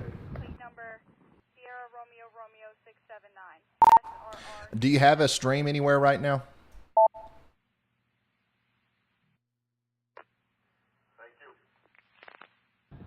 Just about to fire it back up. I can put it up on YouTube or Facebook. What do you think I should do?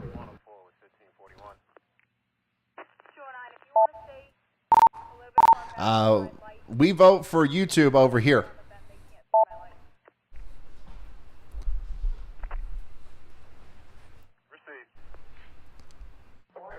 Hey, thank you, Jason. Thanks for sending that in. This is New Brunswick. New Brunswick is just getting hammered. Winds gusting to 50 miles an hour. So, yeah, Nova Scotia, New Brunswick, Newfoundland, you guys are next.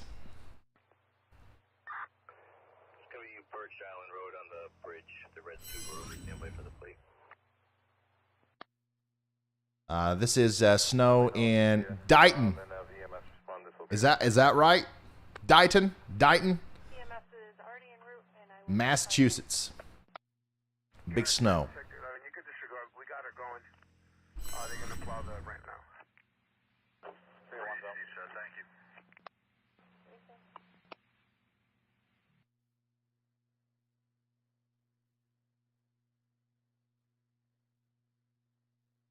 Stage 2 to 2005. That's 595 Needham. Yourself or anyone closer, it sounds like there's a DMV southbound on the ramp. Oh yeah, so I circled this while Reed was talking because he talked about those gravity waves showing up, and that's exactly what he's talking about there. And more than likely, this is associated with some of those really strong winds that are going to be racing up into his location here within the next little bit. So that's a gnarly looking signature for what's to come. If we've already seen close to 100-mile-an-hour wind gusts, when this makes it over, we might see, something even more intense than that. So I would say that if you're in Nantucket, if we got anybody watching in Nantucket that has power or the ability to, please send us a video or a picture of what's going on outside your window right now, because you should be experiencing some of those maximum winds, possibly in excess of hurricane force.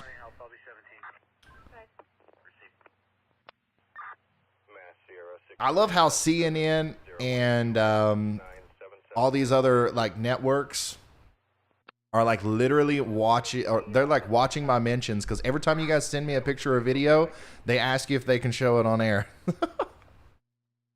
Hey, Steve, thank you so much. for the becoming a member or the super chat. Daggone, son. And then Randy Petronero. I hope I said that right. Randy, thank you so much, man. He just became an official sponsor. Guys, that's a huge deal. Everybody say thank you to Randy in the chat, because if it wasn't for people like him, I couldn't do what I do. This is up-and-coming weather star. This is your next Jim Cantori here, Matthew Capucci. What's he got to say?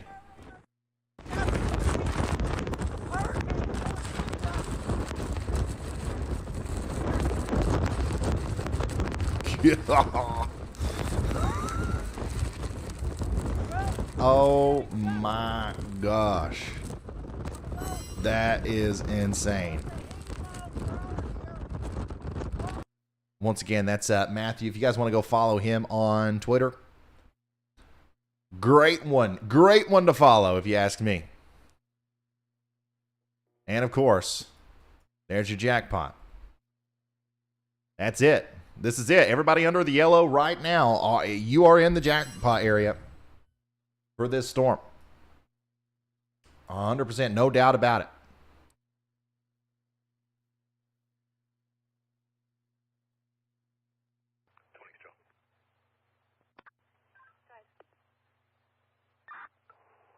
It's going to be a verbal warning. That's the speed in the snow.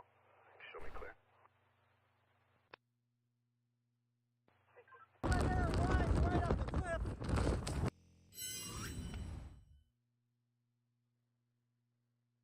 Wow. Here is an amazing video from Scott Ryan. The winds are really starting to ramp up out here, guys. This is in Rhode Island. He says, looks like we are in the dead center of the yellow banding. Yes, you are. Holy smokes, man. There I go again. I'm trying to keep myself from saying holy smokes. I just don't know what else to say. Hey, Rachel Baker, thanks for becoming a high-risk member. That's a super awesome move as well. Dang. Man, that's crazy. Once again, I wish I was there. I wish I was there. And it's not going to end anytime soon for you guys, especially if you're in the southern and eastern part of Rhode Island. If you are in eastern Massachusetts, this is not going to be over anytime soon. Buckle in. It's going to continue like this for hours. Let's see if old Reed Timmer has his stream up yet. There we go. There we go. There we go. There we go.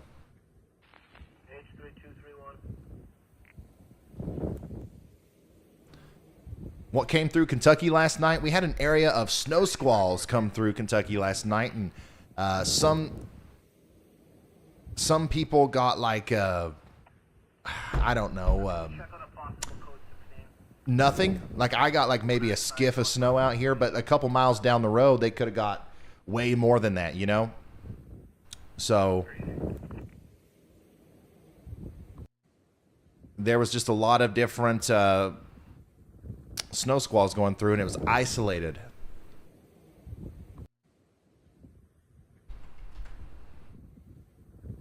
Getting Reed pulled back up now. Give me just a moment.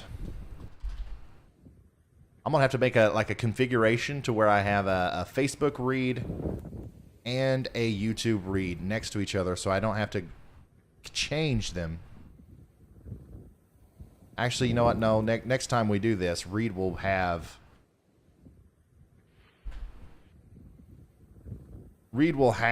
the equipment necessary to not need that. All right, bada bing, bada boom. Let's see if I did it right.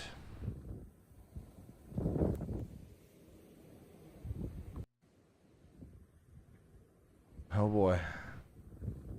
Looks like I didn't do it right. Open with Notepad.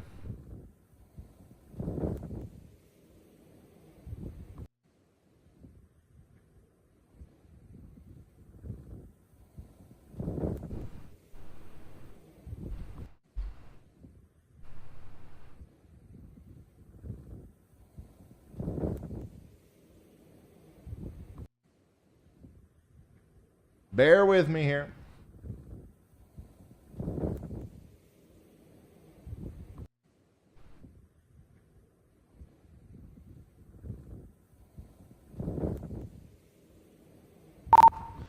Hey, Vince. Just checking in. What's the latest?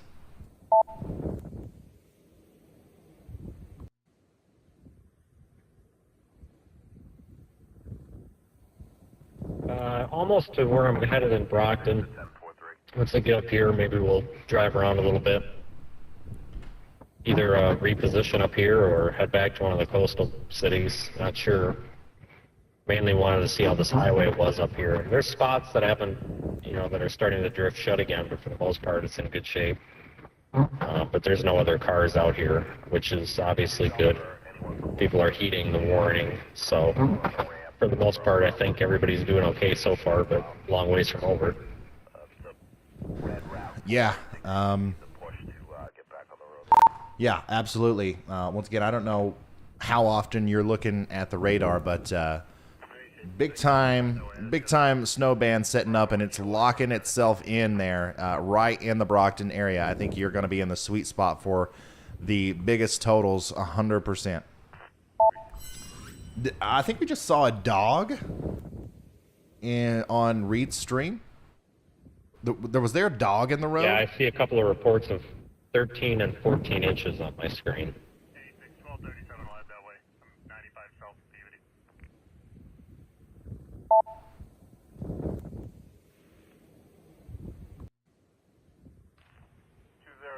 209H4, DOG's on a 4.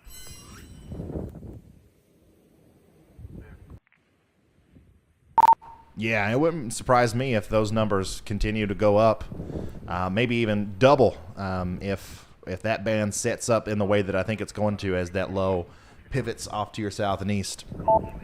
Yeah, like the Brockton. If you're in Brockton, Massachusetts, watching right now, you're going to get buried with snow.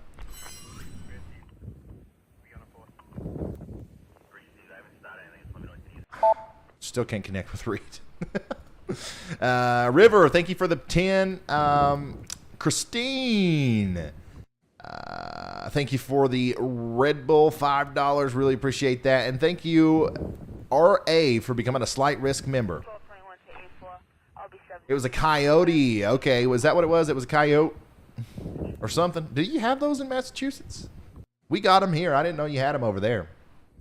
It was a liger. It was a fox or a coyote. Okay, I see. Hey, Heather, thank you for becoming a Slight Risk member. That's super awesome.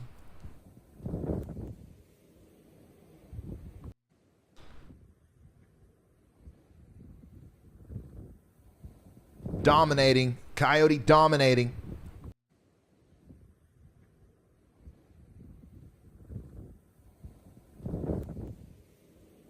Christine Butler says, I'm in the jackpot. You are 100% in the jackpot if you are in any of these places. Okay, if you're in East Hampton North in Long Island, New York, Snowtown, baby. If you're in New London or Norwich, Snowtown, baby. If you are in Fall River, New Bedford, or Providence, Rhode Island, Snowtown, baby. Taunton, Snowtown. Now, you're in double extra Snowtown, baby, if you're in Brockton, if you're in Norwell, if you're in Randolph, Quincy, Boston, Lynn, Peabody, how do you say that one? That one's probably got a funny way of pronouncing it. And then Gloucester, and then Ipswich as well. You guys are in Snowtown, baby. It ain't going nowhere. Look at how stationary that band of snow is. This is what every snow lover across America dreams of. This is it. This is the epitome. This is the top of the top. There is nothing more significant than this in the snow world. You are in a blizzard, in a cyclone that is undergoing a process known as bombogenesis, producing hurricane force winds, and you are literally under the most impressive band of snow that we will likely see this entire year, possibly even for the next couple of years. And it's not going anywhere. It has parked itself over top of you. So if you hate snow, I feel really bad for you. But if you love snow, congratulations, and I'm super jealous. By the way, these gravity waves that Reed was pointing out earlier, do indicate that we're likely seeing a big push of wind up in here. So if you're in Plymouth, if you're in New Bedford, if you're in Bourne, if you're in any of these places in southeastern Mass, that's probably going to produce a new problem here for you. Where obviously you've already seen a lot of strong winds, but this is going to produce even stronger winds as this moves on up to the north and west. Let's check on you over here in Maine. Get a quick update. Do you guys hear that wind in the background? I'm so sorry. I forgot to pause that Twitter video. That was probably super annoying. Anyways, let's go back up here to Maine and let's give you an update on that. So the big bad snow band that's producing our incredibly heavy blinding snow is working its way into Portland now and Brunswick. Additionally, it's going to set itself up over the I-95 corridor there between Brunswick and Newport, and that's probably where it's going to park itself. I think that this band is also going to, do the same thing that's happening in Boston further north whenever that pivot kind of moves up to the north and east. So somewhere around I-95, either right along it or to the north and west there, that's where we're going to see some of the heaviest snows in Maine. And I think Portland, you're in a good spot, too, to receive some of the heavier snows there. And look at all this, all the way up into Bangor. Very heavy snow starting to fall, breaking out all across from Belfast into Appleton, into Clifton and Aurora. You guys are in Snowtown, baby. Now, a lot of you have already been in Snowtown, baby.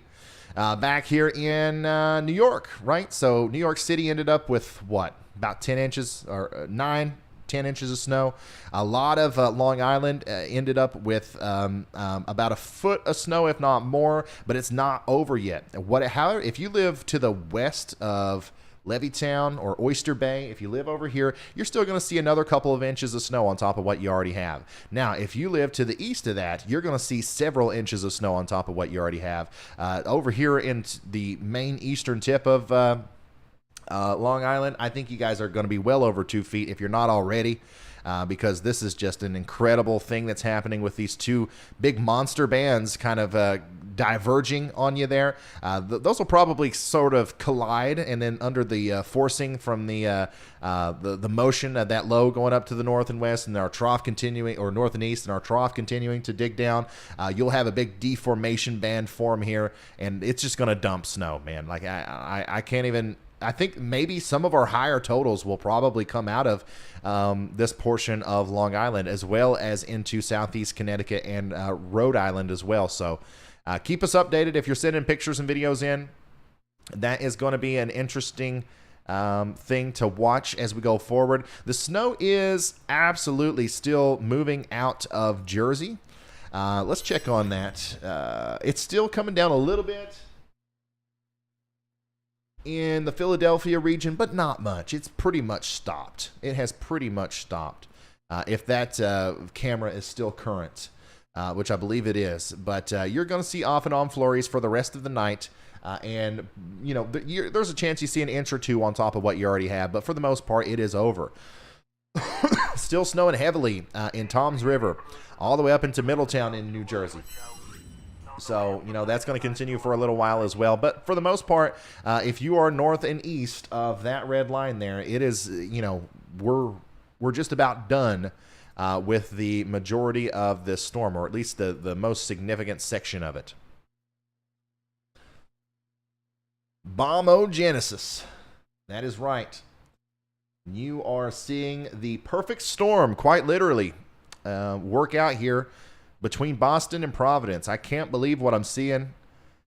Almost exactly how the models showed it, with that area of extremely, extremely heavy snow parking itself over this part of the world. But it's also, unlike what the models showed, there's a really tight line here. Okay, there's going to be areas that see 3 feet of snow right next to areas that see 3 inches. I'm not kidding. Like, way over here in western Massachusetts, I don't think... let me switch radars, make sure I'm not full of it here. But yeah. Like, you guys aren't seeing a lot of the same kind of stuff we're seeing over here closer to the coast. So there's going to be a sharp cutoff of who sees the most snow and who ends up with a little bit less than maybe what they were hoping for. There's going to be some salty mass holes out there.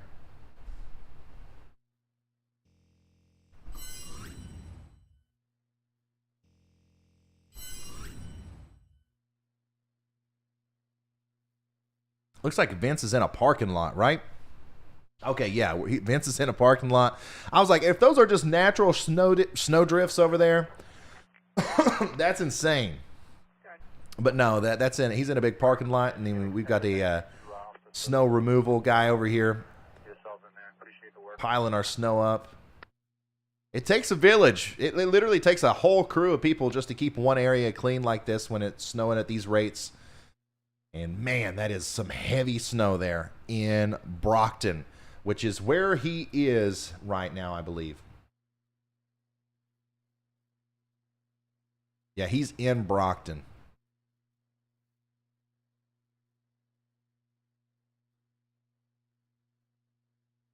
I had to refresh my map there.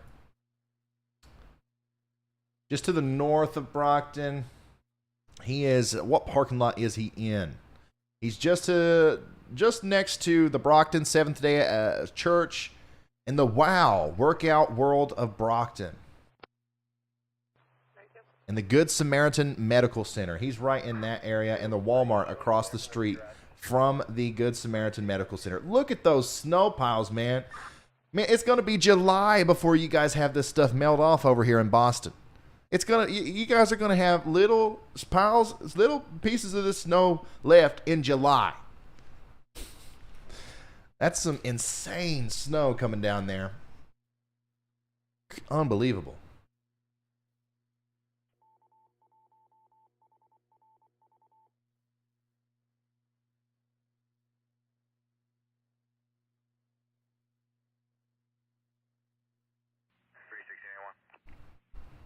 Let's see here. Weatherlicious says the snow in Boston has gotten even heavier now. Oh, yeah. It's going to continue to do that. So here's another thing to consider whenever you're under an incredibly, just an incredible snow band like this. We talked earlier about how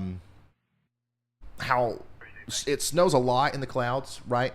But a lot of that evaporates as it heads down to the surface, because usually in winter systems like this, the dew point's not very high, right? The temperature's not high, so you don't have a very high dew point. You don't have a lot of moisture in the air. But whenever you start adding a bunch of snow and a bunch of precip into the air, your moisture levels start to go up a little bit. And the longer it snows like this, the more moisture there is working from the cloud level down to the surface. And that's supporting the not only the snow growth in the higher levels, but the snow actually making it all the way down to the ground. So the longer this band of snow stays parked over Boston, Providence, Brockton, Attleboro, all these places, the more intensely it is going to snow, because you're just priming yourself up for more with every minute that you receive it. So I don't know how much longer this is going to stay parked over Boston. Looks to me like a couple hours, if not multiple hours. So we will see. We'll see.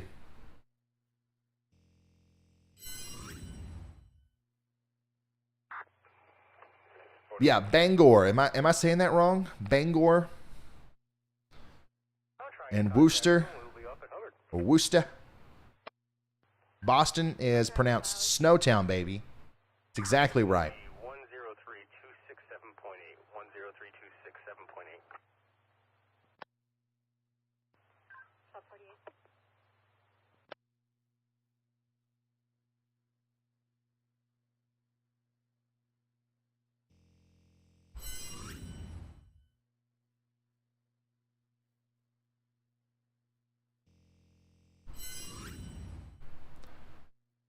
That's exactly right. Yes. Tulsa Weather Chaser just upgraded his membership to High Risker. Thank you so much. Chris Lowe, thank you for your very generous contribution. And Robin Pierce, thank you for becoming a High Risk member.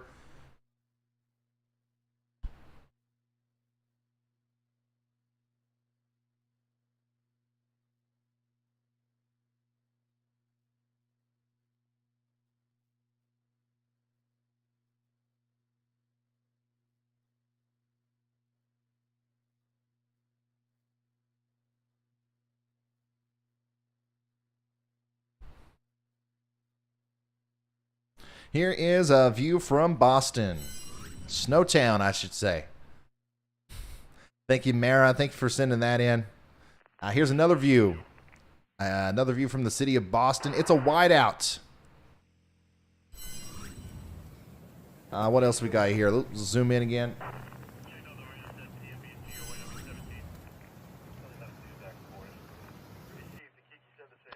Here, Anthony, here in Auburn, Maine, we've got almost 2 inches already, and it's just the beginning. Tomorrow, breaking out the snowmobiles.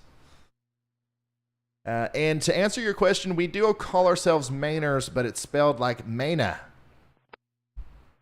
Maina. Oh, okay, I get it. Maina. Love it, love it, love it, love it.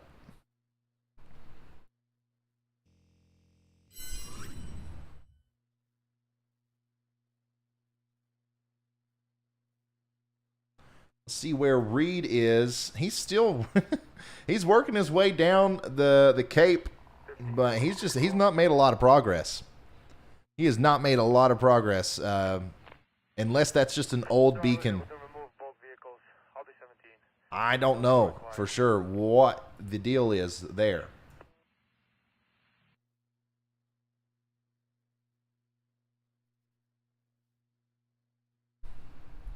Maina. Gotcha.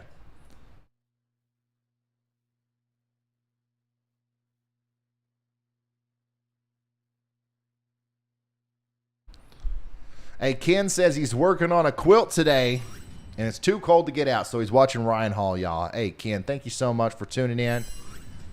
Appreciate you being here. That big band is starting to come into Sabatus, Maine. Look at that, man. Once again, super jealous.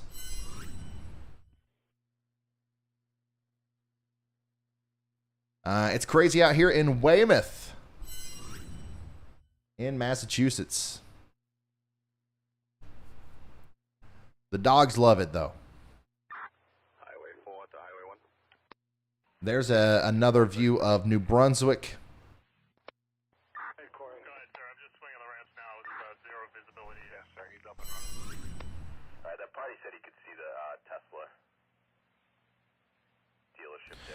We've already got 18 inches of snow, or just under 18 inches of snow in West Kingston, Rhode Island. Look at this. West Kingston, Rhode Island. Where is that exactly? West Kingston. I'm guessing. Okay, I see. Yeah, wow. You guys are going to get more. You guys are definitely going to get over 2 feet of snow. So have fun with that. Reed is now at a gas station south of Boston here. He is close to, once again, the Good Samaritan Medical Center near Pearl Street. Vince, that's Vince. I'm just passing him now. I'm going to have to make the flips again.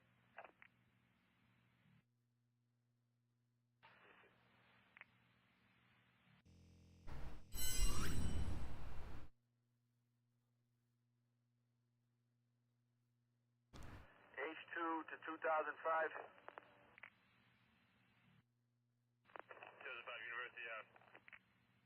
Sir, can you 248 start northbound? We have a Jeep stuck in the middle of the road. It's going to be a gray Jeep northbound in the exit 32 area. Here is a view from Tim Grooms. 248 has that. This was about 11:40 a.m. around 19th Street in Ocean City, Maryland. It's straight up nasty outside here. Anything that was slush is now solid ice. Ooh, my goodness. That's also going to be a big problem in a lot of these places over here in Massachusetts that are experiencing the coastal flooding. Any of that water that piles up and like stays, it's going to get so cold tonight that like a lot of that's going to just become a big rock of ice on top of the snow or underneath the snow, however it works out, and that's going to be quite the mess. Quite the Massachusetts mess right there. Ooh, look at that. Look at that in the radar. If I zoom in here, right there in the last couple of frames, not only are we seeing the yellows, not only are we seeing the dark yellows, we're starting to see some oranges pop up here, working into the Boston area. That means that the snowfall rates are just going to continue to get higher, and this is it. This is the prime time. This is, if we're going to see thunder snow, it's going to happen during this next little bit. If this big convective band of snow continues to dump or continues to grow in intensity, right here, somewhere around Marblehead, somewhere around Gloucester, somewhere around Hamilton, Rowley, one of you guys, somebody out there is going to get the thunder snow, and I'm going to have to buy you pizza because I promised. And I hold that promise.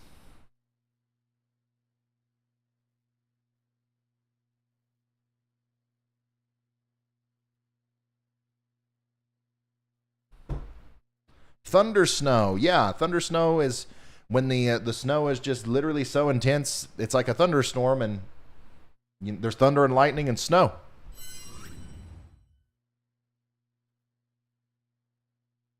Vince is doing work out here on his windshield wipers. I believe we still got Nicholas for now, and then Reed's down. No, Reed's up. Uno momento.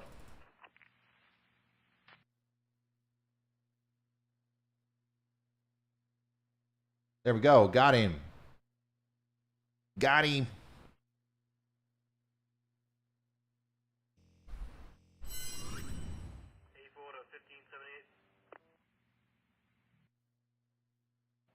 Yeah, so I believe that they are, Reed and them are deciding to go a little bit further over to the west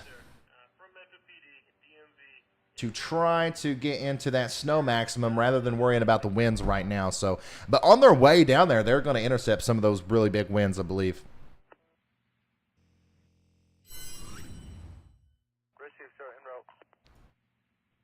KB1JLG calling K1PAI. Roger, are you there? Justin said, still going strong. Yes, sir.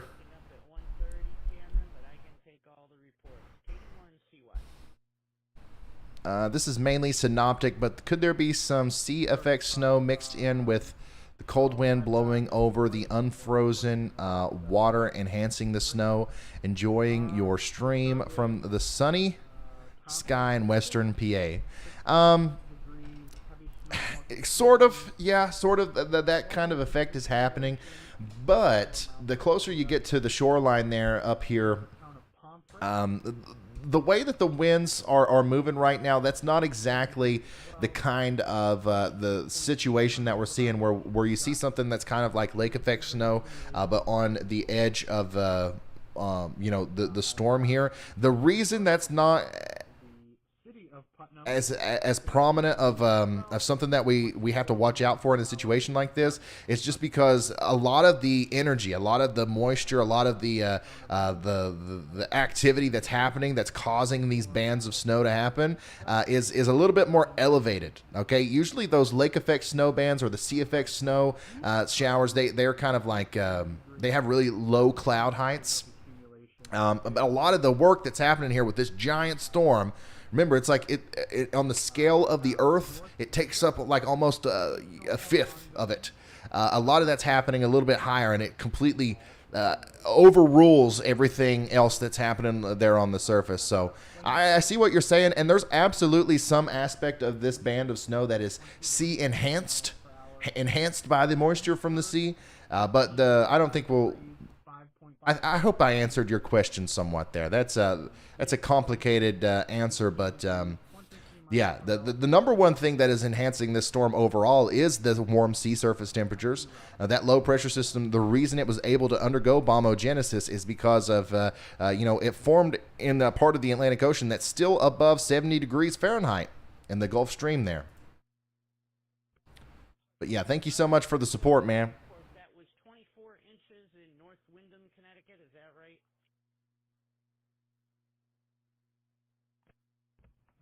Yes, sir. That's correct. I did confirm it twice. That is affirmative. 24 inches of accumulation in North Wyndham.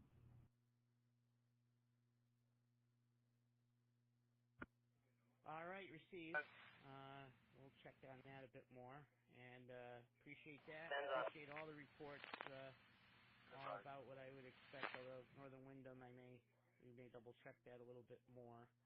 But there is a big band in that area, so then it can be narrow. So we'll see how that goes. Appreciate the reports, Cameron. And these were all as of 12:30, correct? Yes, all of these reports came probably within 5 minutes of the net starting, so right around 12:30. That's correct. Doctor 11H9, do we have a lane on that vehicle? All right, very good. We have it. Thanks much. We'll be monitoring. KD1CY. Yeah, there's really not. It's not the same. I do have one more net planned just for today at 3:30, 15:30 hours. And then I'll probably do a finalized one tomorrow morning. Yeah, somebody mentioned in the chat that this is the kind of the kind of storm that makes new Ryans.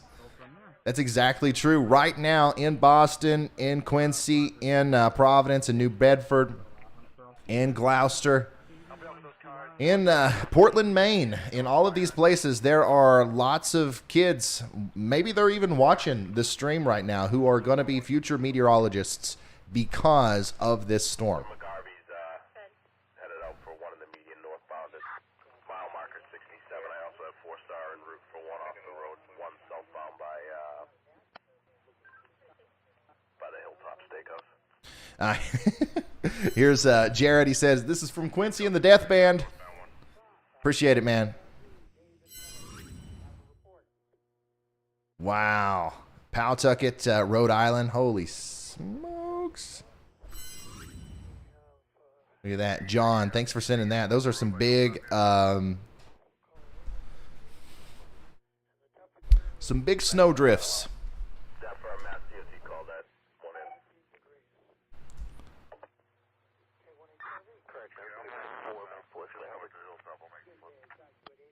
Gloucester. Every time I say Gloucester, everybody says it's Gloucester. If I say Gloucester, everybody says it's Gloucester. You all don't even know how to pronounce your own town names. I'm not even listening to you anymore.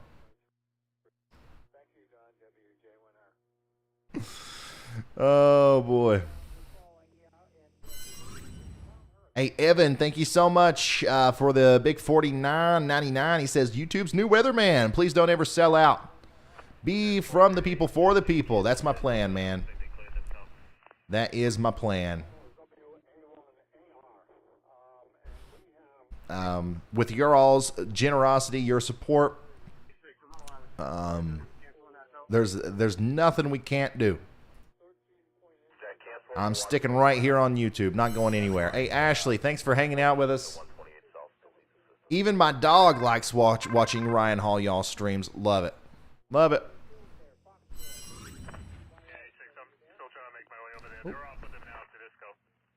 Nothing's plowed here. I can only see about 10 feet in front of me. The big G. Yeah, so now we've got the big W in Massachusetts and the big G. That's how we're that's how we're referring to you now. All asset 17, I'll take care of the call. Thank you, ma'am. Yesterday afternoon until now, I have 25 millibars. 1578, I'll be code 4 with that vehicle. 24 hours, more than 24.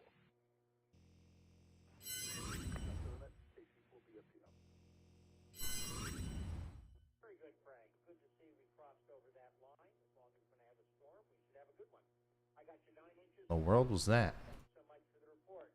We'll go to North Attleboro, KC1AG2. Jim, do you have a report? 2005H2. This is KC1AG2.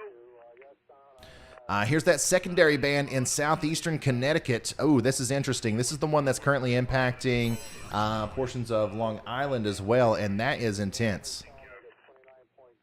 That is intense. Alright, is that a female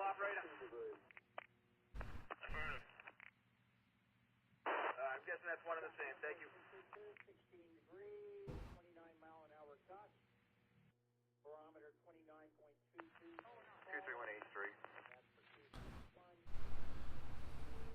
H3. Thanks for sending that in. Single car off the road.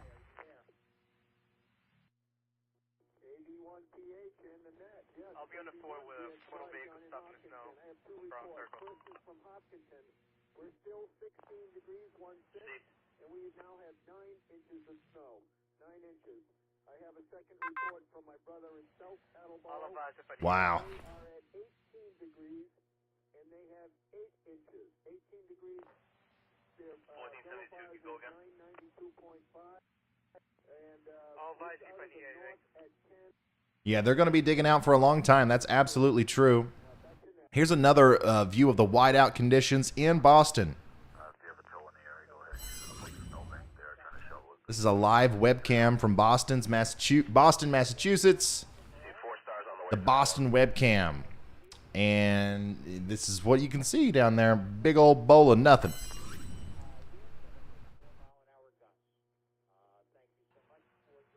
Received Triad.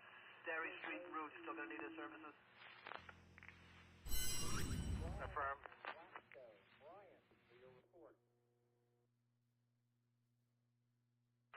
Day 6 to 1237, sir. If you give me that plate, I can. Hey, Clint, thanks for coming to member Gloucester. Okay, I'll either say Gloucester or I'll say G-Town. And I'm sticking to it.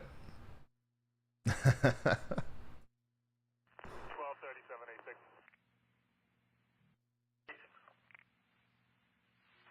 Seriously, this goes winter that out now. It's going to be Mass 2 Zulu Juliet Tango 57 2 ZJT 57.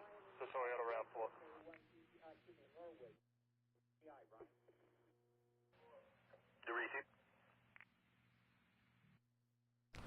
And yeah, I know a lot of you guys are still asking about the next storm, in the Midwest. We're going to start talking about that here in a minute.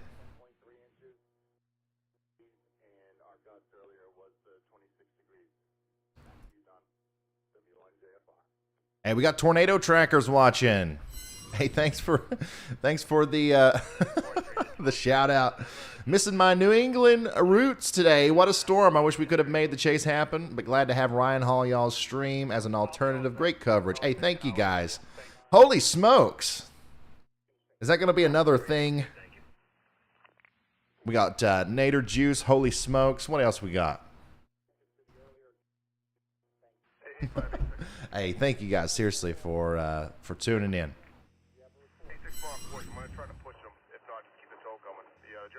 What's going on down there with Reed?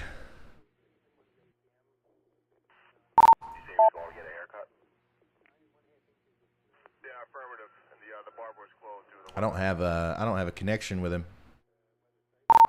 Hey, can you hear me?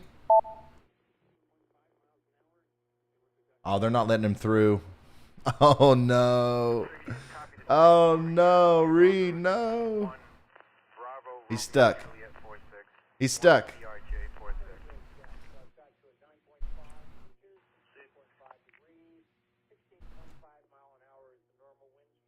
Is there an alternate route out of there?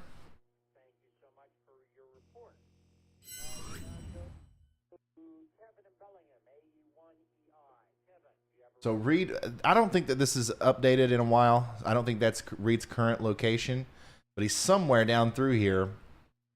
And it looks like there's certainly going to be ways for him to get around this, as long as every single part of the road doesn't have like a blockade on it.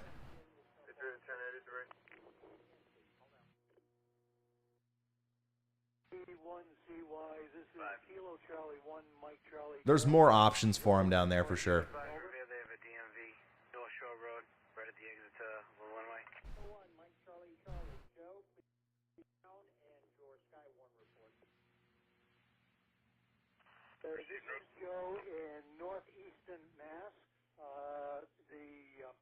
Nope, one way in, one way out in that part of the Cape. What are all these little roads then? Like, is it not an option to, let's say he's, oh, I see. Well, you know, if he was in, near Willie's Gym, for example, he could go this way, get around that block, and then get on the road here, unless there's another person blocking the road here, which I don't know why they would. I don't know. It just depends on where he is. I don't have a beacon on him right now, though, because he's got 2 or 3 phones, and the one that he's using for our location tracker is AT&T, I guess, and the AT&T's down in this area.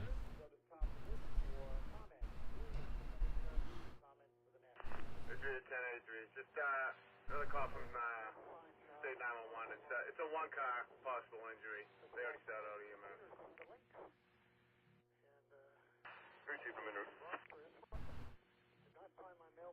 Reed was just turned around. He can't go back to the beach, period. So he did turn around. Okay. Well, he's going to be he's going to be out there for a little while, probably.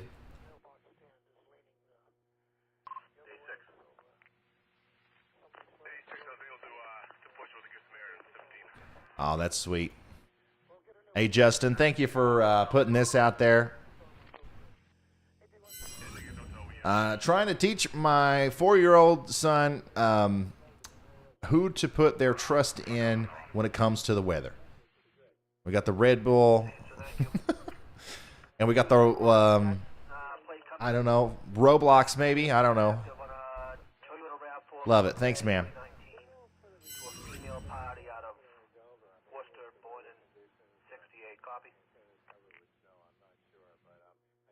Reed is stuck. So Reed is stuck in an area where we can't talk to him. That sucks.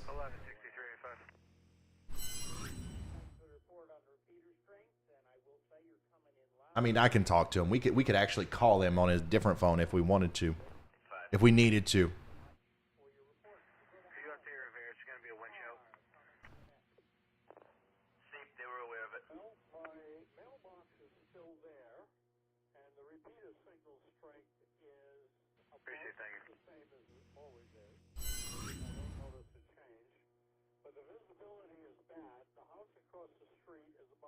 Man, that's crazy. I can't believe that the Dominator 4 is getting around so good down here on the Cape. There's obviously a lot of snow in the road.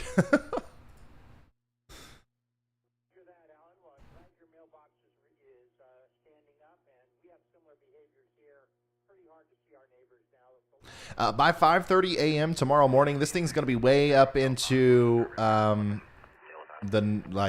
Canada and Greenland. It says, my daughter is about to board a flight in India coming to Newark, New Jersey from the north via Greenland and Canada. My daughter is about to board a flight in India coming to New Jersey from Canada. I'm assuming you mean that they're going to fly over the top of the earth? If so, then the pilot's going to know how to avoid the storm. Like, that's not going to be a problem at all.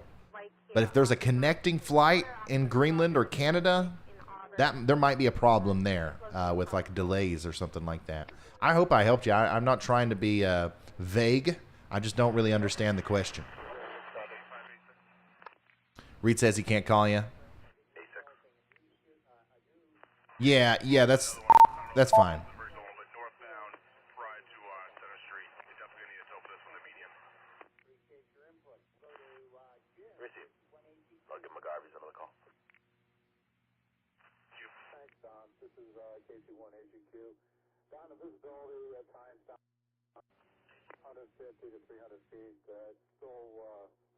I thought Reed flew up and got a rental. Oh, yeah, he did. But he's been calling it the Dominator. Didn't he call it the Dom 4 earlier?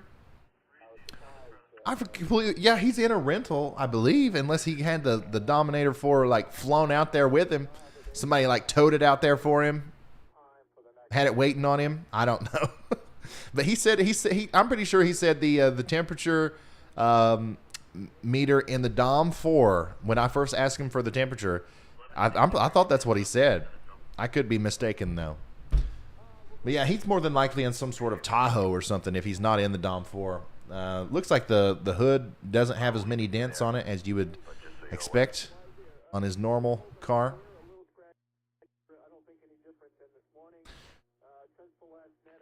Here we go. Here is a great tweet from Scott Ryan. He says, to anybody who's not under that yellow band, here you go. This is what it is. And you know what I got to say? Holy smokes. I notified ears 20 minutes ago. Are they not on scene? Negative. I'm giving them a second call now. You're outbound Pride and Ponce Bridge, correct? Affirmative, right? Jason said dry cleaners, Quincy Shore. Less windy, but still windy. And, you know, if I look out my window... Storm Chaser Vince Waelti says he can't call me. Hey, testing, testing. Can you hear me? My neighbors look like they have very little snow. So light and fluffy and lots of wind. And Yeah, I hear you. Snowed that much. And my mailbox is intact. Back to you. Oh. Well, now I can't get back to him. Okay, somebody in chat was saying that you couldn't get a hold of me or something. I don't know what that was about. But look, here's another picture, another video from Attleboro, Massachusetts. Ankle-deep snow drifted on my back porch.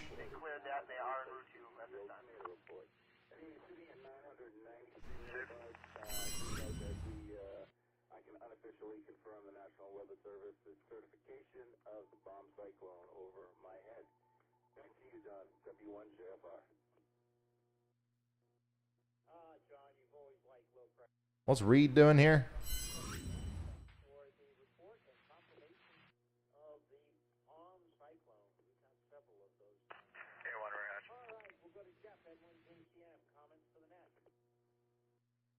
Oh, what is this?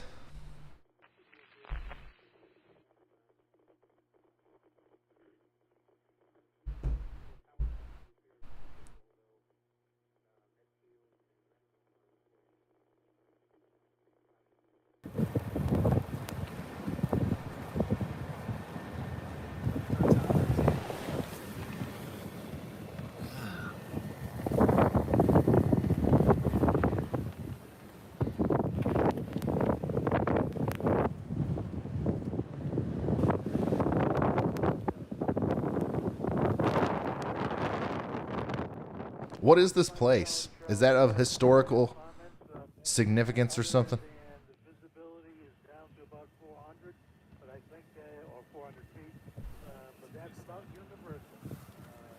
I'm sure that the road just went through the cemetery. I don't think they was just driving through a cemetery.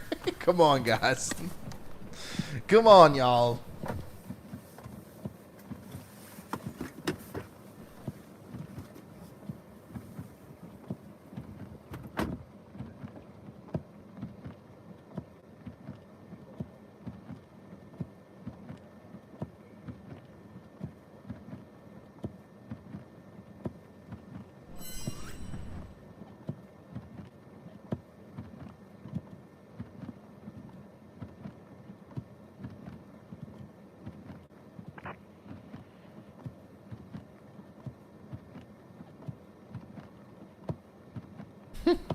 Somebody said I had to refresh to see you're live again. I think it's because I've been watching for so long. That's awesome.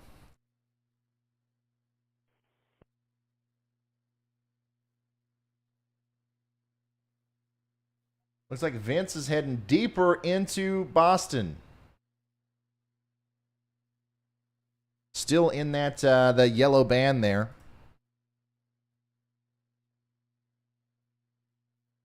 Jake says Vince is right down the street from me.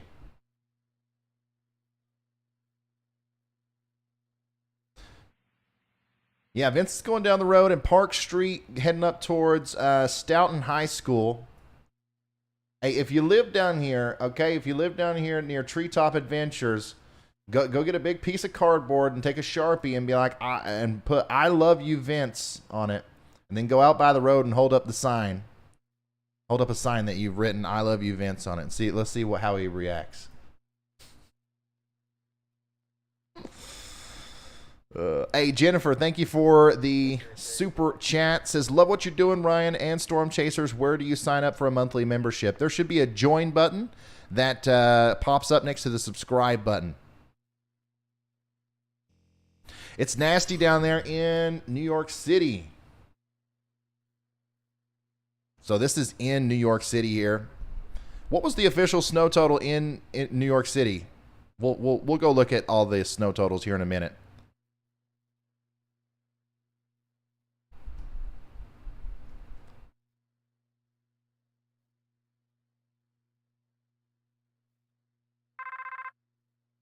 I'm really getting tired of this storm. The dogs don't even want to go out and do their business.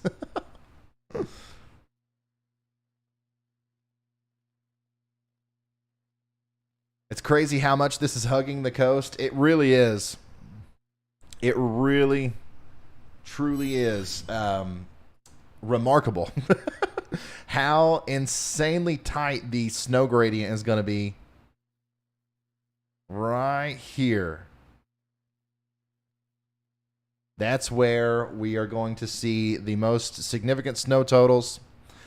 Now, don't get me wrong. There was some really good snow totals down here as well in New Jersey, Delaware, and Maryland. But our big, feet of snow, that's all going to come from this general area right in here. Right on the coast. But just a little while inland, like literally in western Massachusetts, you guys, I mean, there's just not a lot of moisture making it all the way back there.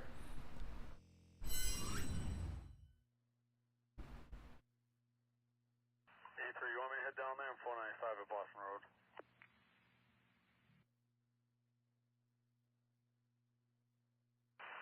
Yeah, you could start that way. Code 22 said the gentleman was outside of his car. Sure if he was trying to flag somebody down. No other calls, just one call. Alright, start that way. It's gonna take me a while. We got 8 inches in central Connecticut. Yeah, that's crazy. There are some places in Connecticut just a couple miles away from where you are, more than likely, that have 2 feet.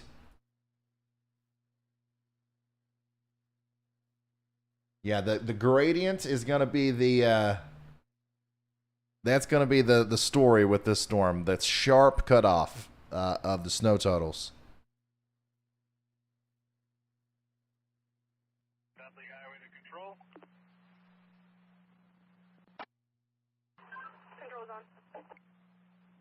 I've got a car in front of 42 Oxford Ave. I'm going to need moved. Plate number 1 Sam Bravo Frank 17. Great, these are to me up. 5 to 1472. 1472. How about power in those areas? What is the power looking like now? We've still got about 100,000 people without power in Massachusetts. 100,000 people without power in Massachusetts. Rhode Island's doing good. Rhode Island's doing good. We got 16 people, literally 16 people without power in Rhode Island, which is kind of insane because a lot of the Hey, Ryan, I can hear you same loud and effects. clear. Feels like the wraparound is coming back into Provincetown here. Whole town is without power. People kind of meandering around in the streets here as well. We tried to make it out to Race Point, but the park ranger said that it was closed and that a bunch of vehicles have already been stuck. Okay, so he's trying to make it back to Race Point.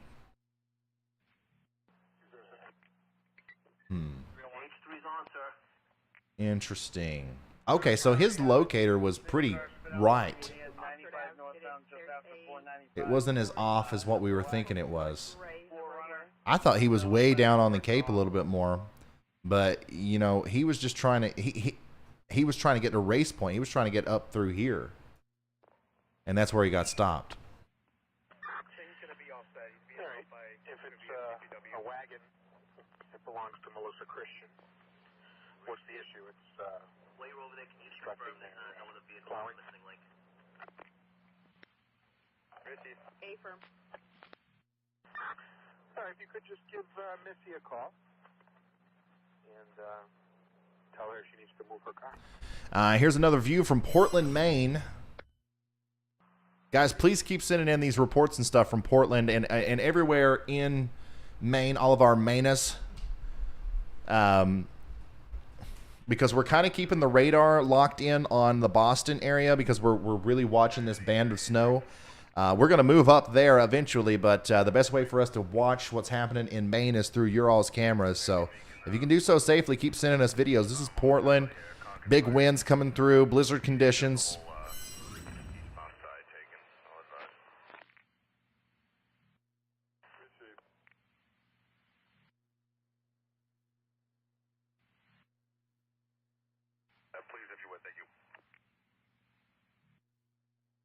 Here's another view of Boston. It is it is really piling up there in Boston.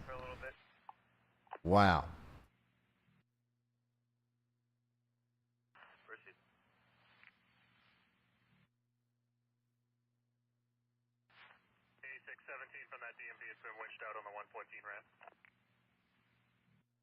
A simple life. Thank you so much for that. He says, Ryan, you are the real deal weather guy.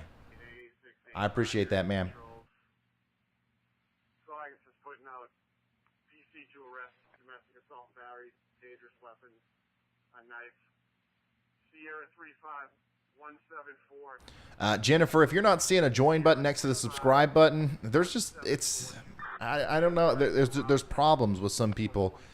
Sometimes they don't pop up when you're on the phone. The only foolproof way of doing it is by getting on the computer, doing it on a PC. That's the only way I can guarantee that you'll be able to get it done.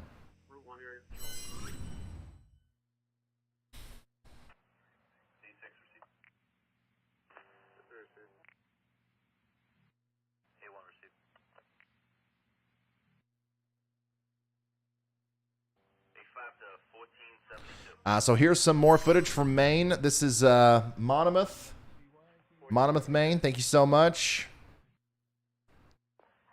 Inside Out, welcome to the club. Thanks for being a Slight Risk member.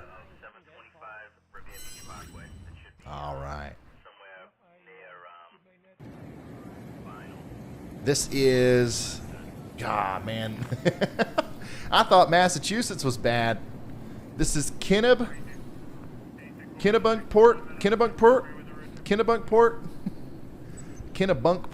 Maine. Thank you so much, Courtney, for sending that in. Looks like it's getting pretty hairy out there as well.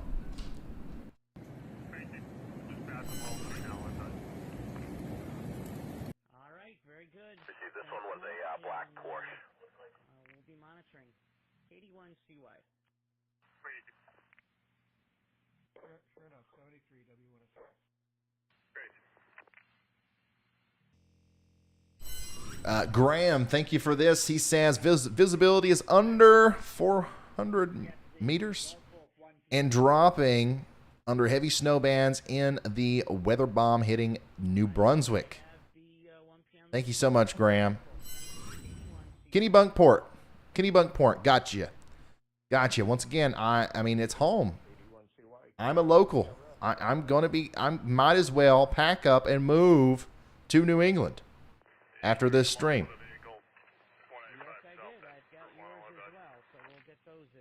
Saco, I believe Saco, Maine. Winds are really starting to rip up or pick up in a lot of these places in down east Maine. You can't do it on the app on iPhone. That's you cannot become a member on the app on iPhone. They have, for some reason, I guess, made that a thing that you can't do. I don't know why.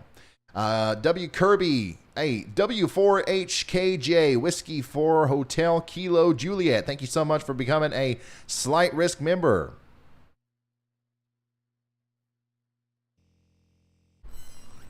Oops.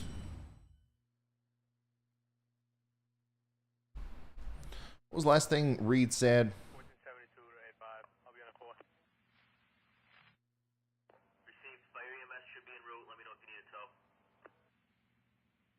Saco, gotcha.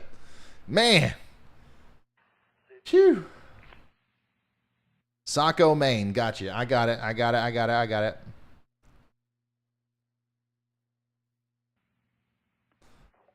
think I'll be all set. Thank you.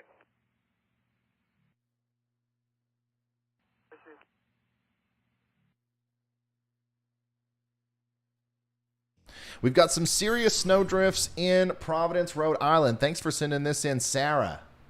Sarah Garcia. Really appreciate you. I can't wait until we start hearing a little bit more about some of the totals out here in this part of the world.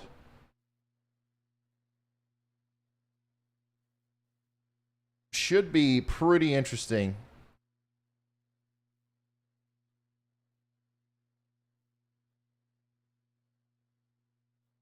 And once we get a little bit, later or further into this thing, we will pull up a snow map and look at all of the official totals. But for now, we're just going to keep looking at your pictures and videos.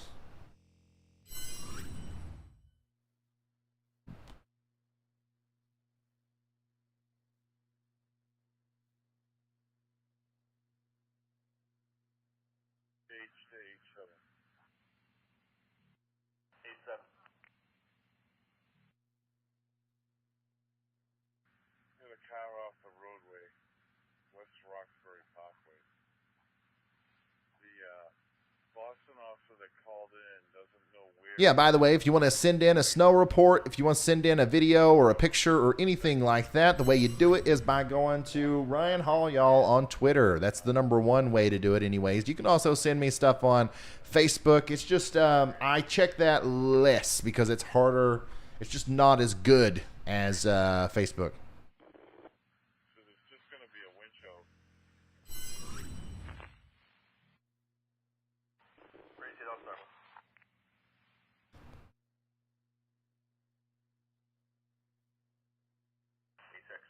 Let's see here. You can begin to see the storm is beginning to pivot to the northeast. So in the next few hours, the bands are going to start to shift east-northeast. That's exactly right.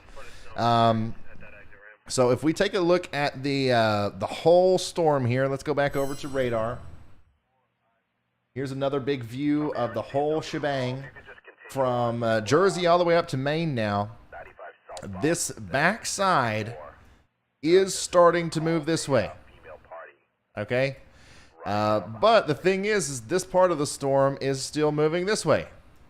So the pivot area, the area in the center, the middle, is going to be, remaining under the precipitation bands while that pivot happens. And then eventually this will move all the way through and come out of here. But whoever ends up in the area that receives the most stationary band as this thing pivots is going to end up with the most snow. Good observation, though.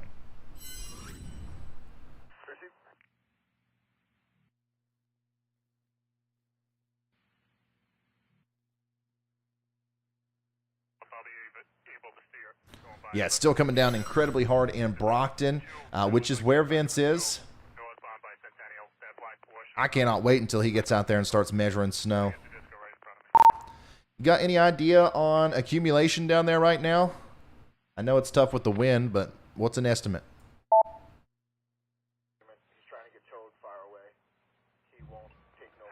I don't have a tape measure or anything like that, unfortunately, but when I open the side of the truck, if I park at a spot where nothing's been plowed, it's all the way up to the top of the running boards. Wow. I'd say there's almost a foot in spots. I know that some of the official reports coming in have been 14 inches, but I'm pretty sure that in some spots we've exceeded 14.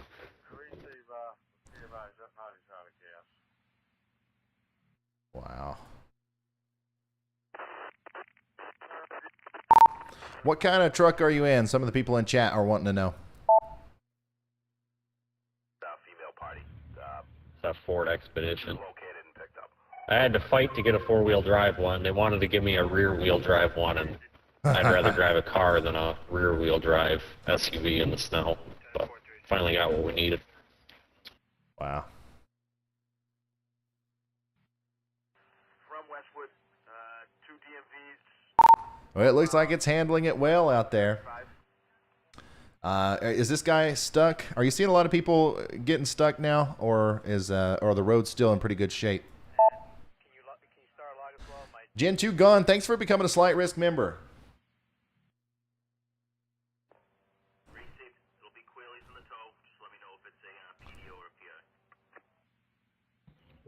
I don't know if this guy's stuck or not. I'll spin around and see. But for the most part, it looks like everybody's either been able to get to where they need to go, or they've just stayed off of the road.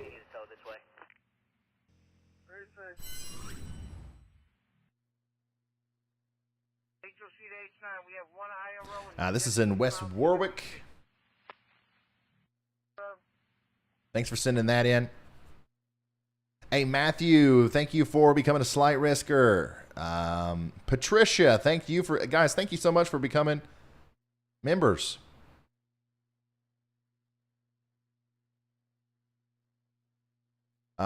G-Town, yeah, big G-Town up here in Boston, north and east of Boston. It's getting windy up there, yeah.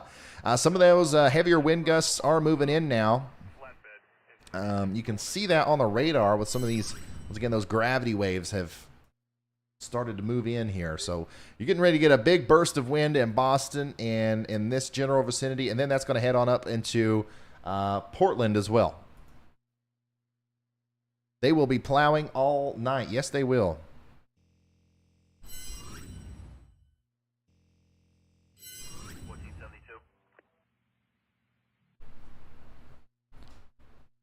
Daryl, thanks for becoming a member, man. Here is Newberry Street in Boston.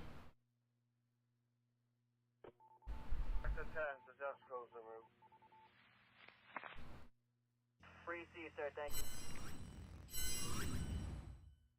you. Oops. That Toyota occupied by the registered owner, a Giovanna Cabrera Rosales. Affirmative.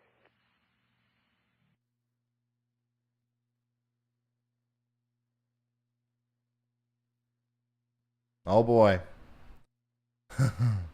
Sally. We have moved past banana scale here in Deer Park. Wow. Looks like about a 27-inch drift there up against the door. Remember, towards the beginning of the stream, or several hours ago, Sally sent us a picture of about 2 or 3 bananas height worth of a snow drift there. And it has certainly gotten a lot gotten a lot worse since then.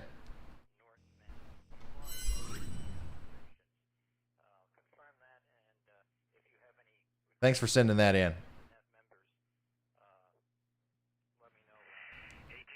Aww. Here's the north end of Fall River, Massachusetts. That car's about to be buried. Literally. God, it's going to be... Y'all going to be in for a while, man. What kind of... Whoever's up for a windshield. This is KD1CY. Receipt. I have the roll. I was just seeing if you have 87574. as the station gives their reports. I've got quite a roll, and it would take me Go ahead, sir. to give you all the call. 24 south of 1130's location prior to exit 38. Triple A's reporting one of their members disabled left lane with a child on board.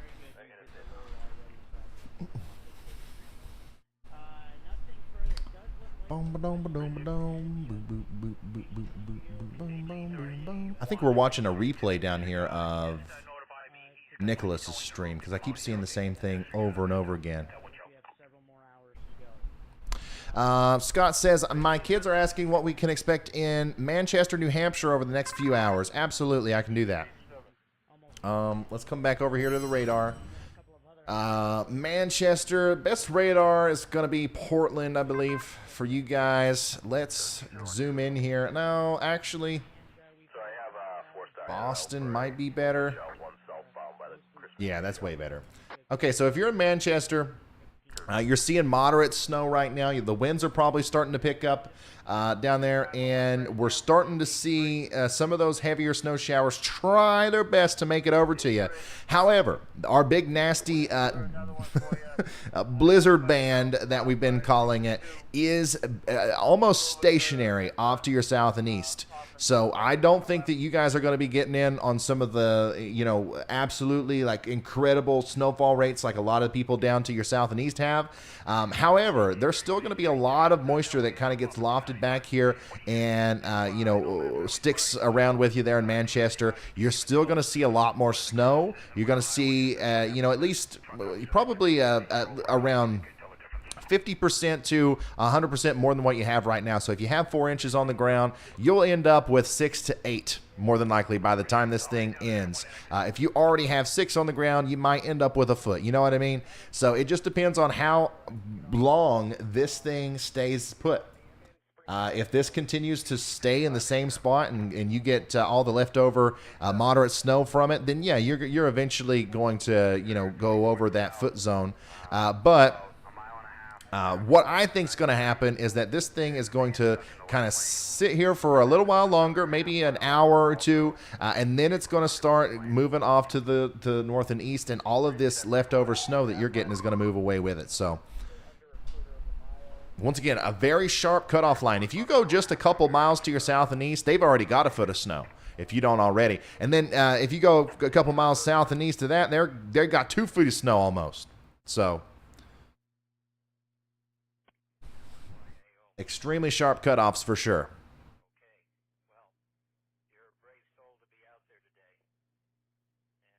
And it is hard to tell. It's very hard to tell exactly how much snow you have. I understand that.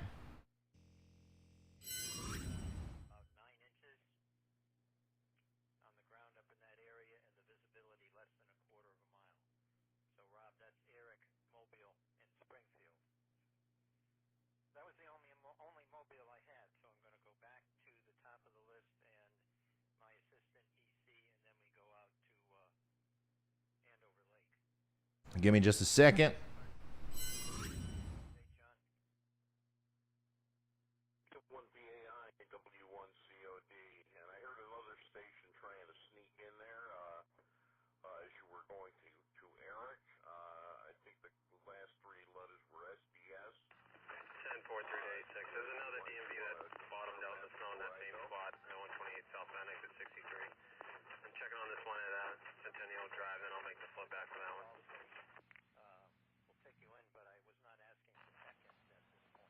Okay, do you want me to update to this call or send another tow truck, or are you going to advise them?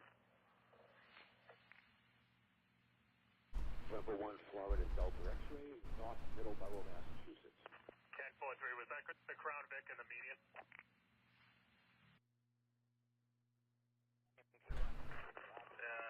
That one on the southbound side should be right in the middle of the road. Slow it down, and I know you're in Massachusetts. Hey, there was just one southbound at 63 that was in the median. He just cleared himself. Delta X-ray, been listening to the net, but you were looking for updates.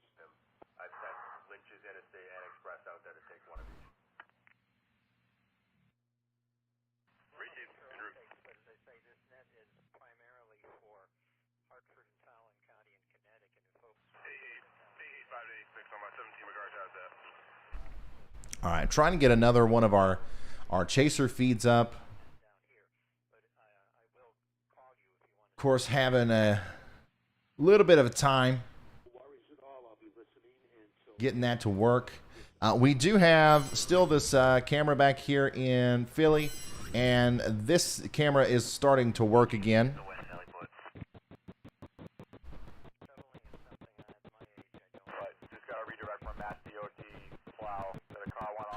This is down here on the coast of Massachusetts, and it looks like the temperature is 24 degrees now with a low pressure there of 988 millibars, which is quite the difference, actually, from what we were seeing earlier. This is brought to you by Radar Omega. Now, Radar Omega has another a mobile stream, a live stream that they're trying to send us, but I'm just not able to load it up right now.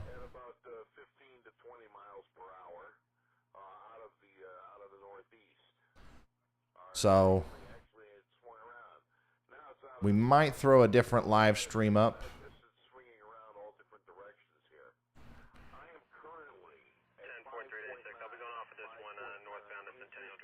If anybody has one they want to share with me, I can. I'll throw you up on the stream here if you want to send that over. It's got to be yours, obviously. And no, don't go driving around in it.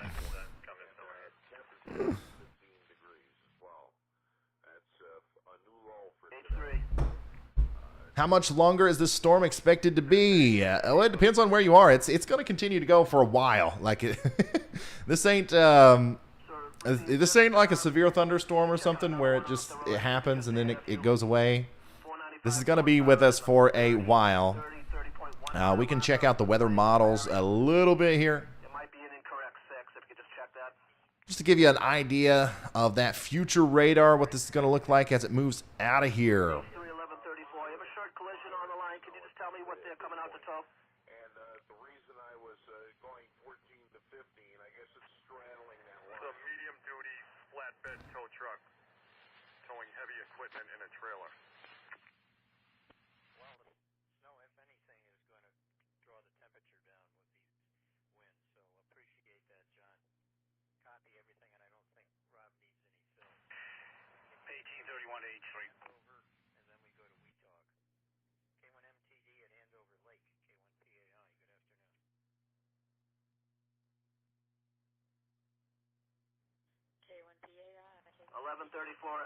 Okay, so let's go over to the forecast models. This is what the radar looks like now. Okay, so this is around 2 p.m. today. This is what it's going to look like around 3. Okay, around 4, around 5, around 6, around 7. So it's still going to be really the heaviest snows are probably going to move out of the eastern mass. Okay, let me put it this way: the heaviest snows are going to move out of Rhode Island, not Rhode Island, but Long Island around 4 p.m. So we got about 2 hours of heavy snow left if you're in central or eastern Long Island with the heavy snow. The heaviest snows are going to be moving out of Connecticut and Rhode Island by around 5 to 5:30, maybe 6 o'clock. Okay, and then the really heavy snows are going to be moving out of eastern Massachusetts around 5 to 6 o'clock. By 7 p.m., the heaviest snows are going to be out of here, and we're really going to be talking about mainly only the Cape seeing some heavy snow at that point. And then, of course, we're still looking at some heavy snow in extreme southeastern New Hampshire, and then the coastal down east Maine area. But that is what the future looks like. And like the models are showing this weird dry spot show up here where the main area of convection kind of gets separated from this stuff that's kind of sitting on the backside here. I'm interested to see if that's actually going to happen. But if that is what happens, then that's probably the future that we're looking at here. That's going to cut into the overall totals just a little bit around Northport or New Bedford, I'm sorry. But once again, it just the thing that matters is how much this current band that's over you continues to perform. This is why we don't really look at models at this point. This doesn't tell us a lot other than, the timing is a little helpful, but what happens during these next 4 hours or so, it's impossible to tell from a model. You got to look at the radar.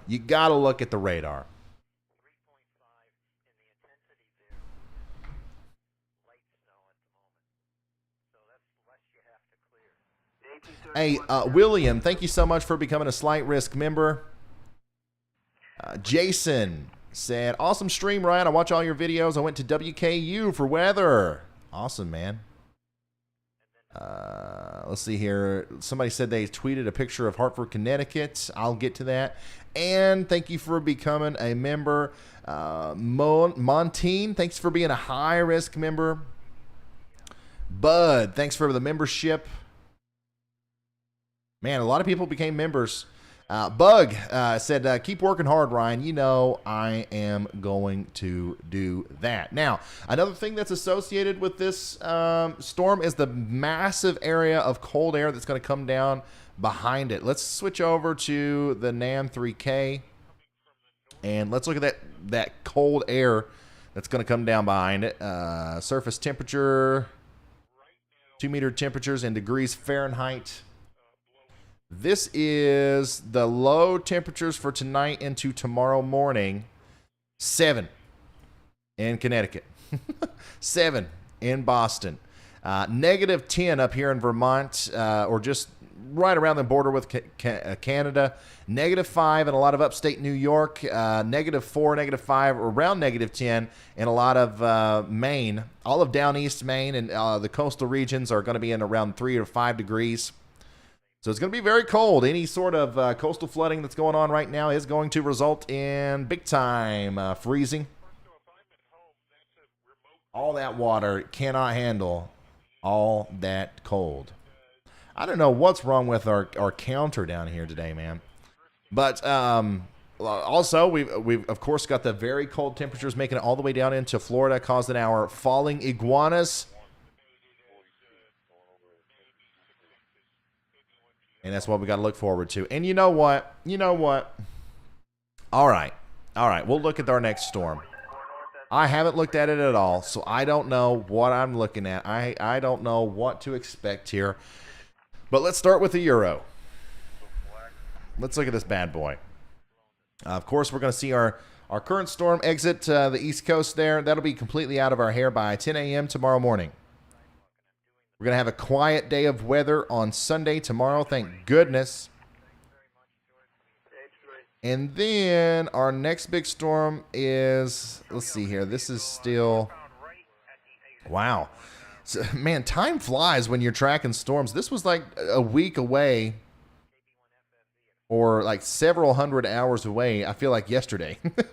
And now we are under 100 hours away from the initialization of this storm, which is going to be the next one that we have to focus on.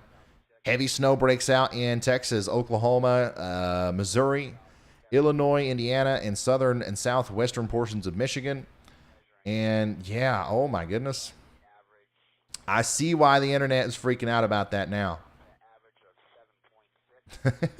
That becomes becomes an overrunning snowstorm for a lot of the Midwest. You're going to be, if this actually happens, not only are we going to see a lot of snow from Texas all the way up into portions of Oklahoma, Arkansas, Kansas, Missouri, Illinois, Iowa, Indiana, Ohio, Michigan, Wisconsin, but ice. Look at this. Look at the freezing rain possibilities here in Texas and Arkansas.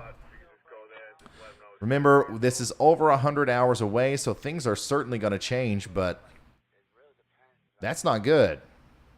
That's not a good look. What does old buddy GFS show? Oh, boy. GFS shows a lot of the same, if not a little bit more intense. And, of course, this does bring a very intense area of cold air down into Texas and Oklahoma.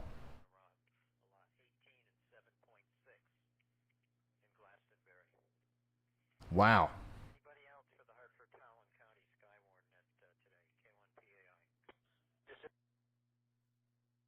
That is, according to the GFS here, that's a low temperature. Okay, this is a low temperature of negative 20 in central Kansas.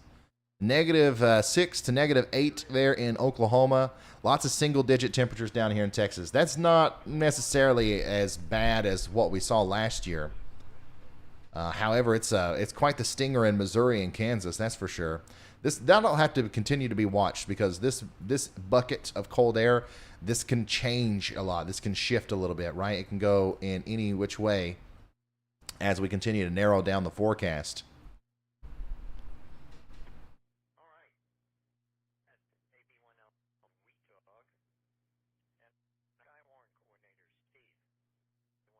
But wow, that is some, concerning consistency, to say the least, for a big snow and ice storm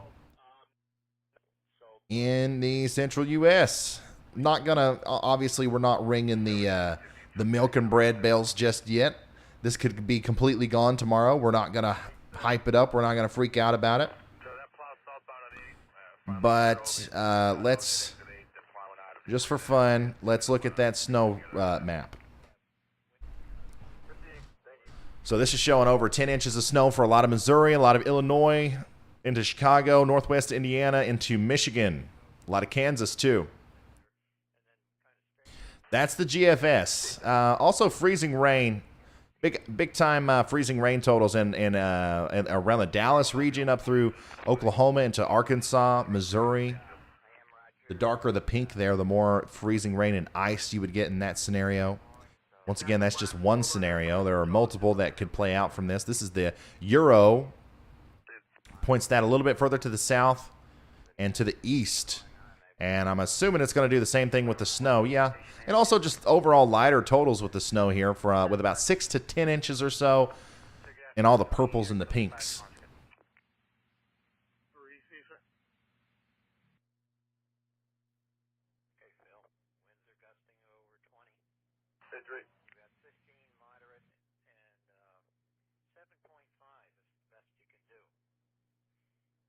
So that's that was a quick look at the next storm that I promise you we will talk about in great detail starting as early as tomorrow. But for now we're still watching our current blizzard, man. We got a blizzard going on out here in the East Coast. Don't get me wrong. I'm ready to stop talking about this one too. But we ain't there yet. We still got we got a couple hours at least left in our bucket here of this storm. We've been streaming now for 7 hours and 30 minutes. Wow, guys, how many of you have been here since the beginning of the stream? Raise your hand in chat if you've been here since the beginning. It's almost 8 hours.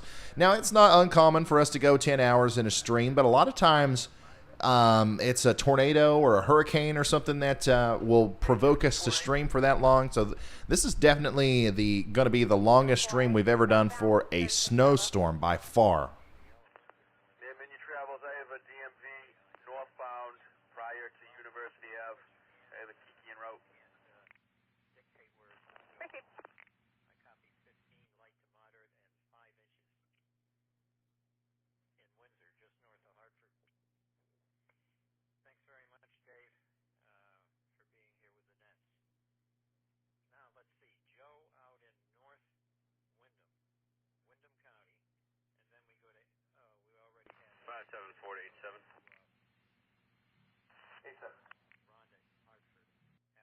So you can have the tow disregard on the ramp 93 north to 24 south. A lot of you have. A lot of you have been here the whole time. That's awesome, guys. 231H3 is now in North Windham, Connecticut, just over the line. I have 13 degrees. That has dropped. I have a light. It surprised me how much interest was garnered from this storm. Because, you know, even though it's a pretty big population area that was under blizzard warnings, the whole time we've known that the only places that are going to get, you know, big impacts from this thing, we're going to be way down on the coast. So that, you know, there's a tiny part of the U.S. that, you know, is being impacted by this storm, but it's been one of the biggest growth periods for my channel so far. So welcome to all the new Northeast people. Thank you for being here. Hopefully you stick around like everybody else has. But yeah, now, once again, our focus is going to have to shift from the Northeast for a little bit to the Midwest and the Ohio Valley and the Central Plains as we get into next week. 11:30, you all set? DWC says, make sure you guys hit that like button. Please, it helps Ryan. Absolutely. If you can, hit that like button. Hit that for me. That's going to promote us in the YouTube algorithm. Get us in front of a bunch of people. Christina, thank you for becoming a member of the channel. Man, it's blowing my mind right now that this band is... it hasn't moved. It has not moved. God, how much snow do you guys have in Fall River?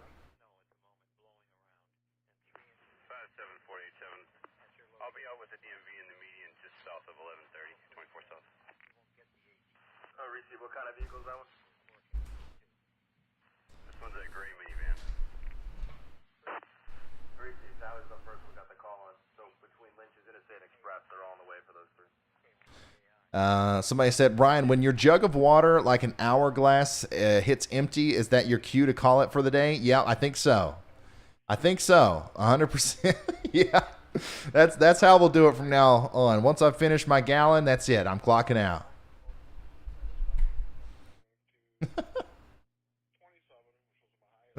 Keith, thanks for becoming a member, man. Go ahead, sir.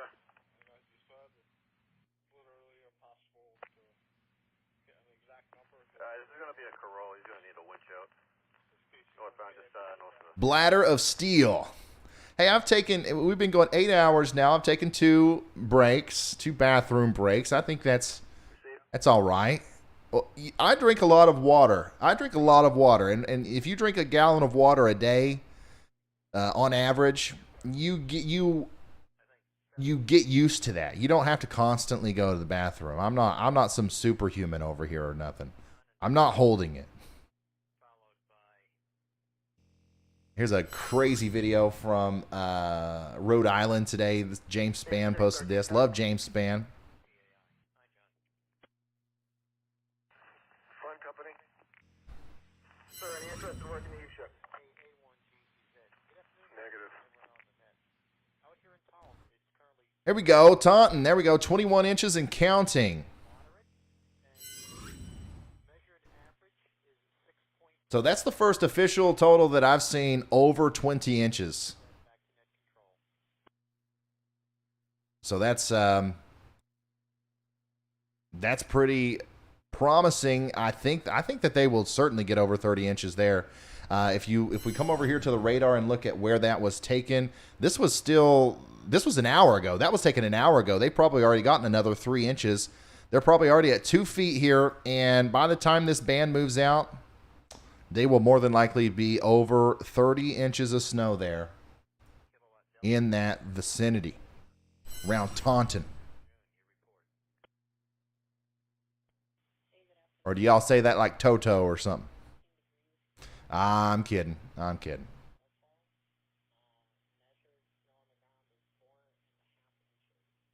Ocean City, Maryland has also got clobbered with snow.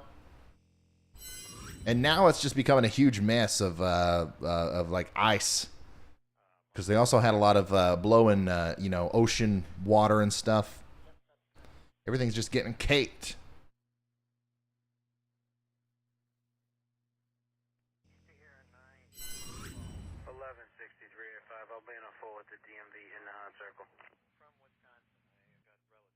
Reed had a blast. Yeah.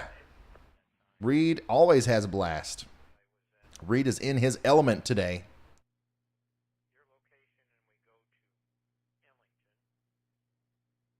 Yeah, I'm kidding. I'm kidding about Toto, guys. That was a joke. Oh yeah, so that the big snow and ice that we were talking about in the Midwest and the Ohio Valley. Not only is that going to create a snow threat for us, it's also going to create a situation where we might have severe weather in the southeast, and we've been talking about that for a while too. From Boston over Bayfront, southbound 11 Bravo. On the ramp, the ends with snow. Received 86, 1480.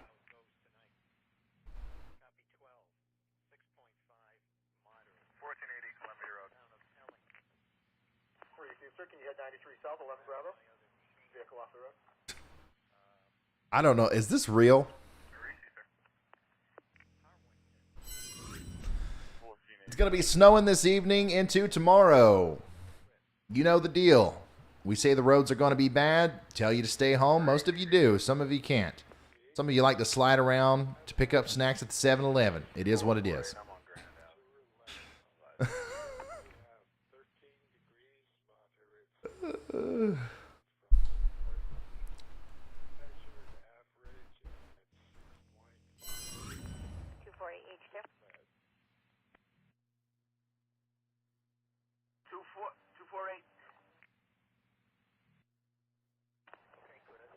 on the ramp southbound from 135.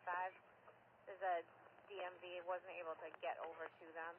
I'm going to continue to the UAV one for now. Reese, is that a black Ford Focus? If so, I have interstate en route. Looks like we might have had an 80-mile-an-hour wind gust recorded at Longnook Beach. Sorry.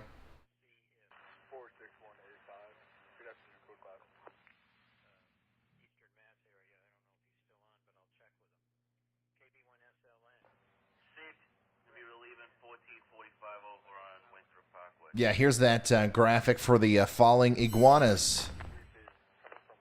It's real, guys. When they slow down and become immobile, or when it gets below 40 degrees, they slow down and become immobile. No joke. I don't play around here. Okay, I'm not sitting here telling you jokes and stuff that ain't true. That is not what I'm here to do. Here's Hollis, Maine. Looks like things are getting really riled up down there in Maine.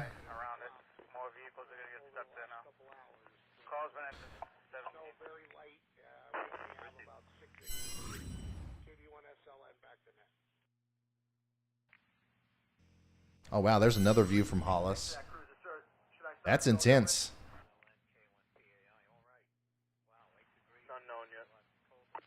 That's Augusta, Maine.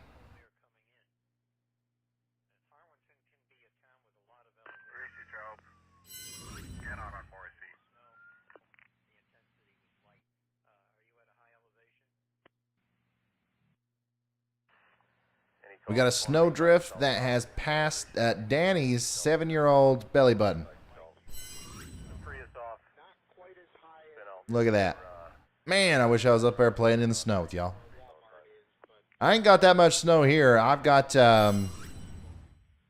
got about a skiff.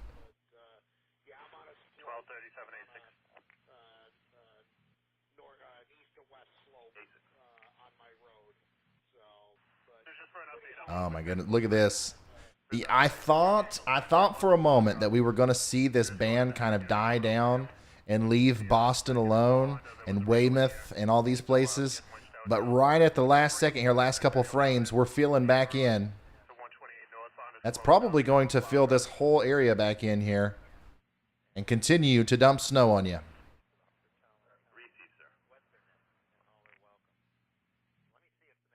Hey, Airyland, man, thanks for sending over your camera. This is Airyland. He's a supporter of the channel, has been for a long time.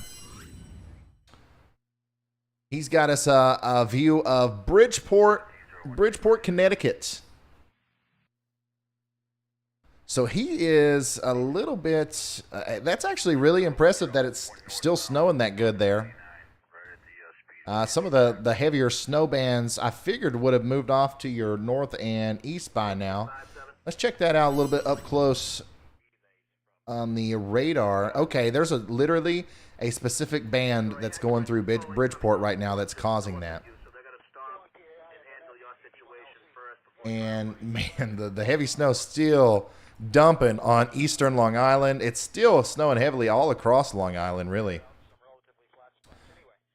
I'm telling you, some people are going to be super surprised by how much snow they get. There's going to be some people that are like, wow, I can't believe we got this much snow. And then there's going to be some people that are going to be like, wow, I can't believe we only got this much snow. Especially right here around the Big W. Some of the models had you guys in that 24-inch bullseye. Now, some of them didn't, all right? But it looks to me like, you know, some of the really heavy snow, some of the biggest snow totals are going to stay off to your east. And if you just take a 30-minute drive down there, if you get on the Interstate 90, and you go east for 30 minutes, you'll have 2 feet of snow. That's how small of a difference, or how big of a difference a small distance is making in this storm.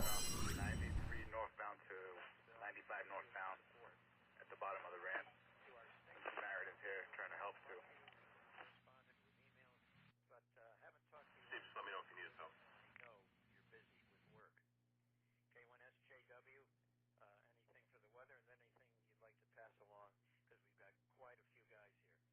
Good afternoon, Steve. A6 to 1237. So you said Tedesco. We've also got the International Space Station pulled up as well.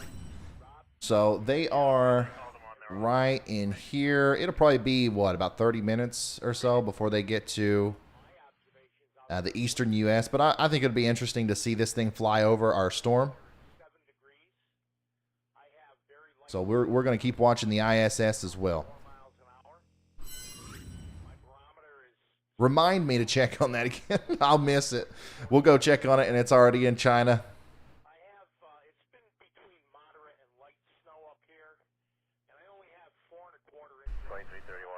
1/4 inches. Don't you have a second gallon jug of water in that mini fridge on your desk just in case? No, I don't have a second gallon jug, unfortunately. But it's I often just refill it. We have a big filtered water system. I can just go refill it.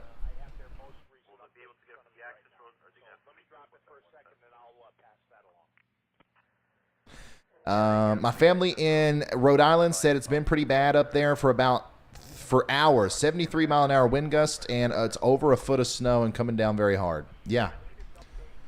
Yeah, there's all of Rhode Island pretty much has been getting the brunt of it. Now, in extreme northwestern portions of Rhode Island, you're getting a little bit of a break, but still down there near Warwick and Newport and New Bedford, you guys are getting clobbered all the way to now and for the next several hours. Forecast snowfalls in my area up here. They're now calling for between 3 and 6 inches for northwestern Connecticut, Litchfield County. The Hartford-Towland region, and then running down almost like to 84 down in. Guys, if you see comments over the screen here, if you're watching on the TV and you see comments over the screen and it's blocking a portion of what you're trying to see, you can turn those off. You don't have to do, or there's a way to view the comments next to the thing, or next to the like you can put the YouTube stream in a little box and all the comments show up on the side. I don't know how exactly to tell you how to do that because I don't have my my app on here, but it is possible. If you don't, or you can just turn the comments off and look at them on your phone or something. That's what I would do.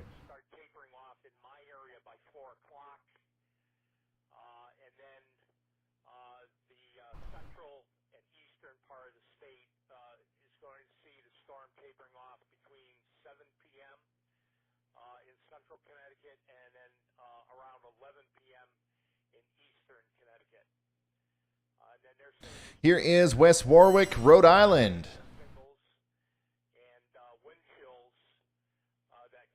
Thank you, Chrissy, for sending that in. Big time snow drifts once again. That's about it on their end. If any other updates come in, I may try to check into one of your other nets, and I can pass that along to you. Okay. All right, so I've got a little bit of a rearrangement that I can do here because I think we're not going to get Nicholas back, and I don't think we're going to have a third camera. So let's do this. Let's do some live producing. Once again, Ryan Hall, y'all, live producer. You guys get to see the behind the scenes of how we make the stream happen, how we make it look good. All right, don't worry. We're gonna get more radar up in here.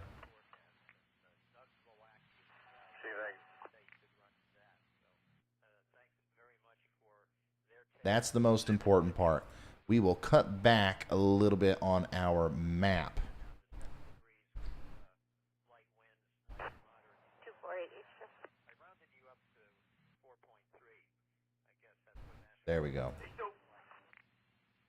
That should be good. 93 north, 2 alpha, DMV onto the ramp.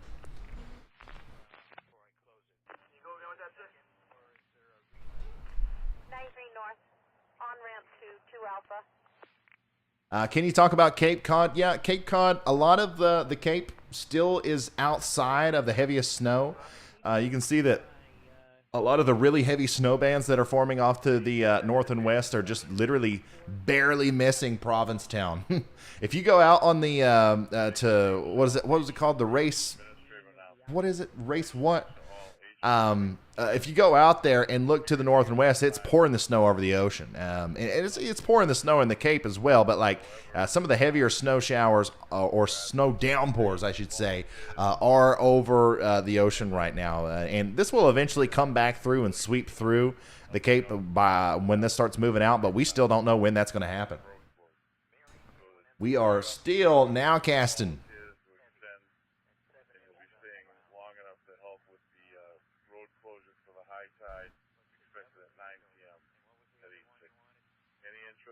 In extending contact with the office. They changed clear 1450 now. Let's see. It was a 6.5-inch total. I believe it was after a report from 1491 days for up. Got to forward that vehicle Chris, to westbound at 133. Race point. Yeah, my bad. I've been going for 9 hours now. We start to have a hard time talking after about 9 hours. Am I right, guys? Wow, things are really picking up in Portland. Wind is blowing hard there in Portland. Thank you, Andrew. Keep us updated, man. 2331A1. Cancel Cody's. They got it out. I'm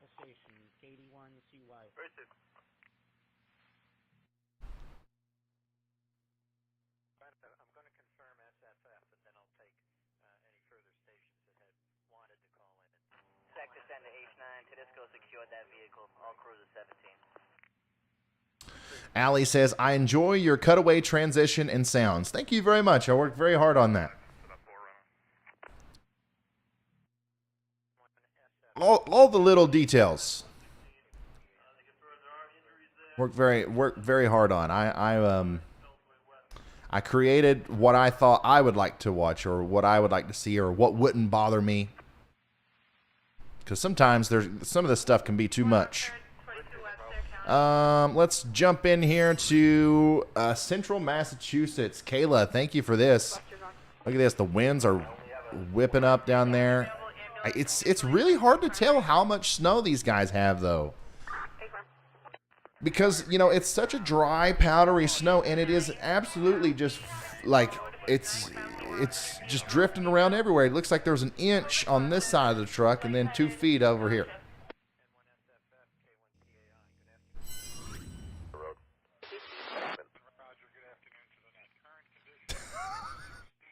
Reed is a madman.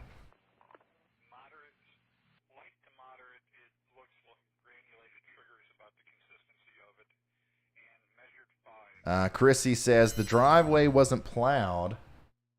It's just the wind hasn't allowed it to collect there. This is the front.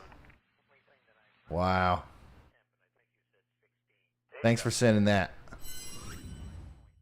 Express has that minivan out OB 17 and continuing southbound to the next one.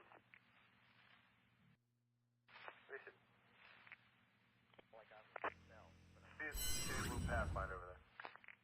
We're getting close. We're getting close. The International Space Station is getting ready to come over into the North American continent. We'll see Mexico first. 495 north to 95 north.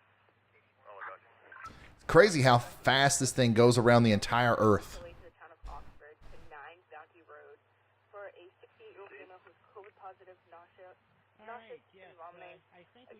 Fire alarm is dispatch and unused West EMS personnel responding immediately to the town of Oxford to 9 Valley Road for a 68-year-old female who's COVID positive, nauseous.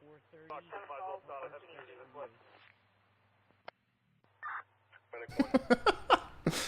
Somebody said Ryan Hall be now casting, Weather Channel be past casting. I like that. It's funny.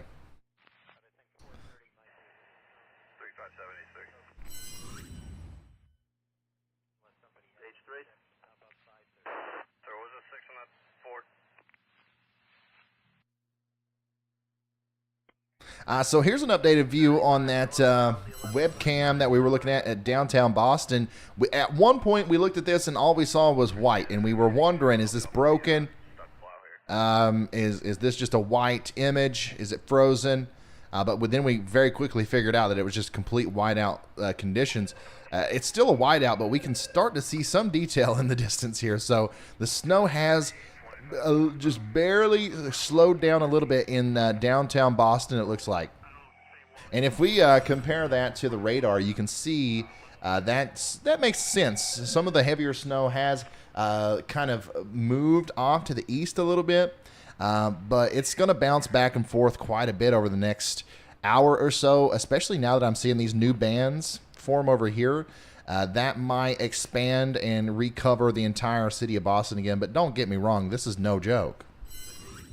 This is still a blizzard. It's just not the insane 3 to 4 inch rates that we were seeing just moments ago there in Boston.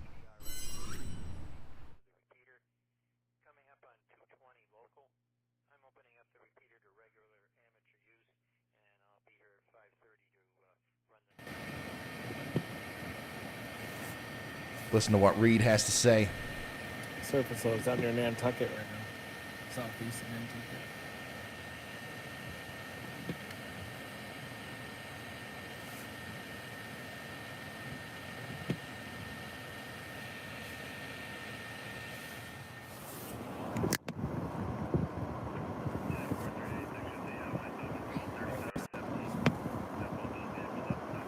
Yeah, once again, I'm not able to hit up Reed on our communication system.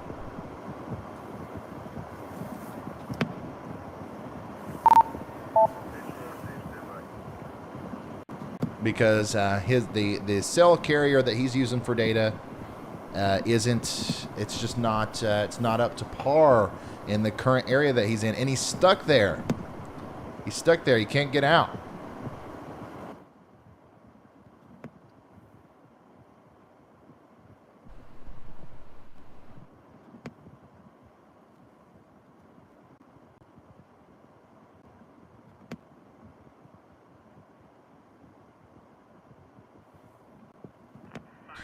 Becky says, Virginia Beach is sunny and the snow is melting. We didn't get as much snow as predicted. How much did you end up with in Virginia Beach? 1164. I think last time I checked, we were looking at 3 or 4 inches. Or that's what we were expecting.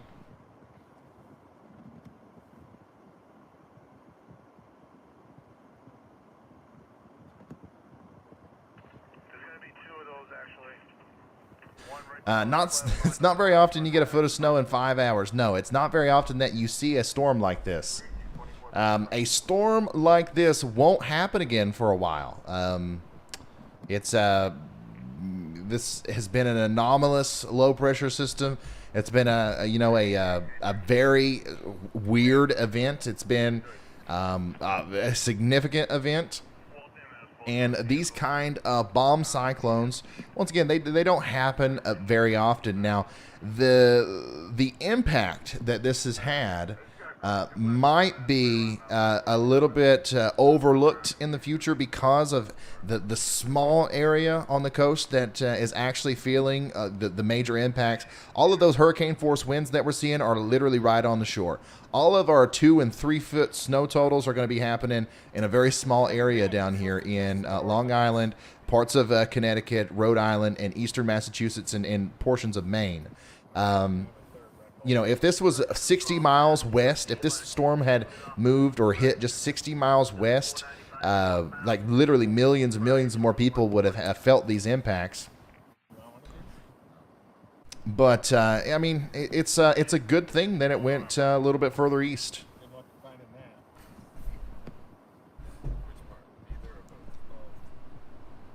In the Mansfield area, said it's near the airport.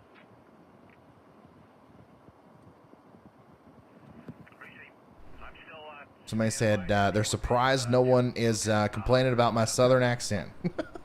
Now, you guys, these northerners, we've become friends, all right? They like the way I mispronounce their town names. It makes them, it's funny, right? And I'm an honorary, what did that guy say earlier? I'm an honorary masshole. ISS. Oh. Okay, so it's going to be a little bit before this gets over our storm, but we are now in the middle of America. Or in the middle of the United States, I should say. Point that camera down.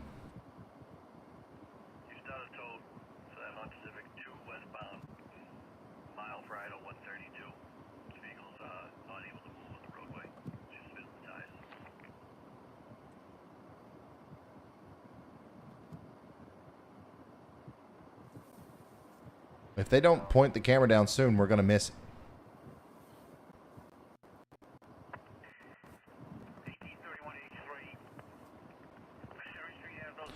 Sarah says, I like how you call them Northerners. Are Canadians extreme Northerners? No, you're just Canadians.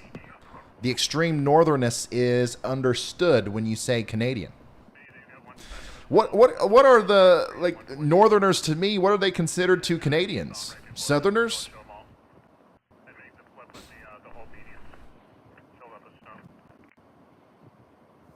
Hey, what wasn't this thing pointed down? Like last time we looked at it? Please say, Worcester. Worcester. I'm going to go down to Gloucester. I'm going to go down to Gloucester, and then I'm going to go to Worcester. Worcester, and I'm going to go get the car, take it to Cape Cod, and then I'm going to go back to Boston.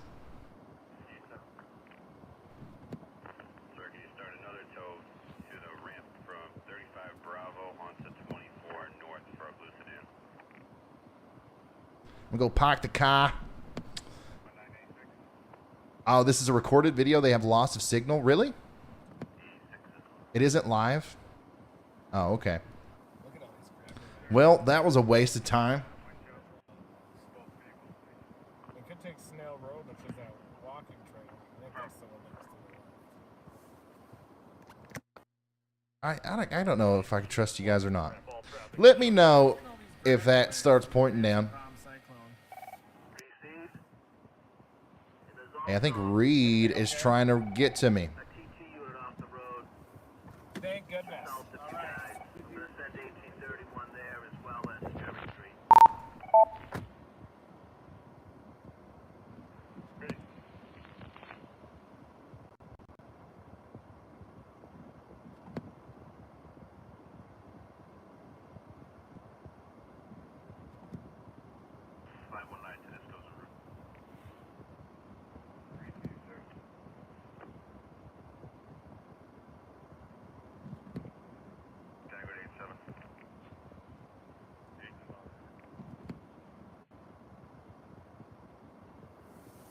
Looking for 87, sir. 87's answered. Looks like you have two vehicles stuck. One's going to be on the ramp from Washington Street to 3 South, and the other one's going to be on the main line. 21 Western, 22 County. Well, then we'll make you a maniac, an honorary maniac. I thought it was a mana. Hey, Sarah, thanks for becoming a member. Janet, thank you for the super sticker. And Kevin, thanks for becoming a high-risk member. That's super awesome of you. ISS is on. Dude, I am so confused right now. Do we have somebody that's smarter than me? Do we have a moderator that can tell me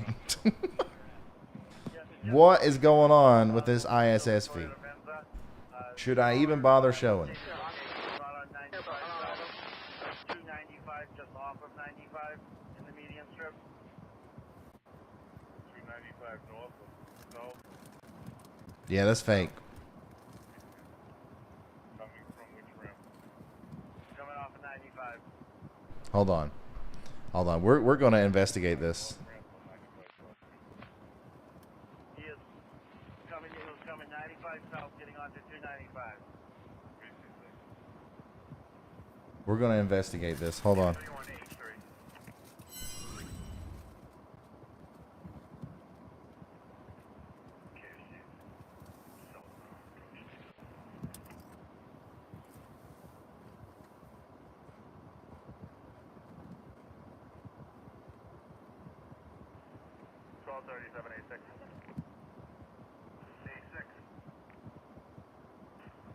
Okay, so actually, no, that's not fake.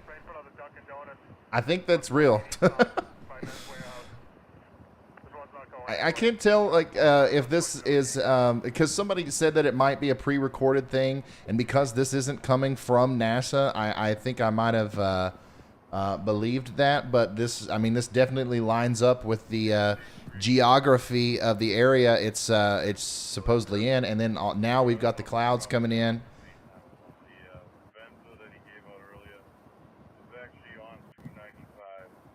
Do you think that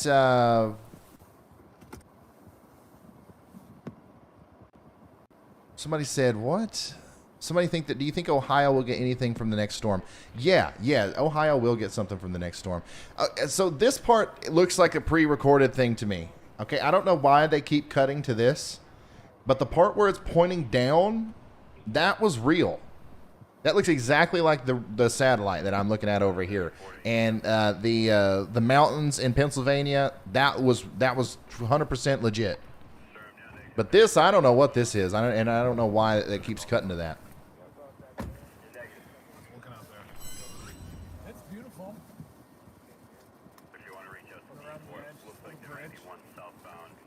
I think that's the bridge up to that point. Walk it. Oh, so whenever it loses signal, it goes to the pre-recorded video. I got you. I see now. That makes sense. That makes a lot of sense, actually. All right, so now it has signal again, and now it doesn't. We'll keep checking in on it. It'll pass back over our storm eventually.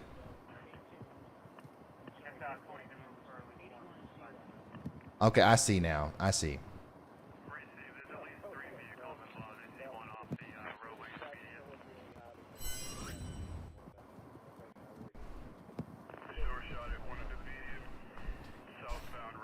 This isn't as cool as what I thought it was going to be, though.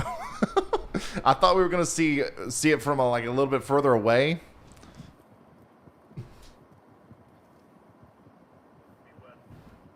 Still kind of cool, for sure.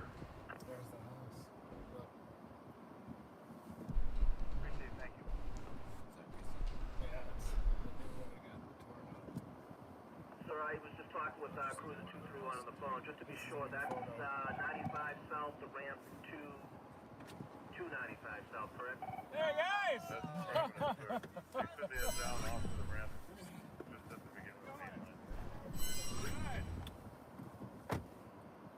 Thank you. I don't know what Reed was laughing about.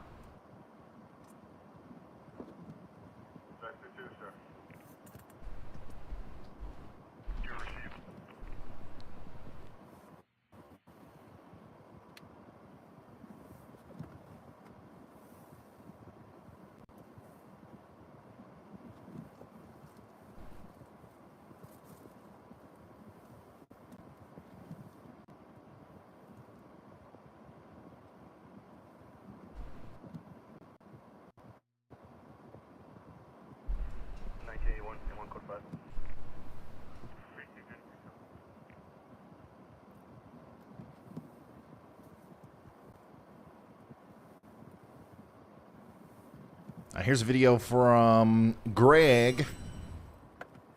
Oops, sorry.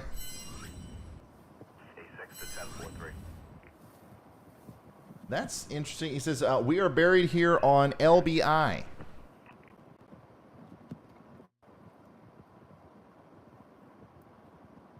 Look at that. The cars are buried. Literally. Hey, Dry Creek, thank you so much for the contribution, man. I really appreciate it. We got a 5-foot snowdrift. Oh, okay, I'm going to say it again. Holy smokes.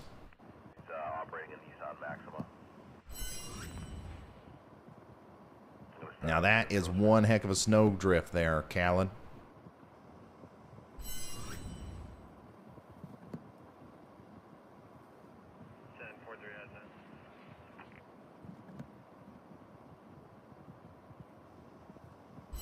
Massachusetts power outages still around 120,000.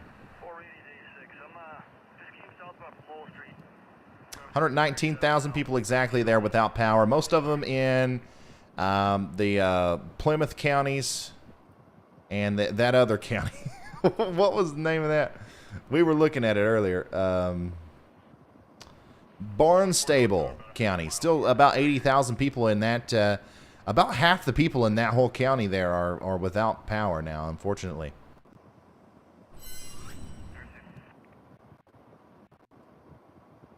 Yeah, I did hear.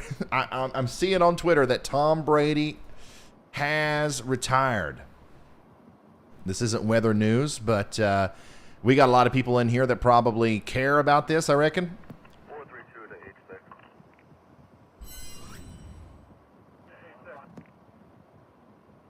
Tom Brady is retiring from football after 22 extraordinary seasons. 93 northbound just prior to exit 8. Receive, sir. Receive Blue Hilton.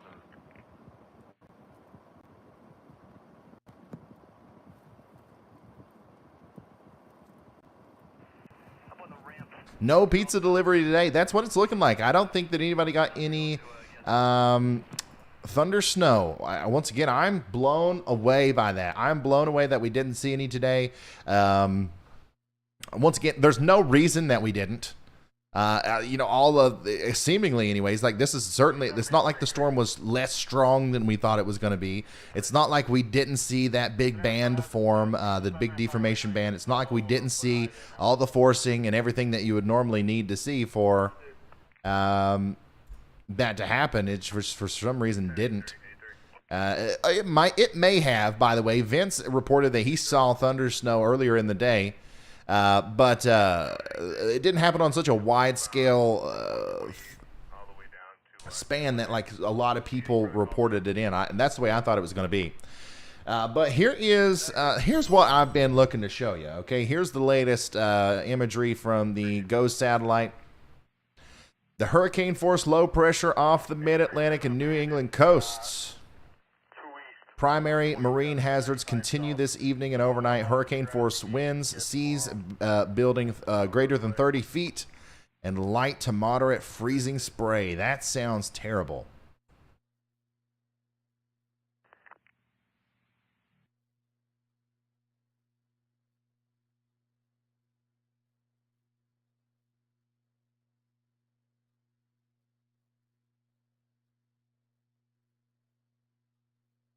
Oh, am I saying Barnstable wrong? It's Barnstable County. Man, you guys, it's like you purposefully made it, like you purposefully made all these places difficult to pronounce just so that it's like your own little secret inside joke, right? You're like, we're going to spell this exactly like Worcester or Worcester, however I said it before. But we're going to say Wista. And we're going to spell this Barnstable. And we're going to say Barnstable. Oh, man. I'm just giving y'all a hard time. Negative, I didn't get it. What is it? A6 to 480. You say he's on the ramp from 95 to 128 or 95 south to merge onto the main line. 1411, A1. I'll be on a 4 with that car off the road prior over Warren Hill, 495 north. Thank you.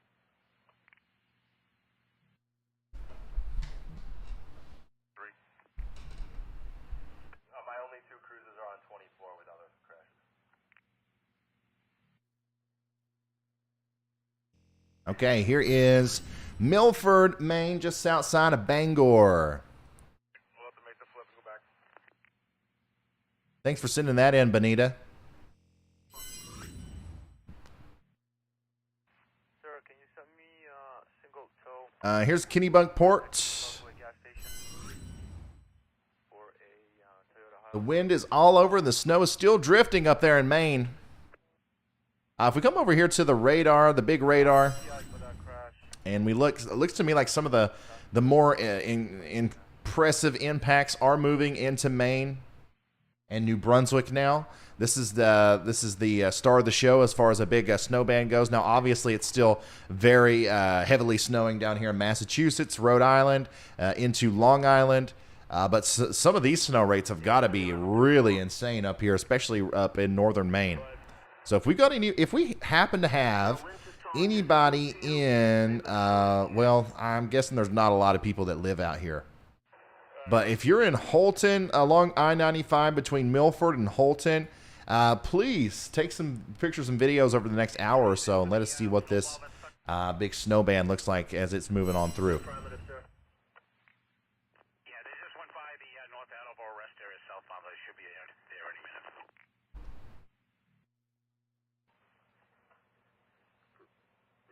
Thank you. Crews that brought the DMV northbound Friday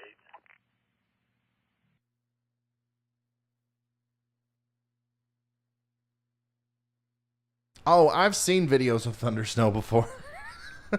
I'm good on that. I wanted to see it today specifically. Wow, look at this. Snow drifts. This one ain't a 5 foot snow drift like we saw earlier, but this is a more realistic look at what we're seeing out there. All over Rhode Island and eastern Massachusetts, and of course into Long Island, and now southeastern New Hampshire and down east Maine as well.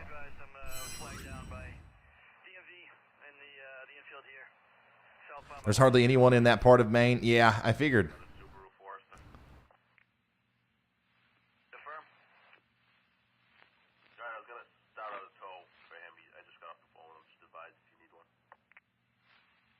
That's moose country up there. All right, here's the latest look at Canton, Maine, or Massachusetts, sorry. Oh, how many times have I screwed that up today? Tiny, thank you so much for sending this in. Look at those cars, man.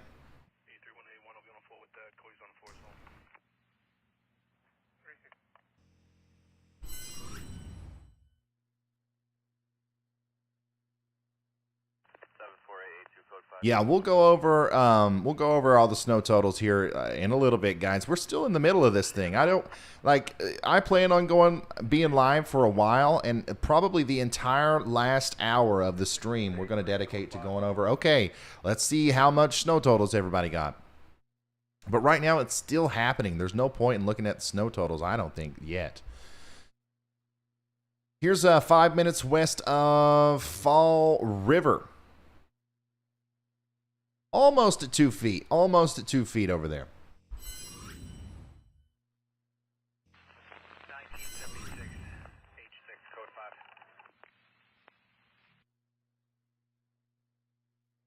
What is this?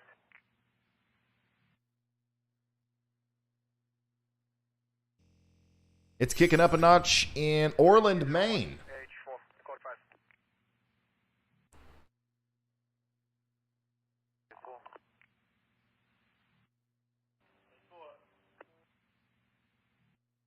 Sir, just want to check what phone company will be coming my way.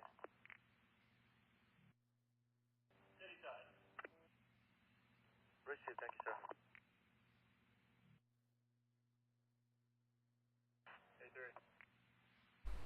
Code 5, sir. Route 3. Kate McLeod said, hello from New Hampshire. We are getting slammed. Yeah, that's what I was just looking at on radar.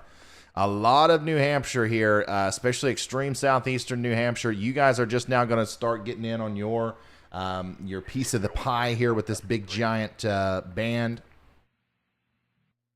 Portsmouth, York, down through Newburyport. That's in Massachusetts, I know. But even Dover, some of these heavier showers are going to make it over into Dover for sure. Kingston. Now, Manchester, it's still up in the air if the Manchester area and the Nashua area, if you're going to see some of this. I know a lot of you guys are reporting that you only have 3 or 4 inches of snow right now. Obviously, you're going to end up with way more than that. But I don't know if you'll end up with more than a foot unless this slides over to the west just a little bit more, or maybe you see this, like it looks like a new band might be forming here. If that continues to form up and then slides over you, you'll end up with over a foot of snow for sure.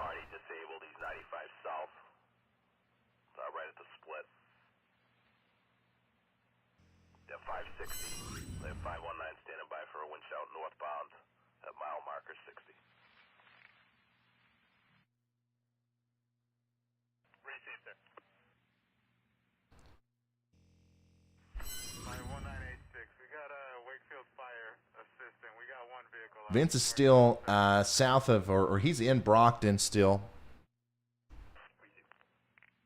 Well, he's south of Brockton. He's now in East Bridgewater.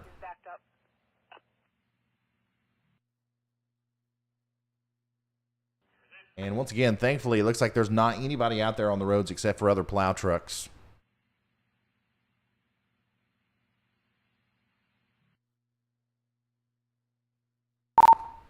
Hey, Vince, how's it going out there? Are these places that you're going by, are they without fuel and stuff too?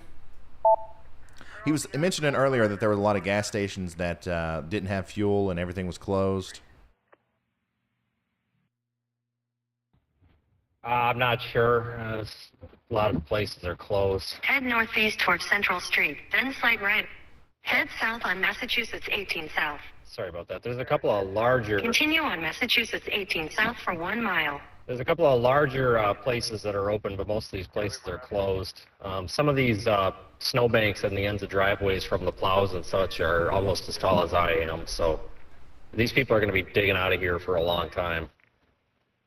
Yeah, I told you guys it's going to be July before you completely get out of the snow there.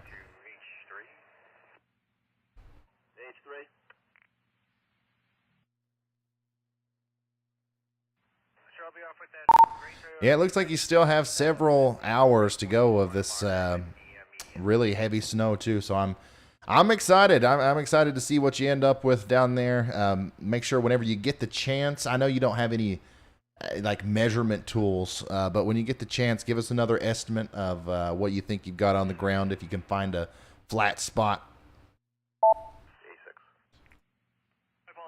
Sounds good. I'm going to be pulling over somewhere to shoot an AS live, so I'll see if I can find something in the car to compare for you.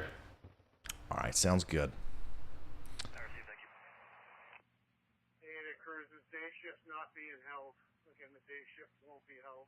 So secure at 15:30.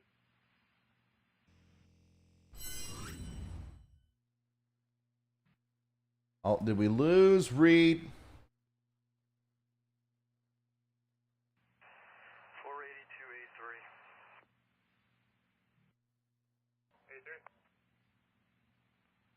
5, I'm standing by with the DMV. We might have. We might have.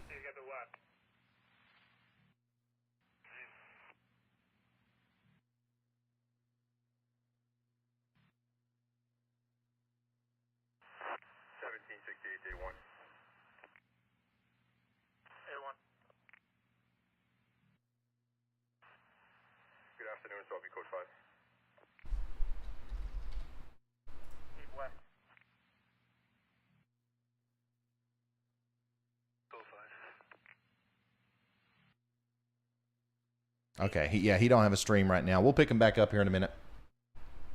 192060 H2 Code 5 B again.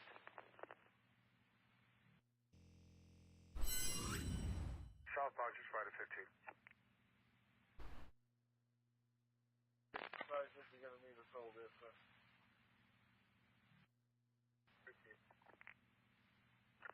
241 will be joining him shortly. Getting on 93 south now. 357 H2 Code 5. Every time I check back, did I lose Reed? Yeah.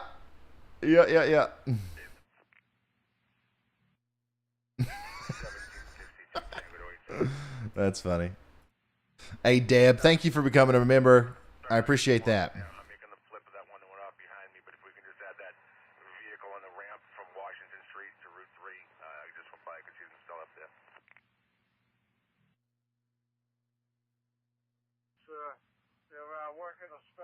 Wow, the only thing that I am seeing on my Twitter feed is Tom Brady. I am not a. I have no feelings either way about this. Honestly, I wish I had more commentary for you. I know this is a big deal, but I have nothing to say about it. This is hilarious, though. This is us, or this is the vast majority of everybody in New England. It's like, wow, you know, we're checking out the snowstorm, the blizzard, but wait, what's this? I think I passed one. I'm gonna head over to that one.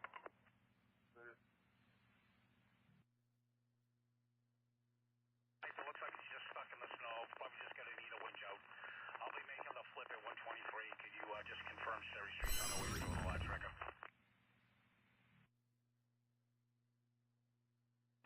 To the right, into the snowbanks. I'm on my way to a call to Saugus. Received. I'll send my self patrol. What area of Route 1? Mile marker 50.5. Once I realized that I passed, it was about 50.6.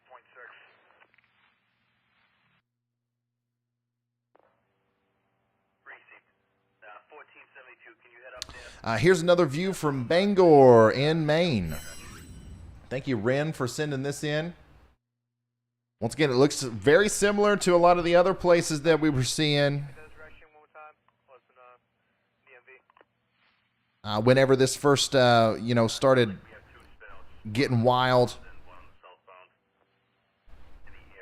down to your south there. So, you've got a lot of snow coming there in Portland, in Bangor and Lewiston and all these places. Now, in Bangor, I think that you guys are actually going to probably... It's a tough call as to figuring out how much snow you guys are going to get, because obviously places like Boston, places down here along I-95 south of Portland, they're in the pivot point, right? This band of snow is going to be sticking around here for a while, and that's why we're going to end up with 3 feet of snow for a lot of these places. But the further north you go, like that really heavy band of snow that's moving through Maine, it's getting ready to clear Bangor, right? It's getting ready to literally stop snowing almost completely within the next couple of minutes. And, that's obviously going to cut down into the amount of snow you're going to get. But once it gets past you, it's going to go like this. And then eventually it's going to come back over you as it goes off to the north and to the east. So that, I don't think you guys are going to get as much as Boston. You won't end up with 3 feet, but you still have a good opportunity at getting near a foot during those 2 passages.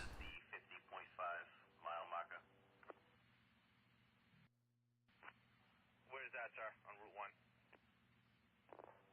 It's in Chelsea. Should be 50.5, puts it around Route 16. Steve, North Shore Road, Riviera. Received 1163, can remain the north area.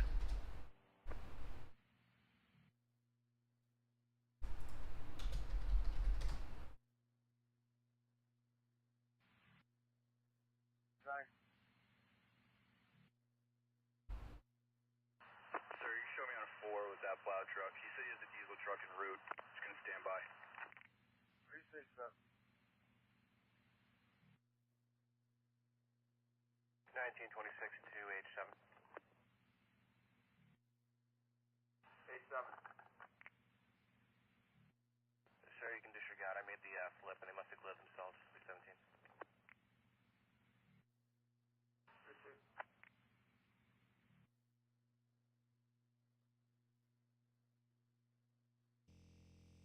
Vince is out there recording an As Live, knee deep in snow.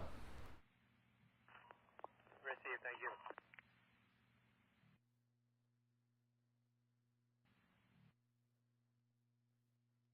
Right around 119 mile marker, you got a car off in the median. I'm going to try to make the flip for it.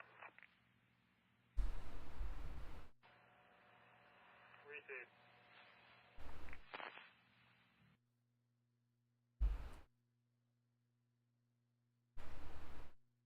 The red on the radar, that's a mix, like freezing rain and sleet. There's some snow drifts between two buildings in North Providence, Rhode Island. Receive, sir. Thank you.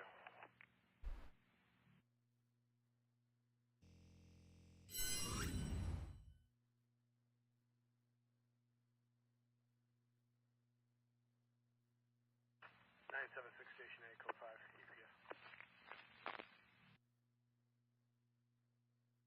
248H2, you can cancel that tow.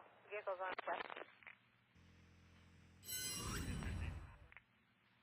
set. Here is Jeff's son, Charlie, blowing the snow there in Madison, Connecticut.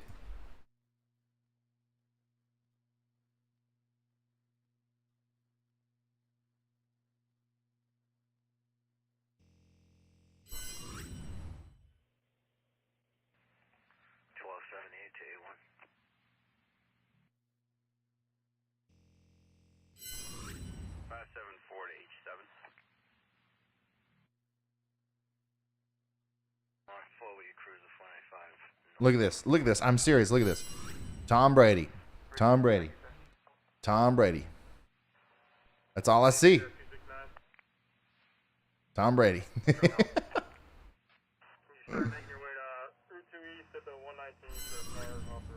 All right. This is what I'm going to do. You guys know what I'm going to do, right? I am going to take a quick break. 8 hours and 30 minutes. 8 hours and 30 minutes consecutive here on the stream. I'm going to take another quick 5-minute break if you guys don't care. I'm going to refill my water. I'm going to stay hydrated. Might grab a little something to eat. Right? That sound good to y'all? Oh. I don't know where this stuff comes from. Why does it keep popping up? Okay, but yeah, we still have 9,524 of y'all here with us. We're going to continue this on. Okay, we're going to continue to pull this off until YouTube makes us quit. All right. Well, once again, we've been going 8.5 hours. That means 9, 10, 11. We got about 3 hours left on the live stream, so don't go anywhere else. Continue to share this. If you haven't done that yet, share this on YouTube or share it on Facebook, Instagram, Twitter.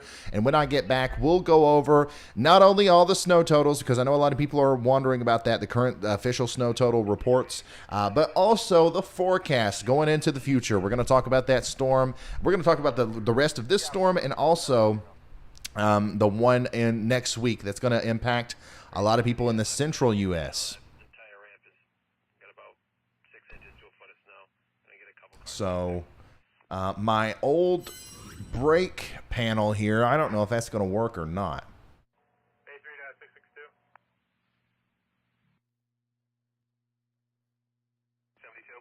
Give me a second. I'll figure this out. 1472 Carter Street, loop around north.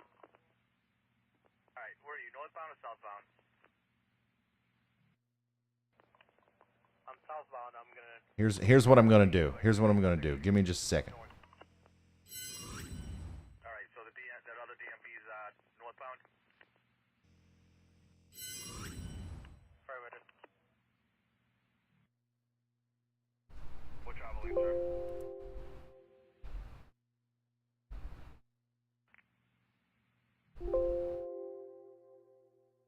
Be able to win your help. H3 to 1134. Go ahead. Sir, miscommunication with Lynch's. They are not en route to your vehicle. I started Chris's heavy duty for your plow truck on the right. Oh, I'm trying my best here, guys. I am DOT trying to assist them now. I'll advise if we need to cancel. Receive, thank you.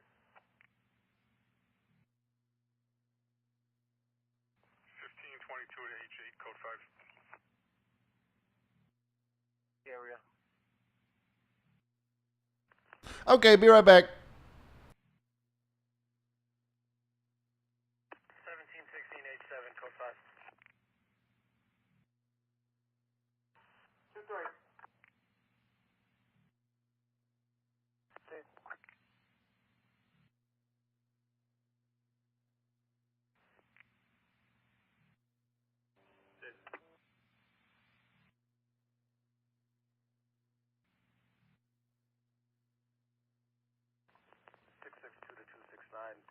passing 3 north, exit 78 right now. I'll take care of the DMV.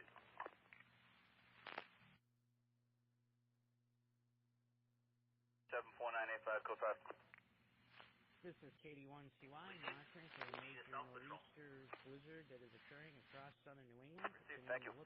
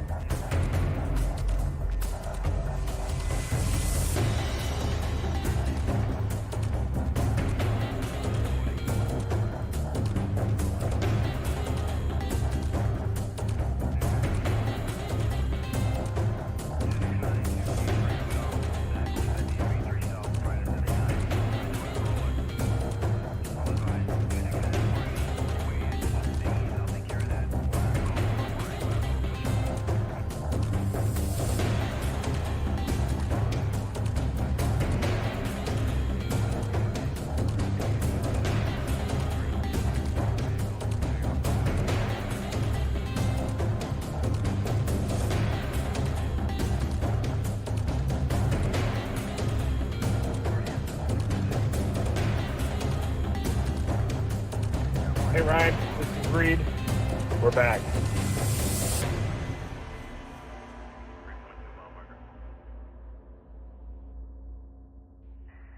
Aerosave, you said 95 north at 495. We're at the bottom of the ramp, 495, merging onto 95. Proceed, out that way.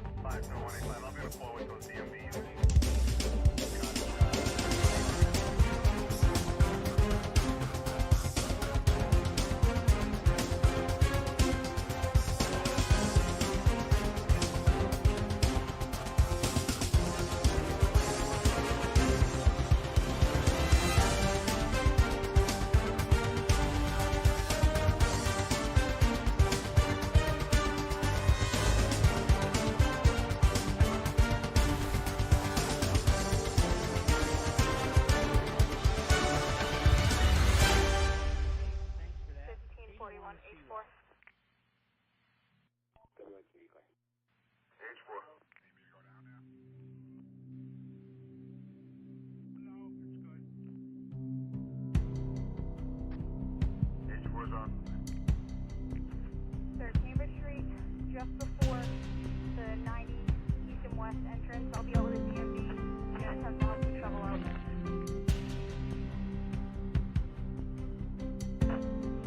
Okay, received.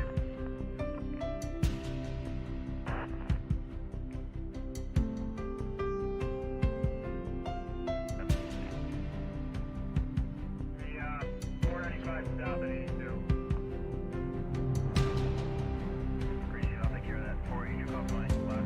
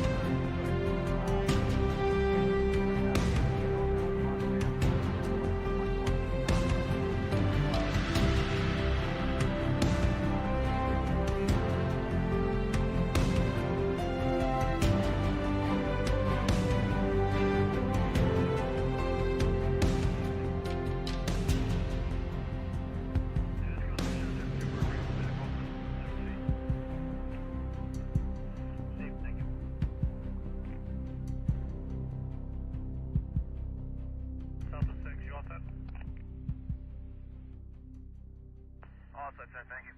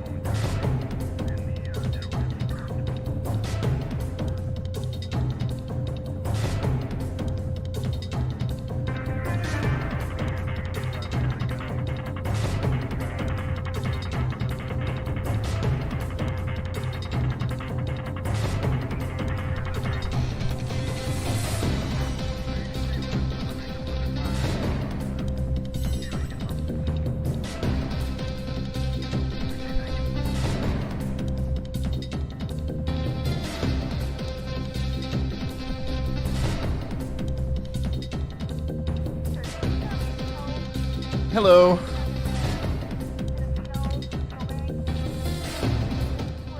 How we doing? How we doing? How we doing? Did Reed try to call? What did he say?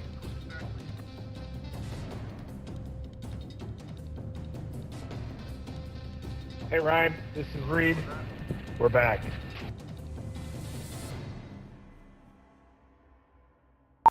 Hey, we missed you, buddy. Where you been?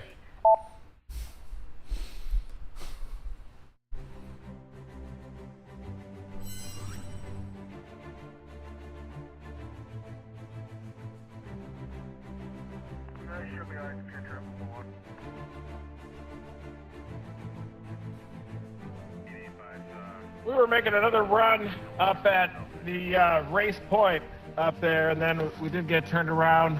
The road was closed back near race point, so now we're back in Provincetown and just regrouping. Some bands of snow starting to pivot back in. It does look like the southern edge of that deformation band might be getting a little bit of some reinvigoration and some gravity wave action. And right now, I think the plan is to work this area for a little while longer as the wraparound comes in, a couple more hours of heavy snow, and then maybe we'll head down toward the Dennis area, right in the middle of the Cape, for when that northerly flow increases. I think that near high tide at about 9 p.m., there could be a little bit of a storm surge down there in the middle of the Cape. And then by tomorrow morning, I think we're going to go check on that house that was being threatened by that coastal erosion.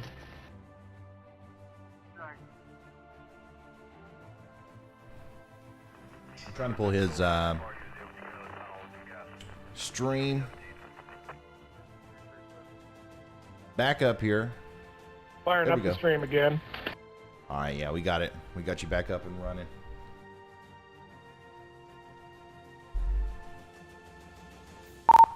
All right, sounds good. Some of my chat is confused about the road situation. You're not able to make it up to Race Point, but if you wanted to, you could get out of the Cape, right? Those roads are still open, or are those closed as well?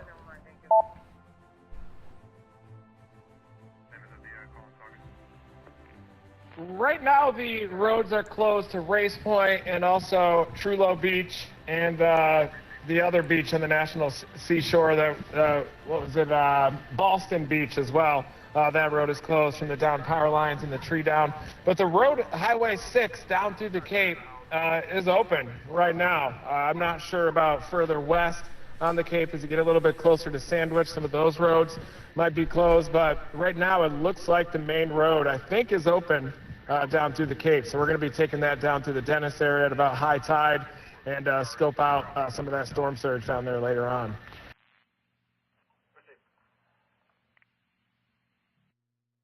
Where's Dennis?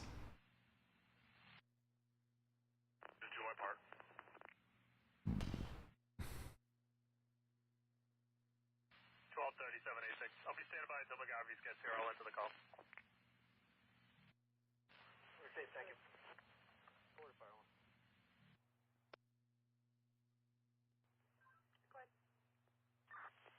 There should be no music playing right now.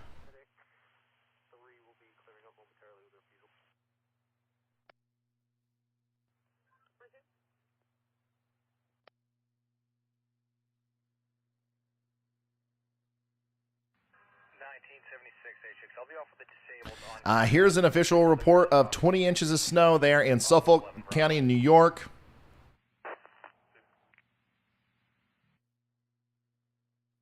Still getting really delayed reports for some reason.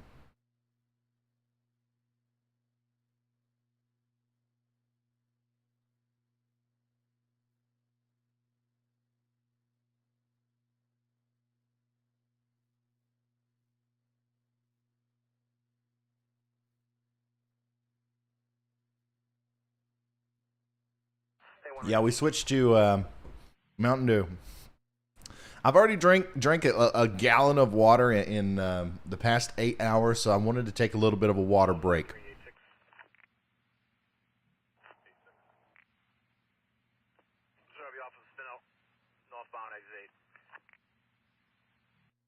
Or a break from water, not necessarily a water break.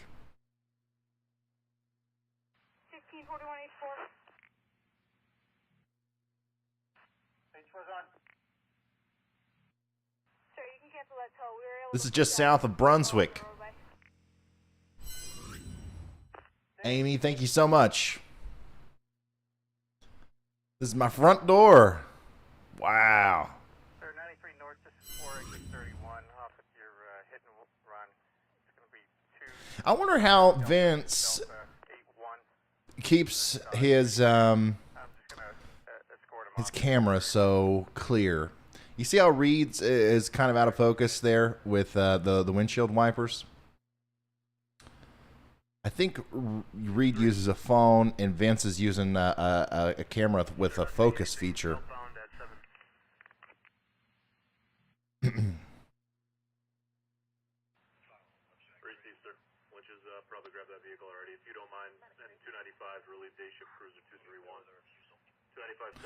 This storm is pulling air from half the globe. Yeah, this storm is like literally, it's as impactful to the global weather system as a volcano or something like that. It's the bombogenesis is no joke. Let's see here. Steve says, I know it's still 100 hours out, but I'm sitting in my basement listening to this and waiting on my 16 inches of snow. Okay, let's look at the weather models. You guys want an update on that big storm that's coming up next week, right? 12Z Euro. Ooh. 2 actually. Did we already look at that? What was the last thing that we looked at? What was the latest data that we looked at there? Was it 12Z? This is 12Z GFS. Let's look at it. Big storm comes together. And in the central U.S.,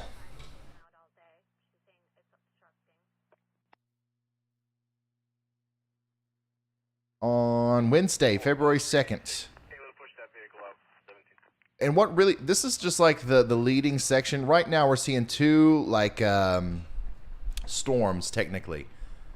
You got storm number 1, that's going to put down some ice and some snow. And then, you know, there's just this big boundary area here where you got all this warm air coming up and all this cold air coming down.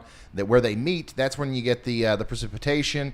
And it's going to fall as freezing rain and sleet through a lot of the plains and into the Midwest. And then the secondary system, this one right here, this is the one that actually becomes a storm. And that is the one that looks like it might be pretty significant, bringing down those bone-chilling temperatures into Oklahoma and Kansas, and heavy snow into Missouri, Illinois, Indiana, and into Michigan.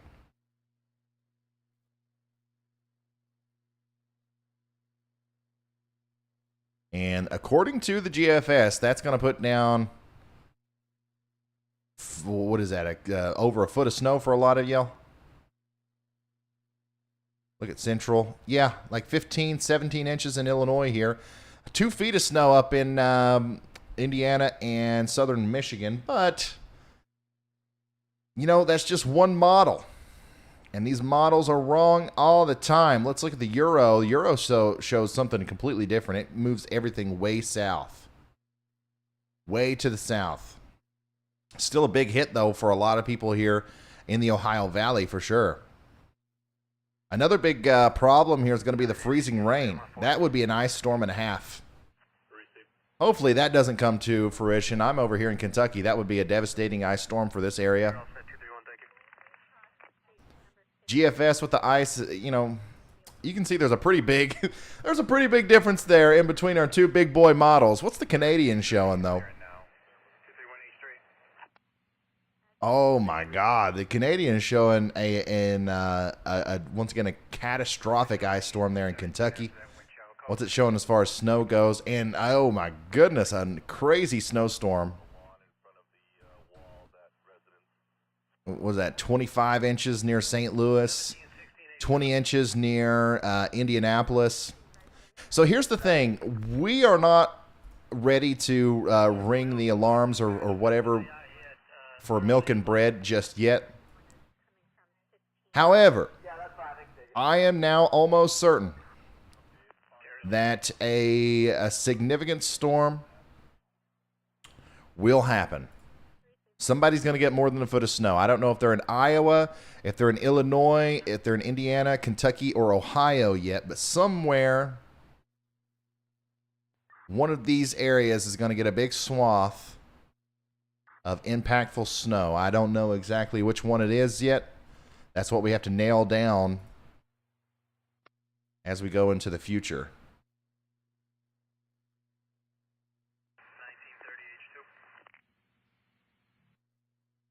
Really interesting pattern that's going to set that up. You can see like a very obvious trough over here for our bomb cyclone today.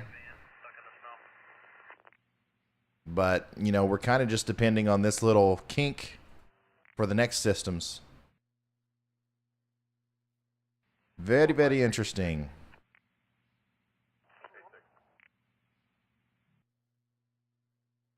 Sir, can you stop me hook northbound Friday 9? Yeah, we're going to go in depth on this, super in depth into tomorrow's video. I promise you guys. We are going to nail this down. We're going to get to the bottom of this. I don't have the mental capacity to really get down and analyze these models completely right now. I've been going like 12 hours a day covering this northeast snow, And I've got to see it through. Okay, I've got to see it through. Somebody over here is going to get over 30 inches of snow, and once I see that happen, maybe I'll feel like it's over. And then we can move on.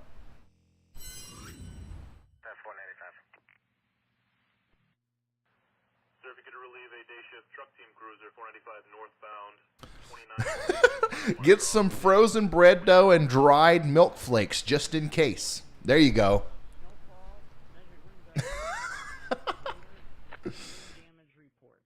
KD1 CY. Alright, I'm gonna clear, Ricky's gonna, stay with him. Can you keep us in Texas up to date? Absolutely. If you're in Texas or if you're anywhere that's going to be impacted by these future storms, please subscribe to this channel. I'm going to make daily videos about this, and then when the storm actually comes, we will be live here doing this. Can you start a tow for DMV, Route 1 North in Saugus, just after the column? Don't have the wind gauge working, so I can't give that. Before that. You've gone from water to dew. Yeah, so we drastically have decreased our healthiness as the stream went on. Actually, we started off pretty bad with the cinnamon rolls. But we drank an entire gallon of water. I did a quick refill. I've drank almost a quarter of a gallon since then. Then I had a Red Bull. And then now that's kind of kicked me off into the sweeter drink phase. But this is a Mountain Dew Zero. I'm a big fan of the fake sugar. I know a lot of people have mixed opinions on it, but I don't really. It don't bother me. Thank you so much. KD1 CY. Hey, we have 1 inch of snow in Millsboro, Delaware. Tornado Finder. Thank you so much for sending that in. Looks good. Where's Mills? Wait, one inch of snow? Where is that at? I feel like everywhere in Delaware should have more than that, unless it's in the extreme northern tip. As you guys started. Or unless maybe she meant a foot.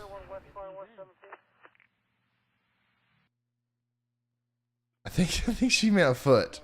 Because here's another picture. 21 degrees there. It's crazy too that like a lot of places just to the west of where all this, the big storm is happening, it's sunny. The sun is out, literally. Hey, I'm live over on Facebook right now.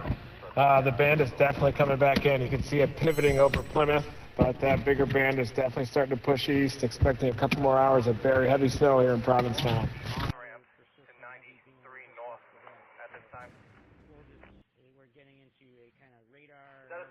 All right, we got to pull Reed up on Facebook now, it looks like. And let's look at the radar, and let's look at what he's talking about. Oh, yeah. Yeah, so this band of snow here that has been wreaking havoc in Rhode Island is finally starting to try to move out, it looks like. It's going to slide right over Provincetown, I do believe.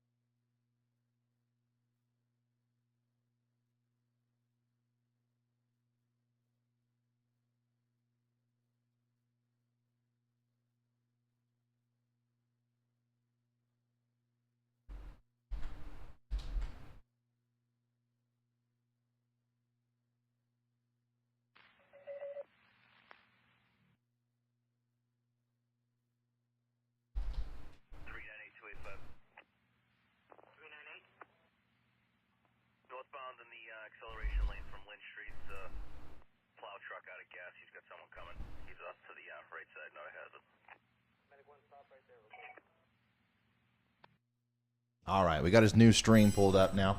Cancel that. She's out. He's still in Provincetown, and yeah, that big band of snow is certainly going to be coming over his location shortly.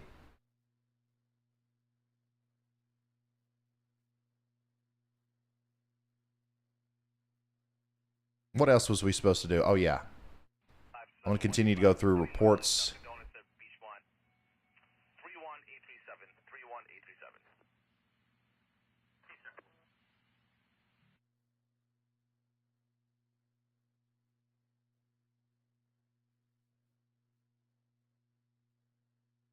Here's another video from Boston. Those snow drifts are crazy. Look at one side of the street, the cars are buried. On the other side, it looks like it's barely even snowed.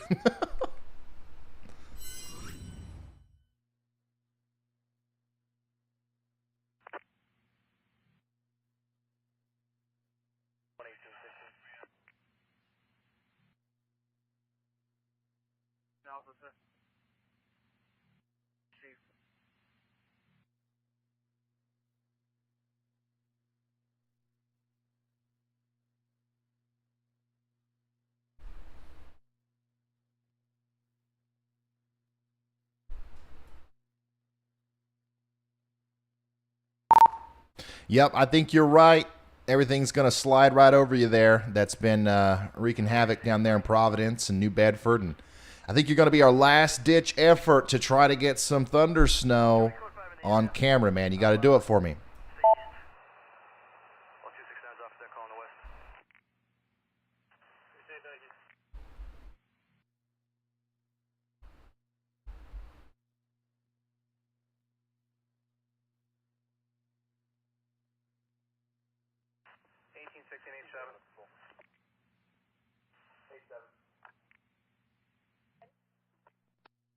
Same 6 as before.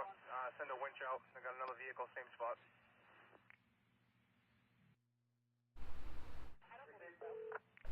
Oh, yes.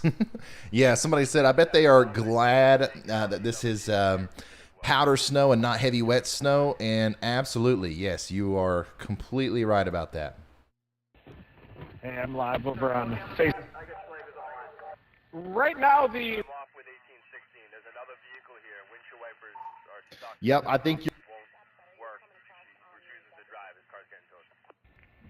Oh, yes, we're ready for it. Pay attention closer, and you can definitely see a reinvigoration. What was it? We have to walk out there? Okay. We're at the Pilgrim's First Landing Rotary here, and I think we found a jetty where we're going to be able to walk all the way out right now because it's low tide. So we just got to find a place to park here, get ready for some crazy scenes. But that band is definitely moving back in just in time. Those 3 to 4 inch per hour snowfall rates are going to swing through here. Probably another 6-8 inches of snow here in Provincetown at least. Yeah, I'd say he's right. Some people were asking if this band was going to slide through the Cape, and yes, it will. It's getting ready to go through, and we're going to watch it happen here through Reed's stream. Once again, it's not unlikely that we see thunder snow still. I'm not giving up hope, guys. It's going to happen at some point during this daggone thing. It is going to happen. That's when we'll call it a night. 11:34 H3. I'll check that. I'm northbound at 16. John Jones says, I'm so let down that northeastern Pennsylvania missed out on this one. Unsure if it's 16 or not. Just 2 vehicles off the roadway. Thank you. Hey, you'll get the next one. Actually, probably not the next one, but maybe the one after that. Does Reed have swimmies on? No, I don't think so. Here comes the heavy snow moving into Provincetown.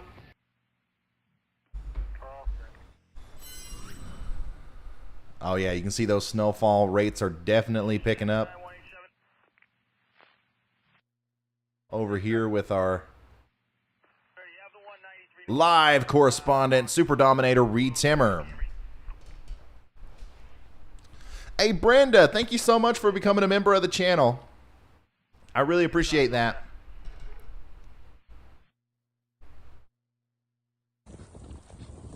Oh, here's a fun video. This is in Fall River, Massachusetts. Yeah. Thank you for sending that in.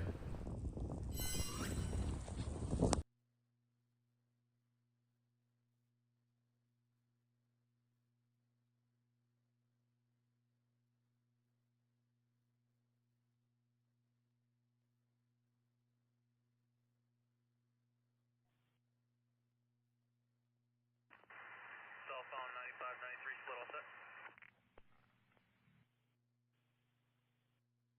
All set. Here is a video from Riverside, Rhode Island. It's getting higher by the minute. Thank you, Sonia. And another video up here from Weymouth. Weymouth Landing off of Front Street.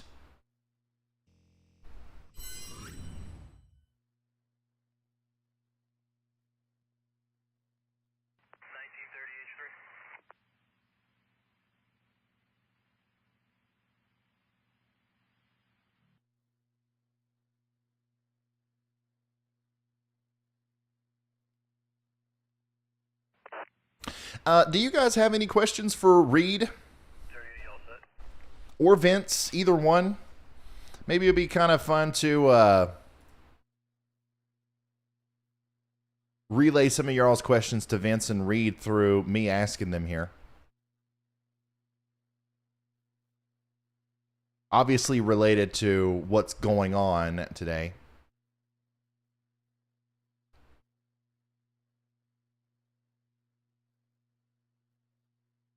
Ivan, thank you for becoming a member, man.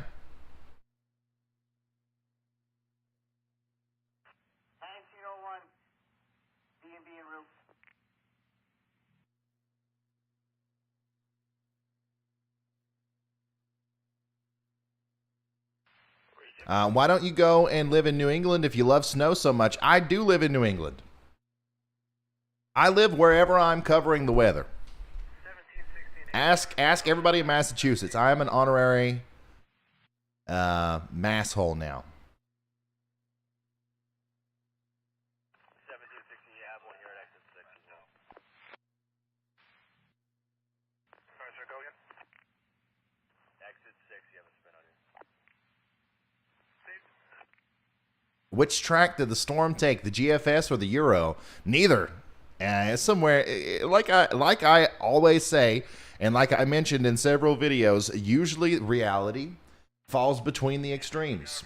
And it definitely was, we're not getting the low end, and we're not getting the widespread high end, but I still 100% believe that somebody's going to end up with 30 inches of snow out here. I am living vicariously through all of y'all.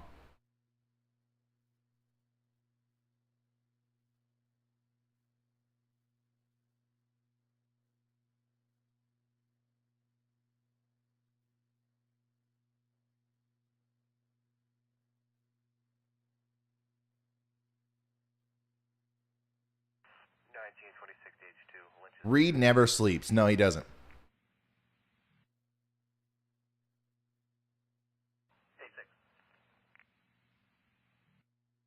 I checked north and south, Peabody to Linfield. Negative findings on that DMV. I'm not sure if it's the same one that 1237 was off of. Any further calls on it? Negative, sir. No further calls. No, I'm not going to ask Reed about Tom Brady. There should be a P.O. box down there in the description. I got a P.O. box down there. If you want to send me a case of Red Bull like Kathy did, you don't have to do that.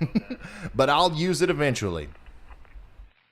A lot of people just send letters. I've got a lot of letters from you guys, and especially you youngins, future meteorologists out there that I've been meaning to respond to them, but man, I've never written a letter in my life. So like it's a process.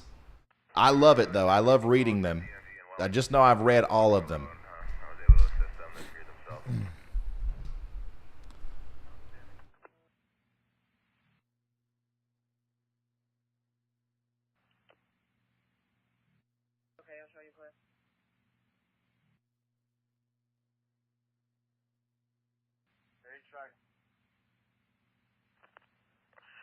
Surin said, how much longer are you going to stream?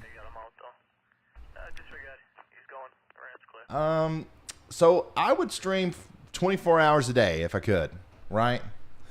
But YouTube, so one of the reasons why I like to do these streams is because now, whenever I end this stream, we're going to have an archive that lives forever on the internet, right? Of all of your pictures, all of these videos, all of the updates and stuff. It'll always be on my channel. And that's true for, you know, all of the severe weather events that have happened over the past year. We have this archive of it. And, but YouTube doesn't, it won't archive it if we go over 11 hours or 11 and a half hours or something like that. So we always cut it right there. So currently we've been streaming for 9 hours. So 2.5 hours at the most is how much longer we're going to go here. Now, obviously, I could just stop the stream and start another one, but I don't want to do that either. I want it to be in one nice little package on the channel in one video. I don't want to have to do a part 2 and all that stuff.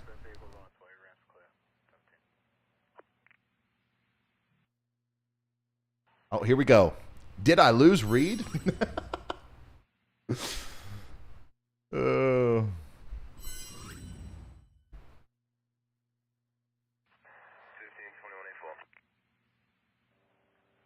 Hey, Adam is watching from Ohio, man.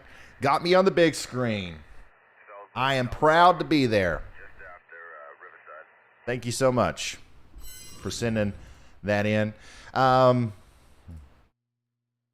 Richard, thank you for the support.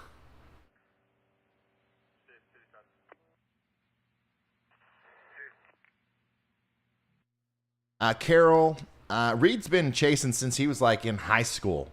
This is what he's done for his whole life, pretty much. He was on the, if you guys don't know Reed Simmer, he was on the hit TV show Storm Chasers on the Discovery Channel. And you should definitely check that out. It's an awesome show.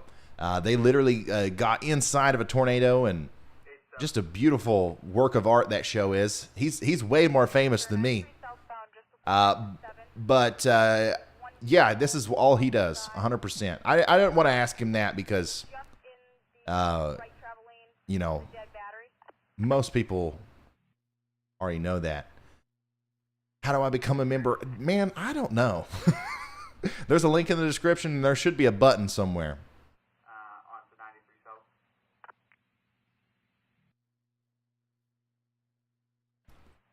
Flawless Mike, thanks for becoming a member. Really appreciate it. Yeah, I know. That Tom Brady retired. Station H to H7, that cruiser, I'll give it to him. Thank you.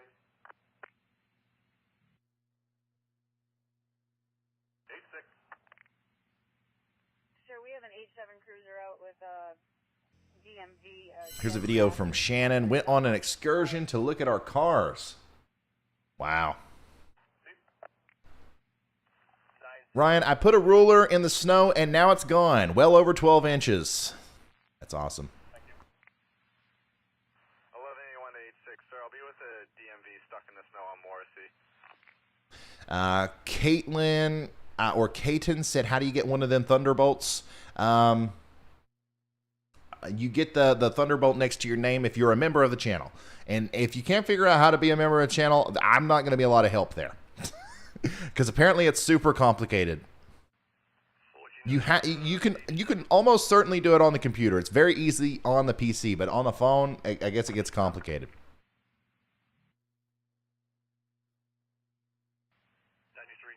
Frank, our moderator, Frank said, Ryan, for the people asking how to become a member, I'm trying to tell them, but they don't pay attention. Frank, will you join me in a VC down here? I'm in Office VC. If you want to give these guys verbal instructions on how to become a member, I'm giving you an open invitation. Because I honestly don't know. 1134, you on the 93 north ramp? I have assured with me. We got a call of a vehicle. We'll see if we can get Frank down here. He might be able to walk you guys through that process a little bit easier than I can. Do you want to build a snowman? I absolutely do want to build a snowman. I'll take a look. All right, very good. 69187 Interstate on 4. To happen, the storm is slowly starting to pull away. Still got quite a ways to go, though, in terms of the snow. Hard to believe. Thanks for the update. We'll look forward for your updated snowfall report at some point, and we'll be monitoring. 81CY. Thanks to the net, 73s. That wouldn't be so clear.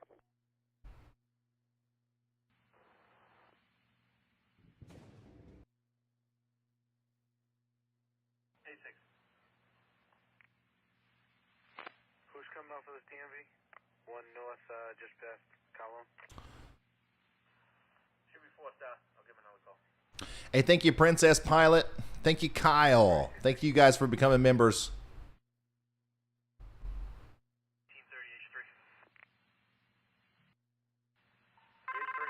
We had 8 inches of snow in Jersey City, removed by owner in less than an hour with a shovel.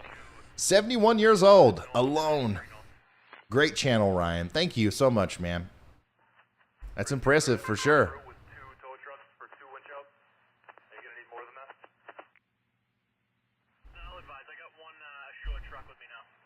Yeah, so apparently if you're on an Apple computer, you need a computer and a different browser. Or an Apple phone. If you're on an Apple phone, you have to do it on something else.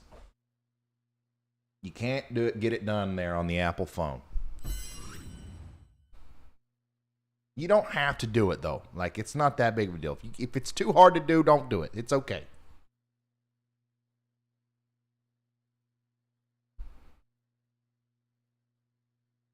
Brianna, thank you for becoming a member. Sarhova, thank you for becoming a member. Oh, it looks like people are figuring it out. That's awesome. Thank you, guys. Surin says, I want to be a weather dude someday. You can do it, man. All you need is a can of Mountain Dew and a YouTube channel. In today's world. Hey, Dan, thank you for becoming a high-risk member. That's super cool. And Lynn, thank you for becoming a member. Yes, the floodgates have opened there. And I really do appreciate it, guys. The support is it's vitally important to our goal here of making this the most efficient information relay stream that exists. Wow, this guy's got the setup. Look at this. I'm just now going through Facebook.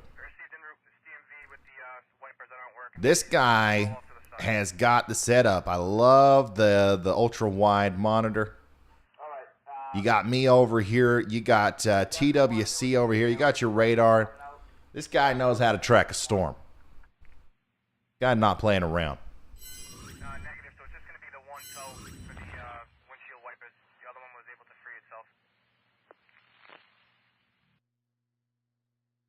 Hey, Ryan, where are we at with the power outages? I think we're doing all right. We're actually gaining in Bristol County. So if you're in Bristol County, we had 20,000 people without power earlier. Now in Bristol County, we only have 3,000 people without power. However, we're up to 90,000 without power down there in Barnstable County. And Plymouth County still 20,000. So we're still hovering around that 120,000 total without power.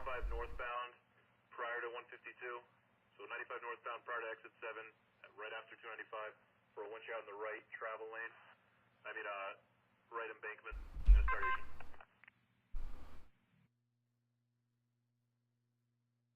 Receipt, I'll make the flip at 495. Head back. Receipt.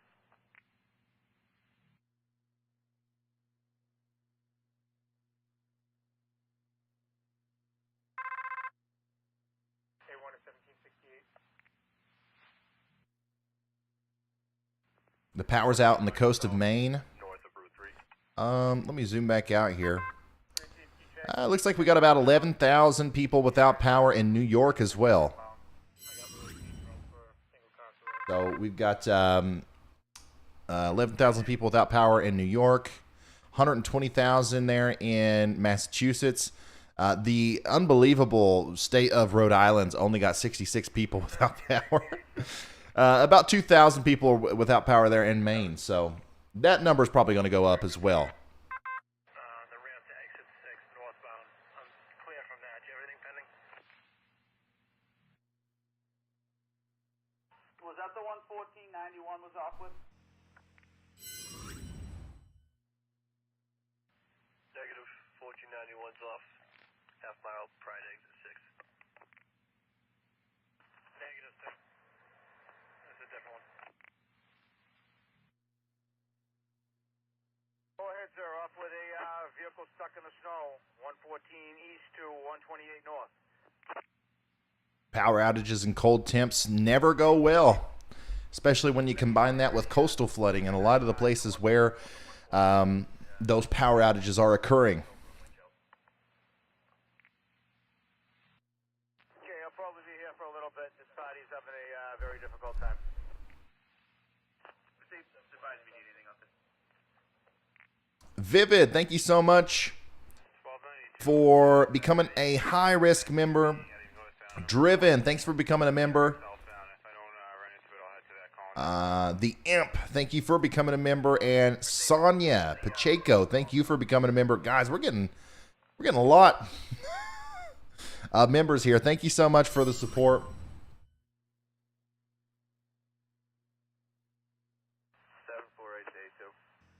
Yeah, I think I had it pulled up the other day, my total member count. Let's see where we are. 496 south prior to Rod Street. Going to assist this car that's stuck in the snow in the left lane. Probably push her out. Alright, advise if you need one show. See, we'll do. 1327. 1,327 members here on the Ryan Hall Y'all channel. How many of you guys were here when we only had like 27? And it wasn't that long ago. Seriously, thank y'all for the support. Welcome to the club. We're going to start doing those members only live streams more often. Are those power outages or rolling blackouts? I believe they're just good old-fashioned power outages there due to down power lines and stuff. There are only 66 people without power there in Rhode Island. Yeah. Mm-hmm. 1930 H3. H3. H3, that ramp's back open. Assured is going to help one van get out, but it should be open. Steve, so thank you. 370 to H8. Do we have any other calls on that vehicle that was reported off the road? Now approaching the 115. Have you yet to see anything? Just one call on that. Received. I'll make the flip just to double check he's not off the side of the road. President I can see, but otherwise, it appears he freed himself and just been sent on his way. Received. 1716. If you want to relieve 1491, 93 north, half mile prior to 6. Received, sir. I'm on the ramp from 37, 93 southbound. There's two, they just got themselves out. Disregard. I'll relieve him. Thank you. Lloyd says, good to be a new member. I love the coverage and the Storm Chasers. How many are there? We currently have about 7. We have 7 Storm Chasers that are officially on the team. The heavy snow band is moving back in to the tip of the Cape here, Provincetown. Bigger flakes, wind coming through. I did see that the surface, though, the actual center of circulation passed well to the east of Nantucket, a little bit different than some of the models were showing.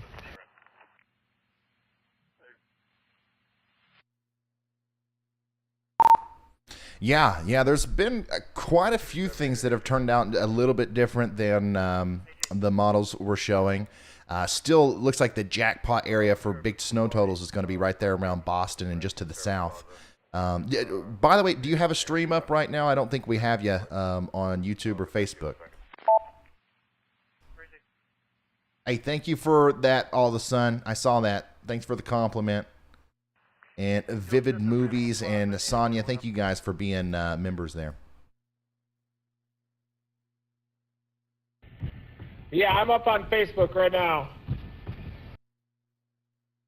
All right, let's pull him back up on Facebook.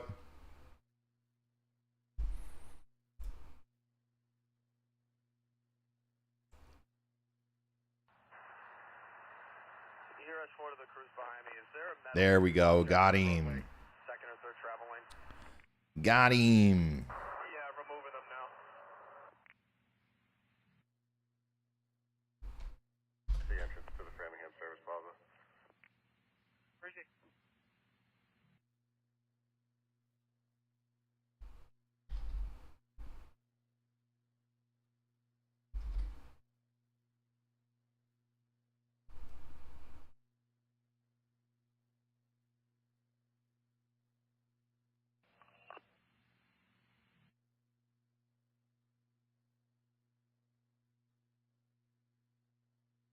Good old Mountain Dew. You know, I've watched a lot of streamers. I think he's trying to say something, but he's breaking in and out real bad. Anyway, what I was trying to say is I've watched a lot of streamers in my day, and I don't think any of them drink an entire gallon of water and a Red Bull and a Mountain Dew during their stream. So I don't know if I've just got like an insatiable thirst or what, but that's just a normal day for me during a 12-hour stream. Do you want to update to this if they still want? I'm going to move this party up onto North Street, Cross Street area to get them out of the tunnel.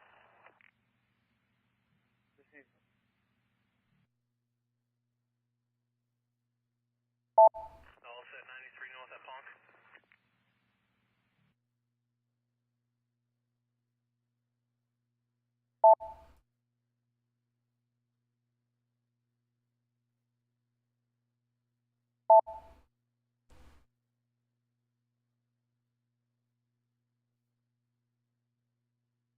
Where are the two videos at?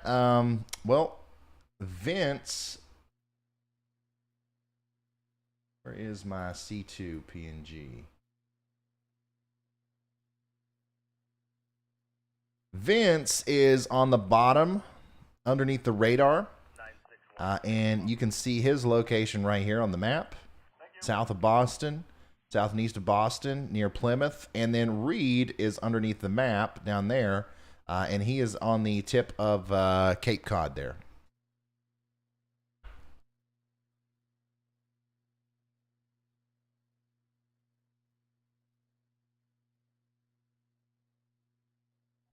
This is KD1CY monitoring for the major nor'easter blizzard that's affecting southern New England. Continuing to look for any reports of measured snowfall, measured wind gusts 40 miles an hour or greater, any kind of wind damage reports.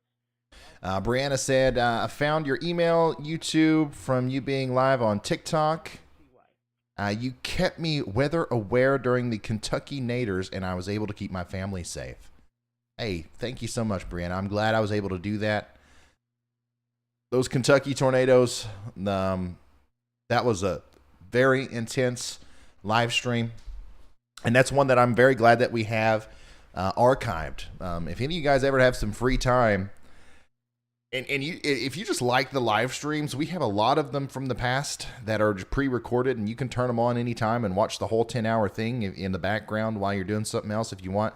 I would highly recommend watching the one that included the Mayfield tornado, because there's a lot to learn in there. Because the day was so dramatic, because there was so much stuff going on, there was a lot of teaching moments, right? As a meteorologist, I was coming able out of to their homes and even using their vehicles. Oh man, this sounds like good stuff coming from Reed, but we've got an intermittent connectivity problem. But anyways, there was a lot of stuff that I was able to kind of dive into on the not the weather models, but the radar and stuff. And then also, it was just an incredible historic day. So if you're into weather, check that out for sure.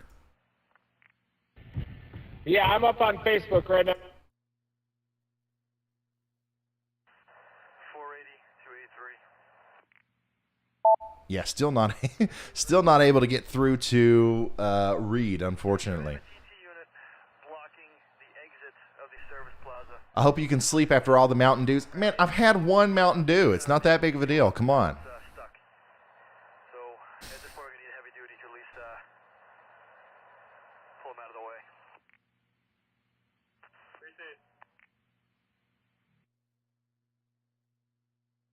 By any chance, guy shoveling it out. You guys are too funny. Hey, Jen, thank you for being an extreme risk member. That's a big deal. The snow's still coming down hard in Springfield, Massachusetts, but the trucks are doing a good job. Will it get worse? No. It will probably stay about the same as far as the intensity of the snow for the next couple of hours, and then it'll get better. John, thank you for being a high-risk member. That's super cool. And Duke, thank you for becoming a member.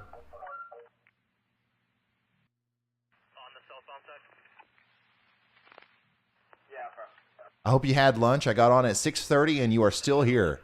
Yeah, we've been going on 10 hours now, 9 hours and 30 minutes to be exact. I have had breakfast and lunch, thanks to our wonderful weather wife.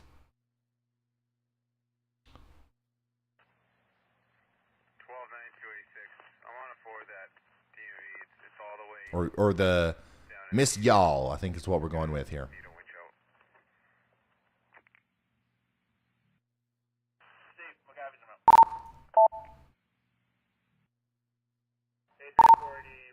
Hey, Reed, the last couple of messages that you've sent didn't come through all the way. I know we're having some problems with the cell service out there, but if you could throw that at me again, we'll try to listen in on that. Whiteout conditions in Riverside, Rhode Island again, and the wind is howling. Still waiting for some thunder snow. The wind, yeah, look, you've got a really stationary band of heavy snow there around Providence, Rhode Island. Look at this. This one right here doesn't want to move. It literally doesn't want to move. Yeah, we got this heavy band that is pivoted back in. Very heavy snow. Some of the heaviest that we have seen yet here. The wind is still picking up as well, mixing down those northerlies down to the surface. You've got to look here at Provincetown. Actually, my windshield wipers are starting to fail right now. So there we go. Yeah, that's showing outside. And the drifts are definitely starting to get 2 to 3 feet. 2 to 3 feet of snow drifts. Oh, look at that. Deep here, we're probably getting 2 to 3 inch per hour snowfall rates in this final band. That is some impressive snow drifting there in this little town here. I can't tell much about the winds, if they have really kind of slowed down or not. Definitely limited. Looking straight ahead here down the main track of Provincetown. Visibility down to about 50 yards. Visibility down to about 50 yards. So obviously we're still having a little bit of a connection problem with Reed. But you can see what's going on out there. Big time snow drifts. Snow's coming down at 3 to 4 inches an hour with this big snow band that is working through. But they're still able to drive around. They're still able to get out there and walk around and stuff. Obviously, most of these people are without power. So I don't know.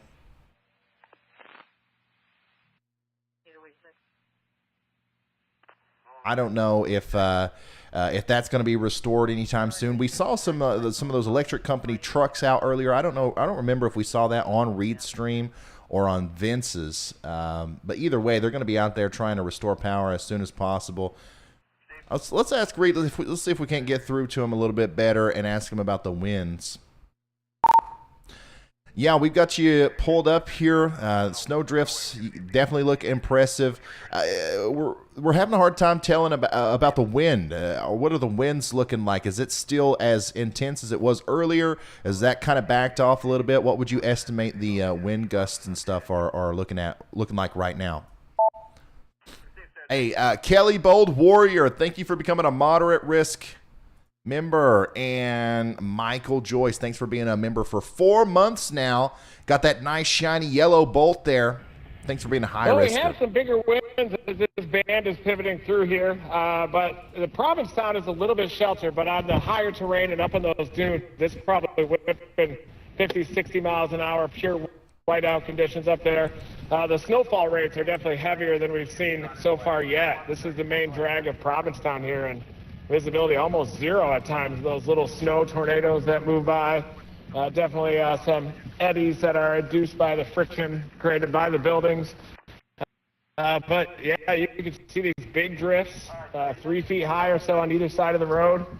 And definitely whiteout conditions out here, very heavy snowfall rates.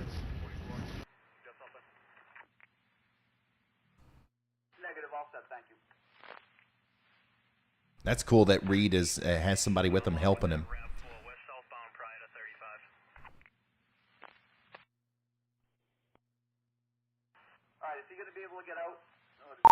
My chat is super interested in what kind of vehicle you're in. What kind of Dominator are you dominating in today? Just to confirm, southbound prior to 35 Alpha.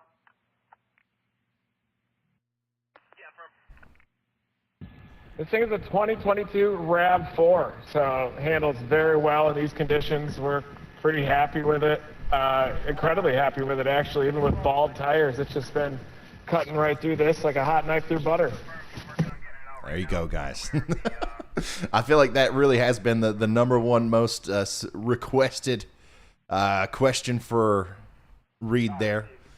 But yeah, that's the perfect vehicle if you're going to go storm chasing in the snow.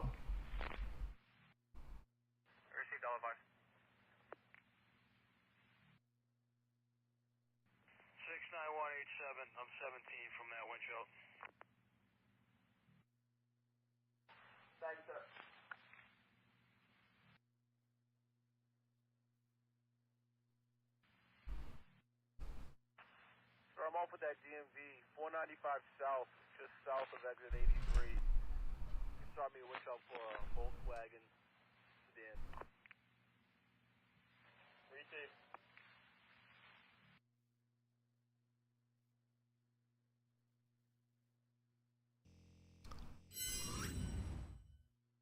Hey Ryan, thank you for all you do. We are cruising south on our little trawler named Claire, and use you as a primary starting point for making travel plans on the East Coast. You are our go-to when the weather gets stinky. Now that's cool. Now that is cool, Ed. Super cool. Thank you so much for sending that picture in there. Very cool. Receive, sir, thank you. 81CY, N1LTP.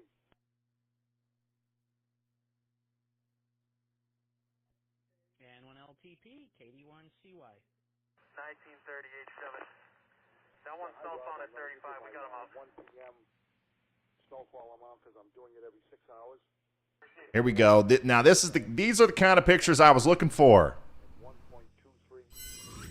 Lauren says this is Bridgewater, Massachusetts. I probably have another 6, but I can't really record that yet. So 16.1.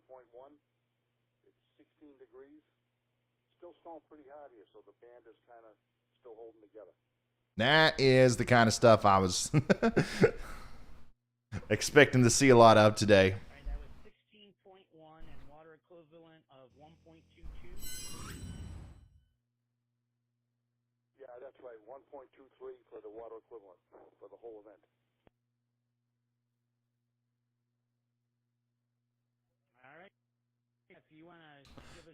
Here is another Ohioan. Everybody, this is the part of the show where people start sending in their setups that they're watching on. Look at this guy.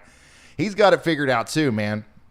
He's got his own little weather station down here. He's got Ryan Hall, y'all pulled up. That's a staple. That's an important part. He's got Radar Omega, the best PC weather radar app. He's in our Discord server. He's in the Ryan Hall, y'all, Discord server. He's got Reed Timmer pulled up. He's got Vince Waelti pulled up. I mean, come on, man. That's how you track a storm from Ohio. If I've ever seen a way to do it, that's it. Yeah, there we go.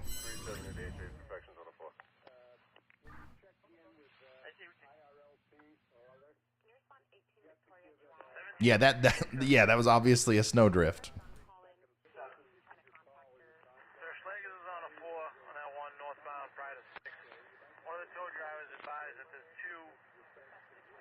Southbound to 28 northbound on the ramp, 102 vehicles. I'm going to start that way. 1491 is going to stand by for the recovery.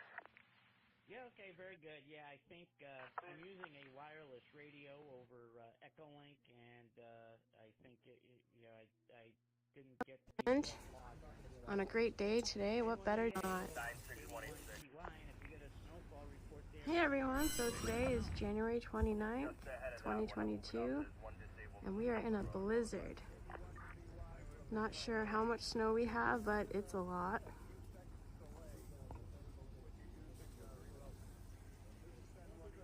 And on a great day today, what better day than to grill? 'Cause why not? Love it, Melissa. Hey everyone, so today is... I love it. Grilling in a blizzard up there in New England. That's another example of some of the content that I was looking forward to seeing today. I have taken this video for posterity's sake. If I don't...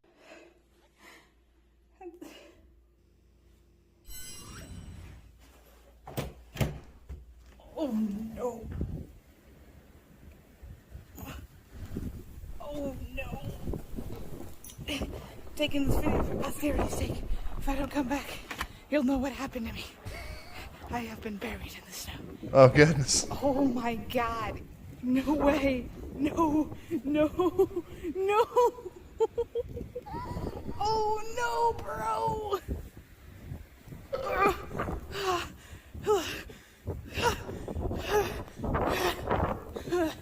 I should start turning the sound on these Twitter clips more often. Oh, finally. I never thought I'd be so happy to see ice. Can you guys hear her fine? This is hilarious. I do.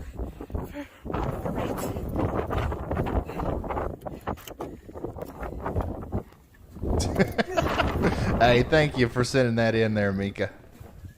H3 to 597. 597.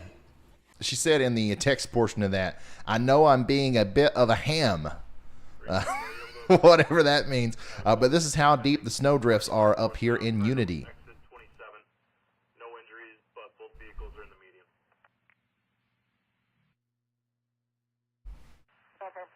She said, oh no. Thank you. I'll start to tell. David Riley's got the Huskies out there watching the Ryan Hall y'all show here. Thank you for sending that in, man. Love seeing the doggos.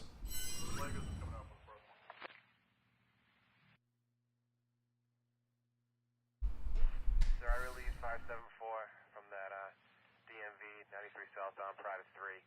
Once she has a vehicle, it'll be 17.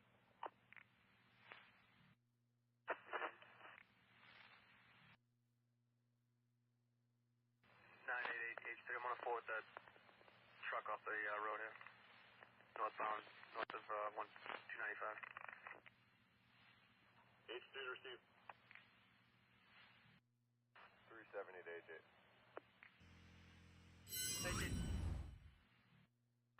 Got another motorist pull up on these flat tires. Perfection's off.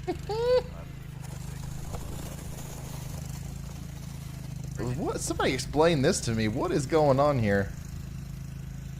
1930 H7. I'm on Is that a modified mobility scooter? Or is this something that's like a real thing that you guys just have? I'm so confused. 597 Sterry Street Group. I see the lawnmower in the background. What is this?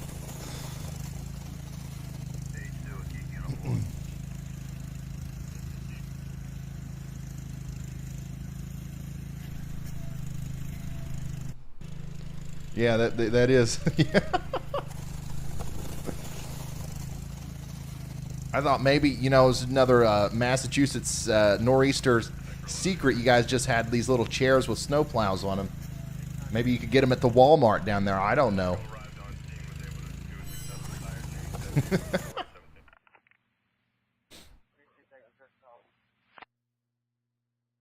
Hey, Hillbilly Weather, thank you so much for the very good report. He's replying to this image saying that it's just a little bit less. He's got just a little bit less than them at his house there.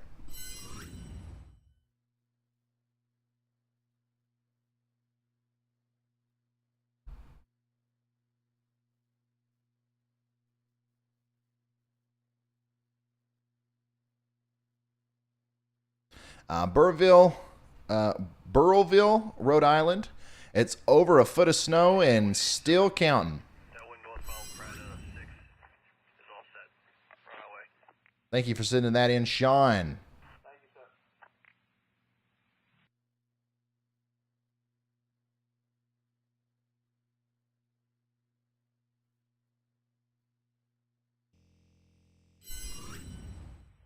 Go again, sir.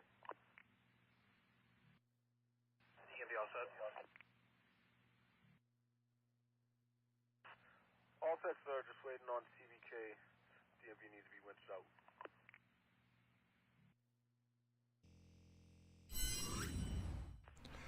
Trying to hang on after watching all day. 93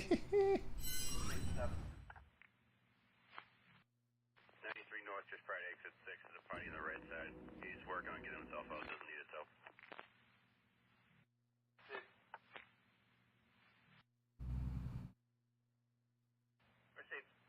Hey, thank you, Casey. Receive,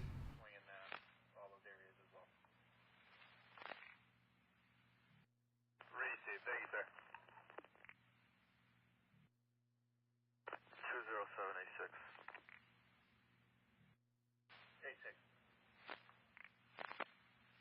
86. Looks like there's about 16 and a half inches so far in West Roxbury, Massachusetts, Boston. We still have steadily accumulating snow falling.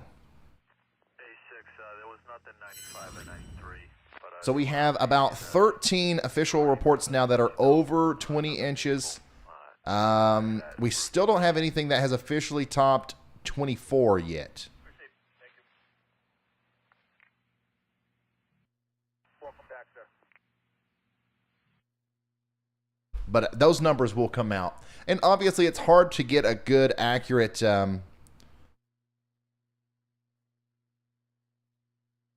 a good, accurate view of what's actually going on because of how deep the snow drifts are. H3988.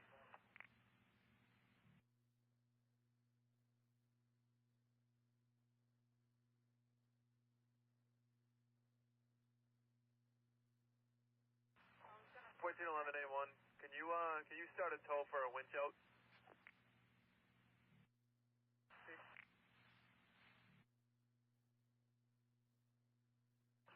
H32988.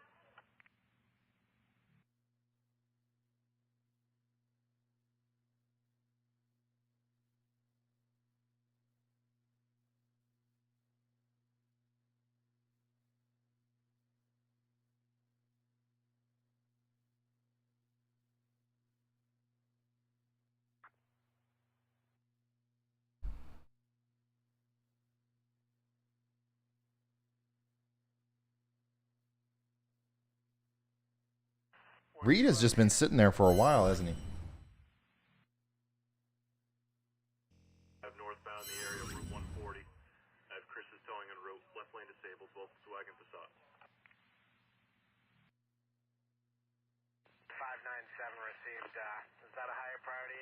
to me, 16, I'm going. Unknown, sir. You can continue on to your code 16. They said they were in the median, but unsure if they're in the left lane. And I believe no injuries, but I only spoke to one party.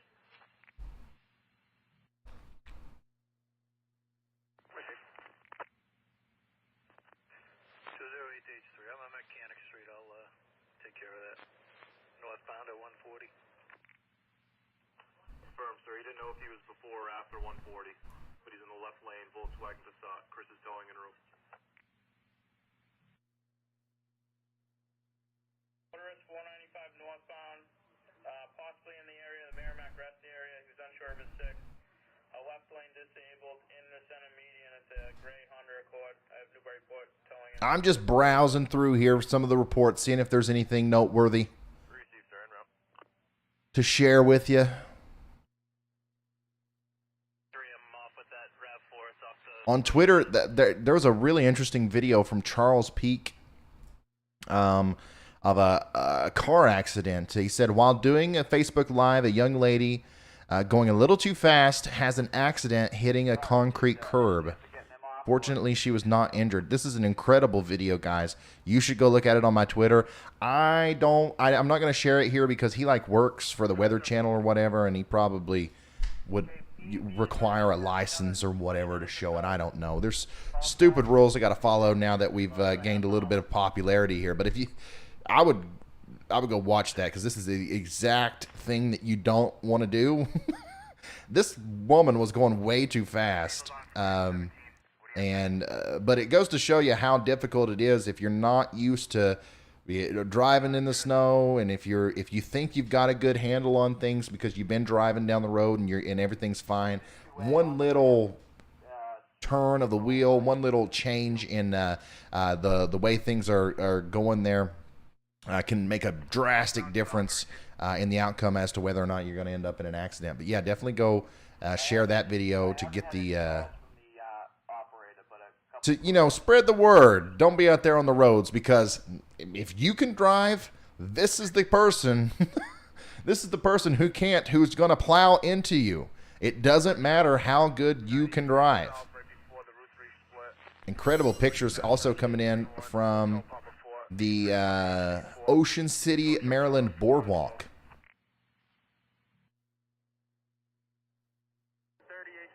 That is not usually what the Ocean City boardwalk looks like there.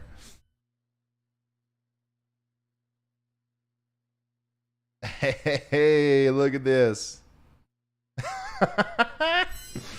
Slushy Kentucky said, I'm in South Central Kentucky. I know it's unimpressive, I know unimpressive snow totals here, waiting for the big one next week. I am super impressed with your ability to create a snowman with such limited snow, though. I am super impressed by that. I can't wait to see what you've got in store for us when the big one comes through.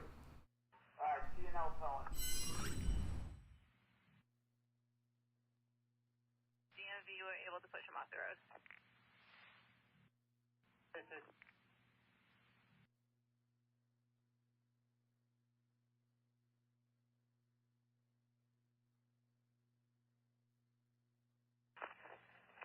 129286. McGarvey has that vehicle and its operator. I'll be 17. If you get started at 12.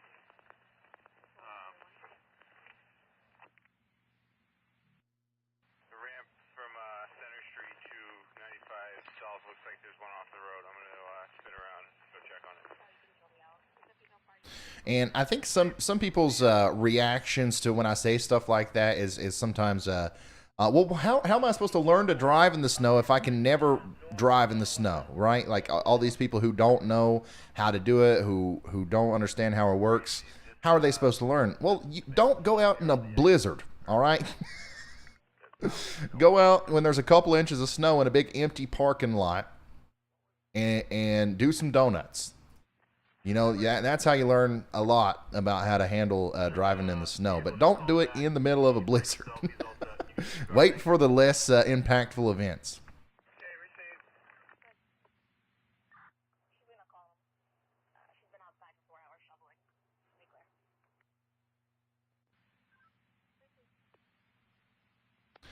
I'm in the Midwest. What are you talking about? Midweek snowstorm here. Yeah, so we've got another big snowstorm heading towards the Midwest. It's happening, guys.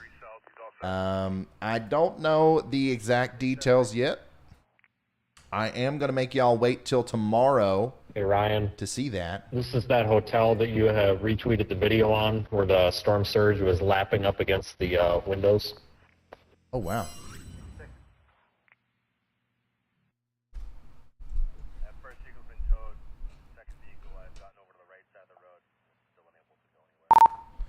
Wow, good find. Looks like have things calmed down there a little bit as far as the winds and the seas go?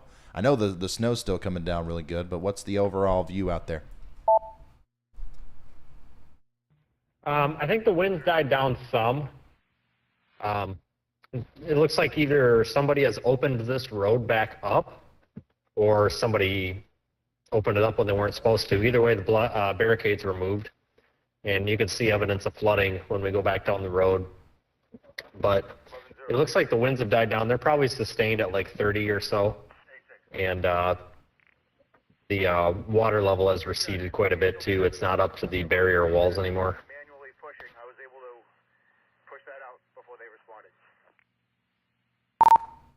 So, what's your plan from here? You got? Are you going to kind of stay in this general vicinity? Are you going to drive around a little bit more? What's going on for the rest of the evening for you? I'm not sure. Probably we'll be driving around for a little while yet. I don't see any reason not to. And find a spot at some point for the night. Probably have to head back up toward Brockton. There's not a whole lot down here. So a lot of places don't have power down here. Looks like power is being restored, but it looks like there's not many places to stay down here as it is, let alone when they're, half of them don't have power. So I'll probably be out for a couple more hours yet. Codfish,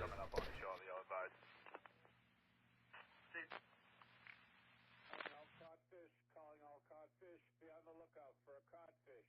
This is N1EA, November 1 Echo Alpha. 10, 11. So we got about an hour and a half left. All right, well, I've got about an hour and a half left on my side before I call it a day here. So if there's any overlap between when you end your stream and when I end mine, I'll make sure everybody knows where to go, and we'll send them over to you. Sounds great. Let's see here.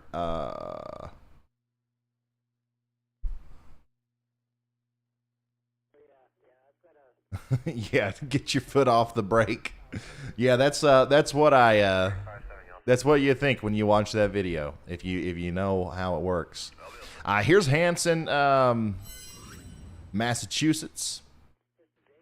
2043 to that cruise that's southbound prior to the HLB. Can I get you if I get on in Furnace Brook?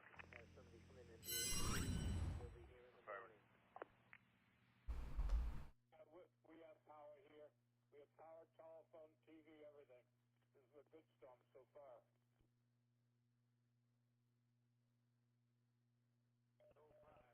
Until it becomes cleanup time,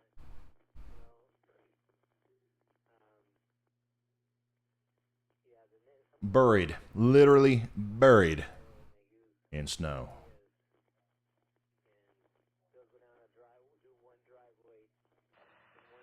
Yeah, actually that's a negative, but I'll be all set here. I have over to the right, the other vehicle's gone.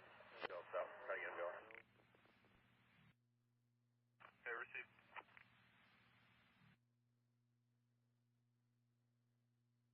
Yeah.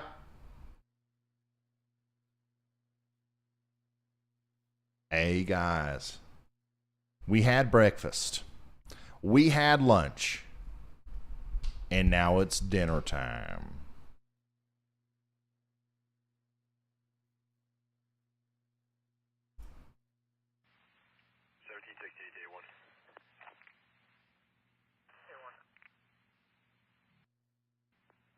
Turbo fleet assistant with the wind truck. I'll be 17.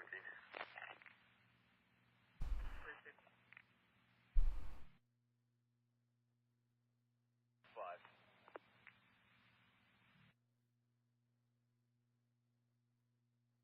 99, keel, all set. All set, DMV. See you running one shootout right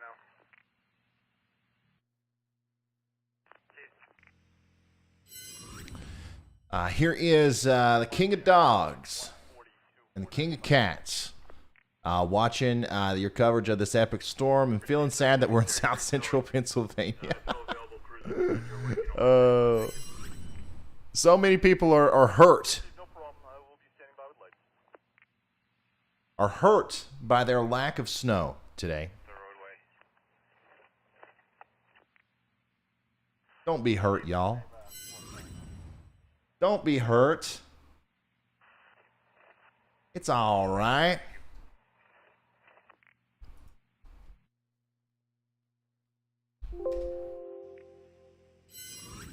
Sorry.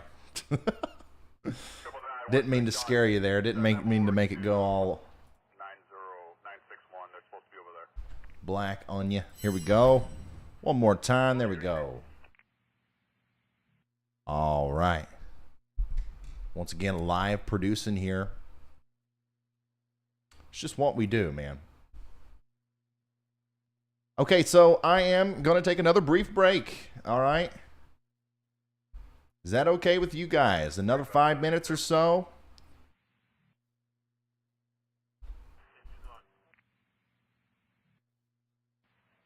Plow's on its way, Highway 17. Thank you.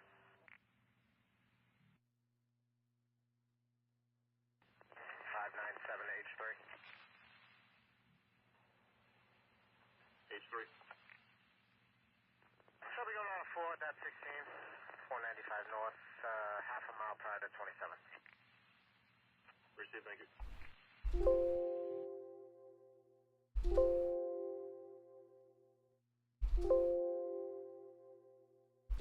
Yay or nay? What do we say? Snowfall is Alpha 961. Sir, I'm going to back up here.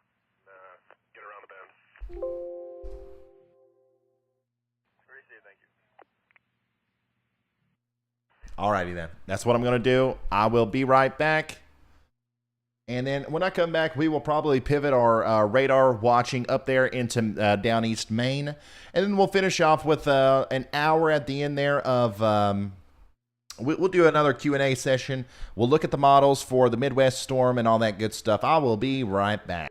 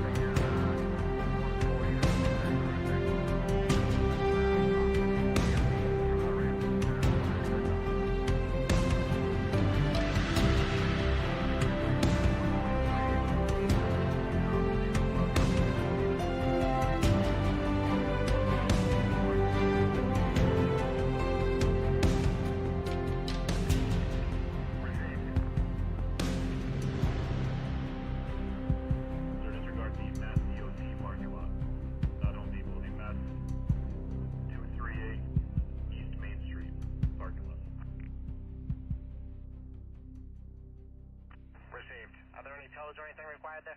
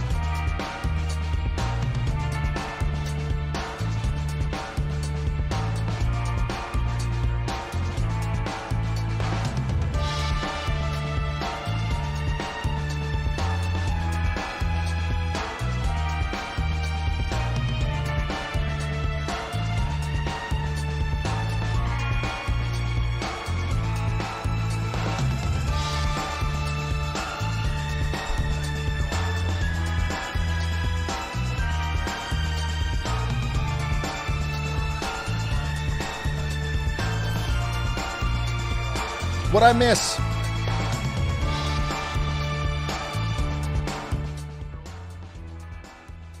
What'd I miss? What happened? Has anybody got 30 inches of snow yet?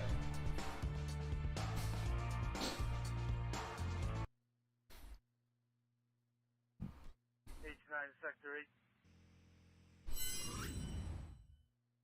Did I lose Reed? This thing is a 2022 RAV4.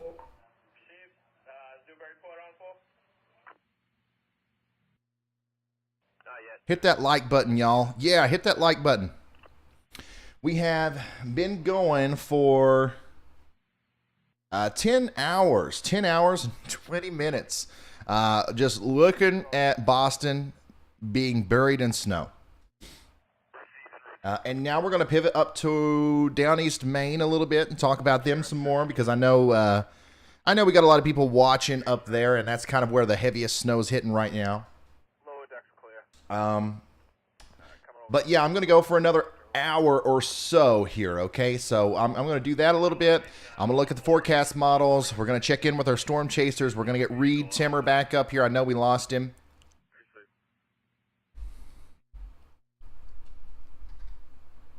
And then we are going to call it. Sir, I'll be on a 4. I have multiple DMVs on the River Street Bridge.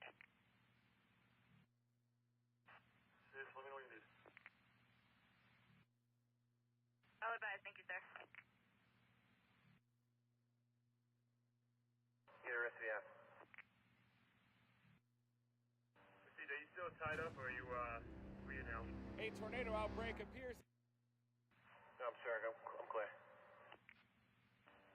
95 north by University Ave, where DMV black sedan with the tow for wind shout. Well, it looks like Reed's down for good right now. I don't think. I think he just doesn't have a stream out there at all. I've also lost him on our communications device.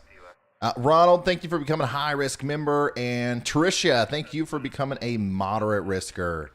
Y'all are awesome. We are about to go over to 1,340 members on the channel. Every new one that we get sets a new record. Remember Maine. I will never forget Maine. Maine is... I'm a Mainer. I'm a Mainer. How can I forget Maine? No, but for real, let's analyze this snow band that is moving through Maine right now. Now, if you're in Bangor, if you are in Swanville, Winterport, Ellsworth, anywhere over here, all the way up into, Fredericton as well. You had a huge burst of snow earlier, and now it stopped, right? This was forecasted to happen. It's a big area of the snow has kind of blown off to your north.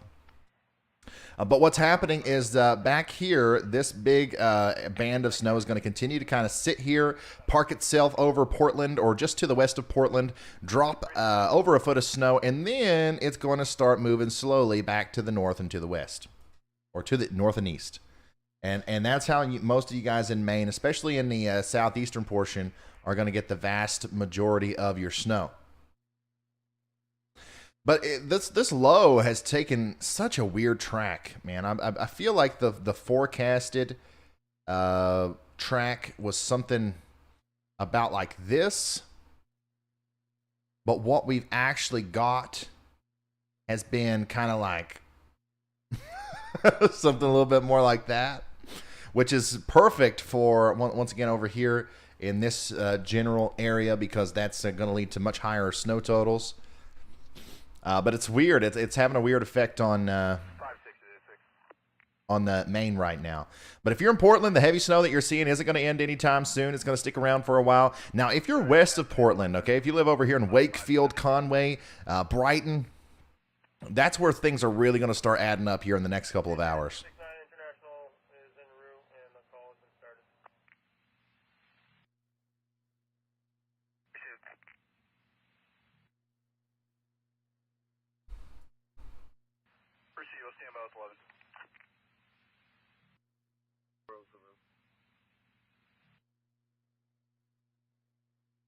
And then if we take a quick look at what's going on in Boston, in Rhode Island, there's a weird, mesoscale phenomenon happening here right on the border of Connecticut and Rhode Island.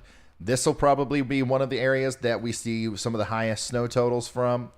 Let's see here. Foster, Oneco, Econk, all these places. Oh, here we go. This is is this Gloucester or Gloucester? Sorry. Or Gloucester. Is that, how do you pronounce the one in Rhode Island? Is it the same? But one of these places is going to get the vast majority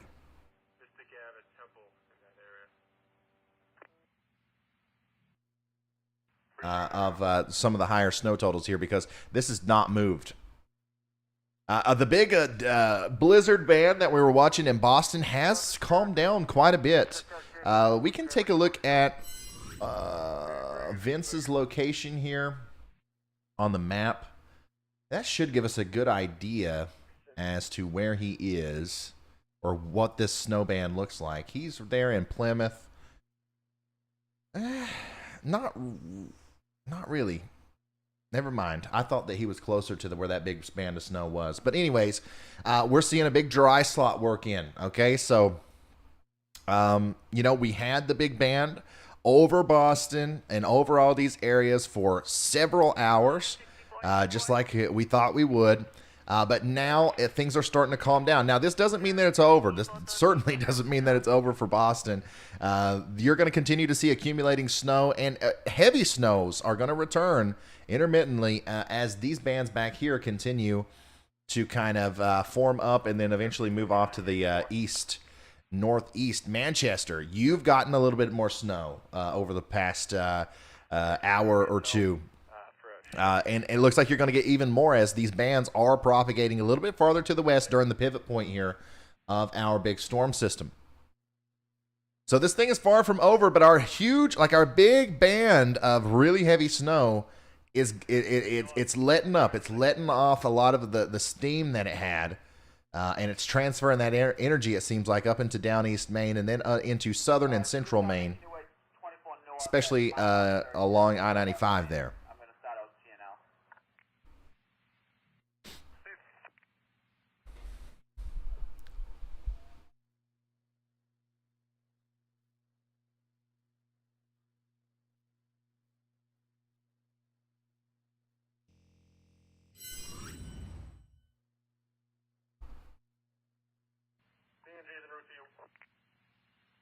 But here's a broad view of everything. We still have snow down here in Long Island. It's finally, I think everybody in Jersey is snow-free by now. Yeah, that's a replay from last night there. So I'd say that the snow is done in Jersey.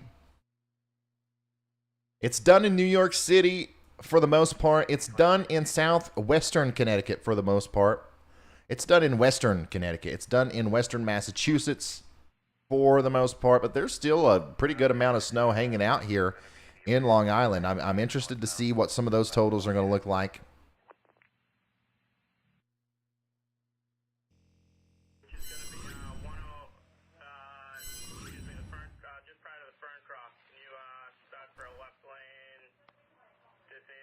Ryan, you need to sleep, bro. No, I'm good. I'll sleep. I will sleep. I'm going to end this stream in about an hour. I'm good. I'm good. OMG.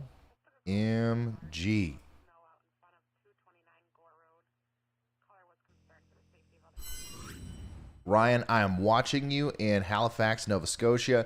Received 25 centimeters here in 5 hours. Still waiting on the high winds. Here's my view of your stream. Keep up the great stream. Love your content. Wow, that is a clean setup. I am actually jealous of that. That's pretty cool, man. I love that.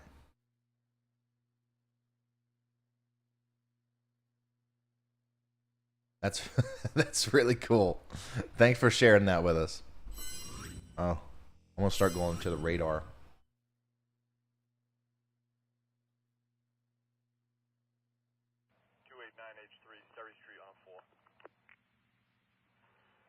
sir.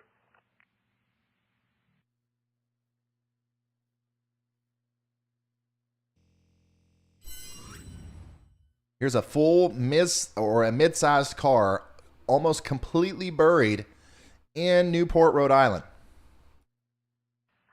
and a little snow NATO.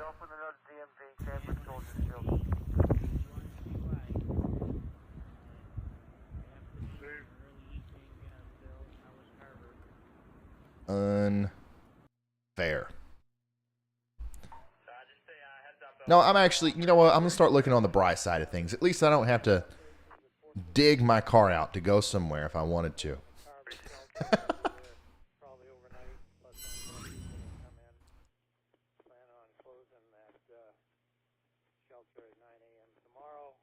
Wow. Ben Mitchell says Massachusetts nearing 3 feet. Where's that tape measure at, man? I want to see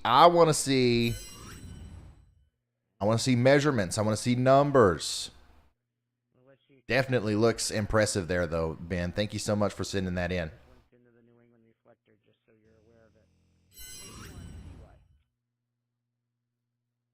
Another view of that Newport, Rhode Island. Look at that car, man. It's gone. A couple more wind gusts. You're not going to be able to see it. That one's gone, too. I'm telling y'all, you're going to be digging out. You're going to be digging out for a while. Where's Vince at? Oh, okay. Is that like Plymouth Rock? 208H3. No, he's... Oh, wait. It actually might be. Yeah, the Ponset Street going into Norwood. The ramp. I've never been there. North. The plow went in there and made a 4-foot wall of snow and has left. If someone takes that ramp, they're going to drive into a wall of snow. It needs to be plowed out. Yeah, I had a great dinner. Going on to 95 North, is that correct? No, from Canton. Ponset Street from Canton to 95 North. I'm doing the ramps now to see if the plow's here, but he just left the snow piled up. Snowfall reports so far. Norwell, 26 inches. Dorchester, 21 inches. Lakeville, 20 inches. Those are some of the highest ones that I'm seeing here. These are official, reports. Obviously, I think we've got a couple places with more than that. And we'll see more numbers come in here shortly. Wow, this is crazy. This is somebody's backyard, Ian Clancy's backyard in Newport, Rhode Island, with waist-deep snow.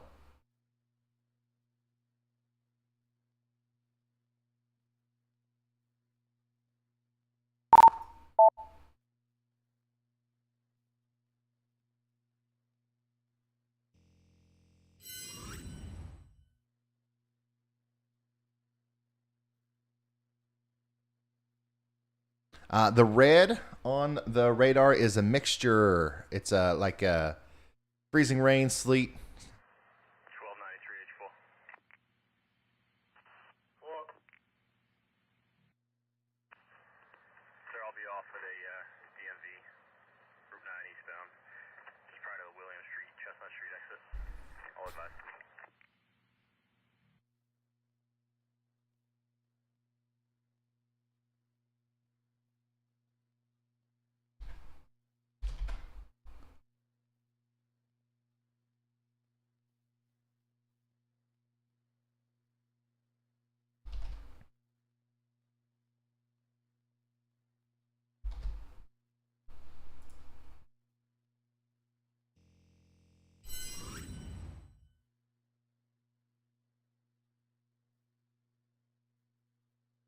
All right, we got Reed back now.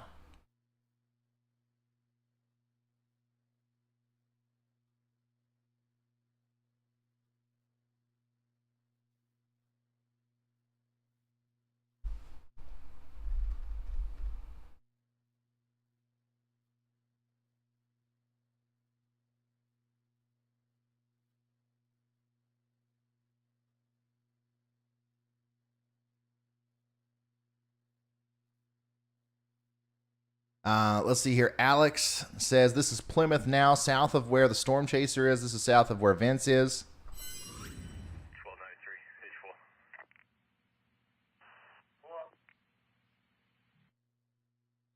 Sir, if you could start me a tow.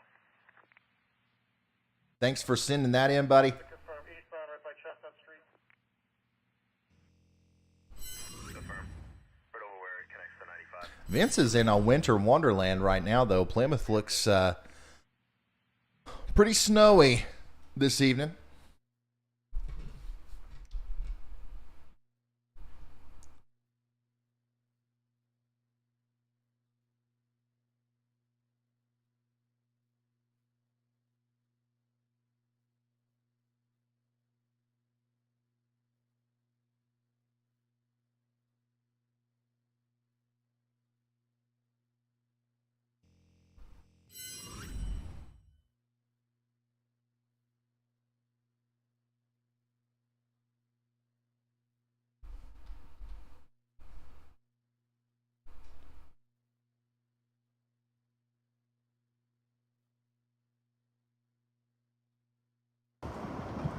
In the 20s.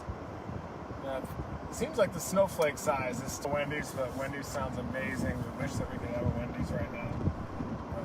Reed's hungry.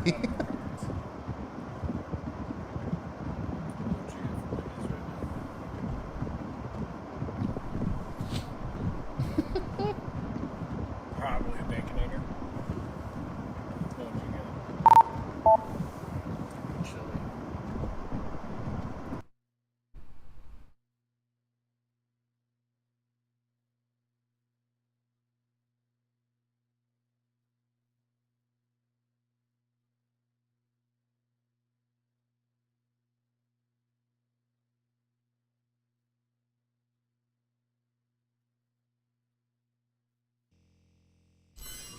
Matthew. We did our driveway back at lunchtime. Oops. We did our driveway back at lunchtime, and there are new drifts in the past 4 hours. Wild. Whoa.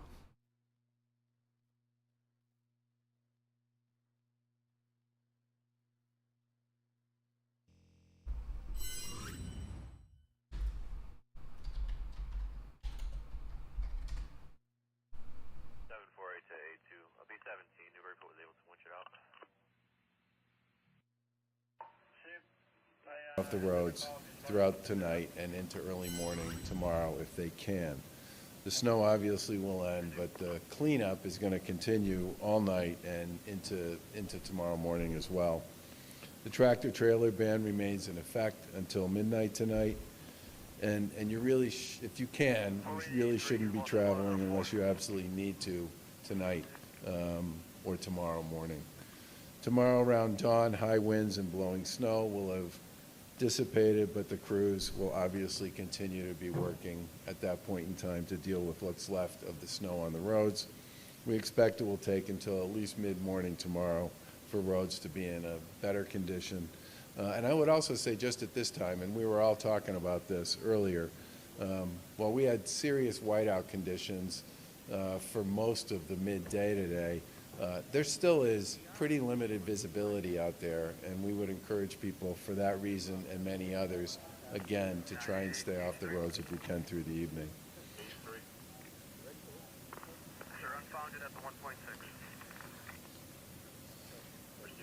If you do have to go out, we would just ask you to be very careful, drive slow, and there are a lot of plows out there, a lot.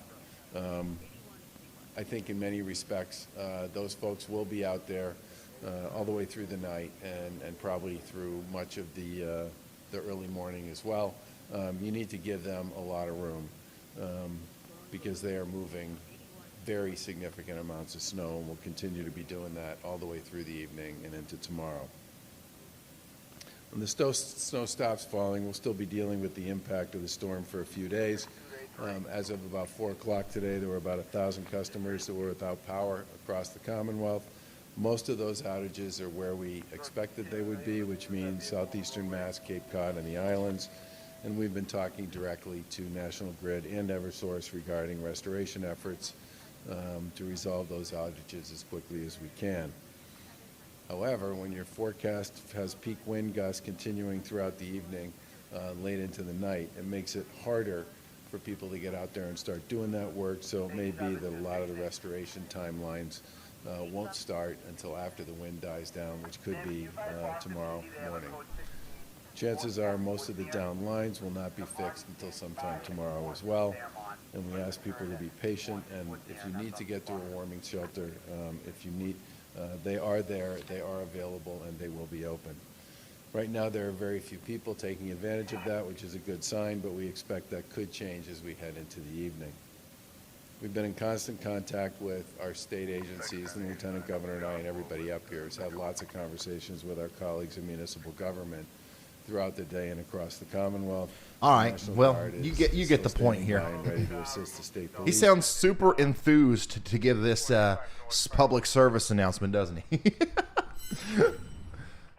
Stay off the roads, guys. They're going to be a bunch of plows out there.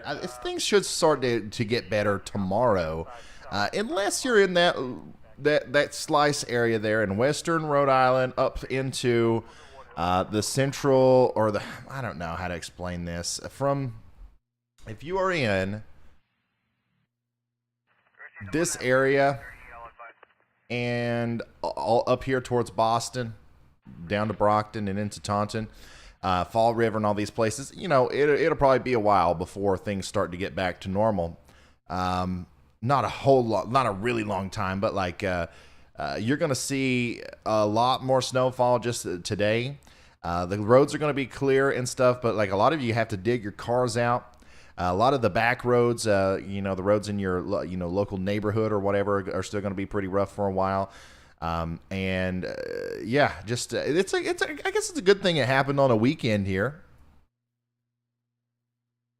But that's the message he's trying to get across: is don't go out there on the roads. Let the people who are trying to clean everything up, let them have free range to do so, and it'll be done faster.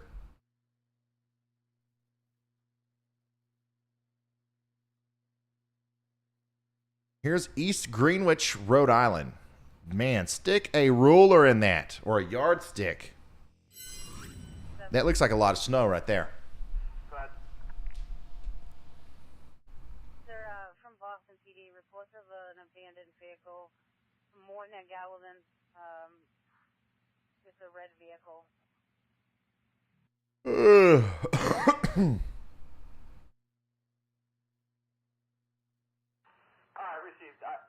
I am getting tired. I hate to admit that. You know, like, I love this. I love this. I love doing this. And the fact that it does kind of tire me out doesn't make any sense. I think it's all the talking. It requires a lot of energy to move your mouth this much, I believe. I think that's the thing that makes it a little exhausting, I guess. But absolutely no complaints here. Like, I'm having a ball doing this. Don't get me wrong. Don't get me twisted when I say I'm tired.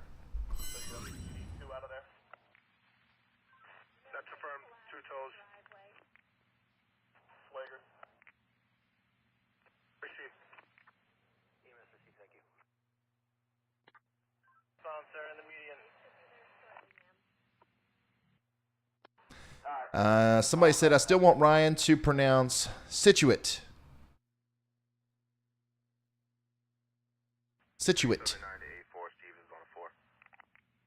Go for a jog. That would actually be a good idea. If it wasn't 14 degrees, I'd think about it.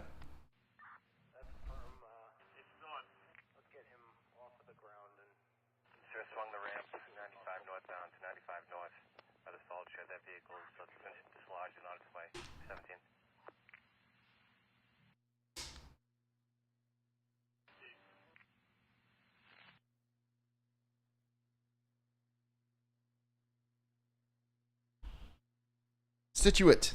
Hey, let's go. I got it. I think that's the first oddly named town down here that I got right on the first try. You see, I am slowly but surely becoming a local. I'm going to put me a house up here, guys, and I'm going to move down here every January and get me a good snowstorm. And then I'll come back to wherever else later in the...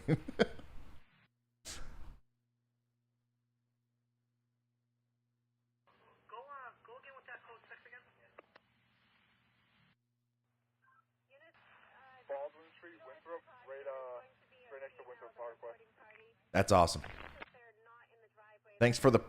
make sure everybody knows that. You guys have evolved me from a guy that says, Worcester. It's snowing right now in Worcester, to just automatically looking at a town name and knowing how y'all say it.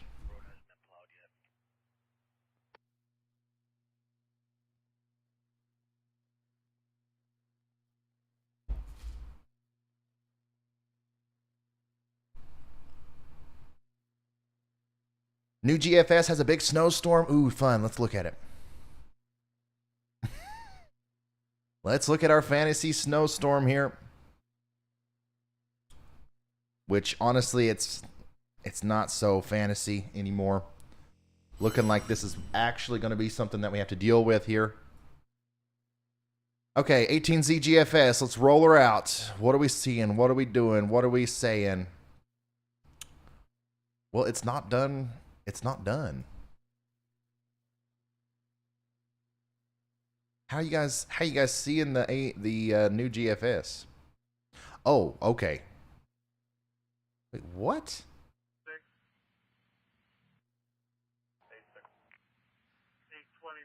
I'm skipping. I'm like missing a bunch of data here.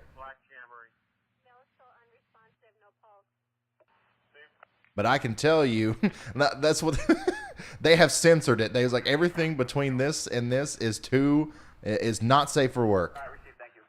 It's rated R. You're not allowed to see it.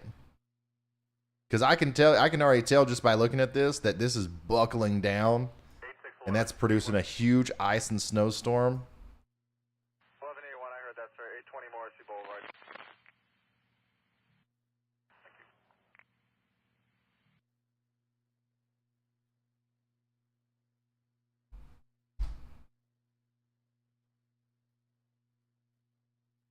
What the heck, man?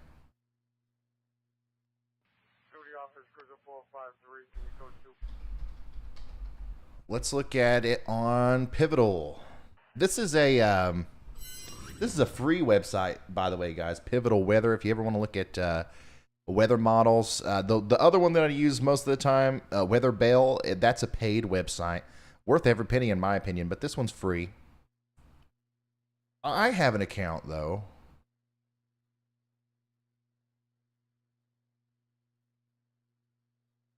Yeah, there we go. Look at here. Pro account.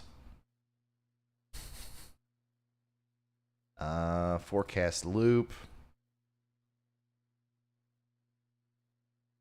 There we go. Can you guys see that okay? So just checking your status. I have Cruiser 988 available to relieve you. That won't be necessary. We're 85 minutes left here. I'll advise when we're clear. I don't need relief. Received, sir. Thank you. 988. Northbound approaching 495. Oh, you guys know I have to make it difficult. Sir, if you can start 495. I got to give you the best view. Any old guy, anybody can get on here on YouTube and show you a little tiny thing on his screen that you can barely see.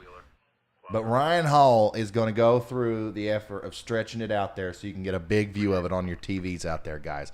All right, so here's the latest GFS. All right, let me explain what's happening here. First of all, we're going to see a pretty decent, area of precipitation and a storm come into the Pacific Northwest, starting on Monday. Okay, so literally, what is that? The day after tomorrow, we're focusing on another storm coming into the Pacific Northwest.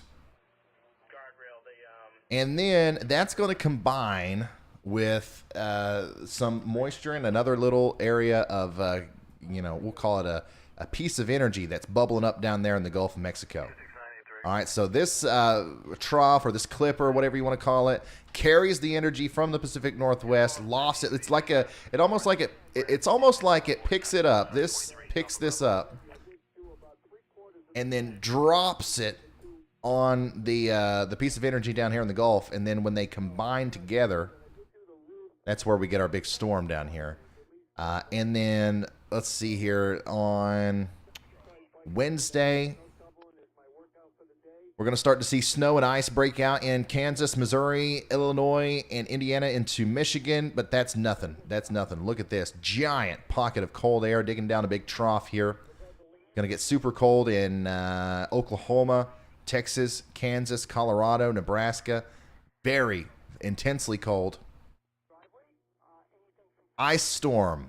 Looks like an ice storm to me for the Dallas area, into Oklahoma, Arkansas, and St. Louis, Peoria, Indianapolis. Like that would be, if this model were to come to fruition, that would be a very, very high impact storm there. And then look at here, a line of severe thunderstorms.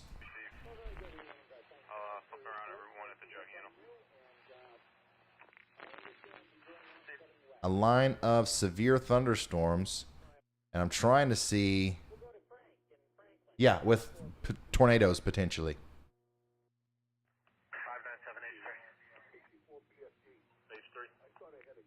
Look at that. I don't know. Can you guys see the full extent of the photograph? Man, what? Okay, pivotal weather. I don't like that. I don't like how, oh, I got it. I got you. Don't worry. Man, I'm good at this. I'm good at doing live on the fly production. Anyways, so this is, I just randomly clicked a spot down here in Alabama, and I kind of suspected that we would see something like this. First of all, we got surface temperatures around 71 degrees Fahrenheit. We have surface CAPE around 800 joules per kilogram, which is not huge. It's not crazy. It's not anything terribly impressive. But what is kind of impressive is our curvature on our photograph here. If you guys are interested in knowing what this is, basically, like being a really, really basic here. If you do a click point sounding on a model and you're looking at the photograph and you're trying to forecast tornadoes, what you look for is a curve on the photograph. Something that looks about like my red line that I drew would be the perfect photograph that would tell you that you could see tornadoes there. And basically what we're looking at is the forecasted wind speed and direction with height. Okay, so close to the surface, we're going to have strong winds coming out of the south going towards the north. And then slowly, as you increase height, those winds start to rotate. Right? And that's, this is one of the ways that we look into the future and try to predict tornadoes. Obviously,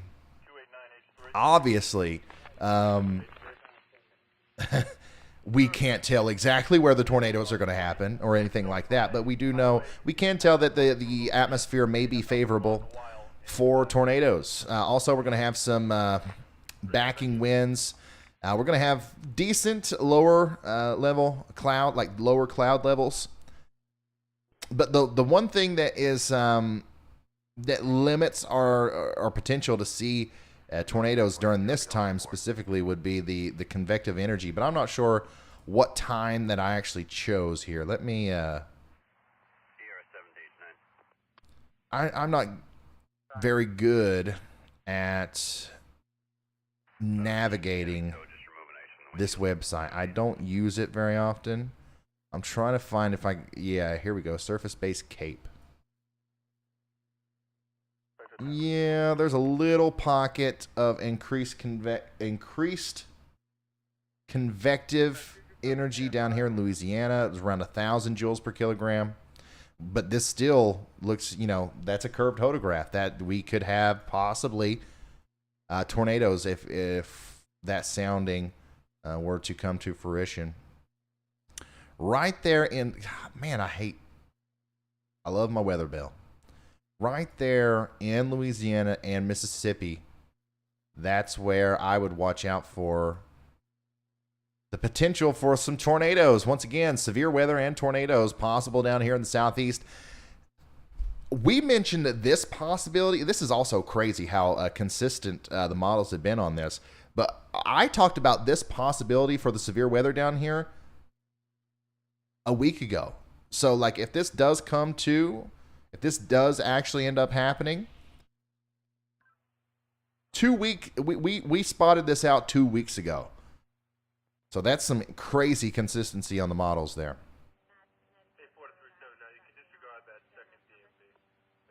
2 weeks ago from the time that it ends up happening. Yeah. Receive. I have one unattended McGrath Highway at Medford Street. I'm off with it now. They got their four-way hazards on. There's no one inside. If you want to start pulling up for this one.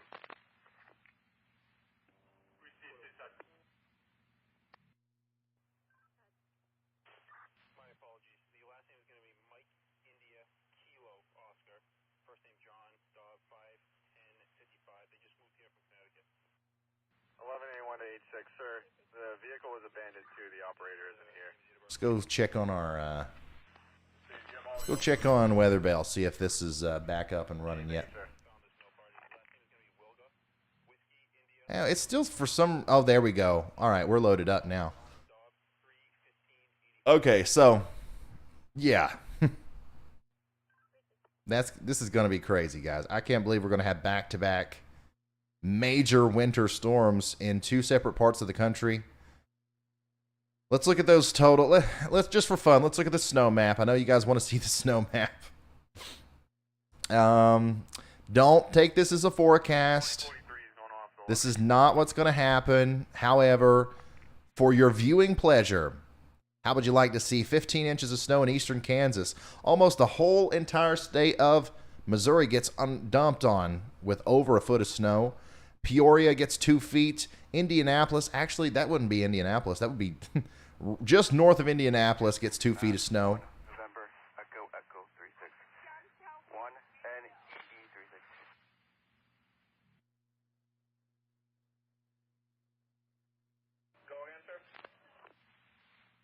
36. Northwest Ohio gets 2 feet of snow. A lot of southern Michigan gets, a foot of snow, 2 feet. And then on up into, Ontario there near Toronto, all the way up into Montreal, getting about a foot or two of snow. And this has been, as much as I like to dog these long-term forecasts, this has slowly been building up. Okay, so this was 24 hours ago. This is what the forecast was 24 hours ago. This is what it is, about, 18 hours ago, 12 hours ago, 6 hours ago, now. And you can see, as time goes on, consistency is increasing.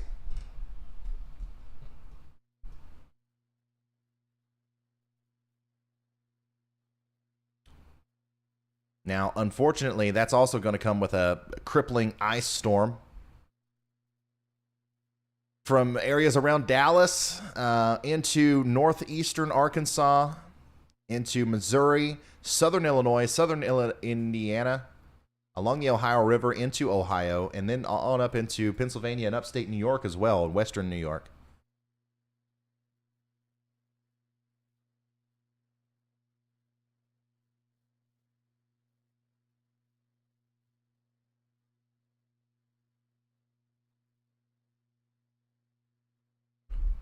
Now, if we run that next to the Euro, though, the Euro is a lot further south. But this is old data, so I shouldn't really even show this. We're going to wait for the 18Z to really dive into this, but this is what the Euro showed. A much further south storm.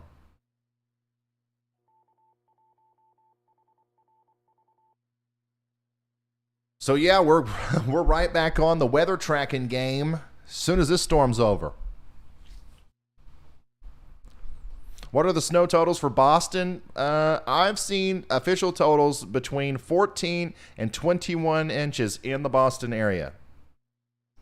It just depends on which side of Boston you're on.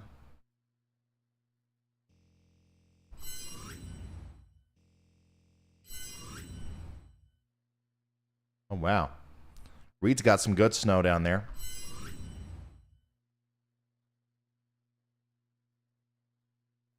Yeah, he's in this band. He's in this band right here.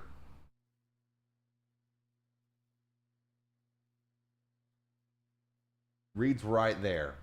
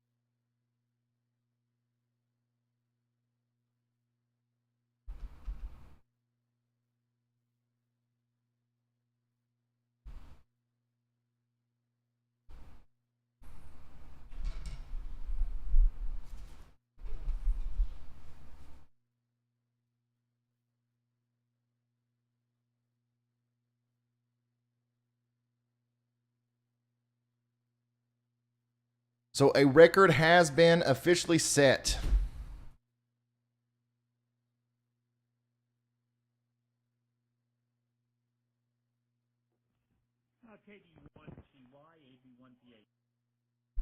A record has been set.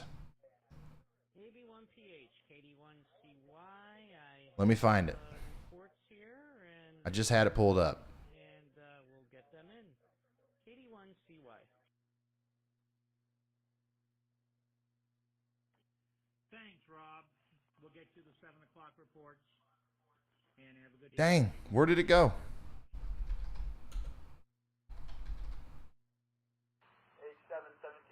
Very good. Very good. We'll be monitoring. KD1CY. 24 northbound, north of 139. There it is. Who's ever Record maximum daily snowfall and rainfall set at Atlantic City, New Jersey. A record snowfall of 14 inches was set in Atlantic, New Jersey today. This breaks the old record of 7.3 in 2014.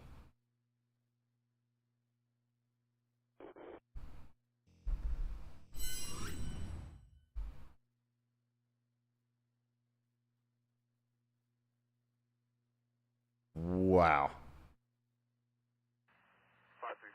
Leslie, thanks for sending this in. Look at this, guys. This is Leslie's sister-in-law in North Attleboro, Massachusetts. You're going to have to poke a hole in the roof to get out.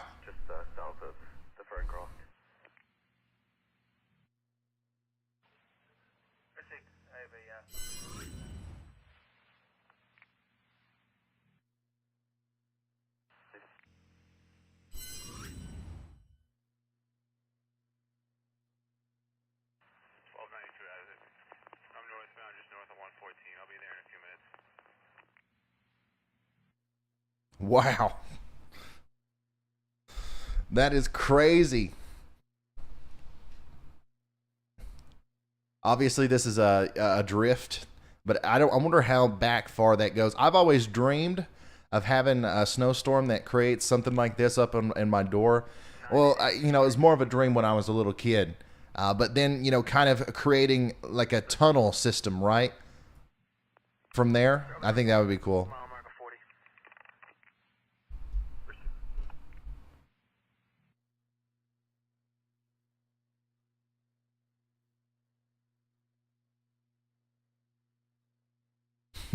Yeah, that's the definition.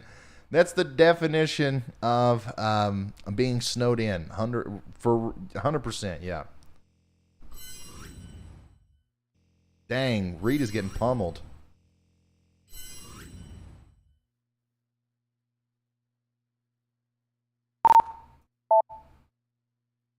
Still don't have them on our comms.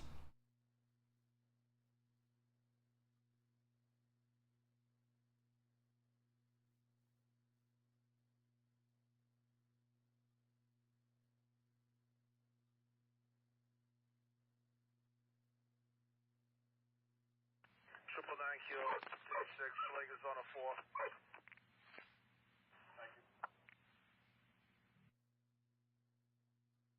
4. Dang. The wind is really like suddenly picked up here in Provincetown in Massachusetts where Reed is. Snow's coming down. Obviously, he's in a big snow band there, but the wind is what's really going crazy.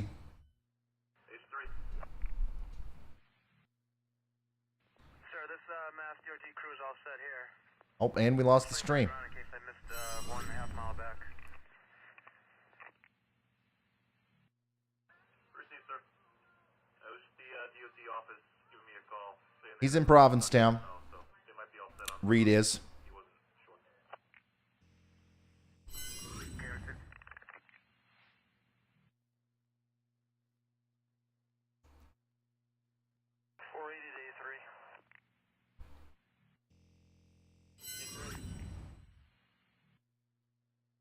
Waelti Water, where's that vehicle out? W17. 269, you still off 95 exit 43. Let me slide that way.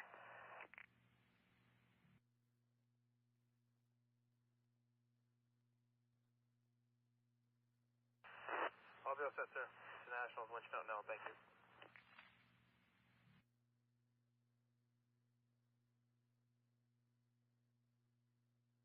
I received.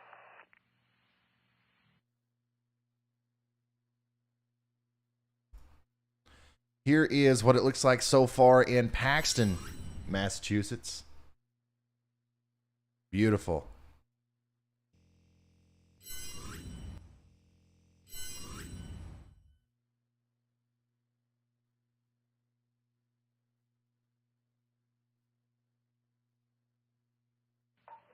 A2 to 534. File on, what's the next 4? That's it. Just so you have it, we got a plow truck in the median, northbound at 74. There's a crime scene services cruiser making a flip for it. But, Lori says, hey, Ryan, I've been watching you on and off all day on the television. 70 inches. Oh, I've got you in 70 inches of gloriousness. Now I've got you on my 34-inch curved computer monitor. Well, I'm just everywhere over there. Thank you so much. And once again, I'm always honored by the space that you guys allow me to take up there on your monitors. I know there's a lot of other places, especially during a snowstorm, that you could be tuning into. So I am once again honored to be your chosen weatherman this evening. Kent, thank you for becoming a high-risk member.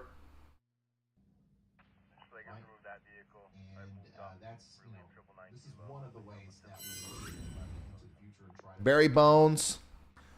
Barry Bones, he's got to be one of the biggest fans of the Ryan Hall Y'all channel. There he is again. Love that dog. One of the ways that we look into the future and try to time those winds start to rotate.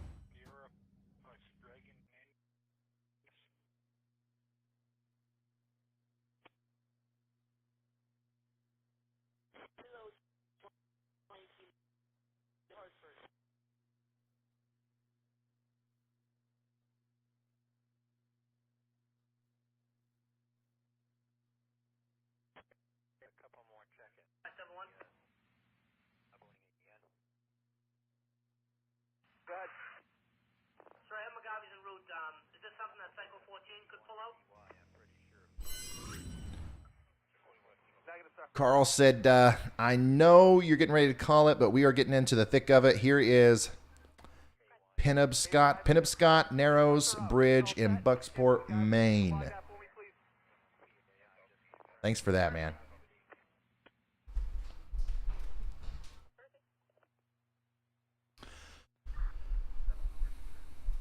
Beautiful.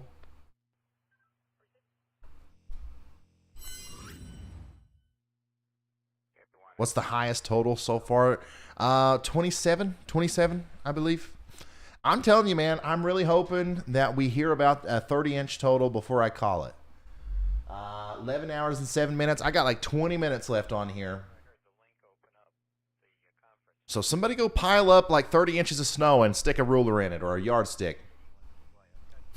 I'm joking. Don't do that. Hey, what's going on in front of you there?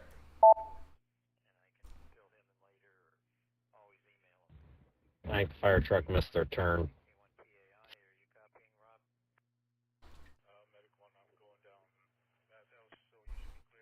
Oh, the fire truck's turning around. Good evening, Roger. Medic 1 to Medic 3. The top where we came in on near Sandam Road. Well, I guess you'll have to copy along here. There's not a long list. For the other 3 nets we had a total. 379 to A4, City Side House 1, I'll be 17. All right, let me go over to Mary and Andover at the lake. Do you think that Des Moines could get another winter storm? 17, 16, you can disregard, sir. They're all set. Yeah, I think so. It's possible.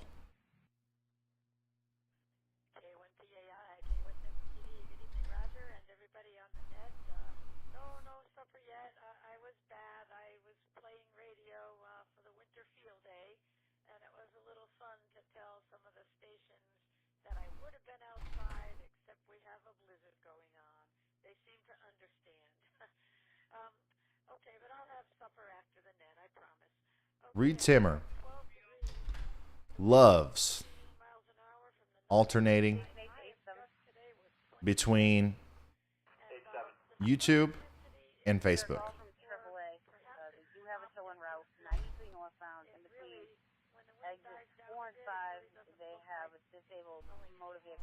The plow chair. Yeah, gotta love this, the plow chair.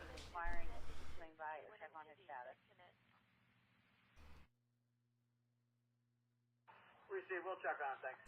The 17-hour timer, that's not a timer. That is the time, I believe in UTC time.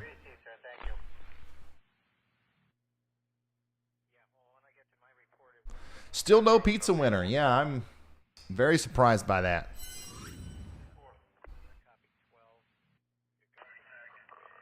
Sir, I was finally able to secure a wiper blade. I am going to be en route to D4 patrol here.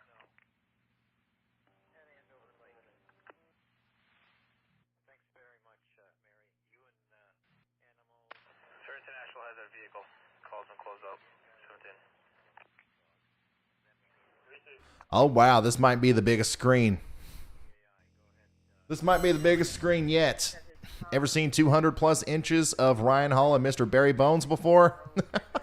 Shout out from the Fort Knox area. Hey, thank you, man. That's awesome. Big projector screen over there.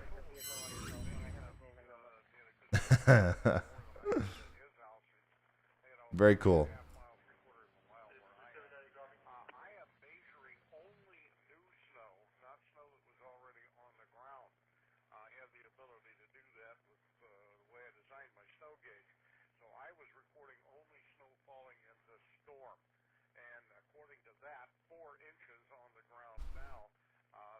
Thank you, JM. It's a great song.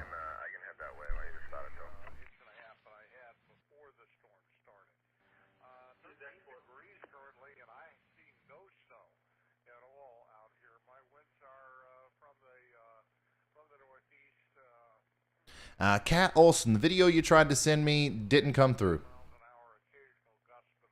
It did not come through. It says attachment unavailable. Yeah, before I call it a flex or call it a night, I am going to do another brief overview on the models and talk about that next storm. Right after we take a look at this pizza. You guys thought I misspoke. He's like, man, he's really going crazy. But no, I'm being serious. I wanted to take an up-close look at that pizza. If I wasn't so well-fed today, that would have made me hungry, but I could not stand to even think about taking a bite of pizza right now.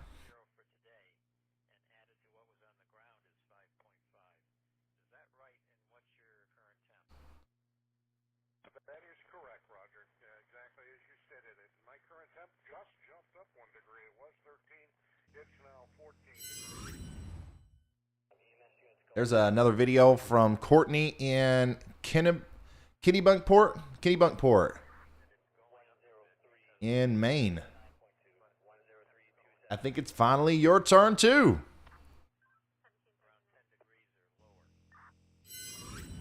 Yeah, some of the heavier snows are now falling over here in Maine. There's going to be another pivot point, just like we saw near Boston, near Lewiston, sorry. Portland, right in through here. You guys are going to get certainly over a foot of snow. Maybe you might approach 2 feet.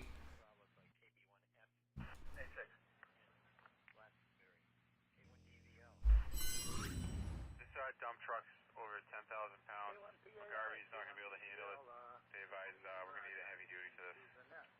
If you want to Did you know you can cook pizza? There's light snow with small flakes, and I measured from a shelter location 6.3 inches, K1 DVL. Receive, thank you. Okay. All right, Reed's stream is just a no-go. All right, one last look here of the latest and greatest data from the late and great. Henry Allen says, Hall is giving us Snowfall. Love it. All right, let's come back over here to the models one last time. This is your teaser. You got to subscribe to the channel. You have to subscribe to the channel or this snow will not happen, okay? Or if you hate snow, if you don't like snow, if you never want to see another snowflake, if you don't subscribe to this channel, then it's going to snow 3 feet at your house.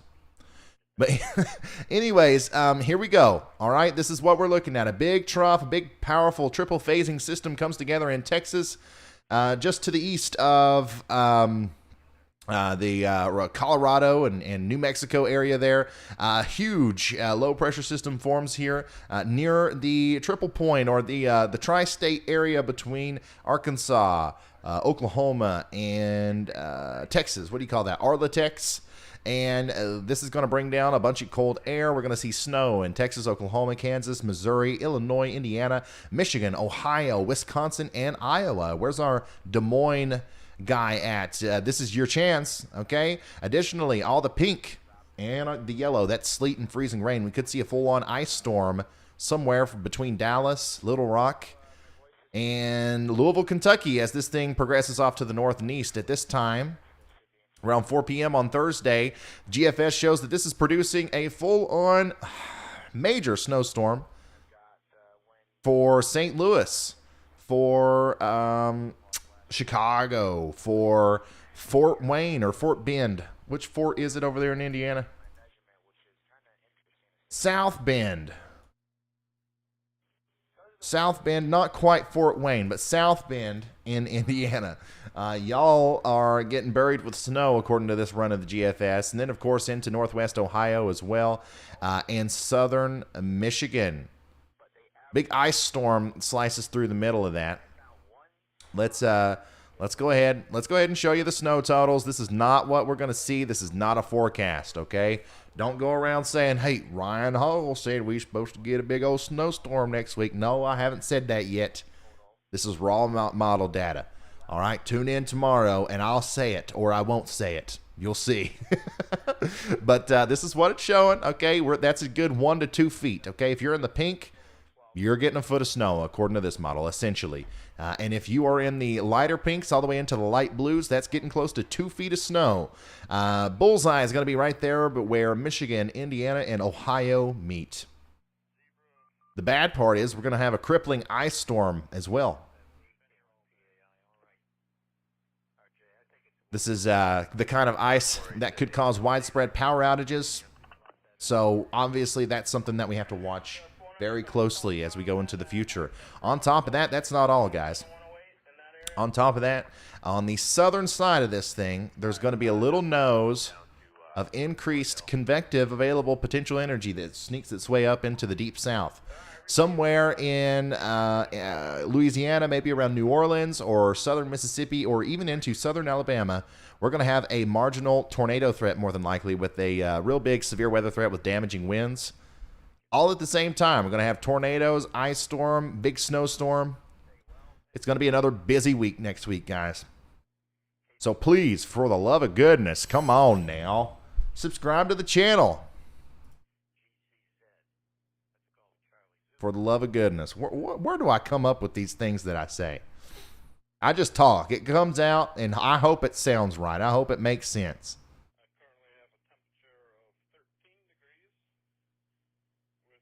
Most of the time, it doesn't. Hey, thanks to you guys sharing and liking this stream today. We have reached 500,000 people. This is another live stream where 500,000 people have tuned in. I can't believe that that's becoming the average. Yeah, had a pretty normal live stream. Had 500,000 people tune in. Jeez, man, what a life. What a time to be a weatherman here in the age of the internet and YouTube.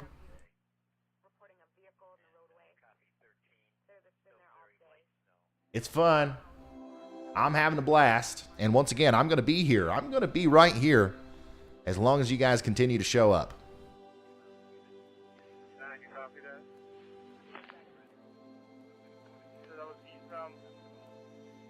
All right, there it is. There's my live subscriber count. 357,000. 357,000 subscribers. We hit 350, I think, like yesterday. Or the day before yesterday or something like that. So, 8,000. Almost 8,000 in the past 2 days. So thank you all so much for all the incredible support. Please subscribe to the channel. If you found my coverage on this storm to be useful, to be valuable, or just entertaining. It don't matter to me what you're here for. But if you like it, please consider subscribing to the channel because this is what I do. Guys, we've been forecasting this storm for a while. You know, if you subscribe to this channel in Boston, you knew that this big snowstorm was coming a while back. All right. And now, if you're a subscriber to this channel and you live in Ohio, or if you live in Missouri, or Texas, or Oklahoma, you're going to know everything you need to know about this upcoming storm before a lot of the big media outlets start screaming about it. So that's what we're here to do. We overanalyze the weather a lot of times. Sometimes I get too in depth. Okay, your eyes might glaze over a little bit when I start talking about vorticity and convective available potential energy and helicity. But eventually I'm going to get to the point, and the point is that there has never been a way in the history of the world to be more informed or more entertained, however you look at it, okay? If you're a weather geek, if you're a weather dweeb, whatever you want to call yourself, this is the perfect channel for you. And all I ask for is your subscription. It's free, 100% free. I do want to say an extra special shout out to all of our new members today, though. Let's grab that too. We'll put that right on top of the subscribers there. We got 1,339 paid members to the channel. That money goes towards obviously building out our equipment. It's very expensive to run this operation.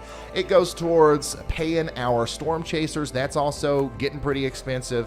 And, it goes to pushing things forward. Okay, so all of yours. Support that you're given through the membership thing all goes into helping this continue to be a thing that grows in the future. So thank you for that.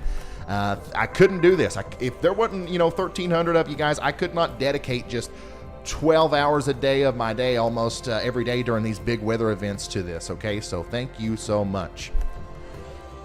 Yeah, that's pretty much it, guys. That's pretty much it. Is there anything else? Am I forgetting anything? Henry, thank you for becoming a member.